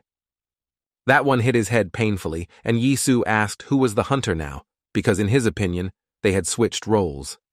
He added that all this time they were the game, and he was just waiting for the right moment. Did they really think they could actually win? After all, they were in Taesan territory. Chang-hoon wondered if he and his brother had foreseen everything from the beginning and made this game to confuse them. And Su answered him that in fact it was common practice, disguise, espionage, and other nonsense. That's when Chang-hong radioed in, reporting that there had been a blunder and they should have gone to Plan B. He said he was requesting Alpha's help and calling the others off because they would only get in the way. And Su realized that by Alpha he meant someone specific, but he didn't understand who he was talking about yet.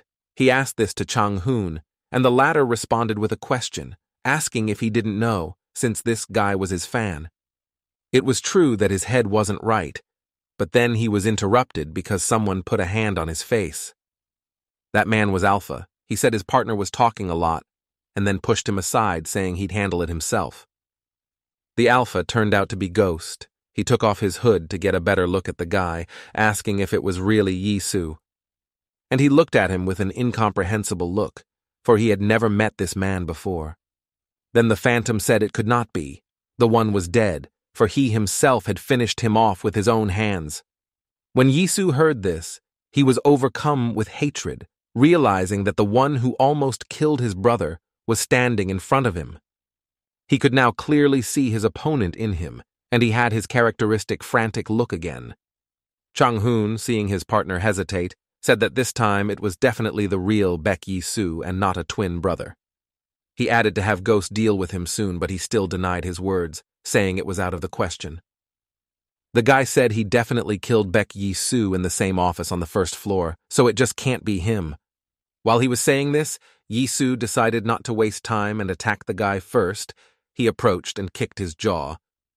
The Ghost was still in shock that Baek Yisu was alive and was now standing in front of him. He didn't even block the punch. However, he realized something, because if the Special Forces commander was really alive, he should be the one to kill him. Ghosts are invisible, elusive, intangible beings whose existence has yet to be proven. That was the name given to a special mercenary unit in Korea, and they fully justified it. None of them could be identified. The captain of the Ghost crew only had the call sign G1. However, each of them had only a call sign with the letter G from the English letter Ghost, and a serial number. 2 years ago, somewhere in Western Russia, they were doing another assignment for the authorities, and had just finished. Ghost then had the call sign G2 and took off his mask, but the captain said they couldn't be seen. After all, they never leave marks, so he told him to put the mask back on, and the guy obeyed. He was vice captain of the squad at the time. Their mission was complete. They had blown up an important Russian ammunition depot. Now all that was left to do was to get away unnoticed. The guys got into the car and Ghost took off his mask again, complaining that he wanted to go to Seoul. The captain only told him to put it back on, and that annoyed the guy. He replied that it was all his own in the car anyway. Then the captain addressed him by his call sign, but even that annoyed the blonde man. He said his name was Choi. He didn't have time to say his full name, because suddenly an armored car crashed into them at high speed.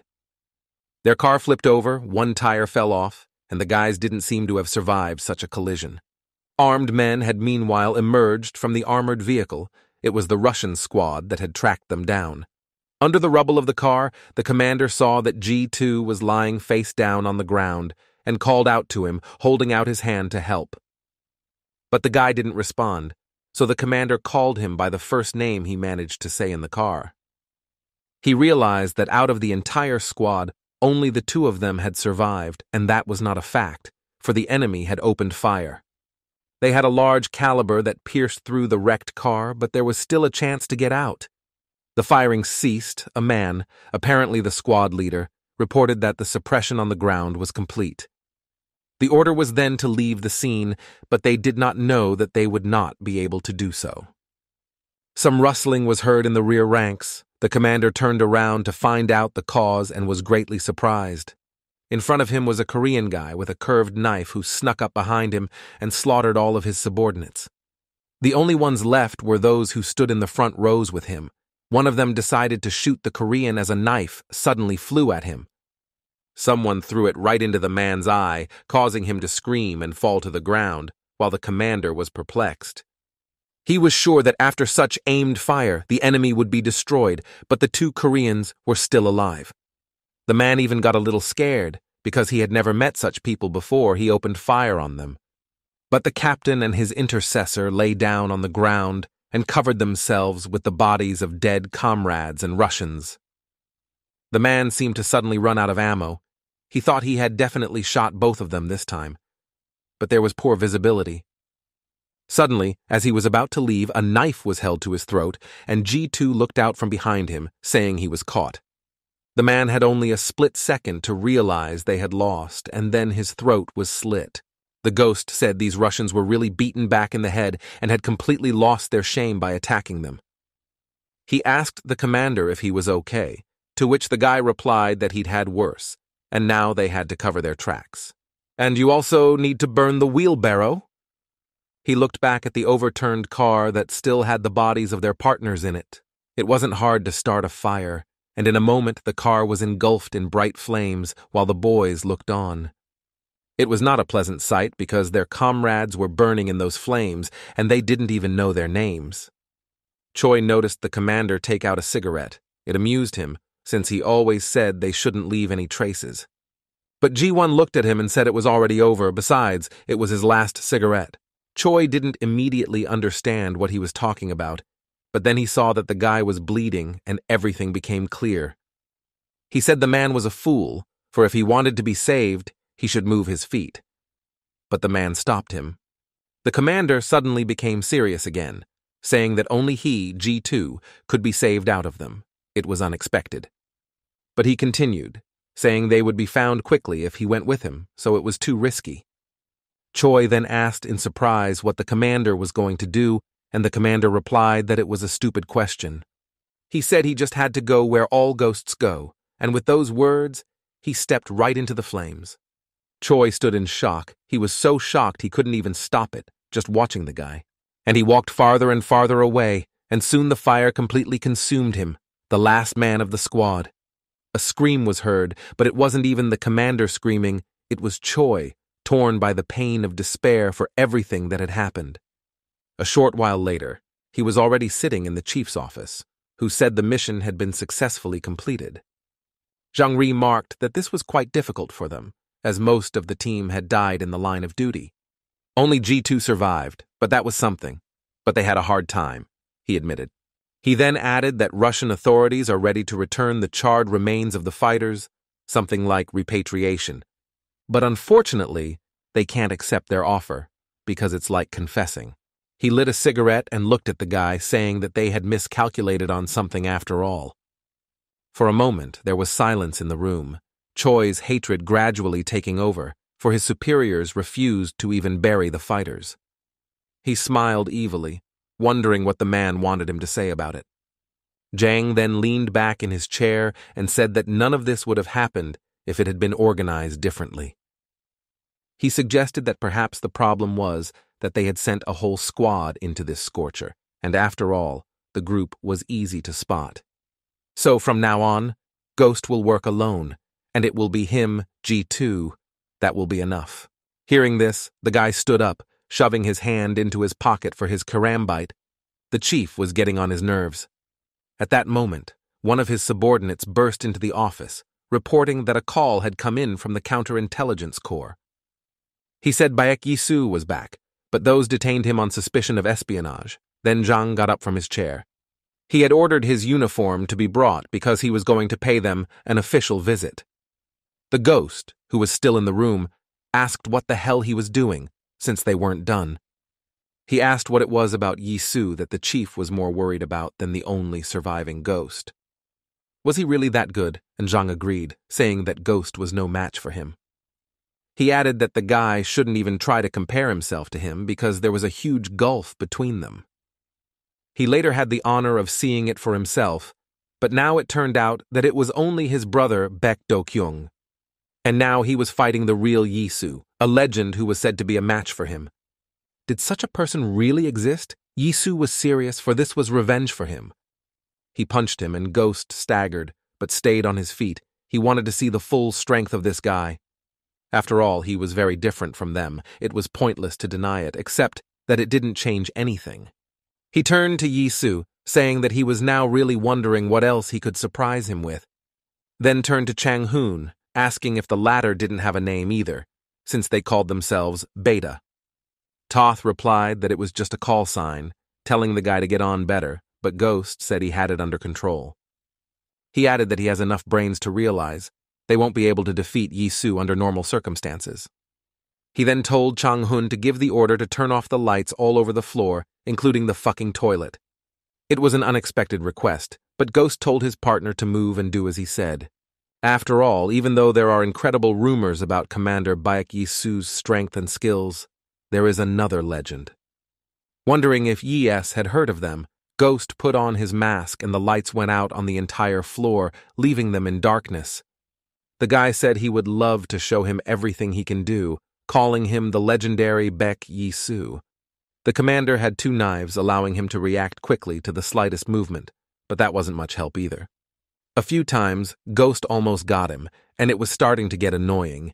Yisu called the guy a show-off. He added that he could still see him a little in the reflection of the knives, but Ghost didn't respond. The legend of those who have no form and are able to disappear without a trace, the invisible and elusive ghosts. That's what he was about to tell him. Choi was suddenly behind his back, and it was very dangerous. Before, Kyung didn't really like the idea of reincarnation. He thought he could handle it himself. The principal asked if they had to do that, putting on their brother's SWAT uniform. After all, why go to such trouble if everyone already knew they were both alive? But Yisu replied that it was for their own benefit. He explained that now, since Chief Zhang knows that he has a twin brother, things will get more complicated. After all, the boss will definitely want to kill them both, and Do-kyung's leg still hasn't fully healed enough to fight. So most likely the first thing they would try to do would be to get rid of him, and pretending was just the right thing to do. That was the end of it, but before they left, Do-kyung asked if the guy who almost killed him was still alive. Yisu then didn't realize who his brother was talking about, so he said he didn't know, and Do-kyung thought for some reason. He then gave a brief description to the ghost, and sure, he called out from behind him, who remembered that he had also fought this madman. When Do-kyung heard that, he was surprised and praised the guy, saying that he had also beaten up Ryu Dae-hyun. Remembering Principal Gorang, he said he should finish that one off as well, adding that he was already losing his knack. However, Shihi hurriedly stopped him, saying that it was not that, for he was also quite puzzled. He put on his hood and twirled a karambit, then added that he didn't think he'd meet anyone like them anywhere. After all, those guys were just as professional, more like beasts of prey, capable only of killing. But then he added that Brother Do-kyung hadn't done a bad job on him, remembering Ghost's full-face scar. Yisu, on the other hand, thought that the guy was a dangerous kid because it turned out that he was trained just like theirs. He was not to be underestimated, because if he was a mercenary, killing someone would be a cakewalk for him. Shihi added that he could fight this guy as an equal because he had undergone similar training. But that one's reflexes are excellent, and if he wasn't careful enough, he might well have lost to him. So he advised the captain to be on the lookout for that gray-haired man, for mercenaries were not to be trifled with. Yisu replied that he understood already, and sure he said that he didn't envy that poor guy. It was a compliment to the commander. Dukyung smiled upon hearing this, asking if his little brother was really that good, and Sha-on nodded. He said he wondered what the rabbit guy's specialty was, since he was also a mercenary. At the last second, Yisu was able to block his attack from behind, almost saying goodbye to his ear. Actually, Ghost didn't have a specialty as such. However, if one were to choose, a few things come to mind. The commander realized that this was his chance to retake the initiative, for the enemy was within his range. He tripped him up and clobbered his arm, then knocked him to the ground so that he had nothing to hold on to. He agreed that the guy specialized in eliminating professionals like this. Perhaps that was the most apt description, but right now Ghost clearly didn't fit it. Yisu swung the knife and stopped it at the very face of the guy. At the last moment he changed his mind to kill him that way. While he was hesitating, Chang Hong was able to stealthily approach him, and now he kicked at his arm, knocking out his weapon. This was a good chance for Ghost, who was able to free his hand and grab the knife, aiming at Yisu. Chang Hong, meanwhile, swung again. They planned to attack from different sides, but Yisu saw it. He decided it would be best to leave, so he opted for a defense tactic and brought out a second knife, blocking the guy. He then bounced off and Ghost was able to get out and was now standing beside Jong-hoon. The commander was across from them. Choi asked Chong-hoon if he was tired of standing as a pillar, to which he replied that it wasn't the kind of gratitude he expected. Then Ghost took up his stance again, preparing for another attack, and asked the boy to cover him. Overall, Yisu had nothing to worry about. He was only thinking of one thing. His goal was to avenge his brother. And he didn't care if even the enemy went crazy, because they said Ghost was a little crazy. They threw themselves at each other again, their knives jingling but not hitting either of them, both fighting as equals. Yisu was even able to adapt to fighting in the dark, and could now see all the movements of not only Ghost, but also Chang-hoon. He fought off two at once, but soon Chang Hong stopped attacking, seeing that the guy was aiming more at Ghost. He didn't understand why he was acting like this, but all of his punches were stubbornly aimed at the alpha, who was barely dodging. But suddenly one punch still got him. Yisu hit the guy in the neck and then counterattacked. The commander was not inferior to him in anything. Maybe his experience and skills were even more than Ghost's. He hit him with a knee as well, and he barely had time to put up a defense, but the blow still went through. Then Ghost boiled with anger that he couldn't take the initiative and started swinging his knife. Of course, it was for nothing and only meant that the opponent had lost his composure. This was taken advantage of by Yisu. He clenched his blade and turned it around a bit before leaping up to the phantom and charging him in the jaw with the hilt. There was no telling what surprised Choi more, the attack itself or the fact that he did it with a normal knife handle. But Yisu didn't stop there. He grabbed him by the hair, intending to continue beating him, but changed his mind. The commander told him to get up because he could not even dream of an easy death, but he did not deserve it. As he was still speaking, he felt Chang Hong sneak up from behind again and swung the knife towards his head. In order to dodge, he had to let go of Ghost again, who was able to get out this time as well. Chang Hong grudgingly muttered something, asking how he was able to dodge, but Yisu didn't answer him. Then Chang Hong, soberly assessing the situation, turned on the receiver and addressed his superiors, saying that they were retreating. At first glance, it was logical. After all, they were at a disadvantage, and it couldn't go on like this.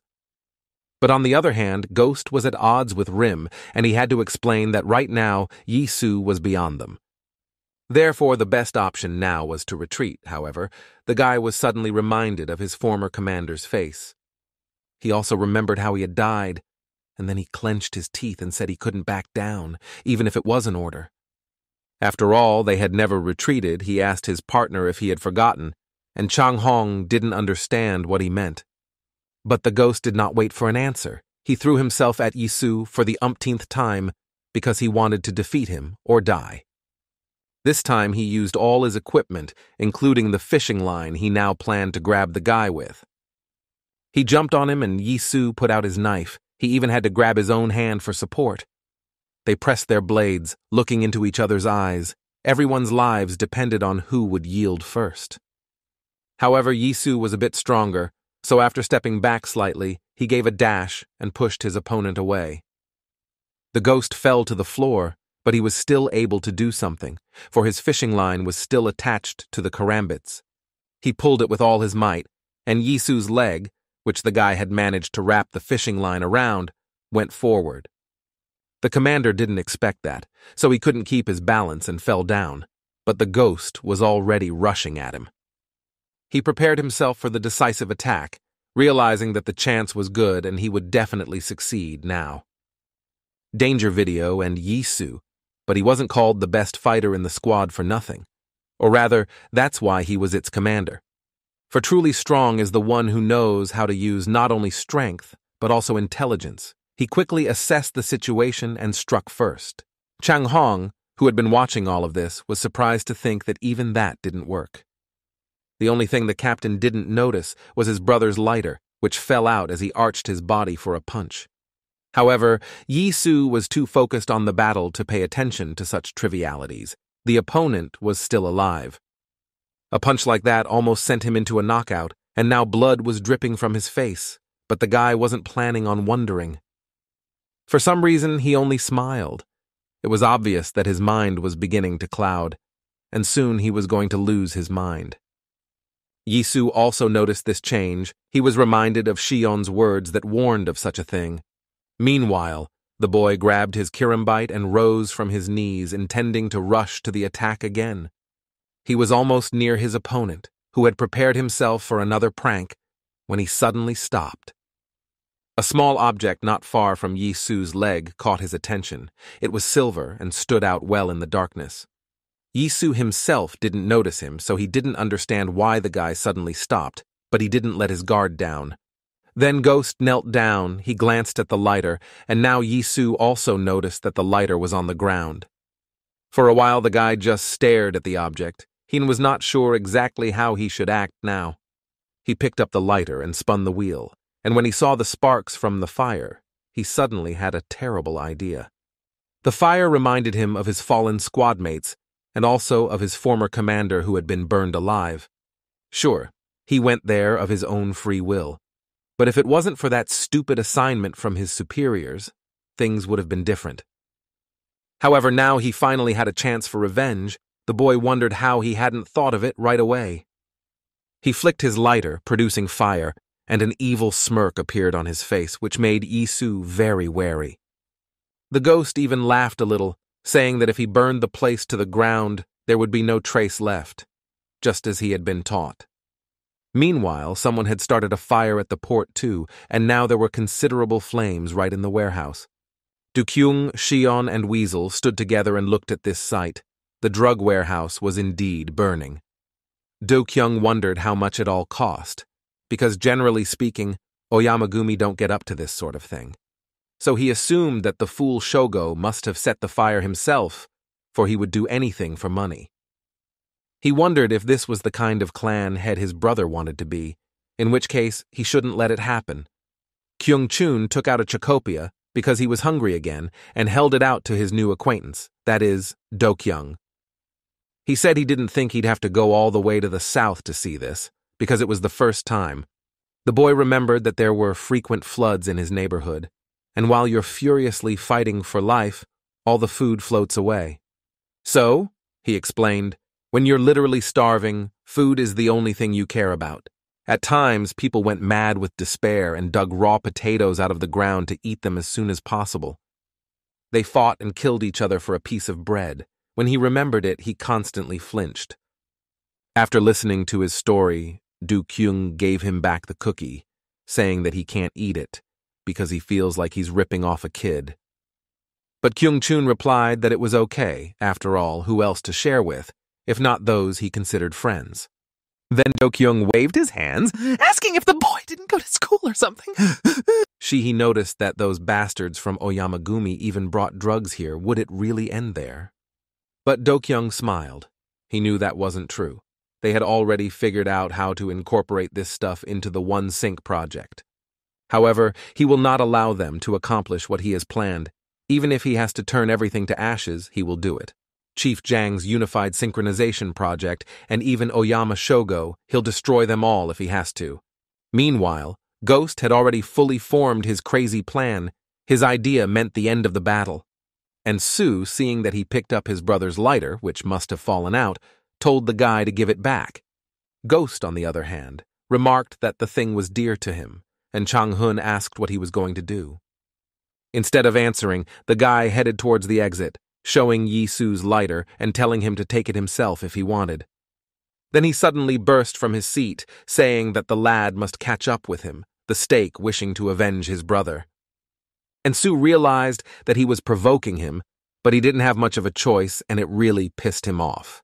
He grabbed the knife and decided to proceed cautiously, but the guy would still have to be followed. He shouted for the creep to come back and ran after Ghost, and Chang-hun was left alone in the restroom. He was the one who reported to his superiors that it looked like they had a problem, except this time it wasn't because of the enemy. The Ghost ran like a man possessed. He thought he would burn the place to hell, leaving nothing but ashes. His captain would have loved it, for he always acted cautious and worried about how they would leave no trace. He was reminded of how their squad had successfully completed the mission to clear out the Russian warehouse, and they were about to leave. Then they had to cover their tracks as usual, and fire was the best solution. That's what they wanted. The commander said that for fire you need something that burns well. For example, alcohol or oil. They managed to find the former. Since it was a Russian warehouse, you should definitely expect to find vodka in the refrigerator, and so it was. Remembering the incident, Ghost thought that the booze should be stored here as well, so he ran to the elevator.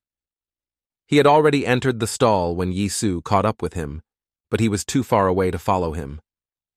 And Ghost decided to taunt him by luring him with his finger like an animal, for he knew whose lighter it was. And Sue rushed to the elevator as fast as he could, but he didn't make it in time, and the doors closed, though he thought about hitting the guy. The attack failed, however, and he kicked the doors in frustration, not knowing what to do now. He glanced at the numbers above the elevator, which were increasing more and more. Ghost's plan was unknown to him. And while he was driving, he huddled in a corner of the cabin and sank to the floor. For some reason, he suddenly felt sad and a little uncomfortable. He clutched his head, wondering if this was the end, and after all he had so many more missions to complete. He was also reminded of Chief Jiang's words, saying that he was no match for Baek Yi Su. The boss told him not to even try to match him because there was a huge gulf between them. He said that becoming a legend was out of the question for him, and that no one should know of his existence at all. Because he is a ghost and will always be in the shadow of others, those words acted irritatingly on him. Suddenly, he threw up right in the elevator. He realized that the chief had never considered him a worthy fighter, or a man either. This was very painful to realize, because when you're constantly being compared, you only have two choices, or just accept that some people will always be better than you, no matter how hard you try.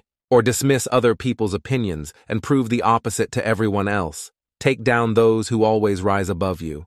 Ghost chose the second option. He asked himself what was so special about this man, Baek Yi Su. He wasn't the usual experienced fighter because that's what they're all like. So the reason was something else, or it wasn't there at all. After all, they are all just ordinary mercenaries who do the government's bidding for good pay. Kill for money, he was good at it, which meant that if he died, at least he'd get to tackle his opponent. As the guy expected, he found booze in the minibar on the top floor, so he didn't hesitate to open 2 bottles. He started pouring their contents around the room, thinking about the look on Yi Su's face when he saw it all. His squad probably had even more deaths than him, so Yi Su had nothing to be proud of. And yet everyone considered him a legend. So how was he? Ghost, worse than him. Out of anger, he threw the bottle out the window. The guy then sat down on the sofa, breathing heavily. He said that Yi Su was absolutely no different from him. And since that's the case, they'll both die here. With those words, he took out Do-kyung's lighter and checked the gas once more. There were bottles scattered around him, and the whole room was flooded with alcohol. As soon as he held up a lighter, everything would ignite. Meanwhile, Yisu had reached the 27th floor, and when the elevator doors opened, the commander realized that the matter smelled like kerosene. It was in the truest sense of the word, for before him was an eerie picture of a room being consumed by flames. In that time, it had already managed to spread almost everywhere and was covering more and more territory with each passing second. The commander covered his nose with his elbow to keep from inhaling the carbon monoxide, then heard someone call out to him. It was Ghost himself who asked if he was going to stand there like that and watch the flames consume his Tessin. More accurately, it was his brother's Taisan, because that was why Yisu had come to get that stupid little lighter. He added that the latter had mentioned the place for his brother, so wasn't now the time to answer for his words.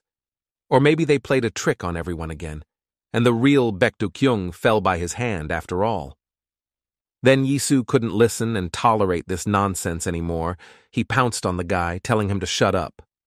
And Ghost only laughed. He was amused by the fact that his opponent was angry. He added that soon everyone here would be burned alive.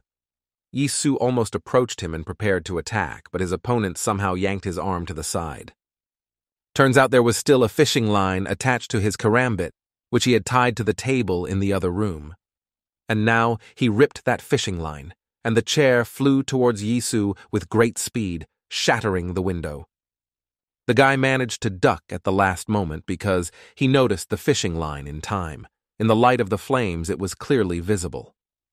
But it turned out to be only a distraction, and as the commander prepared to continue the attack, another fishing line had already wrapped around his leg. The ghost pulled her toward him, and Yisu had to duck down and put her arm out to keep from slumping to the floor. When he was downstairs, he was surprised to find a bottle flying straight at his face. The enemy had used dirty tricks. With one knife, he cut the fishing line that was restraining his leg, and with the other, he broke the bottle, taking his hand slightly aside. The commander disentangled himself and noticed that another fishing line was tied to the chair, but this time he saw everything. Before Ghost could pull it towards her, Yisu threw the knife at that chair so that it flipped over. The guy told his opponent to stop messing around and come out for a fair fight if he didn't chicken out. But there was no answer, and the room was silent, broken only by the monotonous crackle of the fire. And Su didn't understand what kind of game this madman was playing, but if he let his guard down, things would end badly. He also asked where the man was hiding, telling him to come out and continue the fight, because he wanted to do it himself. Just as suddenly, he heard the sound of a lighter behind him and was surprised to realize that an enemy had crept up behind him. Ghost said he would never let him come out victorious, then threw the open lighter right at him. Meanwhile, Baek-do-kyung was already on his way in the car with Shi-on and Laska. They were leaving the warehouses that had just been blown up. Kyung-chun was chomping on a cookie again, and Do-kyung picked up his phone to contact someone because it was important. He dialed the right number. The man was now renamed to Chairman. He asked how he was doing, and the man replied in a nervous voice that a big fire had broken out here. At first, Do-kyung had the wrong idea, asking how they knew their team had blown up the drug warehouses. But Seung-min said that wasn't what he was talking about, explaining that they were right outside Taysen's main office. He added that the inside was full of people, and the flames were getting bigger and bigger, starting from the topmost floor. He also said that Mr. Baek Yi-soo still hadn't come out, and that really worried Do-kyung, because his brother hadn't called him either. Meanwhile, he was horrified to see a lighter approaching him, and it was open. He suddenly remembered Ghost throwing the bottle at him, and now the boy realized what it was for. After all, the alcohol from the vodka got on his clothes and his hand, so it touches the lighter and it ignites. Realizing this, the commander brushed it away, protecting his hair, but unfortunately the flames caught his arm, and it caught fire. The Ghost, on the other hand, was smiling contentedly. Seeing him burning, he had a premonition that his victory was getting closer. So there was no point in waiting any longer. He grabbed his karambit and jumped off the windowsill he was sitting on. Yisu prepared to meet the enemy. Putting his knife hand forward, he didn't seem to care about the fire. However, Ghost managed to fend off his knife and even knocked it out. The guy landed not far away, where there were no flames. He saw that the opponent was disarmed and decided that his chance had come. He attacked him, but Yisu ducked in time. He punched the guy back, and the guy was forced to retreat but was soon on him again. The ghost laughed hysterically, asking why the commander was silent. Had he swallowed his tongue? He told the man to answer him something because he was fine, his arm was burning. It was clearly bullying, but Yisu didn't react. In fact, he was already coming up with a plan. However, the guy's last words made him interrupt his thoughts, for it was about pain, and that got him. He suddenly became calm, as if his hand wasn't burning at all, and grabbed Ghost by his arm, blocking the attack. So the guy couldn't get away, and then he swung his burning arm to share the fire with him too. But the phantom thought quickly and deftly ducked under the blow, so that only his neck and head felt the heat of the fire. And Su was a little annoyed that it didn't hit. He asked if, in the guy's opinion, it hurt.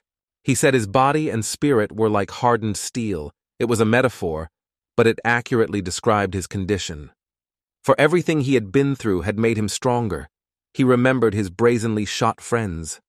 He was gripped by pain and despair for leaving his squad that night. Then his inner Yisu died in it as well. He told the ghost that he'd been thrown from fire and brimstone all the time, so he wasn't used to it, as they say. He grabbed him by the hood and tossed him toward the tables and chairs, for they were in the minibar. The ghost managed to put his arms out and not get hurt, but the commander was beside him again and swung. This time, he kicked the guy's chin so hard that he was thrown to the back of the room, and Su added to his monologue that life had treated him like a piece of shit more than once, and more than once he'd even wanted to die. But it was at times like these that he remembered what he was living for he had a dream. No, more like a goal. He wished he could be that fire himself and burn all those who were throwing wood on the fire on which he was to be burned. So, if this really was his last moment in life, then they should both go to hell. He tore the clothes off of him on his arm, which was already reddening due to the burns and incredibly scorching, but he paid no attention. The ghost he pushed again. This time was near the window and suddenly grabbed the chair, saying that the chair had asked for itself.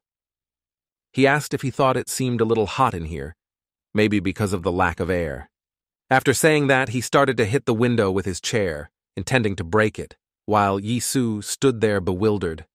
He asked what the madman was doing, to which the man also responded with a question, asking if he knew what a reverse thrust was. Seeing that the guy was silent, he explained himself, saying that it was an explosion that happens when fresh air enters a burning room. However, now Yisu would see for himself. He swung for a decisive strike because the glass was almost cracked. I didn't have to wait long. One precise blow and the window didn't hold. It had cracks that were about to burst. Then the phantom threw the chair out the window altogether and immediately bounced back, for what was about to happen was dangerous. But Yisu had never encountered something like this before. He remained standing like this, watching as the fire began to retreat. Except it was just the calm before the storm. In the blink of an eye, the fire spread with such force, it was as if it had actually exploded. The sound was also as if from an explosion. It was audible and visible to the naked eye, even from outside the building. Just at that moment, the car that Shion and Do-kyung were in pulled up to him. The director was very surprised. He realized his brother was probably still in the building and dialed him, begging him to pick up the phone, and Sheona asked him to drive faster. There was a long beeping sound on the phone, but his brother didn't pick it up, and it was beginning to worry Do-kyung. He knew that everything in the building was probably engulfed in flames, so the phone could have just fallen out. But still, he kept calling, and Yisu, who was hit by the shockwave from the explosion, could barely move. Eventually he managed to get up, though his wounds and injuries had added up to a lot, and that was bad. He saw that his brother was still calling him, so he took the call, immediately asking what he was going to do if he was killed. Do-kyung replied that everyone thinks that Taesang's boss is him, so his brother shouldn't die, because what will his subordinates do? He added that, of course, they would avenge him, and if necessary, they would dive into the thick of it. After all, this was not such a far-fetched statement, for Yisu was indeed in hell. Do-kyung continued by saying that he almost made the same mistake 6 years ago, but made the decision to escape to Korea. He saw a great number of people burning in the fire of their own hatred and desire for revenge. The brother admitted that he was afraid then that he too would lose his mind and become like his douchebag stepbrother. Fortunately, it didn't happen then, because escaping to Korea saved him from self-destruction, but things are different now. He said that if Yisu died now, he would definitely lose his mind, so let brother only dare not to survive. He advised him not to let the flames of rage consume him, for it would not make anyone feel better. So the one should channel his anger into something else. The main thing is to get out of there alive, he asked him.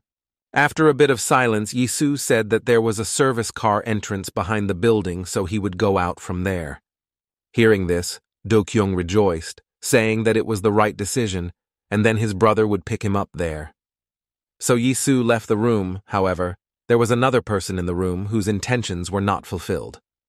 Ghost had also been pinned down during the shockwave from the explosion, but he wasn't dead and was now even able to extend his arm. He crawled out from under the rubble, coughing and breathing heavily from lack of oxygen. It was dangerous to stay here. The guy looked around for Yisu, wondering where he had gone, since he had seen him thrown away as well. The ghost even got a little upset, because they were going to burn together and he just took off. Suddenly another man entered the room, and Ghost was even glad that his adversary had returned. However, it wasn't Yisu, it was Chang Hong who was approaching him, asking if he was all right. The ghost replied that he was fine, but he was upset that Yisu had escaped, because he had made quite a spectacle of himself here. Chang Hoon then asked if that fire was really his doing, saying that the guy had definitely lost his mind. But Ghost didn't listen to him. He said that Baek Yisu was injured right now, and therefore couldn't go far, and he needed to be tracked down. While he was still speaking, Chang Hong suddenly pulled back the hand in which he was holding the knife, and then stabbed the guy in the stomach. He said his partner probably didn't understand him, because he was ordered to find him, and that's why he came here. The ghost immediately thought of Chief Zhang, after all. This was his direct order, there was no doubt about it. Chang Hong said that he should have just kept his cool, and this wouldn't have happened, but he didn't listen. The payment for that was eternal rest, which he could just as easily use. He took the knife out of his body, saying he was a good partner.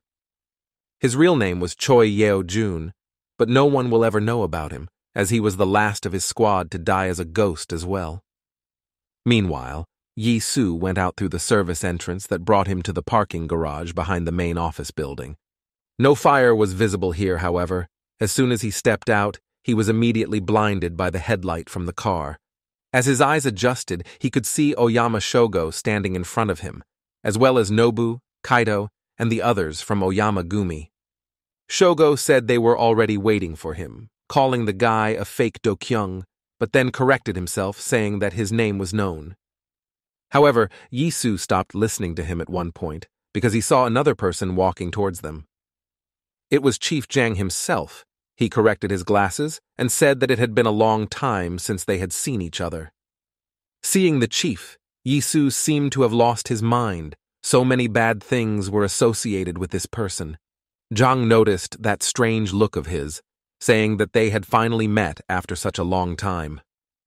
And Su was able to pull himself together, although he realized that he couldn't stay calm for long, because he had a lot of questions for the chief. In fact, he had realized it even when they had bumped into each other on the stairs while leaving the Lee family's house. He felt in his heart that it was the chief who was responsible for everything, though it still ached in his heart. He added that the supervisor should remember what he asked then, and the words that ended their meeting. That time, Yisu said that he could have killed him right there, but that wouldn't solve anything, so he would wait. And when their paths crossed again, it would answer his question as to whether Zhang was really behind all of this. The boss sighed heavily and took off his glasses. He knew Yisu well enough and realized that the battle could not be avoided. The man tucked his glasses into his pocket, returning to the topic of conversation. He asked what the guy's response would be. But everything was clear without words. Yisu pounced on him. During this time, he hated him and couldn't linger any longer. Zhang was also well aware of this and was ready to fight. He also took out a karambite and prepared himself, and Su swung near his head, but the chief ducked. In his time, he too had been well trained. However, it wasn't enough. Already in the next second the commander was swinging his leg. He hit the chief in the head with his knee. Here he had an advantage because the chief was shorter in stature. However, Zhang blocked his punch and prepared to strike back, but Yisu was faster. In a flash, his hand clenched again for the blow, and then the chief realized he wouldn't have time to put up a defense. The commander punched him right in the jaw. It felt pretty good, but he didn't plan on stopping. The boss bounced aside to regroup. He hadn't fought his subordinates in a long time. On the other hand, it developed all doubts about whether the real Baek Yi-Su or his brother was in front of him. It was definitely Junior, and now the latter was pouncing on him again, telling him to stop braying. Now that was pretty rude, and the boss decided to remind him of who he had been reporting to before. He stabbed and Yi-Su grabbed his arm. However, the chief caught the guy's attack too, not letting himself be injured. Yi-Su thought he could win through strength and started to press his arm, but Zhang was more cunning. He was able to twist the kirambite in his hand, so Yi-Su had to let go of it to avoid cutting his hand. Now it was a perfect moment for the chief to attack. Yi-Su took advantage of it, but Yi-Su bounced to the side. He noticed with surprise that the wounds on his body were beginning to bleed again, and the chief seemed to be cheering. He said that he was wasting too much energy on absolutely unnecessary movements. Emotions only hindered him. In that case, the guy became an easy prey even for an opponent like the chief, even though he had more strength. They pounced on each other again, this time each anticipating their victory, not wanting to give up. Meanwhile, watching this whole scene were the members of Oyamagumi, who didn't expect that they would just have to stand there. Some of the Japanese asked Nobu, who was there in charge, if it was time for them to intervene, but the latter said they shouldn't. He saw that both opponents fought quite well, both had enough experience, but he was especially impressed by Baek Yi-Su. He remembered fighting him in Gorang's hotel. He had underestimated him then, and that had been his fatal mistake. Because of her, he suffered a humiliating defeat and tarnished the reputation of the Oyama clan and all his friends. But now, maybe fate has given him a chance to make things right if he's still alive, because twice is bad luck. There would be no next time, and how one would want to chop him to pieces, such was the desire of Onizawa Nobuhiro. Or rather, it had been so 5 minutes ago, before this battle between chief and subordinate had unfolded before his eyes. Now he hesitated, his hand shaking, and this was noticed by Shogo, who was also watching. He realized that Nobu wanted revenge for what Yi-Su had done to him, but was hesitant to break up the fight. Oyama told him to take it easy and do what he could, and he himself turned to Kato, for he already had a plan in place. He asked if the guy could move his arm, and the guy replied that there was some difficulty with that so far. Meanwhile, some of the ordinary people, noticing the fire, called the fire department and ambulance for the people in the hotel. The police also came with them, but it was not just ordinary police officers who were sent there. This had been pre-planned by Chief Zhang in case he had to use connections, and he had no regrets now. The police blocked the road just where Shi was about to drive to the service entrance to the hotel. Du Kyung guessed that it was Chief Zhang's doing, but that also meant that the chief must have come in person. Director Tayson hurriedly inquired about the situation and dialed Chairman Lee's number, who immediately answered. Du Kyung asked if his brother had accidentally gone out the front door, but Sung Min replied in the negative. He added that he and Mrs. Cha were waiting for him in the lobby, but he never came out. This was starting to worry Do Kyung. He said they've got cops all over the place blocking the driveway to the main gate, so the guys better get going. Seung Min then asked what about Mr. Yi-Su, but Du Kyung replied that he was already looking into it himself. He explained that they had agreed to meet near the service entrance, but Seung Min suggested that that one might have been surrounded as well. Of course, Do Kyung understood this very well himself, but he replied that in that case, there was nothing more that could be done. He said he would try to get through at all costs, even if he had to ram that gate.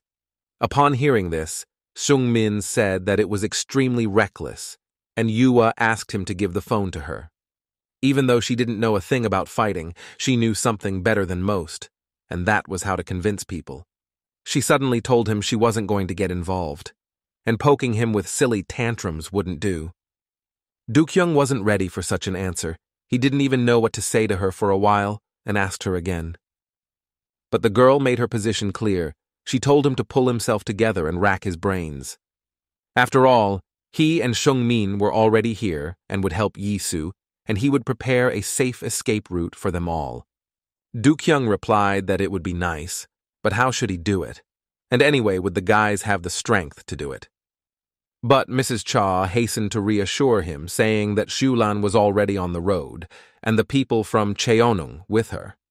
The girl had sent them to them, so she asked them to hold out a little longer before they arrived. However, Dukyung said that wasn't the problem, because what could the two of them do there together even if it was Shulan? Then Yua said that he didn't have to worry about that because Chairman Lee didn't come alone either. Just then, men in white suits approached them and greeted Seungmin like a boss. It was his 9 knives who had reassembled in the renovated warehouse, so now they had new powers. Yuhua ended up asking Do-kyung to rely on them, and the principal had to agree. He said they would detour around the other side to the back entrance, so the guys shouldn't let them down. Shae-hee, who was driving, heard it and realized everything. He turned the car the other way. They had just about reached the fence where several police officers were standing by and noticed them. One of them reported a suspicious black vehicle heading toward the service vehicle entrance. He repeated the message, as the police do, and the man who was listening to him smiled contentedly. This meant that Baek Do-kyung or Baek Yisu would be here soon, since his squad was not expecting anyone but them. Wang Hao knew that these brothers usually didn't come empty-handed, so he should give them a warm welcome. Zhang couldn't believe he had missed the attack. It was the first time this had happened to him in years, but now his blood was on the ground, and Su was able to wound him in the shoulder, leaving a cut almost as large there as the ghost had cut him on the chest. They had already been fighting for quite some time, but neither one was yielding to the other. The chief realized they had to finish. He noticed that Yisu had changed. After all, he was severely injured but could still fight, which couldn't help but be impressive. The commander, however, said he only wanted to ask him one question because there was something he wanted to know. He remembered again all the misery that had fallen on his family and friends because of his boss. He wanted to know why Zhang did this and had already said half of the question when suddenly a gunshot was heard. The shot was fired by Kaito, who was even thrown back by the recoil of the weapon, and where it hit was quite dangerous. Shogo, who was standing beside the boy, apologized for interrupting their touching conversation. However, he was tired of waiting. The chief understood everything. He looked angrily at the Japanese, asking how he dared, for his henchman had just injured a man. But Shogo didn't care. He didn't even seem to worry about it, even though Korea had strict laws about it. That's why all gangsters and criminal groups decided everything on knives, because weapons threatened prison. This idea came to Shogo's mind midway through their battle, which was beginning to drag on. He thought about how things could be solved quickly and drastically, and came up with the idea of using firearms. All that was left was to find someone who would do it and, if anything, take all the punishment. Kaito was perfect for that. Shogo walked up to him and said that it was now clear to him why he had lost to Yisu, for the latter was truly strong. However, that didn't excuse him, because no matter how many times his arms and legs were broken, he would do what he had to do. He must rise again and throw himself into the fray, for such was the payment for membership in the Oyama clan. Shogo then asked if the guy could move his arm, and when the guy said not really, put the gun in his other hand. He added that his other arm was fine, which meant he could still shoot. Kaito was nervous. On the other hand, he realized that he couldn't disobey orders, so he began to follow the battle. All that was left was to choose the right moment when the boss wouldn't be very close by Yisu. Zhang, meanwhile, thought that he had the advantage since his opponent was seriously injured, but he seemed to be mistaken. Kaito's hand trembled. He saw that both of them had stopped, which meant now was the right moment. And the boss thought that if he had known it would end up like this, he would have harassed Yisu while he had the chance. He voiced his thoughts to see the guy's reaction, and the guy was surprised, saying that the chief had made him like that himself. And Su prepared to attack again, but he didn't have time to execute it because he suddenly felt a searing pain in his side. Meanwhile, a group of people had gathered near the service entrance to watch the fire. These thugs were brought by Wang Hao, who was guarding the entrance to the back entrance gate, waiting for the guests. He thought that their methods of power struggle were no different now than they had been 15 years ago. Did that mean that, in fact, nothing had changed, for they were still burning each other? His thoughts were cut short by a black car pulling up beside them, one of the Pack brothers stepping out of it. Wang Hao took off his glasses, wondering who he had the honor of talking to this time, since there was no way he could learn to tell them apart. Do-kyung replied that in a normal situation, he would definitely give out some witty catchphrase. He didn't have time for jokes now, however, and asked if the man would leave on his own or get help. Wang Hao then replied that it wasn't very polite of them since he was so looking forward to seeing them with his men. Do-kyung said to forgive them, but they were already late, and Wang Hao asked why he was so sure he would pass. Do-kyung didn't have time to reply because suddenly they heard a gunshot and everyone turned around in surprise. It was in the courtyard of the service entrance, and Do-kyung immediately thought of his brother who might be injured right now. He realized that they were too late and needed to hurry, so he grabbed a knife and pounced on Wang Hao. But something made him stop again. Another car stopped near them that wasn't expected. Their chances of breaking through depended on who came out of her, for she had cut off their escape route. Luckily, Shulin came out of there, disappointed that they had already started without her. He let the girl pass, saying the ladies go first, which was a friendly joke, or maybe something more. And Zhulan told the guy to just watch her as she dealt with that bastard Wang Hao. Meanwhile, Kaito was still holding the gun in his hand, which was still frozen in the air like that. He couldn't believe he had fired. Shogo, who was standing nearby, put a hand on his shoulder, saying that he happened to be a pretty good shot. But then he squeezed his shoulder and told the guy to wrap it up and finish Yisu off by bringing the matter to an end. He said the guy should do it and hurry up, looking at him with that creepy look of his.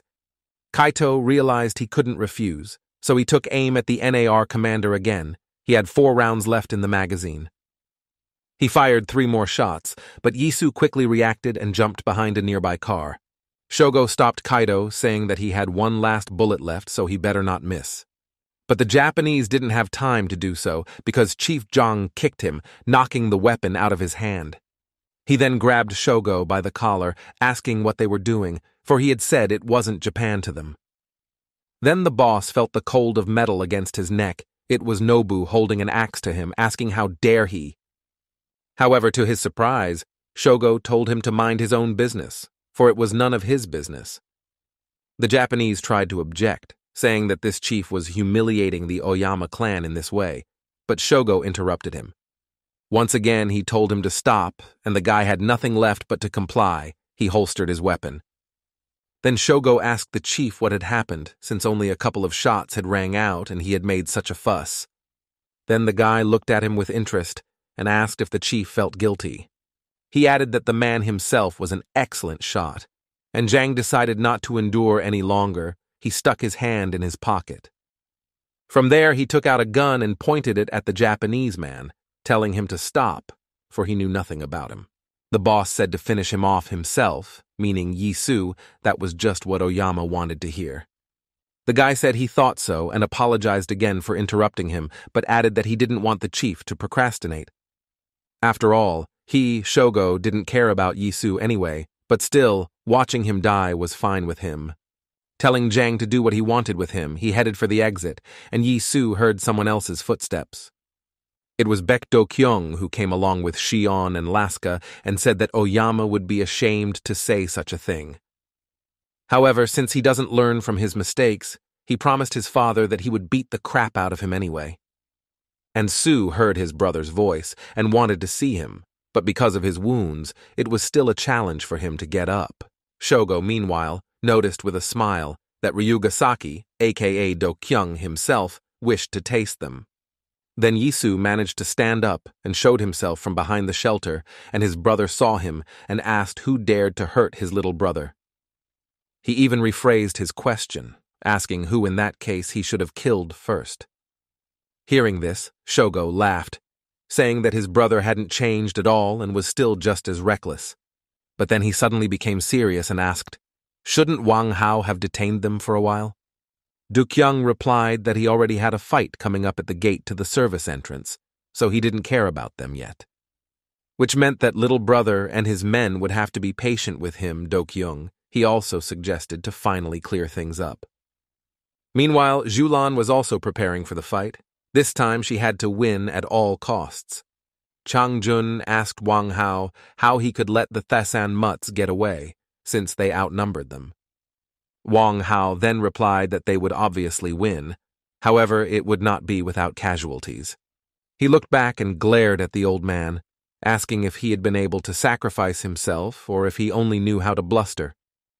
Chang Jun replied that he was also injured, but Wang Hao said he didn't expect any other answer, it was expected. He approached Zhulan, suggesting that they should decide things on their own so as not to spill the blood of his men. The girl was fine with that. He pounced on it, and the man said he found it hard to believe what she was just doing. After all, it looked as if yesterday's student had shown up to plunge a knife into his own teacher's neck. He dodged her first attack, wondering if the girl had never learned anything in all this time.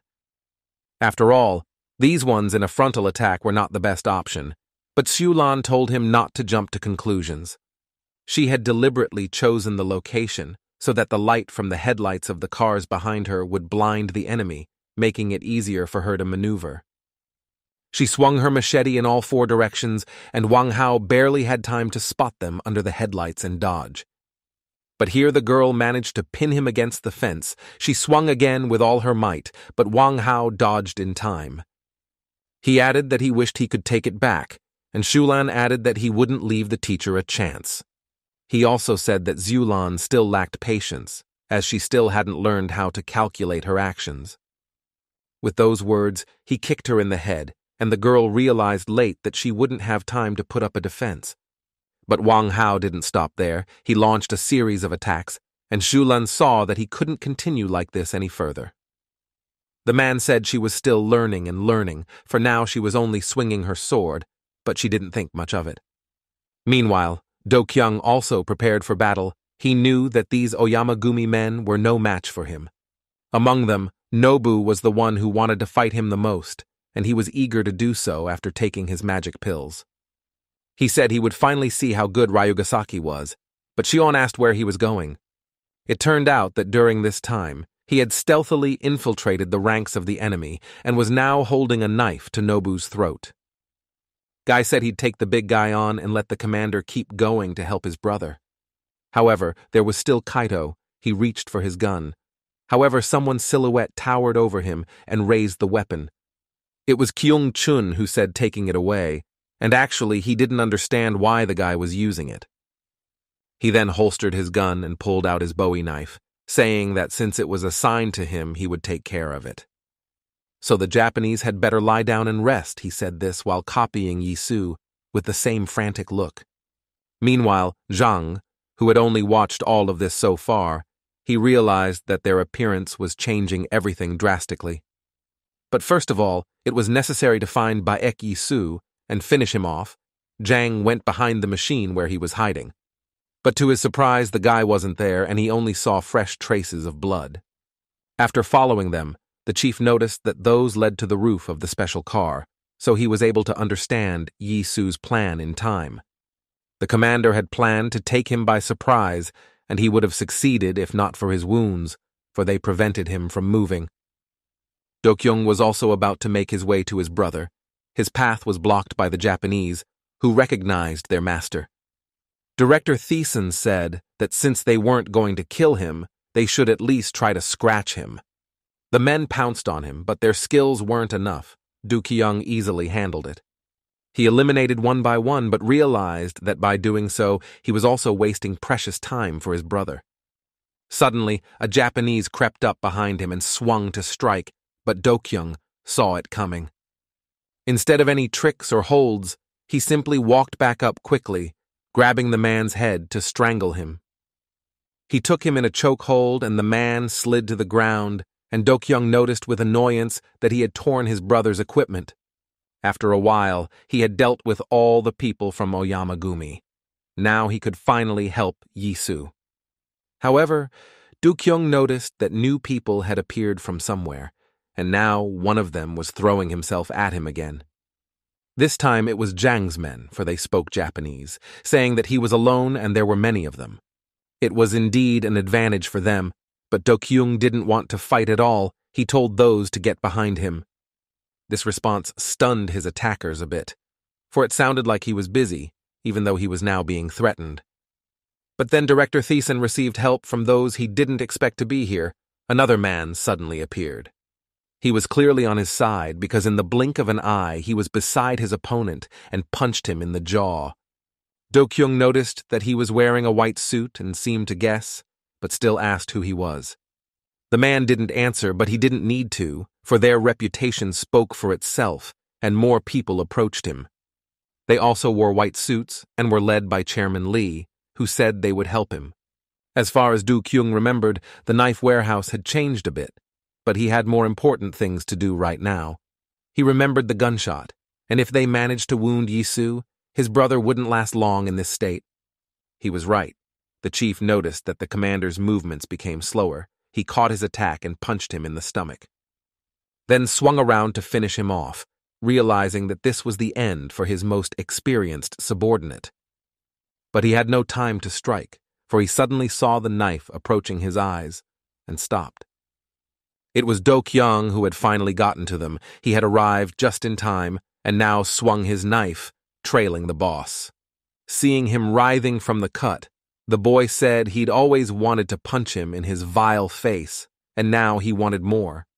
He smiled, for he realized that the chief was already exhausted from the battle, and now the situation would change. Meanwhile, the Japanese faced new adversaries in the form of two men in white suits.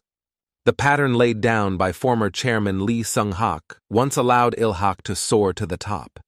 However, the blades of the old knives became dull, and the organization lost its former glory, and its credibility waned. But the emergence of new chairman Lee Sung-min marked the exit from the period of stagnation. He was able to rally Il-hak and rebuild it from the inside out, and the knives became much sharper, for some were new. Overcoming the pain, their organization has spread new wings. All that is left is to soar to past heights. Gudo's warehouse has two new members to replace the deceased Choi-san and the traitor Gyu-chan. One of the newcomers was called Jang Seo-young. He was missing his left eye, and the other was called Oh-gu-jun. He looked like a wolf. Their ordinal numbers in the knife hierarchy also remained the same, 8th and 9th. Also with them was number 7, who said he would take care of the chairman and leave the Japanese to them. The story of their joining Gudo was also interesting. It started with Sung-min ordering the staffing of the knives. Jang Si-young was the first person they found. He was a professional boxer until a certain point. This story has already been told by Hyun-gu. The guy lost an eye right during sparring. The opponent ripped it out with his bare hands. That was the end of his career, simply because of an abnormal opponent who fought dirty. Coincidentally, his opponent was Ryu Dae-hyun, who also rebuked the guy for faking. It wasn't hard to talk Seo-young into joining their ranks to get revenge on Dae-hyun, but that wasn't surprising. And the second one, Oh-gu-jun, is much simpler, as he was the son of Oh Myung-hwan, the first of the previous knives. Both choices acquitted themselves well, as these guys dealt with all the minnows in a matter of minutes. Shi-on, who had been watching the battle, thought Il-hak had come in trumps, and Nobu had swung at him from behind. The Japanese man told the guy to focus on his opponent, and Shi-on barely dodged his axe. He told Nobu to hold the horses, but noticed that he was foaming at the mouth, apparently from his pills. Then the guy added that, anyway, it was time to do the honors, as suddenly someone grabbed him from behind. Nobu grinned grimly, telling them to hold the blond boy tighter because he was strong. He swung the axe, Shay. He realized one blow and he was dead, so he tripped the man and they both fell. And Nobu was already preparing for the next Uller. He didn't care if he even hurt his men inadvertently. Shihi realized it too, telling the bulky man to slow down. However, he had no choice. He fell on the man who was holding him, now jumping aside so that Nobu wouldn't kill him. The blow landed on the recumbent Japanese, killing him instantly. Sure, he shouted, "Can you do this to your comrades?" But Nobu didn't care. He said they had tons of guys like him, and if a guy wanted one, they'd share it with him. Meanwhile, Chief Jang was still surprised by Baek Do-kyung's appearance, who made it just in time. He managed to save his brother, who was clasping the wound with his hand, while Do-kyung himself looked at him with undisguised hostility. He said this was not how he had imagined the chief to be, and the chief asked what his first impression was. The chief added that he thought they had met before, but Do-kyung replied that he would have remembered his face and showed his middle finger. They pounced on each other again. This time, the boss noticed that the guy didn't know how to handle a knife. He added that no other thing was expected from the bandit, but Do-kyung paid no attention to that. He swung again. The chief was able to block his punch, saying that the guy was using dirty tricks, and Baek Do-kyung only smiled. It was indeed true, but all methods are good in a fight. He suddenly stooped down on one foot and kicked with the other. The guy then asked if the chief was really counting on a fair fight, since for what it's worth, he'd already hit him twice. Jang's tongue was bleeding, which he bit down on when he hit him. Director Tessen's words annoyed him. However, he was able to gather himself and rush back into the fight, swinging his karambite furiously and forcing Do-kyung to retreat. Jang thought that the older brother was stronger than the younger brother. He shouldn't have underestimated him just because of his connection to crime. He told Do-kyung about it, and the guy replied that he doesn't understand why people always say he's better than his brother. However, Yi-soo was not at his best right now. Do-kyung turned to him, asking if he could still hold out a little longer. And Soo replied that he would live, as another man suddenly approached them, dragging a katana on the ground. It was Shogo, who thought that the brothers really were like two peas in a pod and would die the same way too. He walked over to Yi-soo, who couldn't even look at him, and swung his sword to cut off his head. Do-kyung shouted for him to stop, calling him a sick psychopath, for that was the meanest possible. But Shogo wasn't deterred by that. He said he would finish off both brothers and Tessen would be their family grave. Yi-soo was unable to raise his head, but Soo, by his brother's shout, a great danger was now looming over him. Do-kyung, who wanted to attack Jang again, was now forced to run back to his brother, even though he realized he wouldn't make it in time. He yelled for Shogo to get his hands off him, and if anything happened to Yi-soo, his head would be chopped off next. However, the Japanese wasn't listening to him. He realized that killing both of Tessen's potential directors would be better. As befitted the true samurai whose movements he had inherited, the lad held his breath before striking.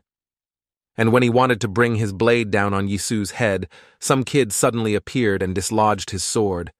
Kyung-chun said he had only recently arrived in South Korea and hadn't learned any other languages yet, but he wouldn't mind knowing Japanese. Shogo looked at him in surprise. He didn't even realize where the man had come from. After all, he was too young to fight. But then he thought that he shouldn't underestimate his opponent and attack the guy, and the guy seemed to be having fun. Then the Japanese said that the kid didn't seem to realize who he was dealing with, because he wouldn't hold back even with a child. And Laska did not understand a word, for he had already expressed that he did not know Japanese. To him, it was just another opponent.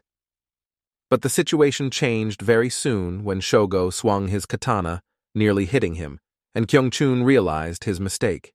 Such a blow he hadn't anticipated, but he was able to dodge, thinking that the guy wasn't simple, but surely experienced. Shogo recognized his agility as well, saying he was impressed, for he didn't think the boy would duck.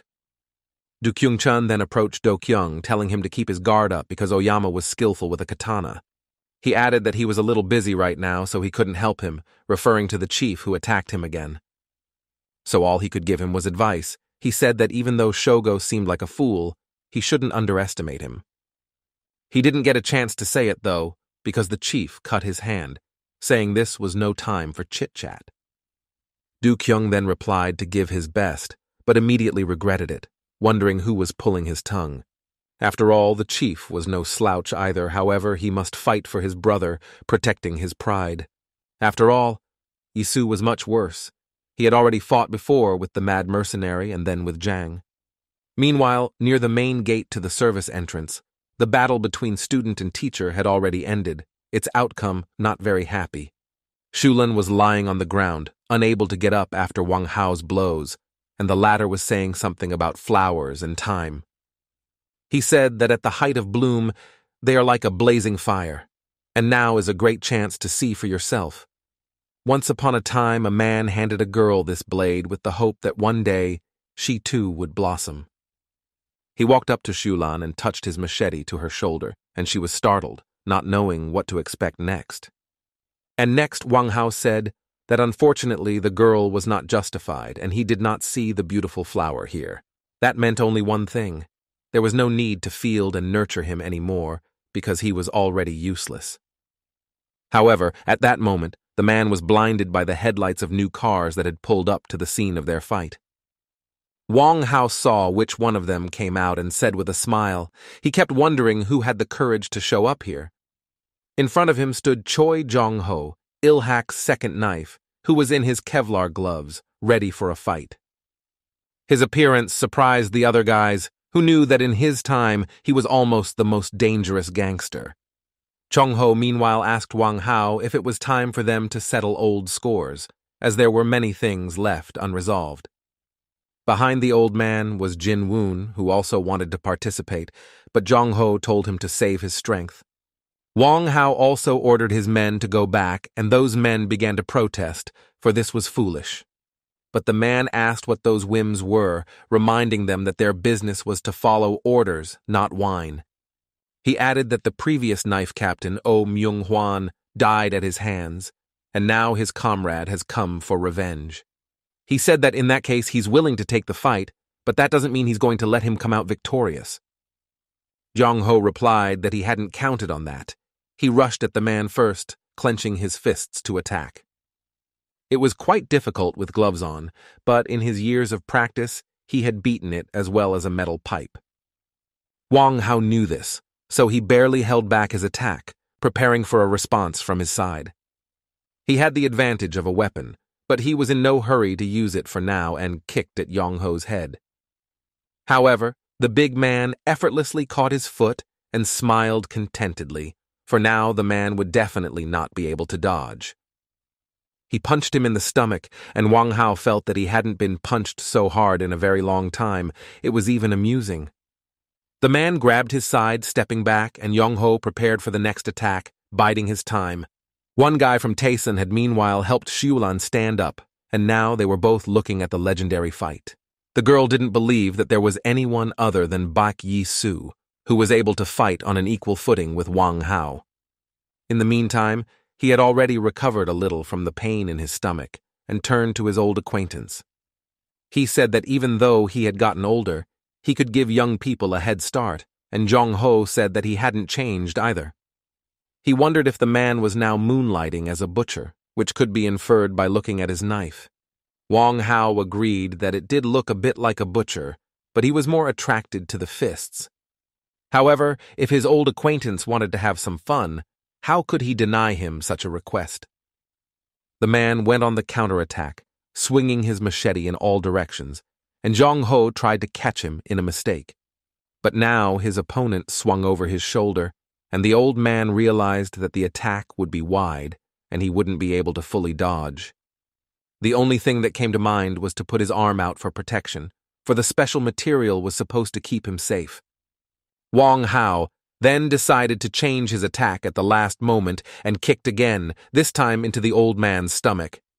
Chong-ho withstood the blow, but it forced him to lower his arm and he was now open to attack, which Wang Hao took advantage of. He swung the machete right beside him, but Jong-ho was able to recoil in time, putting out an arm that was grazed. But the big man was lucky, and he did not fall down, because there was a car behind him, which served as a support and protection. Wang Hao meanwhile approached him, saying that he seemed to have made him tense up despite his age. He didn't have time to finish, though, because he saw a huge fist in front of him, about to hit him. As it happened, though, he didn't think that Jong-ho would be able to push off the car, adding speed to the attack. But the big guy got it too. Now he was scratched not only on his arm but also on his side and not weakly. Wang Hao laughed. He was lying on the ground, but not because he was thrown back by the blow, but because he himself had managed to bounce off. He said to Jong-ho that he must have wasted no time, but was honing his skills, otherwise he wouldn't have hit him.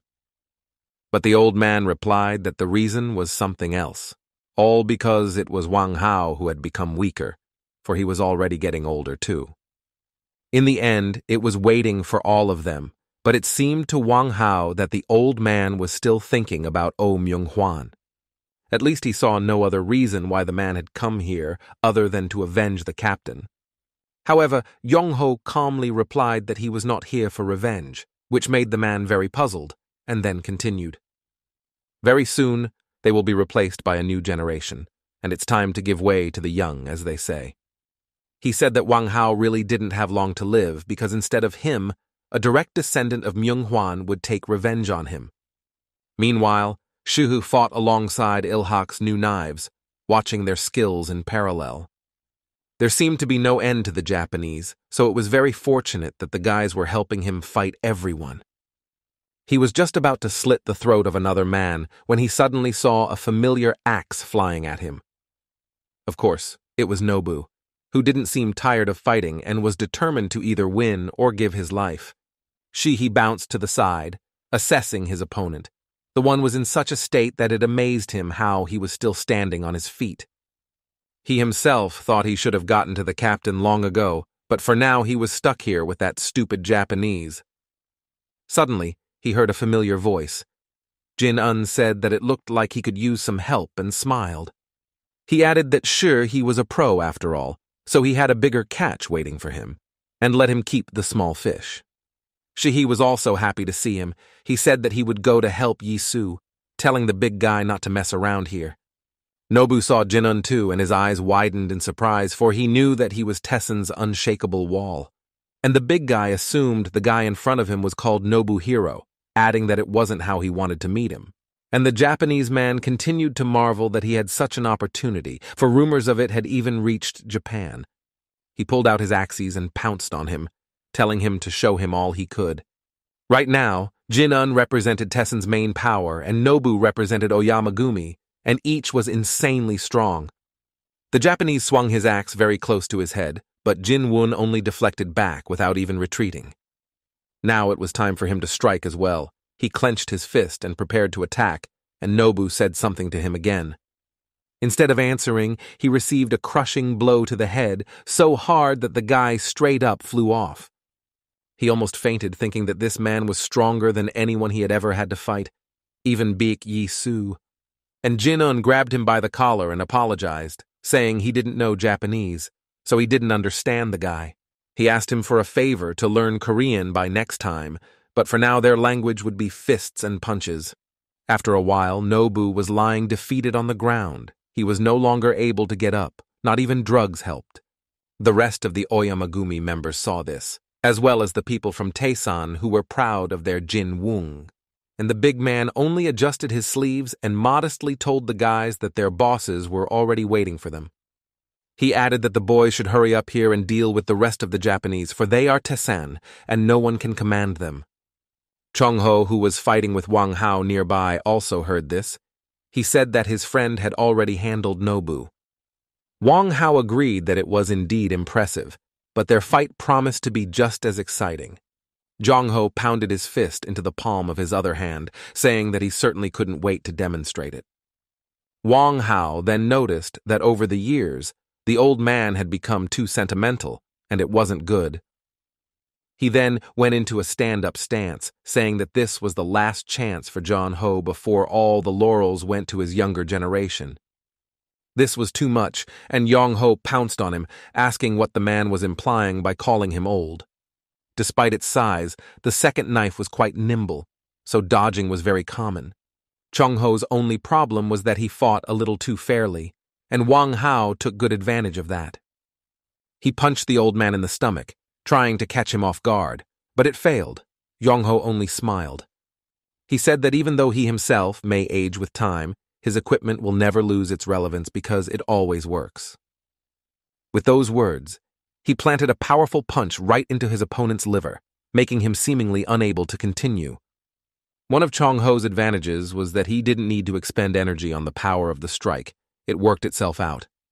However, Wang Hao had learned to determine the trajectories of his attacks in time, so now he could easily block them.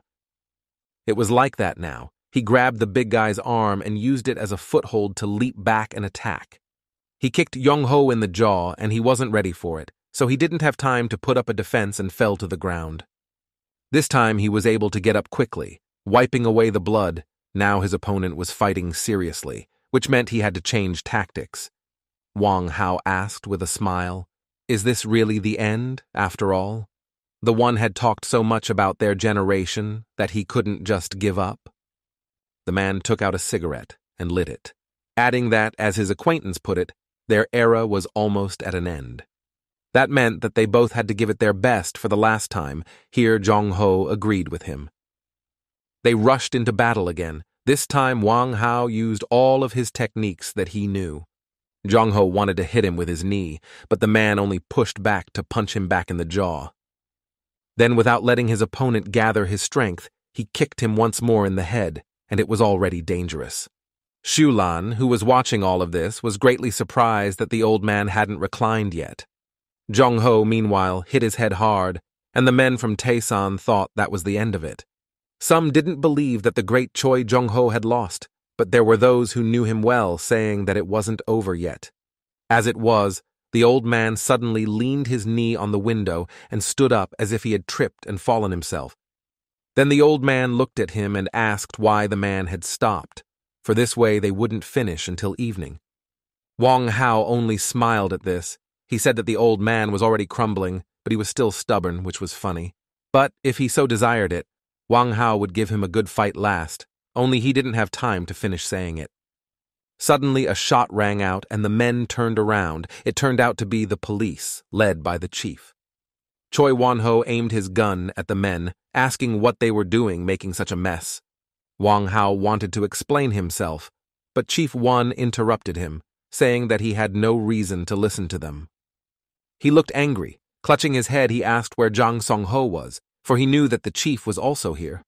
Meanwhile, Kyung-chun fought Shogo. This was the first time he had seen such an opponent, but more importantly, he was experienced. This was evident from the way he swung his sword, which was quite long, but it didn't bother him.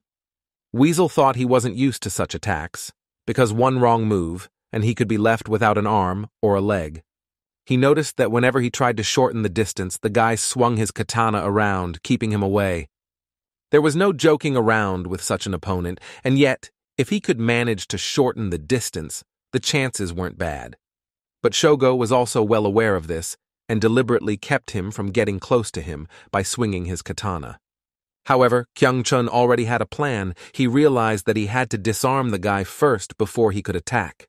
He pulled out his favorite and only Bowie knife because his plan was to use it, but Oyama only smiled. It was clear that the small blade of the butterfly knife would not be able to withstand the onslaught of a real katana. The blade easily broke his blade, and Kyung-chun almost bid farewell to his life as someone suddenly pulled him towards him. It was Shihei, who had gotten there just in time, because a second more and the guy would have been a wet spot. He said that the boy could not be left alone for a moment, and then pounced on him with reproaches. He asked why the man flew at the Japanese with a Bowie knife, and Shogo realized that now he had another opponent added to the mix. He quietly asked what Nobuhiro had been up to, but Shi-on heard, and said that the creep had been dealt with by their yakusha. As if on cue, he saw the men from Oyamagumi helping Nobu move around, the latter looking badly beaten. It was a rather pathetic sight for Shogo. He realized that there were other experienced fighters in Tessen, but to Shi-on, he said that there was no need for them to be afraid anyway, because victory would ultimately be theirs. He looked at Do-kyung, who continued to fight with Chief Jang. It was obvious that the guy wasn't having an easy time. He hadn't fully dispatched from his coma yet, so he wasn't able to block all of his superior's attacks. This was well understood by Zhang, who added hand-to-hand combat techniques in addition to stabbing, and Do-kyung realized he was retreating. Shihi saw that the situation was critical. He was torn between helping Laska and the commander's brother. Then Kyung-chun himself said he would deal with the creep, and let Shi-on help Do-kyung fight the chief. Actually, Shi-hee wasn't too eager to entrust everything to the boy, but he had no choice, so he nodded. And the guy had already approached Oyama. The opponent was strong, so you need to pick the right tactics. He thought that as soon as the Japanese swung his sword again to keep him away, he would make a move with his horse. Not having to wait long, Shogo took another swing at the guy, but this time he revealed his Bowie knife. Thus the katana found itself locked between the hilt of the knife, and Oyama marveled with his ingenuity. He said the boy was no slouch, but it was time to connect his other hand, and then he added strength and wrenched the sword away. Kyung-chun had to let him go, because his strength was lacking. He thought it should have worked, but it didn't. It was a little frustrating, but now he knew why it was hard for him to fight this Japanese, because he was not a normal fighter. It turned out that he was left-handed, and this made the battle much more difficult, because Laska had never fought with such people before. But his guess seemed very logical to him. He remembered that as he tried to fend off an attack from the right. Oyama changed its trajectory with his left hand, allowing him to control all angles from which to attack. At the same time, his attack power and speed increased significantly, so it wasn't easy to repel them all. Meanwhile, Shogo changed his grip on his sword, saying that he finally got through to the guy, but it still wouldn't help him. He asked if the boy wanted to put what he had learned into practice, provoking Kyung-chun. As he said this, Yisu, who had been in a state of semi-consciousness all this time, raised his head. He saw that Oyama was fighting Weasel, and it looked pretty serious, and the guy was in danger. Meanwhile, Shogo attacked Kyung-chun again, but now Lasky had the advantage because he knew he was left-handed. However, suddenly he changed his grip again, and this time the guy couldn't anticipate the trajectory of his attack. Kyung-chun put out what was left of his knife to somehow block the blow, but he was knocked down. Shogo grabbed him by the hair, saying that the kid, it turns out, didn't guess because he wasn't left-handed. He wondered if the kid had felt what real strength meant and pressed the blade harder at his throat. Oyama sensed his victory, however. He heard as if someone had crept up behind him and turned around. His intuition didn't fail him. It turned out to be Yisu, who stood up and pounced on him, so Oyama had to throw Weasel off. He saw the guy's eyes light up again, which meant that if he didn't defend himself, the guy would finish him off. Oyama turned around to repel his attacks with a wide swing of his katana, but Yisu was faster and grabbed his arm. Then he swung the knife without hesitation and cut off his finger, and Shogo didn't even have time to realize what had happened. He reminded him that he had sworn to finish him off, so now his opponent would be him, since they hadn't fought like this yet. This brought Shogo out of his stupor. Now he was furious, for he had just lost his pinky finger, just like Seong-min before him. He grabbed the katana and swung it at Yisu, who was unable to evade the blow, but he was helped by Kyung-chun. Together, their chances were equal to the enraged Shogo, who was now intent on finishing them both off. Suddenly, the guy started laughing loudly, so even Do-kyung and Chief Jang stopped fighting, as did everyone in the neighborhood. It seemed a little strange because there was nothing to laugh about, but it turned out Shogo was thinking of something else. He stopped laughing and asked the commander how he dared to dishonor him, saying he would regret it yet. He looked at him with a look full of hatred, saying the guy had no idea what he had done. However, Yisu was not the least bit frightened by this. He recalled that this was how Japan apologized. So now it could be considered that Oyama had apologized for dishonoring the chairman, but that wasn't enough. Do-kyung heard his brother's voice, but he couldn't look back, because the boss didn't give such an opportunity. They were still fighting. He praised his brother, saying that even he hadn't managed to cut off Oyama's finger, which was pretty amazing. He added that Shogo's sword-wielding skills were second to none, and not only was he able to wound him, but his defense was holding up perfectly. Do-kyung joked, asking if he had offended Yisu since he could punch him now, but Jang said he was distracted again. For that, he kicked the guy in the stomach, and Do-kyung was silent, because he realized that the boss would not let him rest. As if to confirm his words, the chief pounced on him, pulling out a knife from his pocket, and Do-kyung noticed him. He realized that he wouldn't be able to repel his attack in time, but luckily it didn't come to that. Someone threw a knife at Zhang. The warden was forced to stop, barely dodging the weapons someone had deftly thrown. He, who did it, was hiding in the garage. He said he didn't think the chief would be able to dodge. Seeing him, Zhag said that it wasn't a good surprise, for he had completely forgotten about the guy, though it was for nothing. He then reached into his jacket pocket for a new weapon, saying he didn't have time to play with another one. Maybe he should just shoot them all on sight and be done with it, since it wouldn't be the first time he'd had to do it. Then the guy replied that the man could try it, but should consider that he wouldn't miss next time. So to kill him, it would not be easy for the chief. He said it rather smugly, something Zhang disliked very much. The boss was already really about to pull the trigger, but suddenly another man entered the garage. It was Ganji. He said that the atmosphere here seemed to be heating up, and Zhang asked who he was, if he was another one of the Oyama. At that moment, Do Kyung, who had seen Ganji, called out and said that it was better late than never. The Japanese man looked at him, remembering their first meeting in the hospital, for that was where it had all happened. At first he thought that Taesun didn't want to reveal the details of his principal's death because of personal reasons. But then he realized that Rugasaki would never allow his organization to fall at the hands of Oyama Shogo. So Ganji decided to check things out himself and came to the hospital saying that they hadn't seen each other for a long time. He said he didn't think he'd catch him in such a state, and Do Kyung asked if he'd decided to visit him. He replied in the negative, saying he just wanted to make sure he was alive in person, and Ryugasaki called him a pest. He then added that judging from the fact that the man was here, it could be assumed that he had defected to Shogo's side. But Ganji said that he wouldn't have expressed himself like that, because he had never specifically obeyed him, and that upset Do Kyung. He asked if it was after all he had done for him, but Ganji reiterated that he had been serving the Oyama organization all along. Ryugasaki he had supported as long as they shared common aspirations and goals, but things were a little different now. After he left Oyama-gumi, the position of head went to Shogo, and the organization has been different ever since. It should be recognized that Shogo managed to keep Oyama-gumi from disintegrating and even strengthened it considerably. This was how he gained the respect and loyalty of the entire clan, even though many did not share his ideas and methods. Then Do Kyung replied that the man himself knows what Shogo is really like and what his ambitions are. He asked if Ganji shared his views, and the latter replied that after all, they had reached their peak under him.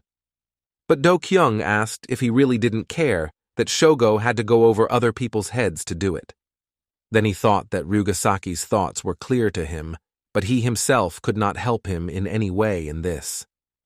However, Ganji knew a person who could do that. He headed towards Chief Zhang, sticking his hand in his pocket. Approaching the chief, he introduced himself as Hanazawa Ganji, the official representative of the head of the Oyama clan. Their boss's name was Oyama Tetsuji, and now he was asking for Lieutenant Major Jang Songho's phone. Ganji held out his phone to him. He then turned to the others who were still fighting, asking them to break for a while. Everyone froze in incomprehension, but then Chairman Oyama's voice was heard, and Shogo was surprised to recognize his father. He asked Ganji why he had called him, but the man didn't answer. He made it clear that he was listening to Tetsuji-san, and the man apologized for the sudden call, saying that it probably wasn't very polite of him since they hadn't spoken before. He introduced himself as the head of the Oyama-gumi clan, saying that he was personally responsible for all decisions in the organization. He added that the supervisor was probably already familiar with his sons. The latter responded positively. Zhang added that one of them was standing in front of him right now, meaning Do Kyung, who looked puzzled. Then Oyama Sr. said he hoped the chief wasn't going to hurt him, but the chief disagreed. He said that unfortunately they had some disagreements, and Oyama advised him to choose his expressions. Tetsuji-san explained that if his words were not to his liking, there would be some disagreements between the two of them already. After all, Baekdo Kyung and Shogo, they're both his favorite sons, so he won't let him hurt them. He added that their family was already in trouble, and the boss was adding fuel to the fire. Therefore, Chairman Oyama suggested to settle this conflict peacefully, because everything can be solved without bloodshed. Since his boys gave the chief a hard time, let him consider the burned-out hotel a kind of sacrifice. Jang didn't understand his words, and asked what he meant by sacrifice, but Oyama said it could be understood in different ways. In short, it means that Oyamagumi will support the Unified Synchronization Project in Korea. Jang then asked what would happen if he refused, to which the man replied that he would have to meet him in person. But only in this case they will negotiate on completely different terms, and the chief was alarmed. He sighed heavily, then suddenly asked irritably, wondering if he was going to interfere in all his affairs now. But the chairman hastened to reassure him, saying it was only if those concerned his sons exclusively. And only until he himself put an end to their quarrels, but that was no longer necessary. After all, the guys are not small, so they will solve their problems on their own, because that's the way it should be. Upon hearing that his father would not support him, Shogo ran to the phone, asking how he could say that. However, Oyama Sr. seemed to be ready for his outbursts. He asked if the man remembered what he had said to him last time. Shogo then asked how he perceived him, as a son or as a member of the Oyamagumi. Now his father replied that there was a great difference, for, above all things, he was his son and always had been. Now it was Shogo's turn to answer his question. He asked if he respected him as a father or as the head of the clan. The boy did not want to answer this question, although he realized that he should, because the chairman was waiting for his answer. Meanwhile, Won-ho said that we can't procrastinate any longer, because it's time for the police to take action too. He gave the command to get ready, and armed soldiers came out of the cars that came with him. They were met by a whole crowd of people who had already stopped fighting and were now leaving the scene of the battle. Du Kyung was supported by Yi-soo, who couldn't move on his own. His fight with Shogo ended rather abruptly. In the end, the brothers came out victorious, even if not of war, but one battle was behind them, and that's a victory.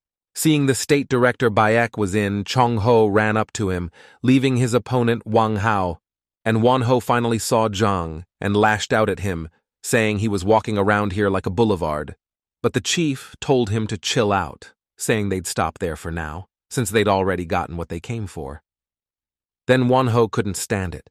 He asked if the lieutenant major thought that this case would be so easily hushed up. What happened that day gave each of them food for thought and put a lot of things into perspective. However, neither the bitterness of defeat nor the burning hatred would simply disappear.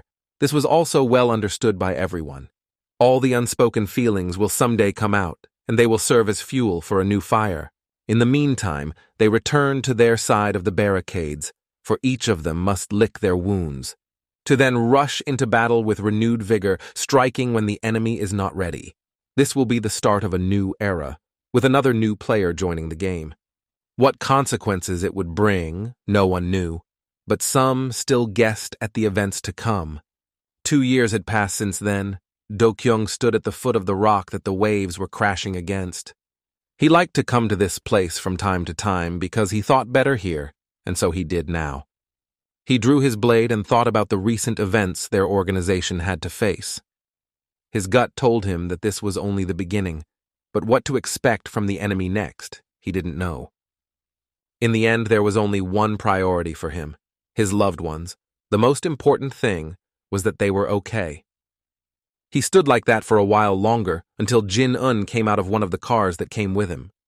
He turned to the director, saying that all the preparations had been completed, and Do-kyung nodded to him.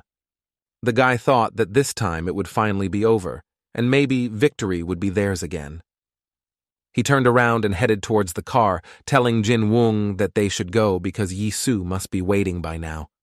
Police Chief Cho Won-ho was preparing for the briefing. He started by saying that it had been 2 months since the hotel fire. It was obvious that the man was a little nervous because his sentences were getting very stretched out. But he was able to pull himself together and address the citizens. This was what they had planned with Chief Zhang. He continued, saying that due to the recent fire in the Gangnam area, but did not finish and interrupted. He saw the look of Chief Zhang, who was also present at the briefing and clearly disapproved of his words. Then Won-ho cleared his throat, apologized, and said he would rephrase his statement because it wasn't quite like that. The chief then reported on rumors that the Red Crown Hotel had burned to the ground as a result of a clash between several criminal gangs. This caused a worldwide outcry, and the investigation showed that criminal organizations were indeed involved. However, it is extremely difficult to say that it was they who started the fire, as the police have already arrested the culprits and took care of the consequences, so there was nothing else to worry about. That should be enough for the press. But one of the journalists raised his hand, saying it cannot be denied that armed gang conflicts have increased. Won-ho agreed, then suddenly tapped his hand on the table and said that the situation in the capital left much to be desired. That is why, in order to improve safety, they are planning to implement the One Sync project. He explained that rapid response squads will be stationed in all crime areas of the city. They will be formed from special forces fighters and the best police officers for this mission. What that mission would be he could not reveal yet, but everything would be carried out for the safety of the citizens. While the chief was saying this, however, the One Sync Special Squad had already begun a mission in one of the neighborhoods. They attacked one of the local criminal gangs and beat up their boss, saying that from now on they have a new ringleader. The Special Forces guy pointed at the bald man, saying that he would be the boss now, and if he didn't want to be, someone else would. But the bald man replied that he agreed, asking what he should do, since he didn't want to end up like his boss. Then the guy threw the bag on the ground, saying that everything he needed was here. This alerted him. He opened the bag and realized with horror what he was going to have to do when he saw the contents. It was quite heavy. There were many compactly packed bags. The man took one and asked if this was what he thought it was. The bag did contain drugs, and the guy said he would get a new shipment next month. He added that there was nothing complicated about the scheme. They bring the goods and he sells them.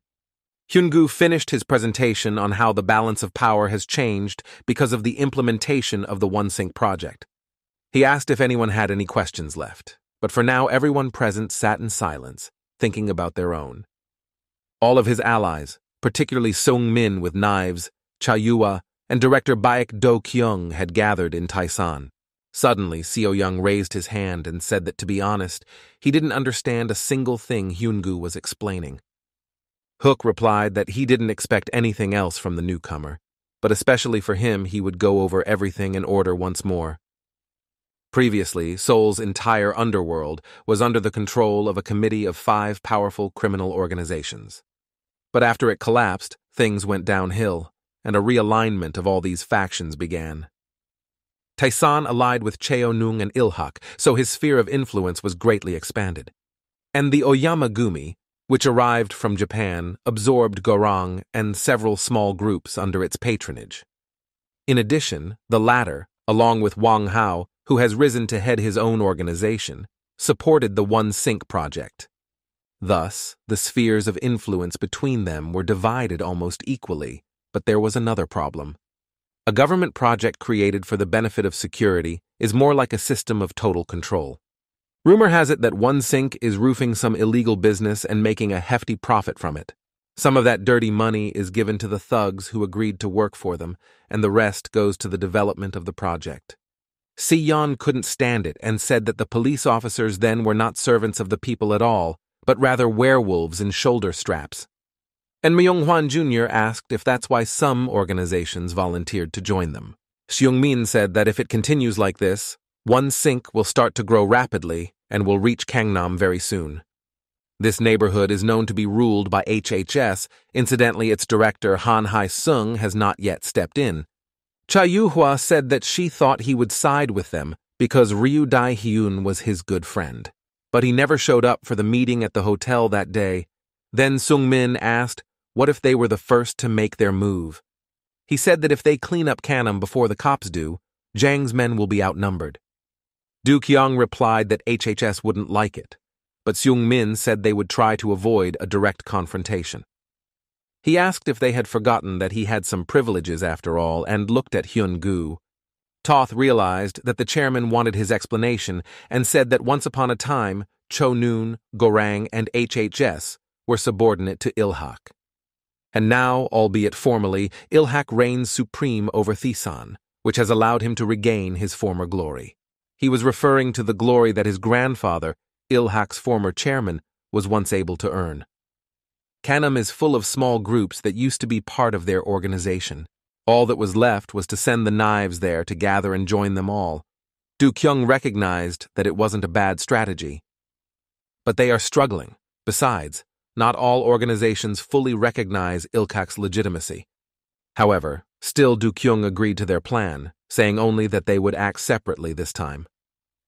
While Sungmin and Knives will try to achieve their goal peacefully, he and Yi Su will go all out. And these were not just words. In fact, they have already started to put this plan into action today. At that time, screams were heard on a Pujan street in Gangnam district, as if someone had escaped from prison. It was a familiar bald man who was now the new boss in his organization, but he wasn't happy about it. He was actually running away from someone, and then hid behind the house, hoping the bastard wouldn't find him here. The man panicked. He wondered what kind of guy this was. Were all the members of one sync really that strong? He pulled out his phone, intending to call someone, as suddenly a guy came from somewhere and grabbed his face. With tremendous force, he slammed him against the wall of the house so that the man even had a mark of his hand on his forehead. The phone fell out of his hands and he slumped to the ground, for the attack came suddenly and very quickly.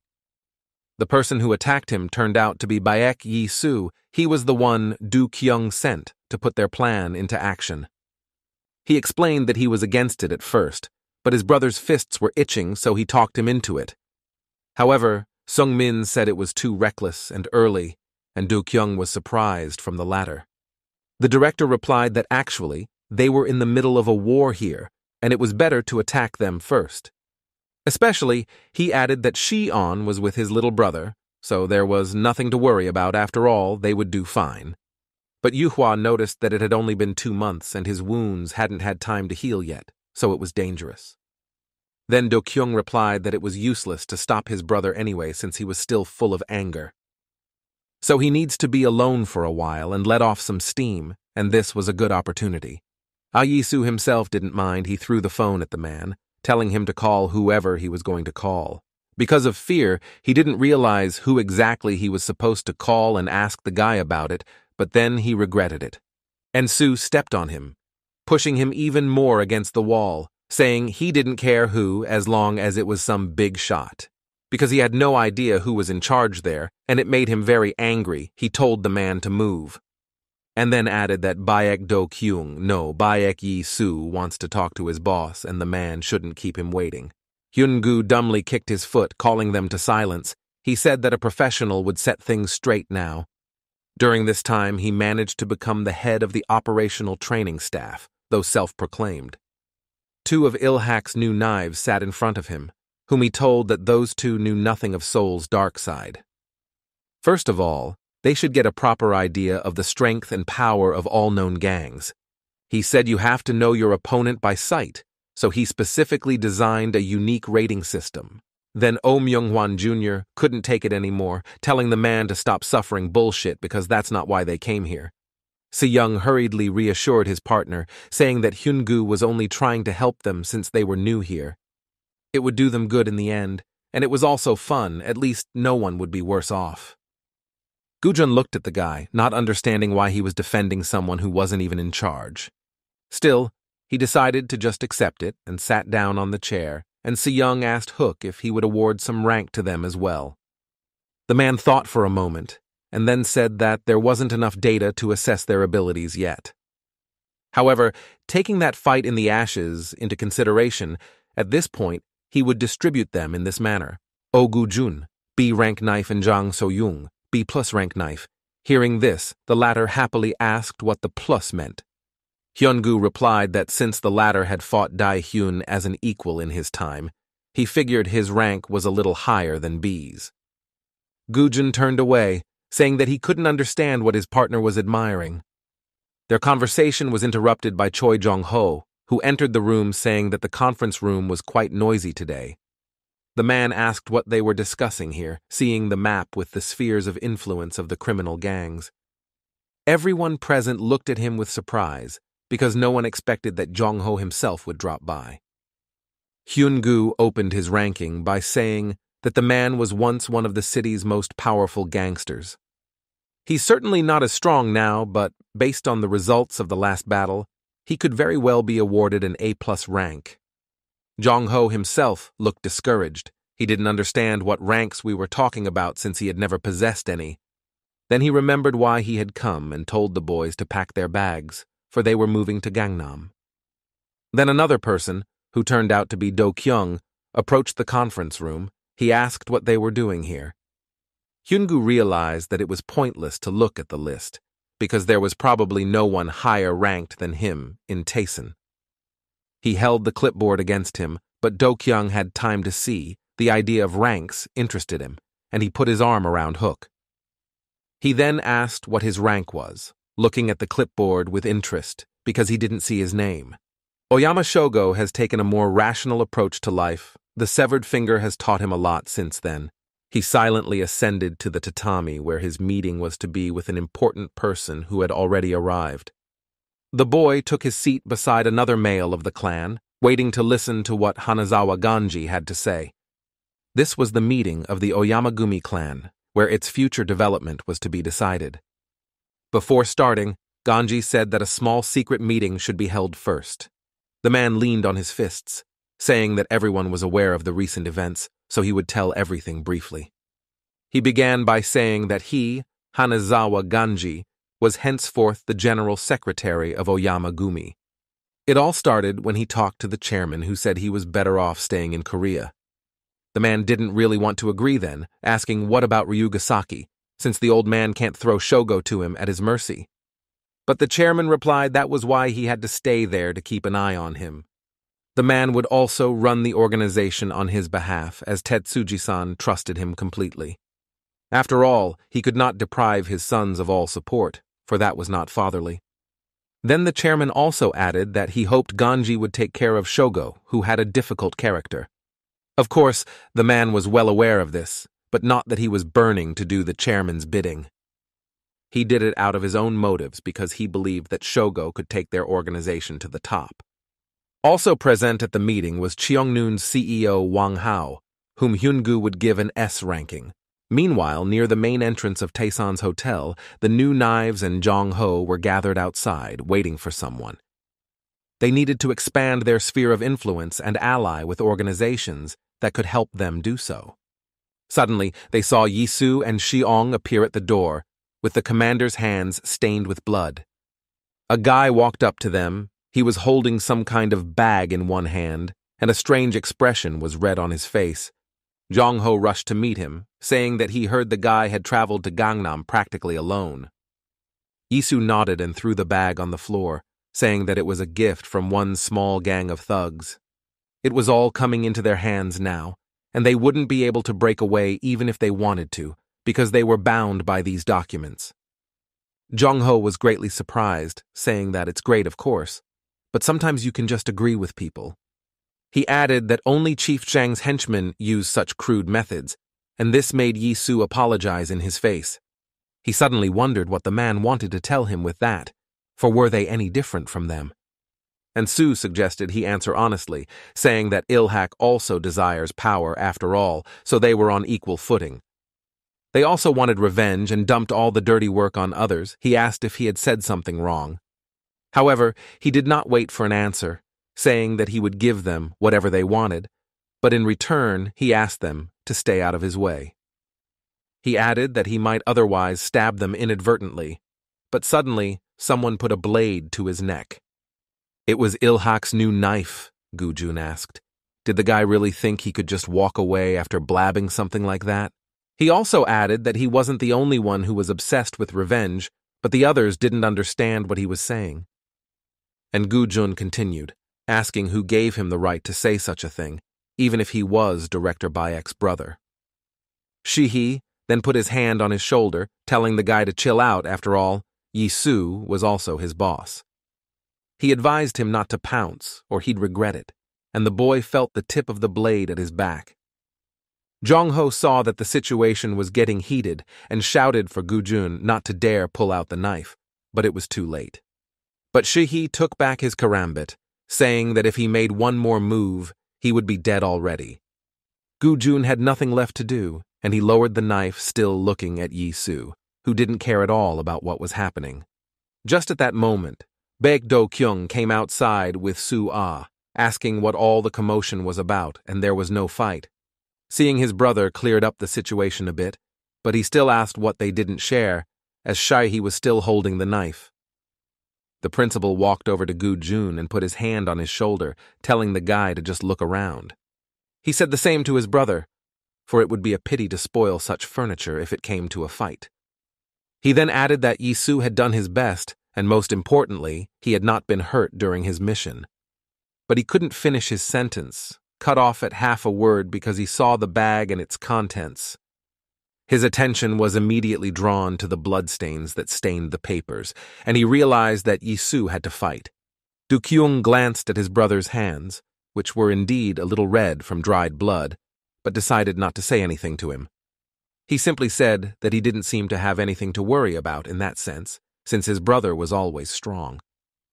However, didn't he think it was already too much, even though he, as the headmaster, had unleashed him to do so?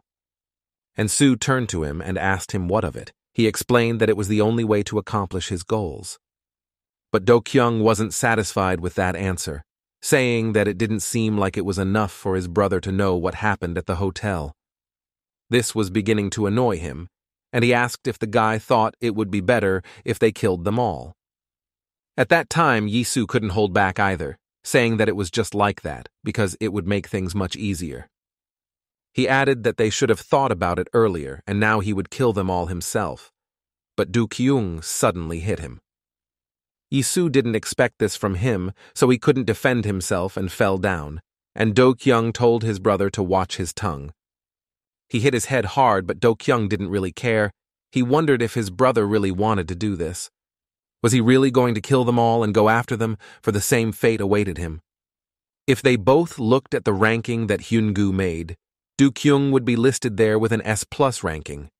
Baek Yi Su, on the other hand, was labeled rank X, which was quite obvious. He was T-sun's shadowy leader. Jong-ho ran up to them, trying to stop the principal, and Do-kyung asked what the heck his brother was talking about. He said that it was impossible not to hit him, but at that moment, Yi Su came back and hit him too. Before Do-kyung could even blink his eyes, he jumped to his feet and swung at his face as well, hitting him hard. Jong-ho told the guys to stop because it wasn't funny anymore. They were both their principals. But there was no stopping the brothers now, Do-kyung said. It had been a while since he had beaten the crap out of him, and looked at him with a predatory gaze. But Yi Su replied that the latter could try if he could, because now he was not inferior to him in skills and experience. Then Su-ah got involved in their quarrel and asked if Yi Su really wanted to send his brother to the hospital bed again. And after all, he had only recently gotten out of it. Do-kyung liked the secretary's words, saying that she was right.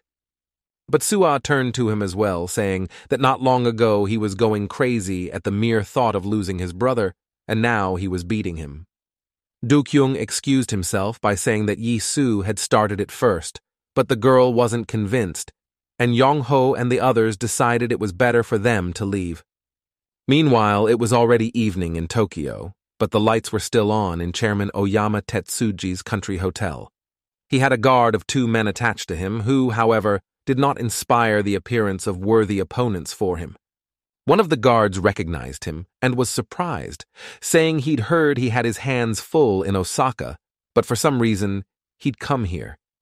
But the man replied that he had already dealt with everything, and besides, he had some business to attend to here, too.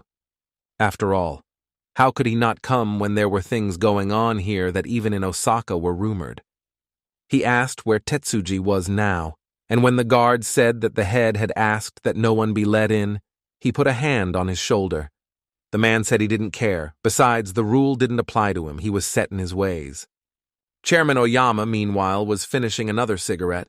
He wasn't expecting any guests today. The old man sat across from a coffee table on which a game of shogi, his favorite game, was spread out. Suddenly, he heard footsteps that cut short his thoughts. It was a little annoying, and he wondered who it could be. The man who entered said that he thought he saw a majestic clan head here, not a decrepit old man. Tetsuji replied that he had long ago lost all his majesty and changed the subject, asking if he hadn't beaten back to Osaka. The man who had taken a seat across from him suddenly turned to him, calling him brother, and added that he might not worry. After all, he, Muto Taiga, had already finished his conquest of this prefecture in the name of Oyamagumi. After all, he was his right-hand man. Hearing such a report, Tetsuji smiled, saying that the one was in his repertoire, but it wasn't bad. Moto leaned over the table then, asking if he was analyzing the previous shogi game. Then, without waiting for an answer, he proposed a game, and a strange spark of excitement appeared in his eyes. Tetsuji was fine with it, asking if he wanted to continue from that spot, but Toigo said it wasn't fun at all. He added that they would play again, and Tetsuji smiled again, saying that his brother seemed to be playing better. But he asked if skills mattered, because experience was something that couldn't be beaten, and even if he died here, he still wouldn't win it. Such wording puzzled Tetsuji a bit. He asked what the man meant by saying he would die here. Then Moto added that once a year and the stick shoots, and if he does end up the winner, he will leave the clan. With those words, he made his move, and Tetsuji raised his chip upwards, wondering why all of a sudden. Moto replied that he was going to do it for his student, and that made the chairman tense up. And his brother continued, saying that Shogo had again not shared the inheritance with Ryugasaki, in which case someone should support him. But Tetsuji didn't want to hear any more about it. He said that the Oyama clan was no longer concerned with these squabbles. He gathered all his chips into a fist and added that he had told no one from the clan to interfere in this strife. But Moto crossed his arms on his chest, saying that this was why he was leaving the clan, so don't let his brother simper. Tetsuji said they had a draw because he ran out of pawns, and Moto continued his thought. Things went wrong from the start, for as soon as their delegation left Korea, his brother left Shogo to his own devices. It was somehow not very fatherly, since he had made the choice to favor Ryugasaki and neglect his own son. But he, Moto Toigo, will remain at Shogo's side, as he was his student and the best in katana skills. Tetsuji replied that the others wouldn't like it, and he wouldn't like it either, but Moto only laughed. He wondered if he would have to defy his brother to leave, but it was too much even for him. Tetsuji pounded his fist on the table, scattering the pawns on the board, and Moto was surprised, for he had just been joking before. However, as it turned out, his brother's reaction was not caused by his words, but by the situation on the board, because he lost. Tetsuji himself didn't understand how it had happened either, but it had to be assumed that the game was over and Moto had won. Seeing this, the brother got up to go, but at the door, Tetsuji suddenly said that they had a tie, so let him not relax. The old man took hold of his head, but it was unclear whether from the fact that it ached or from a sense of despair. He added that he was grateful to his brother for taking care of Shogo, even though he didn't even call his son by name. And Moto replied that he didn't have to thank him for it at all, because he was doing it on a whim. Those were the man's last words before leaving. He thought his brother would say something else, but he remained silent. Meanwhile, the first talks between Ilhak and the local gang took place in the Gangnam neighborhood on Yaksamdan Street. The director of this group was a woman who was well aware of Ilhak's plans but kept it from them.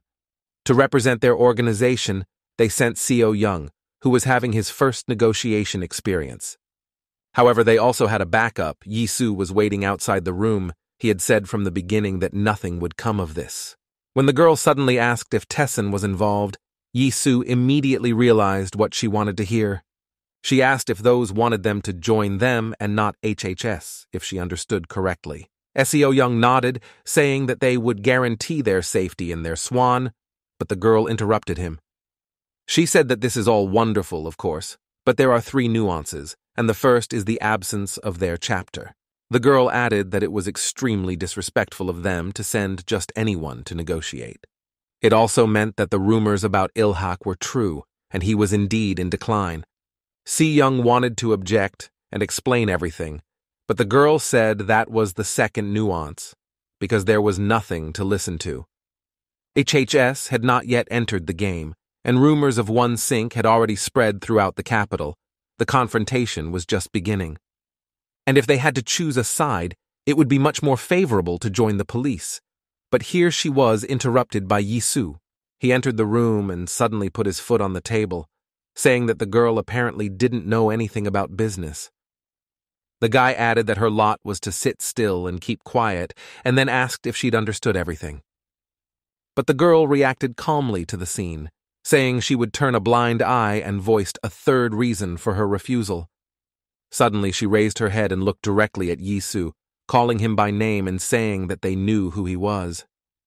The dark horse Tayson, who actually ran everything instead of Baek Do-gyun, that's why they put on a show at the hospital.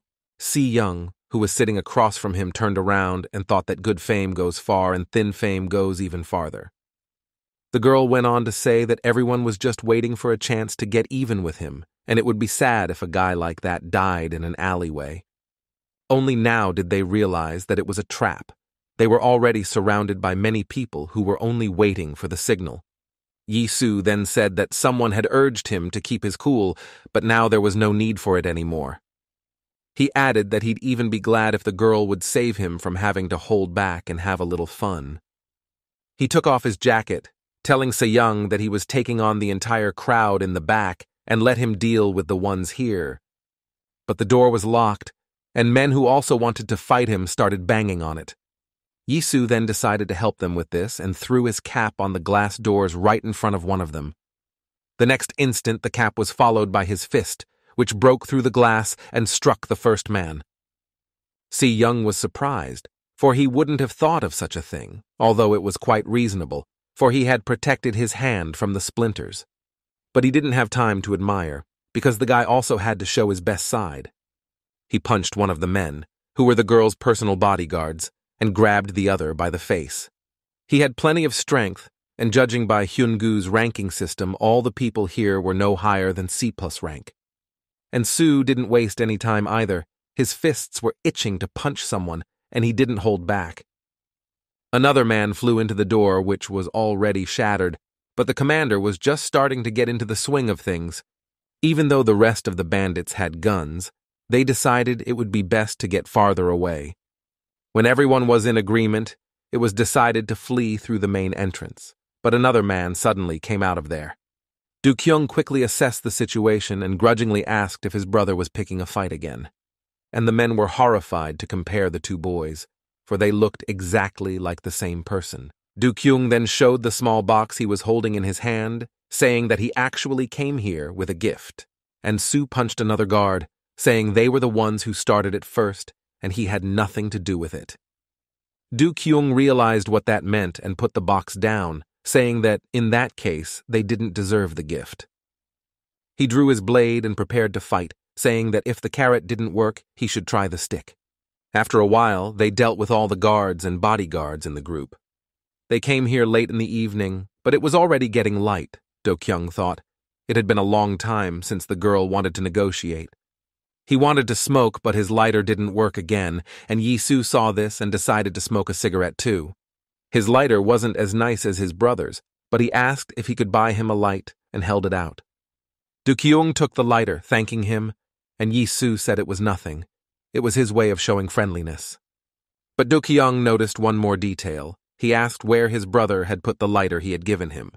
It was about Ryugasaki's father's gift, but Yisu replied that he had lost it somewhere in the hotel, much to his brother's annoyance. But a moment later, he was acting calm again, saying she was no use to him anyway.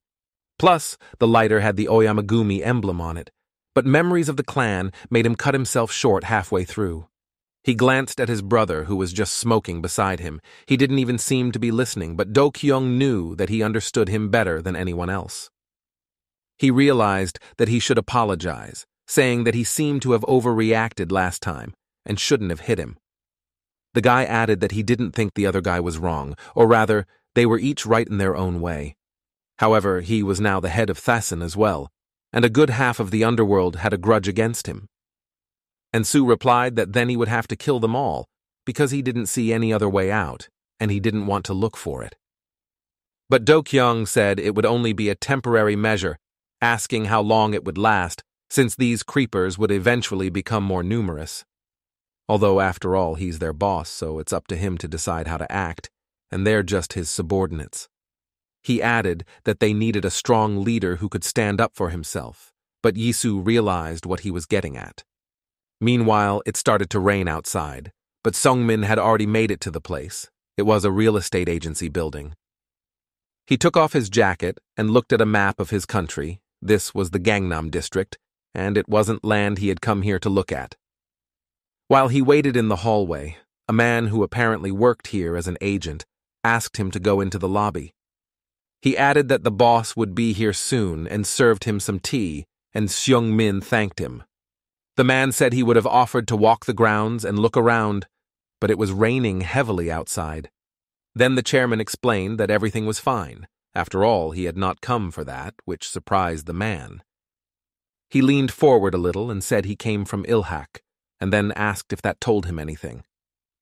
Upon hearing about Ilhak, the real estate agent said that everything was clear to him now and turned back somewhere else. And there was another door at the back, apparently for staff, but it appeared to be open, and soon someone came out of it. It was a man who had previously been sitting at a table in the next room, discussing something with the other guys. When he heard the agent who apparently worked for them mention Ilhak, he stood up and walked over to Seung-min. The man asked whose it would be. The stake came here by itself. For one is not a warrior in the field, unless, of course, he is one of the knives. But Seung-min didn't react to this in any way. He said that he remembered that the boss of this organization was much older. Then the man leaned over to him, saying that he was filling in for the boss today, but Seung-min apparently had no idea where he had gotten to. The chairman didn't have time to answer because the front door opened again and another man entered the hall. It was Oh Gu-jun who said that was why he volunteered to accompany him, because it was dangerous here. The man was surprised when the guy called Seung-min the chairman, and the guy turned to Gu-jun, saying that it wouldn't work that way. He asked how he could prove to these people that he came in peace if he was going to stand over their heads and escalate the situation. However, that's why he asked him to stay outside, but it was too late. The man approached the guy. He said they seemed like fun guys, but Gu-jun suddenly put a knife to his throat.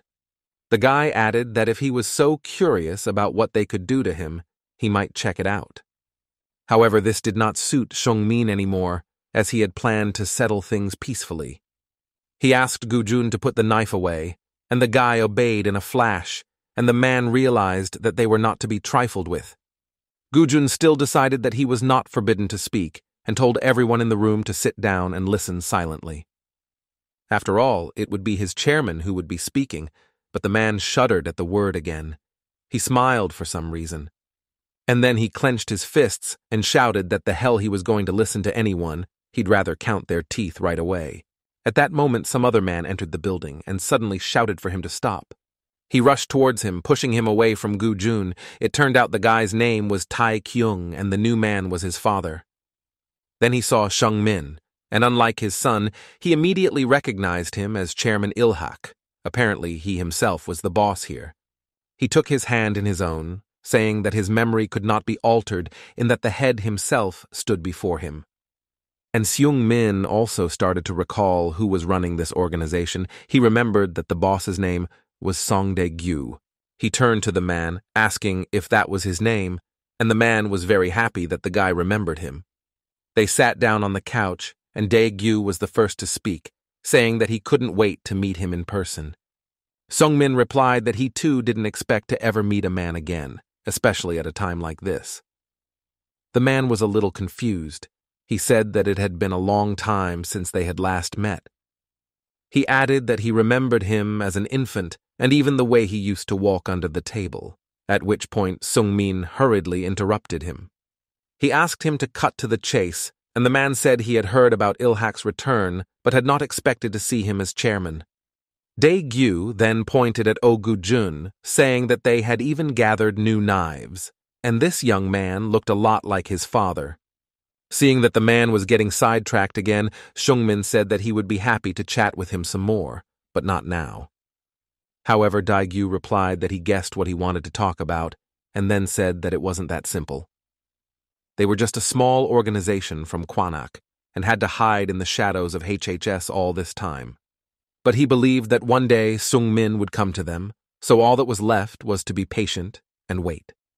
The man finished by saying that the future of their organization was in Seung-min's hands, and from now on, it belonged entirely to him. He then showed a large scar on his neck, saying that he owed everything to his grandfather and would never be in debt for anything. What added to the drama was that after what was said, the man knelt down on his knees, asking for their help. Taekyung looked at his father in surprise. He didn't understand what he owed Ilhak for even giving them the organization. Meanwhile, the rain didn't turn and let up even harder. A stranger approached Tessen's main office. Even though it was pouring rain outside, the man was wearing regular Vietnamese shoes, and his feet were huge. Moto was angry at himself for not looking at the weather forecast before the flight, and now his suit was soaked to the skin. He walked to the very doors with 2 guards standing at them, who asked what they could do to help him. But Moto didn't understand anything because he didn't know Korean. He only saw that the men didn't look very friendly. Then one of them recognized the Japanese accent and went for a knife, saying the man must be from Oyamagumi. However, that was the only thing he had time for. For a second later, Moto kicked him so hard that he smashed through the doors. So the Japanese man was able to enter. He noticed that they had the place quite cozy and well kept. Except it was lacking in good cheer. Tessen's members who were free stepped in his way. But this didn't confuse Moto at all. He walked through them as if he didn't notice and asked where Ryugasaki was. Seeing that the Japanese wanted to get on top of their boss, one of their guards dared to stop him and pulled out a blade. However, this only angered the Japanese man, and one blow was enough for him to send the man flying 2 meters away. Another second, and his fist was near his next victim, and the men didn't realize who they were facing.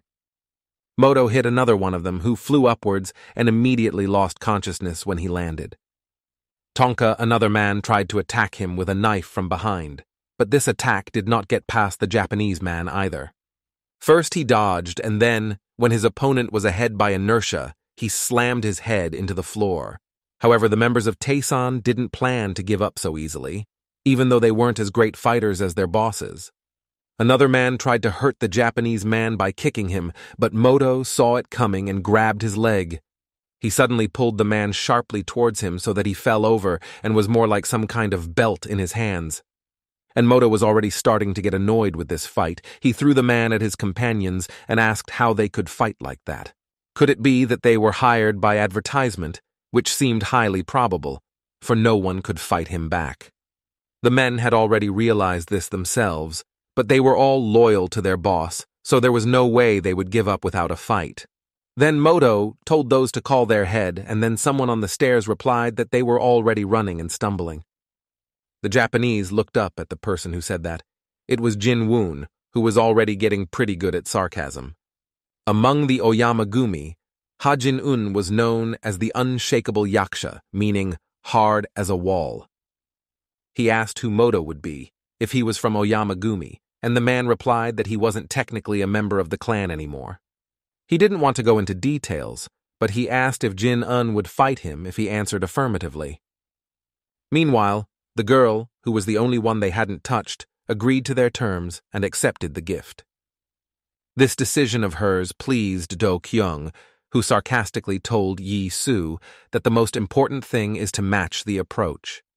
And the girl went on to say that maybe it was even for the best, because what was the point of staying at lousy HHS?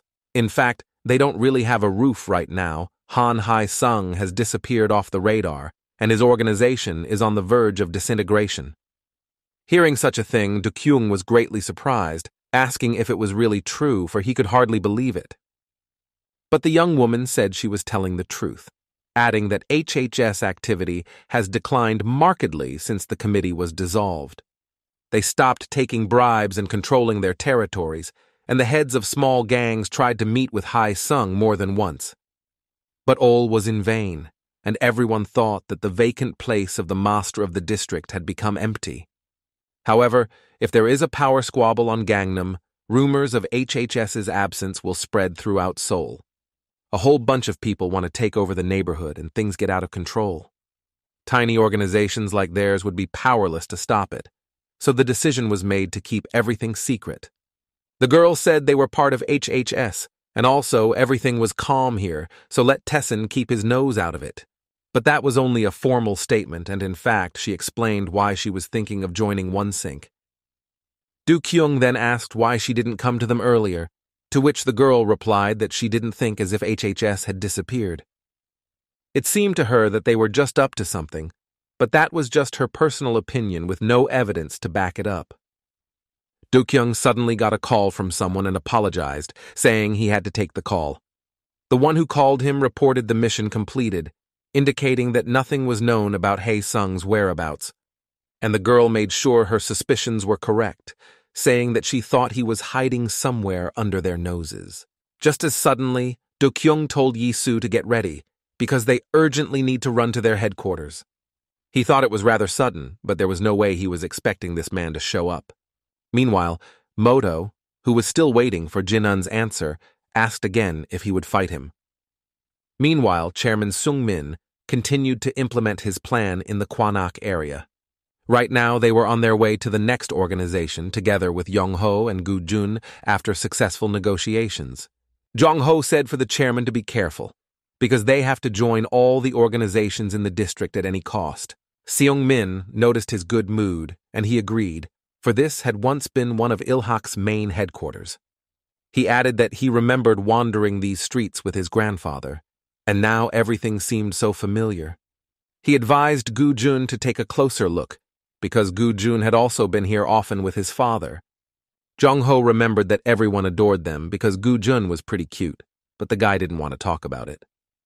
He said they should walk faster, since they were already late, and he had no memories of his father anyway.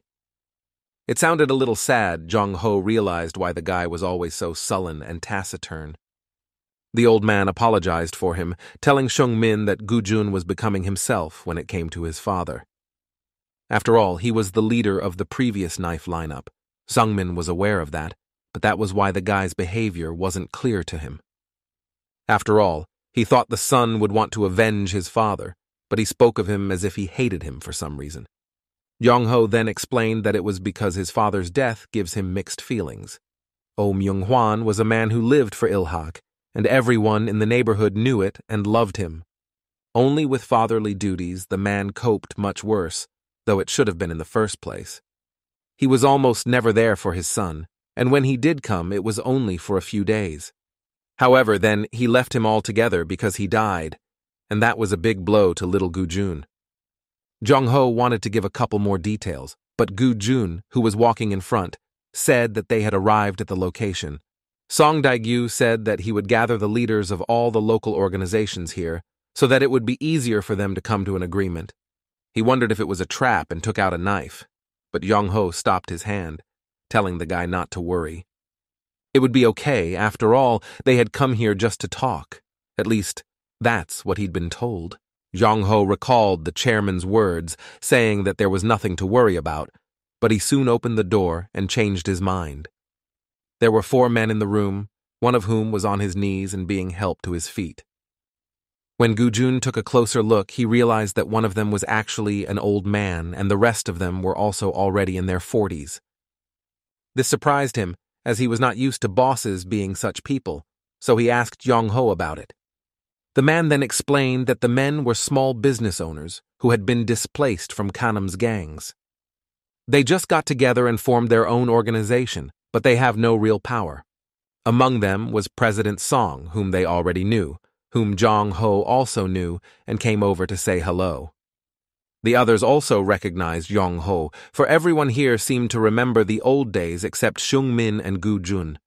The latter hid the knife because he realized that these decrepit old men would do nothing to them. But he asked another thing. Why do they need such weaklings? To which Yong-ho replied that now that the OneSync project has been launched, they are the ones they need. He asked the guy if he was suggesting that he just leave them, and the guy said they had plenty of other things to worry about. Then some grandmother came up to him and asked if Oh Myung-hwan was eating well because she recognized him as his father. She didn't even wait for an answer and reached into her pocket for something, then put it in his hand. They were 3 candies that his grandmother spared no expense in giving him, calling him her grandson and telling him to eat more. She suddenly thanked him for coming back, apparently still thinking that he was MANHUA.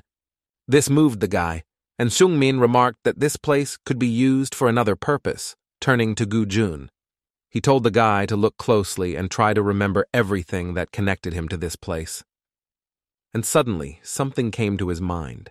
The image of his father, who was also being thanked by people, appeared in front of him. Just like then, they needed their help now, so it would take effort to fulfill their hopes. Now the chairman was Lee Sung-min, but his approach was the same as Gu-jun's father, and the guy realized it. He finally learned why his father had always neglected him when he was little, all because man was too weak a creature. Meanwhile, in Taesan's main office, an interesting battle was looming between Japanese Moto and Ha Jin-woon. Moto walked up to him, saying he was also called Yaksha, though it was some stupid nickname. After all, it meant wall, but Jin-un was even shorter than he thought, so he asked how tall he was. This discouraged the big guy a bit, and he asked in response if it really mattered, and Moto laughed. He said the man was acting funny, because by doing so, he was saying that he wasn't bothered by the difference in weight classes. This was already a direct insult towards him, and Jin-un swung at him to demonstrate the difference. The Japanese didn't expect him to start first, so he couldn't block in time and got punched in the face. Another man would have fallen long ago and maybe passed out from such a blow, but Moto only bounced back. He said that they had a good start, and Jin-woon's hand was heavy, but he could spare no effort. And the big guy thought the Jap had poor stamina, for he turned his head for a split second and missed the blow. But Moto was not bothered by his analysis. He pounced on him, saying that now let him catch a response from him. The man punched the man in the stomach, and he punched hard, so all the members of Taesan who were watching thought it was the end. Soon, however, they were all happily watching their principal's intercessor again, which surprised even Moto. Jin-woon asked if the man didn't expect him to resist on his feet, and then added that he punched weakly. But this only made the Japanese laugh even more. He said that of course it wasn't everything. However, now he remembered. He was not called the unshakable Yaksha for nothing, for he was unusually strong not only because of his size. Moto added that he had to admit, the big guy was not a bad guy, as he almost broke his jaw with his punch. However, this was just the beginning, and now he would show his strength, which he was sure could also surprise him. The man was about to pounce on Jin-won when suddenly someone called his name from behind. The voice sounded familiar to him. The Japanese turned around and saw Ryuga Saki asking what he was doing here. Do-kyung added that he was no longer a member of Oyama, so the man could start treating him as an equal. At that time, Moto said that he too had left the clan, telling the guy not to get heated, for they were on equal footing. This news came as a surprise to Do-kyung. He asked why the man did it, but the man didn't give a clear answer. He turned around to leave, saying that he had paid him a visit out of courtesy and now had to go to Shogo. Do-kyung quickly realized everything, asking if the man was going to take his half-brother's side. And Moto didn't even think of hiding it. He said that the guy was right and next time they would be enemies already. He also added that it also meant that he would finally be able to face Ryuga Saki in battle. And now he had to leave them. Good thing it wasn't far to go. And with those words, the man headed for the exit. When he was higher up on the street, Jin-woon couldn't hold back any longer and fell to one knee in immense pain. The Japanese's blow was incredibly strong after all, and the whole time the big guy was just enduring this pain in his stomach. He asked Do-kyung who the man was because he had never encountered such monsters before. He added that the man was definitely very dangerous, so a collision with him should have been avoided. Meanwhile, Moto, who was already walking towards where Shogo was staying, suddenly saw a familiar face. He had never encountered him in his life, but he remembered the photos he was given well. He called out to a guy who walked past him in the direction of Tessen's main office, and the guy stopped. And Sue only had time to notice that the man was something similar to Jin-woon, but he clearly surpassed him in speed. A surprise attack is an attack that takes the opponent by surprise, but Moto Taigo didn't like that kind of prejudice. He thought that only weaklings used such techniques, so he shouted Baek Yi-su instinctively. That's what saved the guy. He had time to put his hands out to defend himself, and the blow hit them. His strength was incredible. It hurt even from the block, and the commander marveled, wondering who this man was. However, it was also clear that he was now pitted against him, so Yi-su had no other choice. He swung around to hit back, but the man suddenly asked him to stop and started apologizing. And Su was surprised by this behavior, but the man said it was the first time he had been in this situation and was a bit confused. Still, he assured the commander that it was a mistake, but Yi-su didn't approve of such jokes and swung to retaliate. This time, he managed to get his opponent with his foot, but the guy didn't expect such a big Japanese man to have time to block.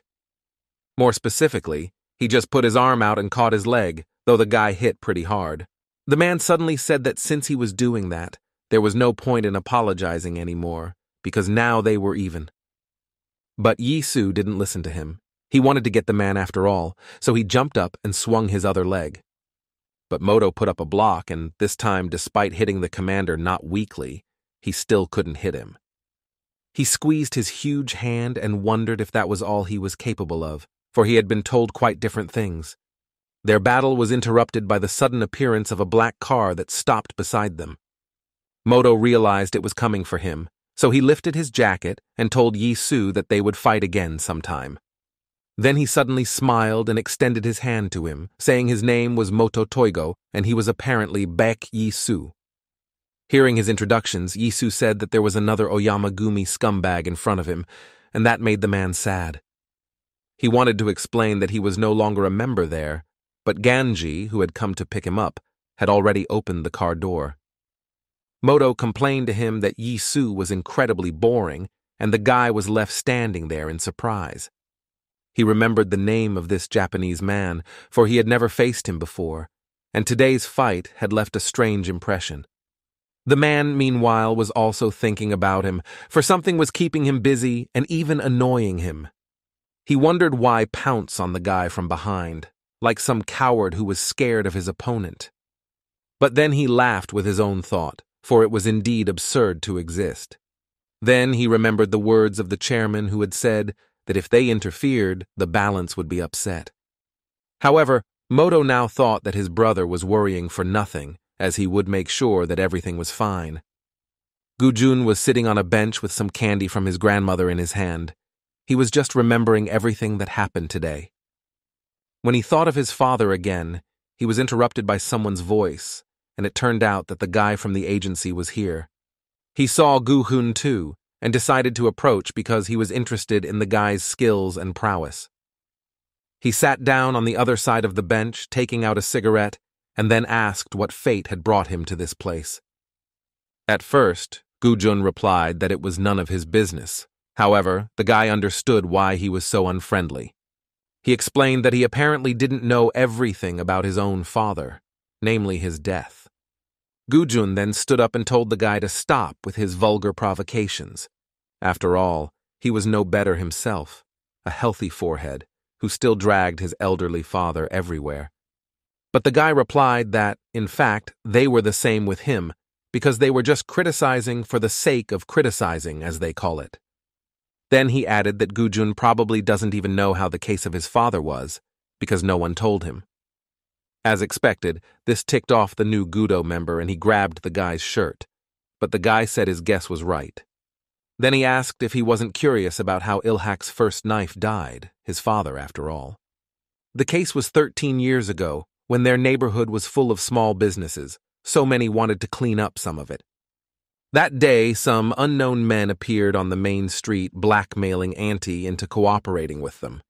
One of them, apparently the ringleader, was offering her a contract and to work alongside their organization.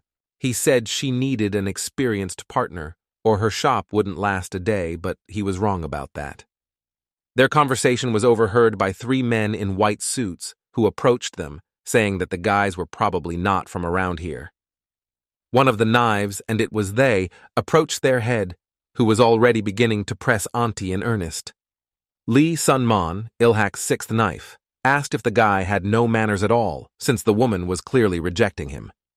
But Auntie didn't seem to understand his quips, telling them both to get out of here, for all the customers would be dispersed to her. Sungmon then said that he would allow himself to disagree with her, for such insolent people must be fought back. Along with him came 2 more knives, who meanwhile felled the rest of the guy's organization. One of those who came with Sungmin was Choi Guan Pal, the 7th knife, who was just as cocky in his youth. Sungmon, meanwhile, grabbed the guy by the hair, saying that he wasn't done with him yet, as he still had a lot to tell them. The first thing he asked was what the man had rolled his lips at, for there were honest people working in the neighborhood. But his educational process was interrupted again by his aunt, who said she would complain to Jong-ho about him. Sungman was quite taken aback by this. He said that he wasn't a little kid anymore, so it didn't make sense, when suddenly someone called out to Jong-ho. Hearing that Jong-ho himself had come here, Sungman still panicked a bit, but it turned out that he was just being played. It was the last of their squad, Ilhak's 4th knife, Doko Hyungnim, who also turned to his aunt. He asked if such guys came here often, but she replied that there were a lot of them. Then Hyungnim said that you have to be responsible for your actions and poked the guy's face in his plate, asking where he was from. And the man mumbled that some murky Chinese mafia type had recently appeared in the southwest. It was said that he had already broken up all the gangs in Incheon and would be here soon, but why he would do that, no one knew. Right now, this man was picking another fight in another part of the neighborhood, but there were those who dared to fight back. One guy said that without a powerful patron, everyone in his squad was just zeros without a stick. It was young Ryu Dae-hyun, who was also a member of Ilhak at the time, but he was advised to wait for the knives. However, the guy was not intimidated by the fact that the opponent was incredibly strong. He said he would deal with him. A man who was said to be from the Chinese mafia stood up from his seat, asking if he was one of the knives. However, he didn't wait for an answer and immediately started on the guy, who managed to dodge at the last moment. Dae-hyun was greatly surprised, for he thought the element of surprise should have played into his hands. But it was quite the opposite, as if the enemy knew all his moves ahead of time and used it. Suddenly he swung his fist, and even though Dae-hyun put up a block, he almost fell over. And the man said that he had nothing to talk to a loser like him. This was young Wang Hao. However, the situation soon took a completely different turn because one of the 9 knives finally arrived on the scene. This was noticed by everyone except Dae-hyun, who rushed back into the fray, but his attacks were unsuccessful, and the man decided to intervene. He said that he was one of the 9 knives that Wang Hao was talking about, so let him tell what he wanted. Who knows, maybe they could get by without the manhandling. It was Ilhak's first knife, Oh Myung-hwan. Lee Seung-hak posed for his new election poster because the previous one seemed too strict to everyone. Back then, Jong-ho was still in his prime. He said that a serious face was exactly what was needed for such things. But the chairman said he was more interested in being a gangster and had to go into politics. Jong-ho replied to him that he was contradicting himself, because he was the one who once said only soul villains need minions. The old man thought for a while, remembering when he had said that, and then added that they had to get their hands dirty anyway. Jong-ho then replied that he understood his feelings. However, he was the one who made them into people, so they would be loyal to him in everything. He just has to let them help him change this city for the better, and then there will be no room for scoundrels like them. And the man also added that the old man should not forget the words of his grandson, who called him too soft. The chairman then asked if he was too old in Jong-ho's opinion, but he was quick to say that he wasn't. Then he headed for the exit, also saying that Oh Myung-hwan's brother Oh Myung-hwan was dealing with some business in Kwanak right now. But there was no need to worry, because no matter how strong the opponent was, Myung-hwan never lost. Meanwhile, Wang Hao pounced on his new opponent, thinking that he was no better than Ryu Tae-hyun. Myung-hwan immediately noticed that his weapon was unusual, which gave away that he belonged to a group. They both bounced back, and Wang Hao thought that this opponent was quite smart and experienced. However, that didn't stop him from attacking again, this time with a knife, and Myung-hwan had to defend himself with a chair. It turned out to be a good idea, as the blade stuck in his curves and Wang Hao was disarmed. Then Ilhak's first knife pulled the chair towards him and then swung it apart and threw it away with the knife. But Wang Hao was probably expecting something similar, so he immediately connected body kicks and swung his leg. Myung-hwan's jaw was hit hard, and he didn't expect it to happen so quickly. Except the guy didn't seem to take any damage, he quickly came to his senses and counterattacked him. Now it was Wang Hao's turn to be surprised. Because the first knife was incredibly strong, his arm was heavy.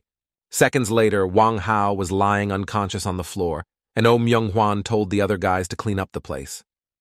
He then turned to Ryu Dae-hyun, asking if he happened to box, and the guy nodded his head. Myung-hwan then advised him to be more calm during the fight, but his punch was already pretty good.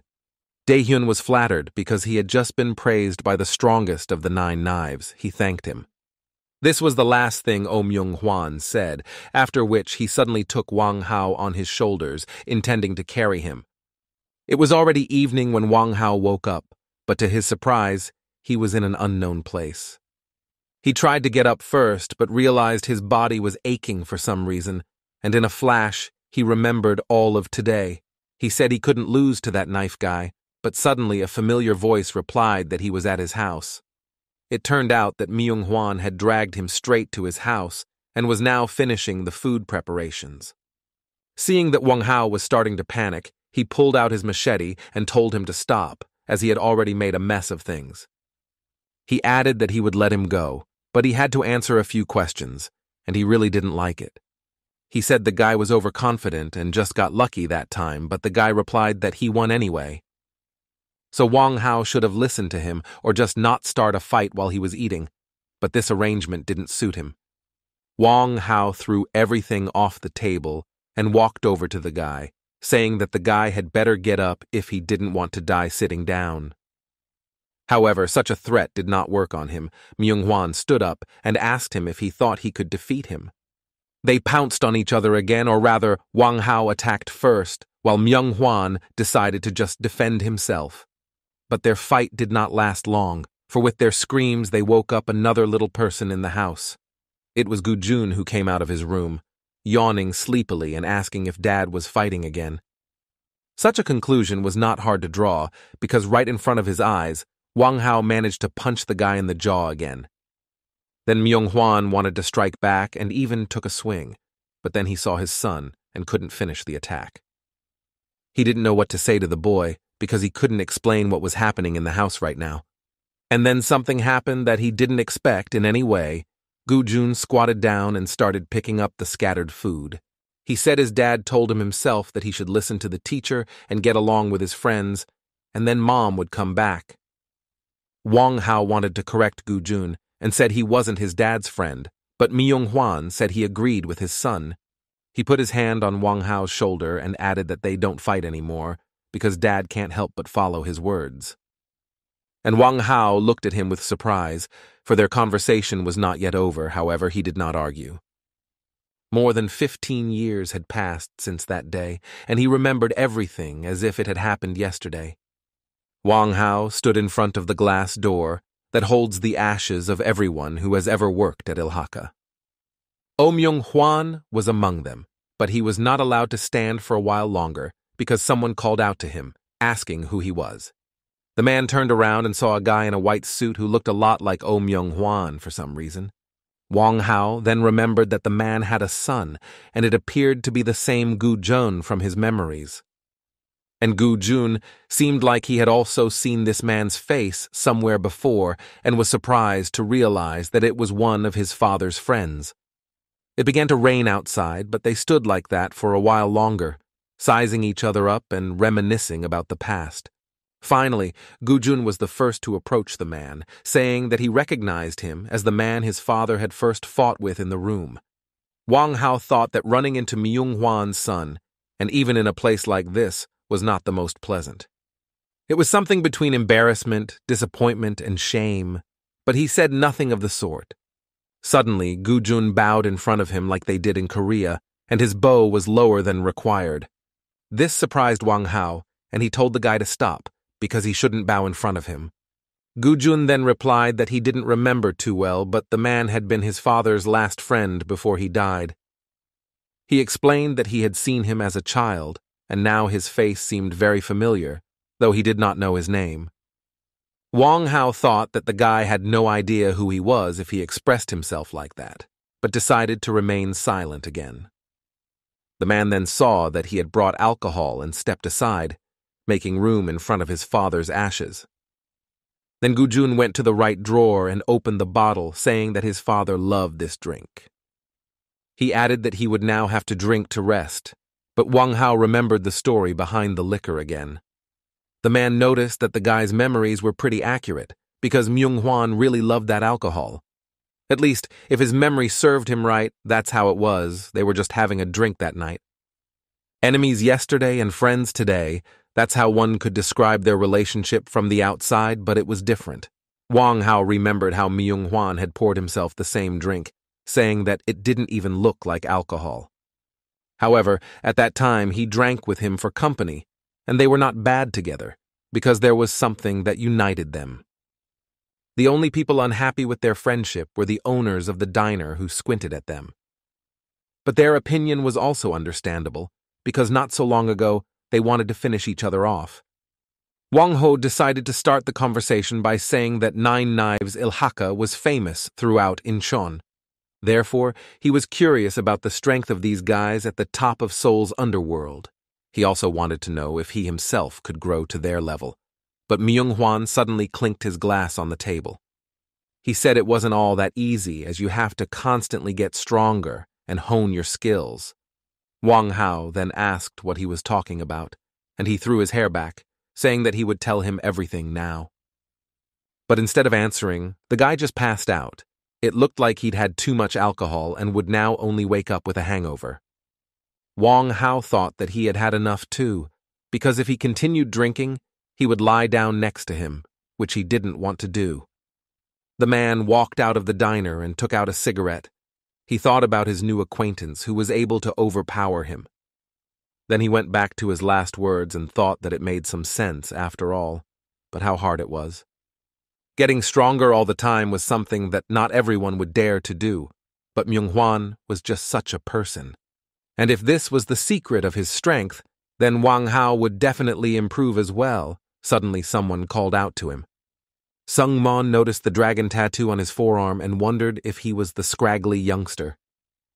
Wang Hao understood what he meant, but he asked, "So what if he angered the guy who suddenly swung his leg?" He punched him in the head, but Wang Hao managed to block, asking what bad thing he had done to him.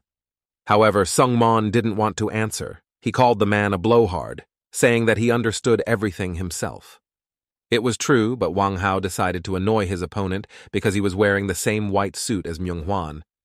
Seeing that the man was able to block his punch, Sung-mon thought that the man was not amiss. However, he did not say so.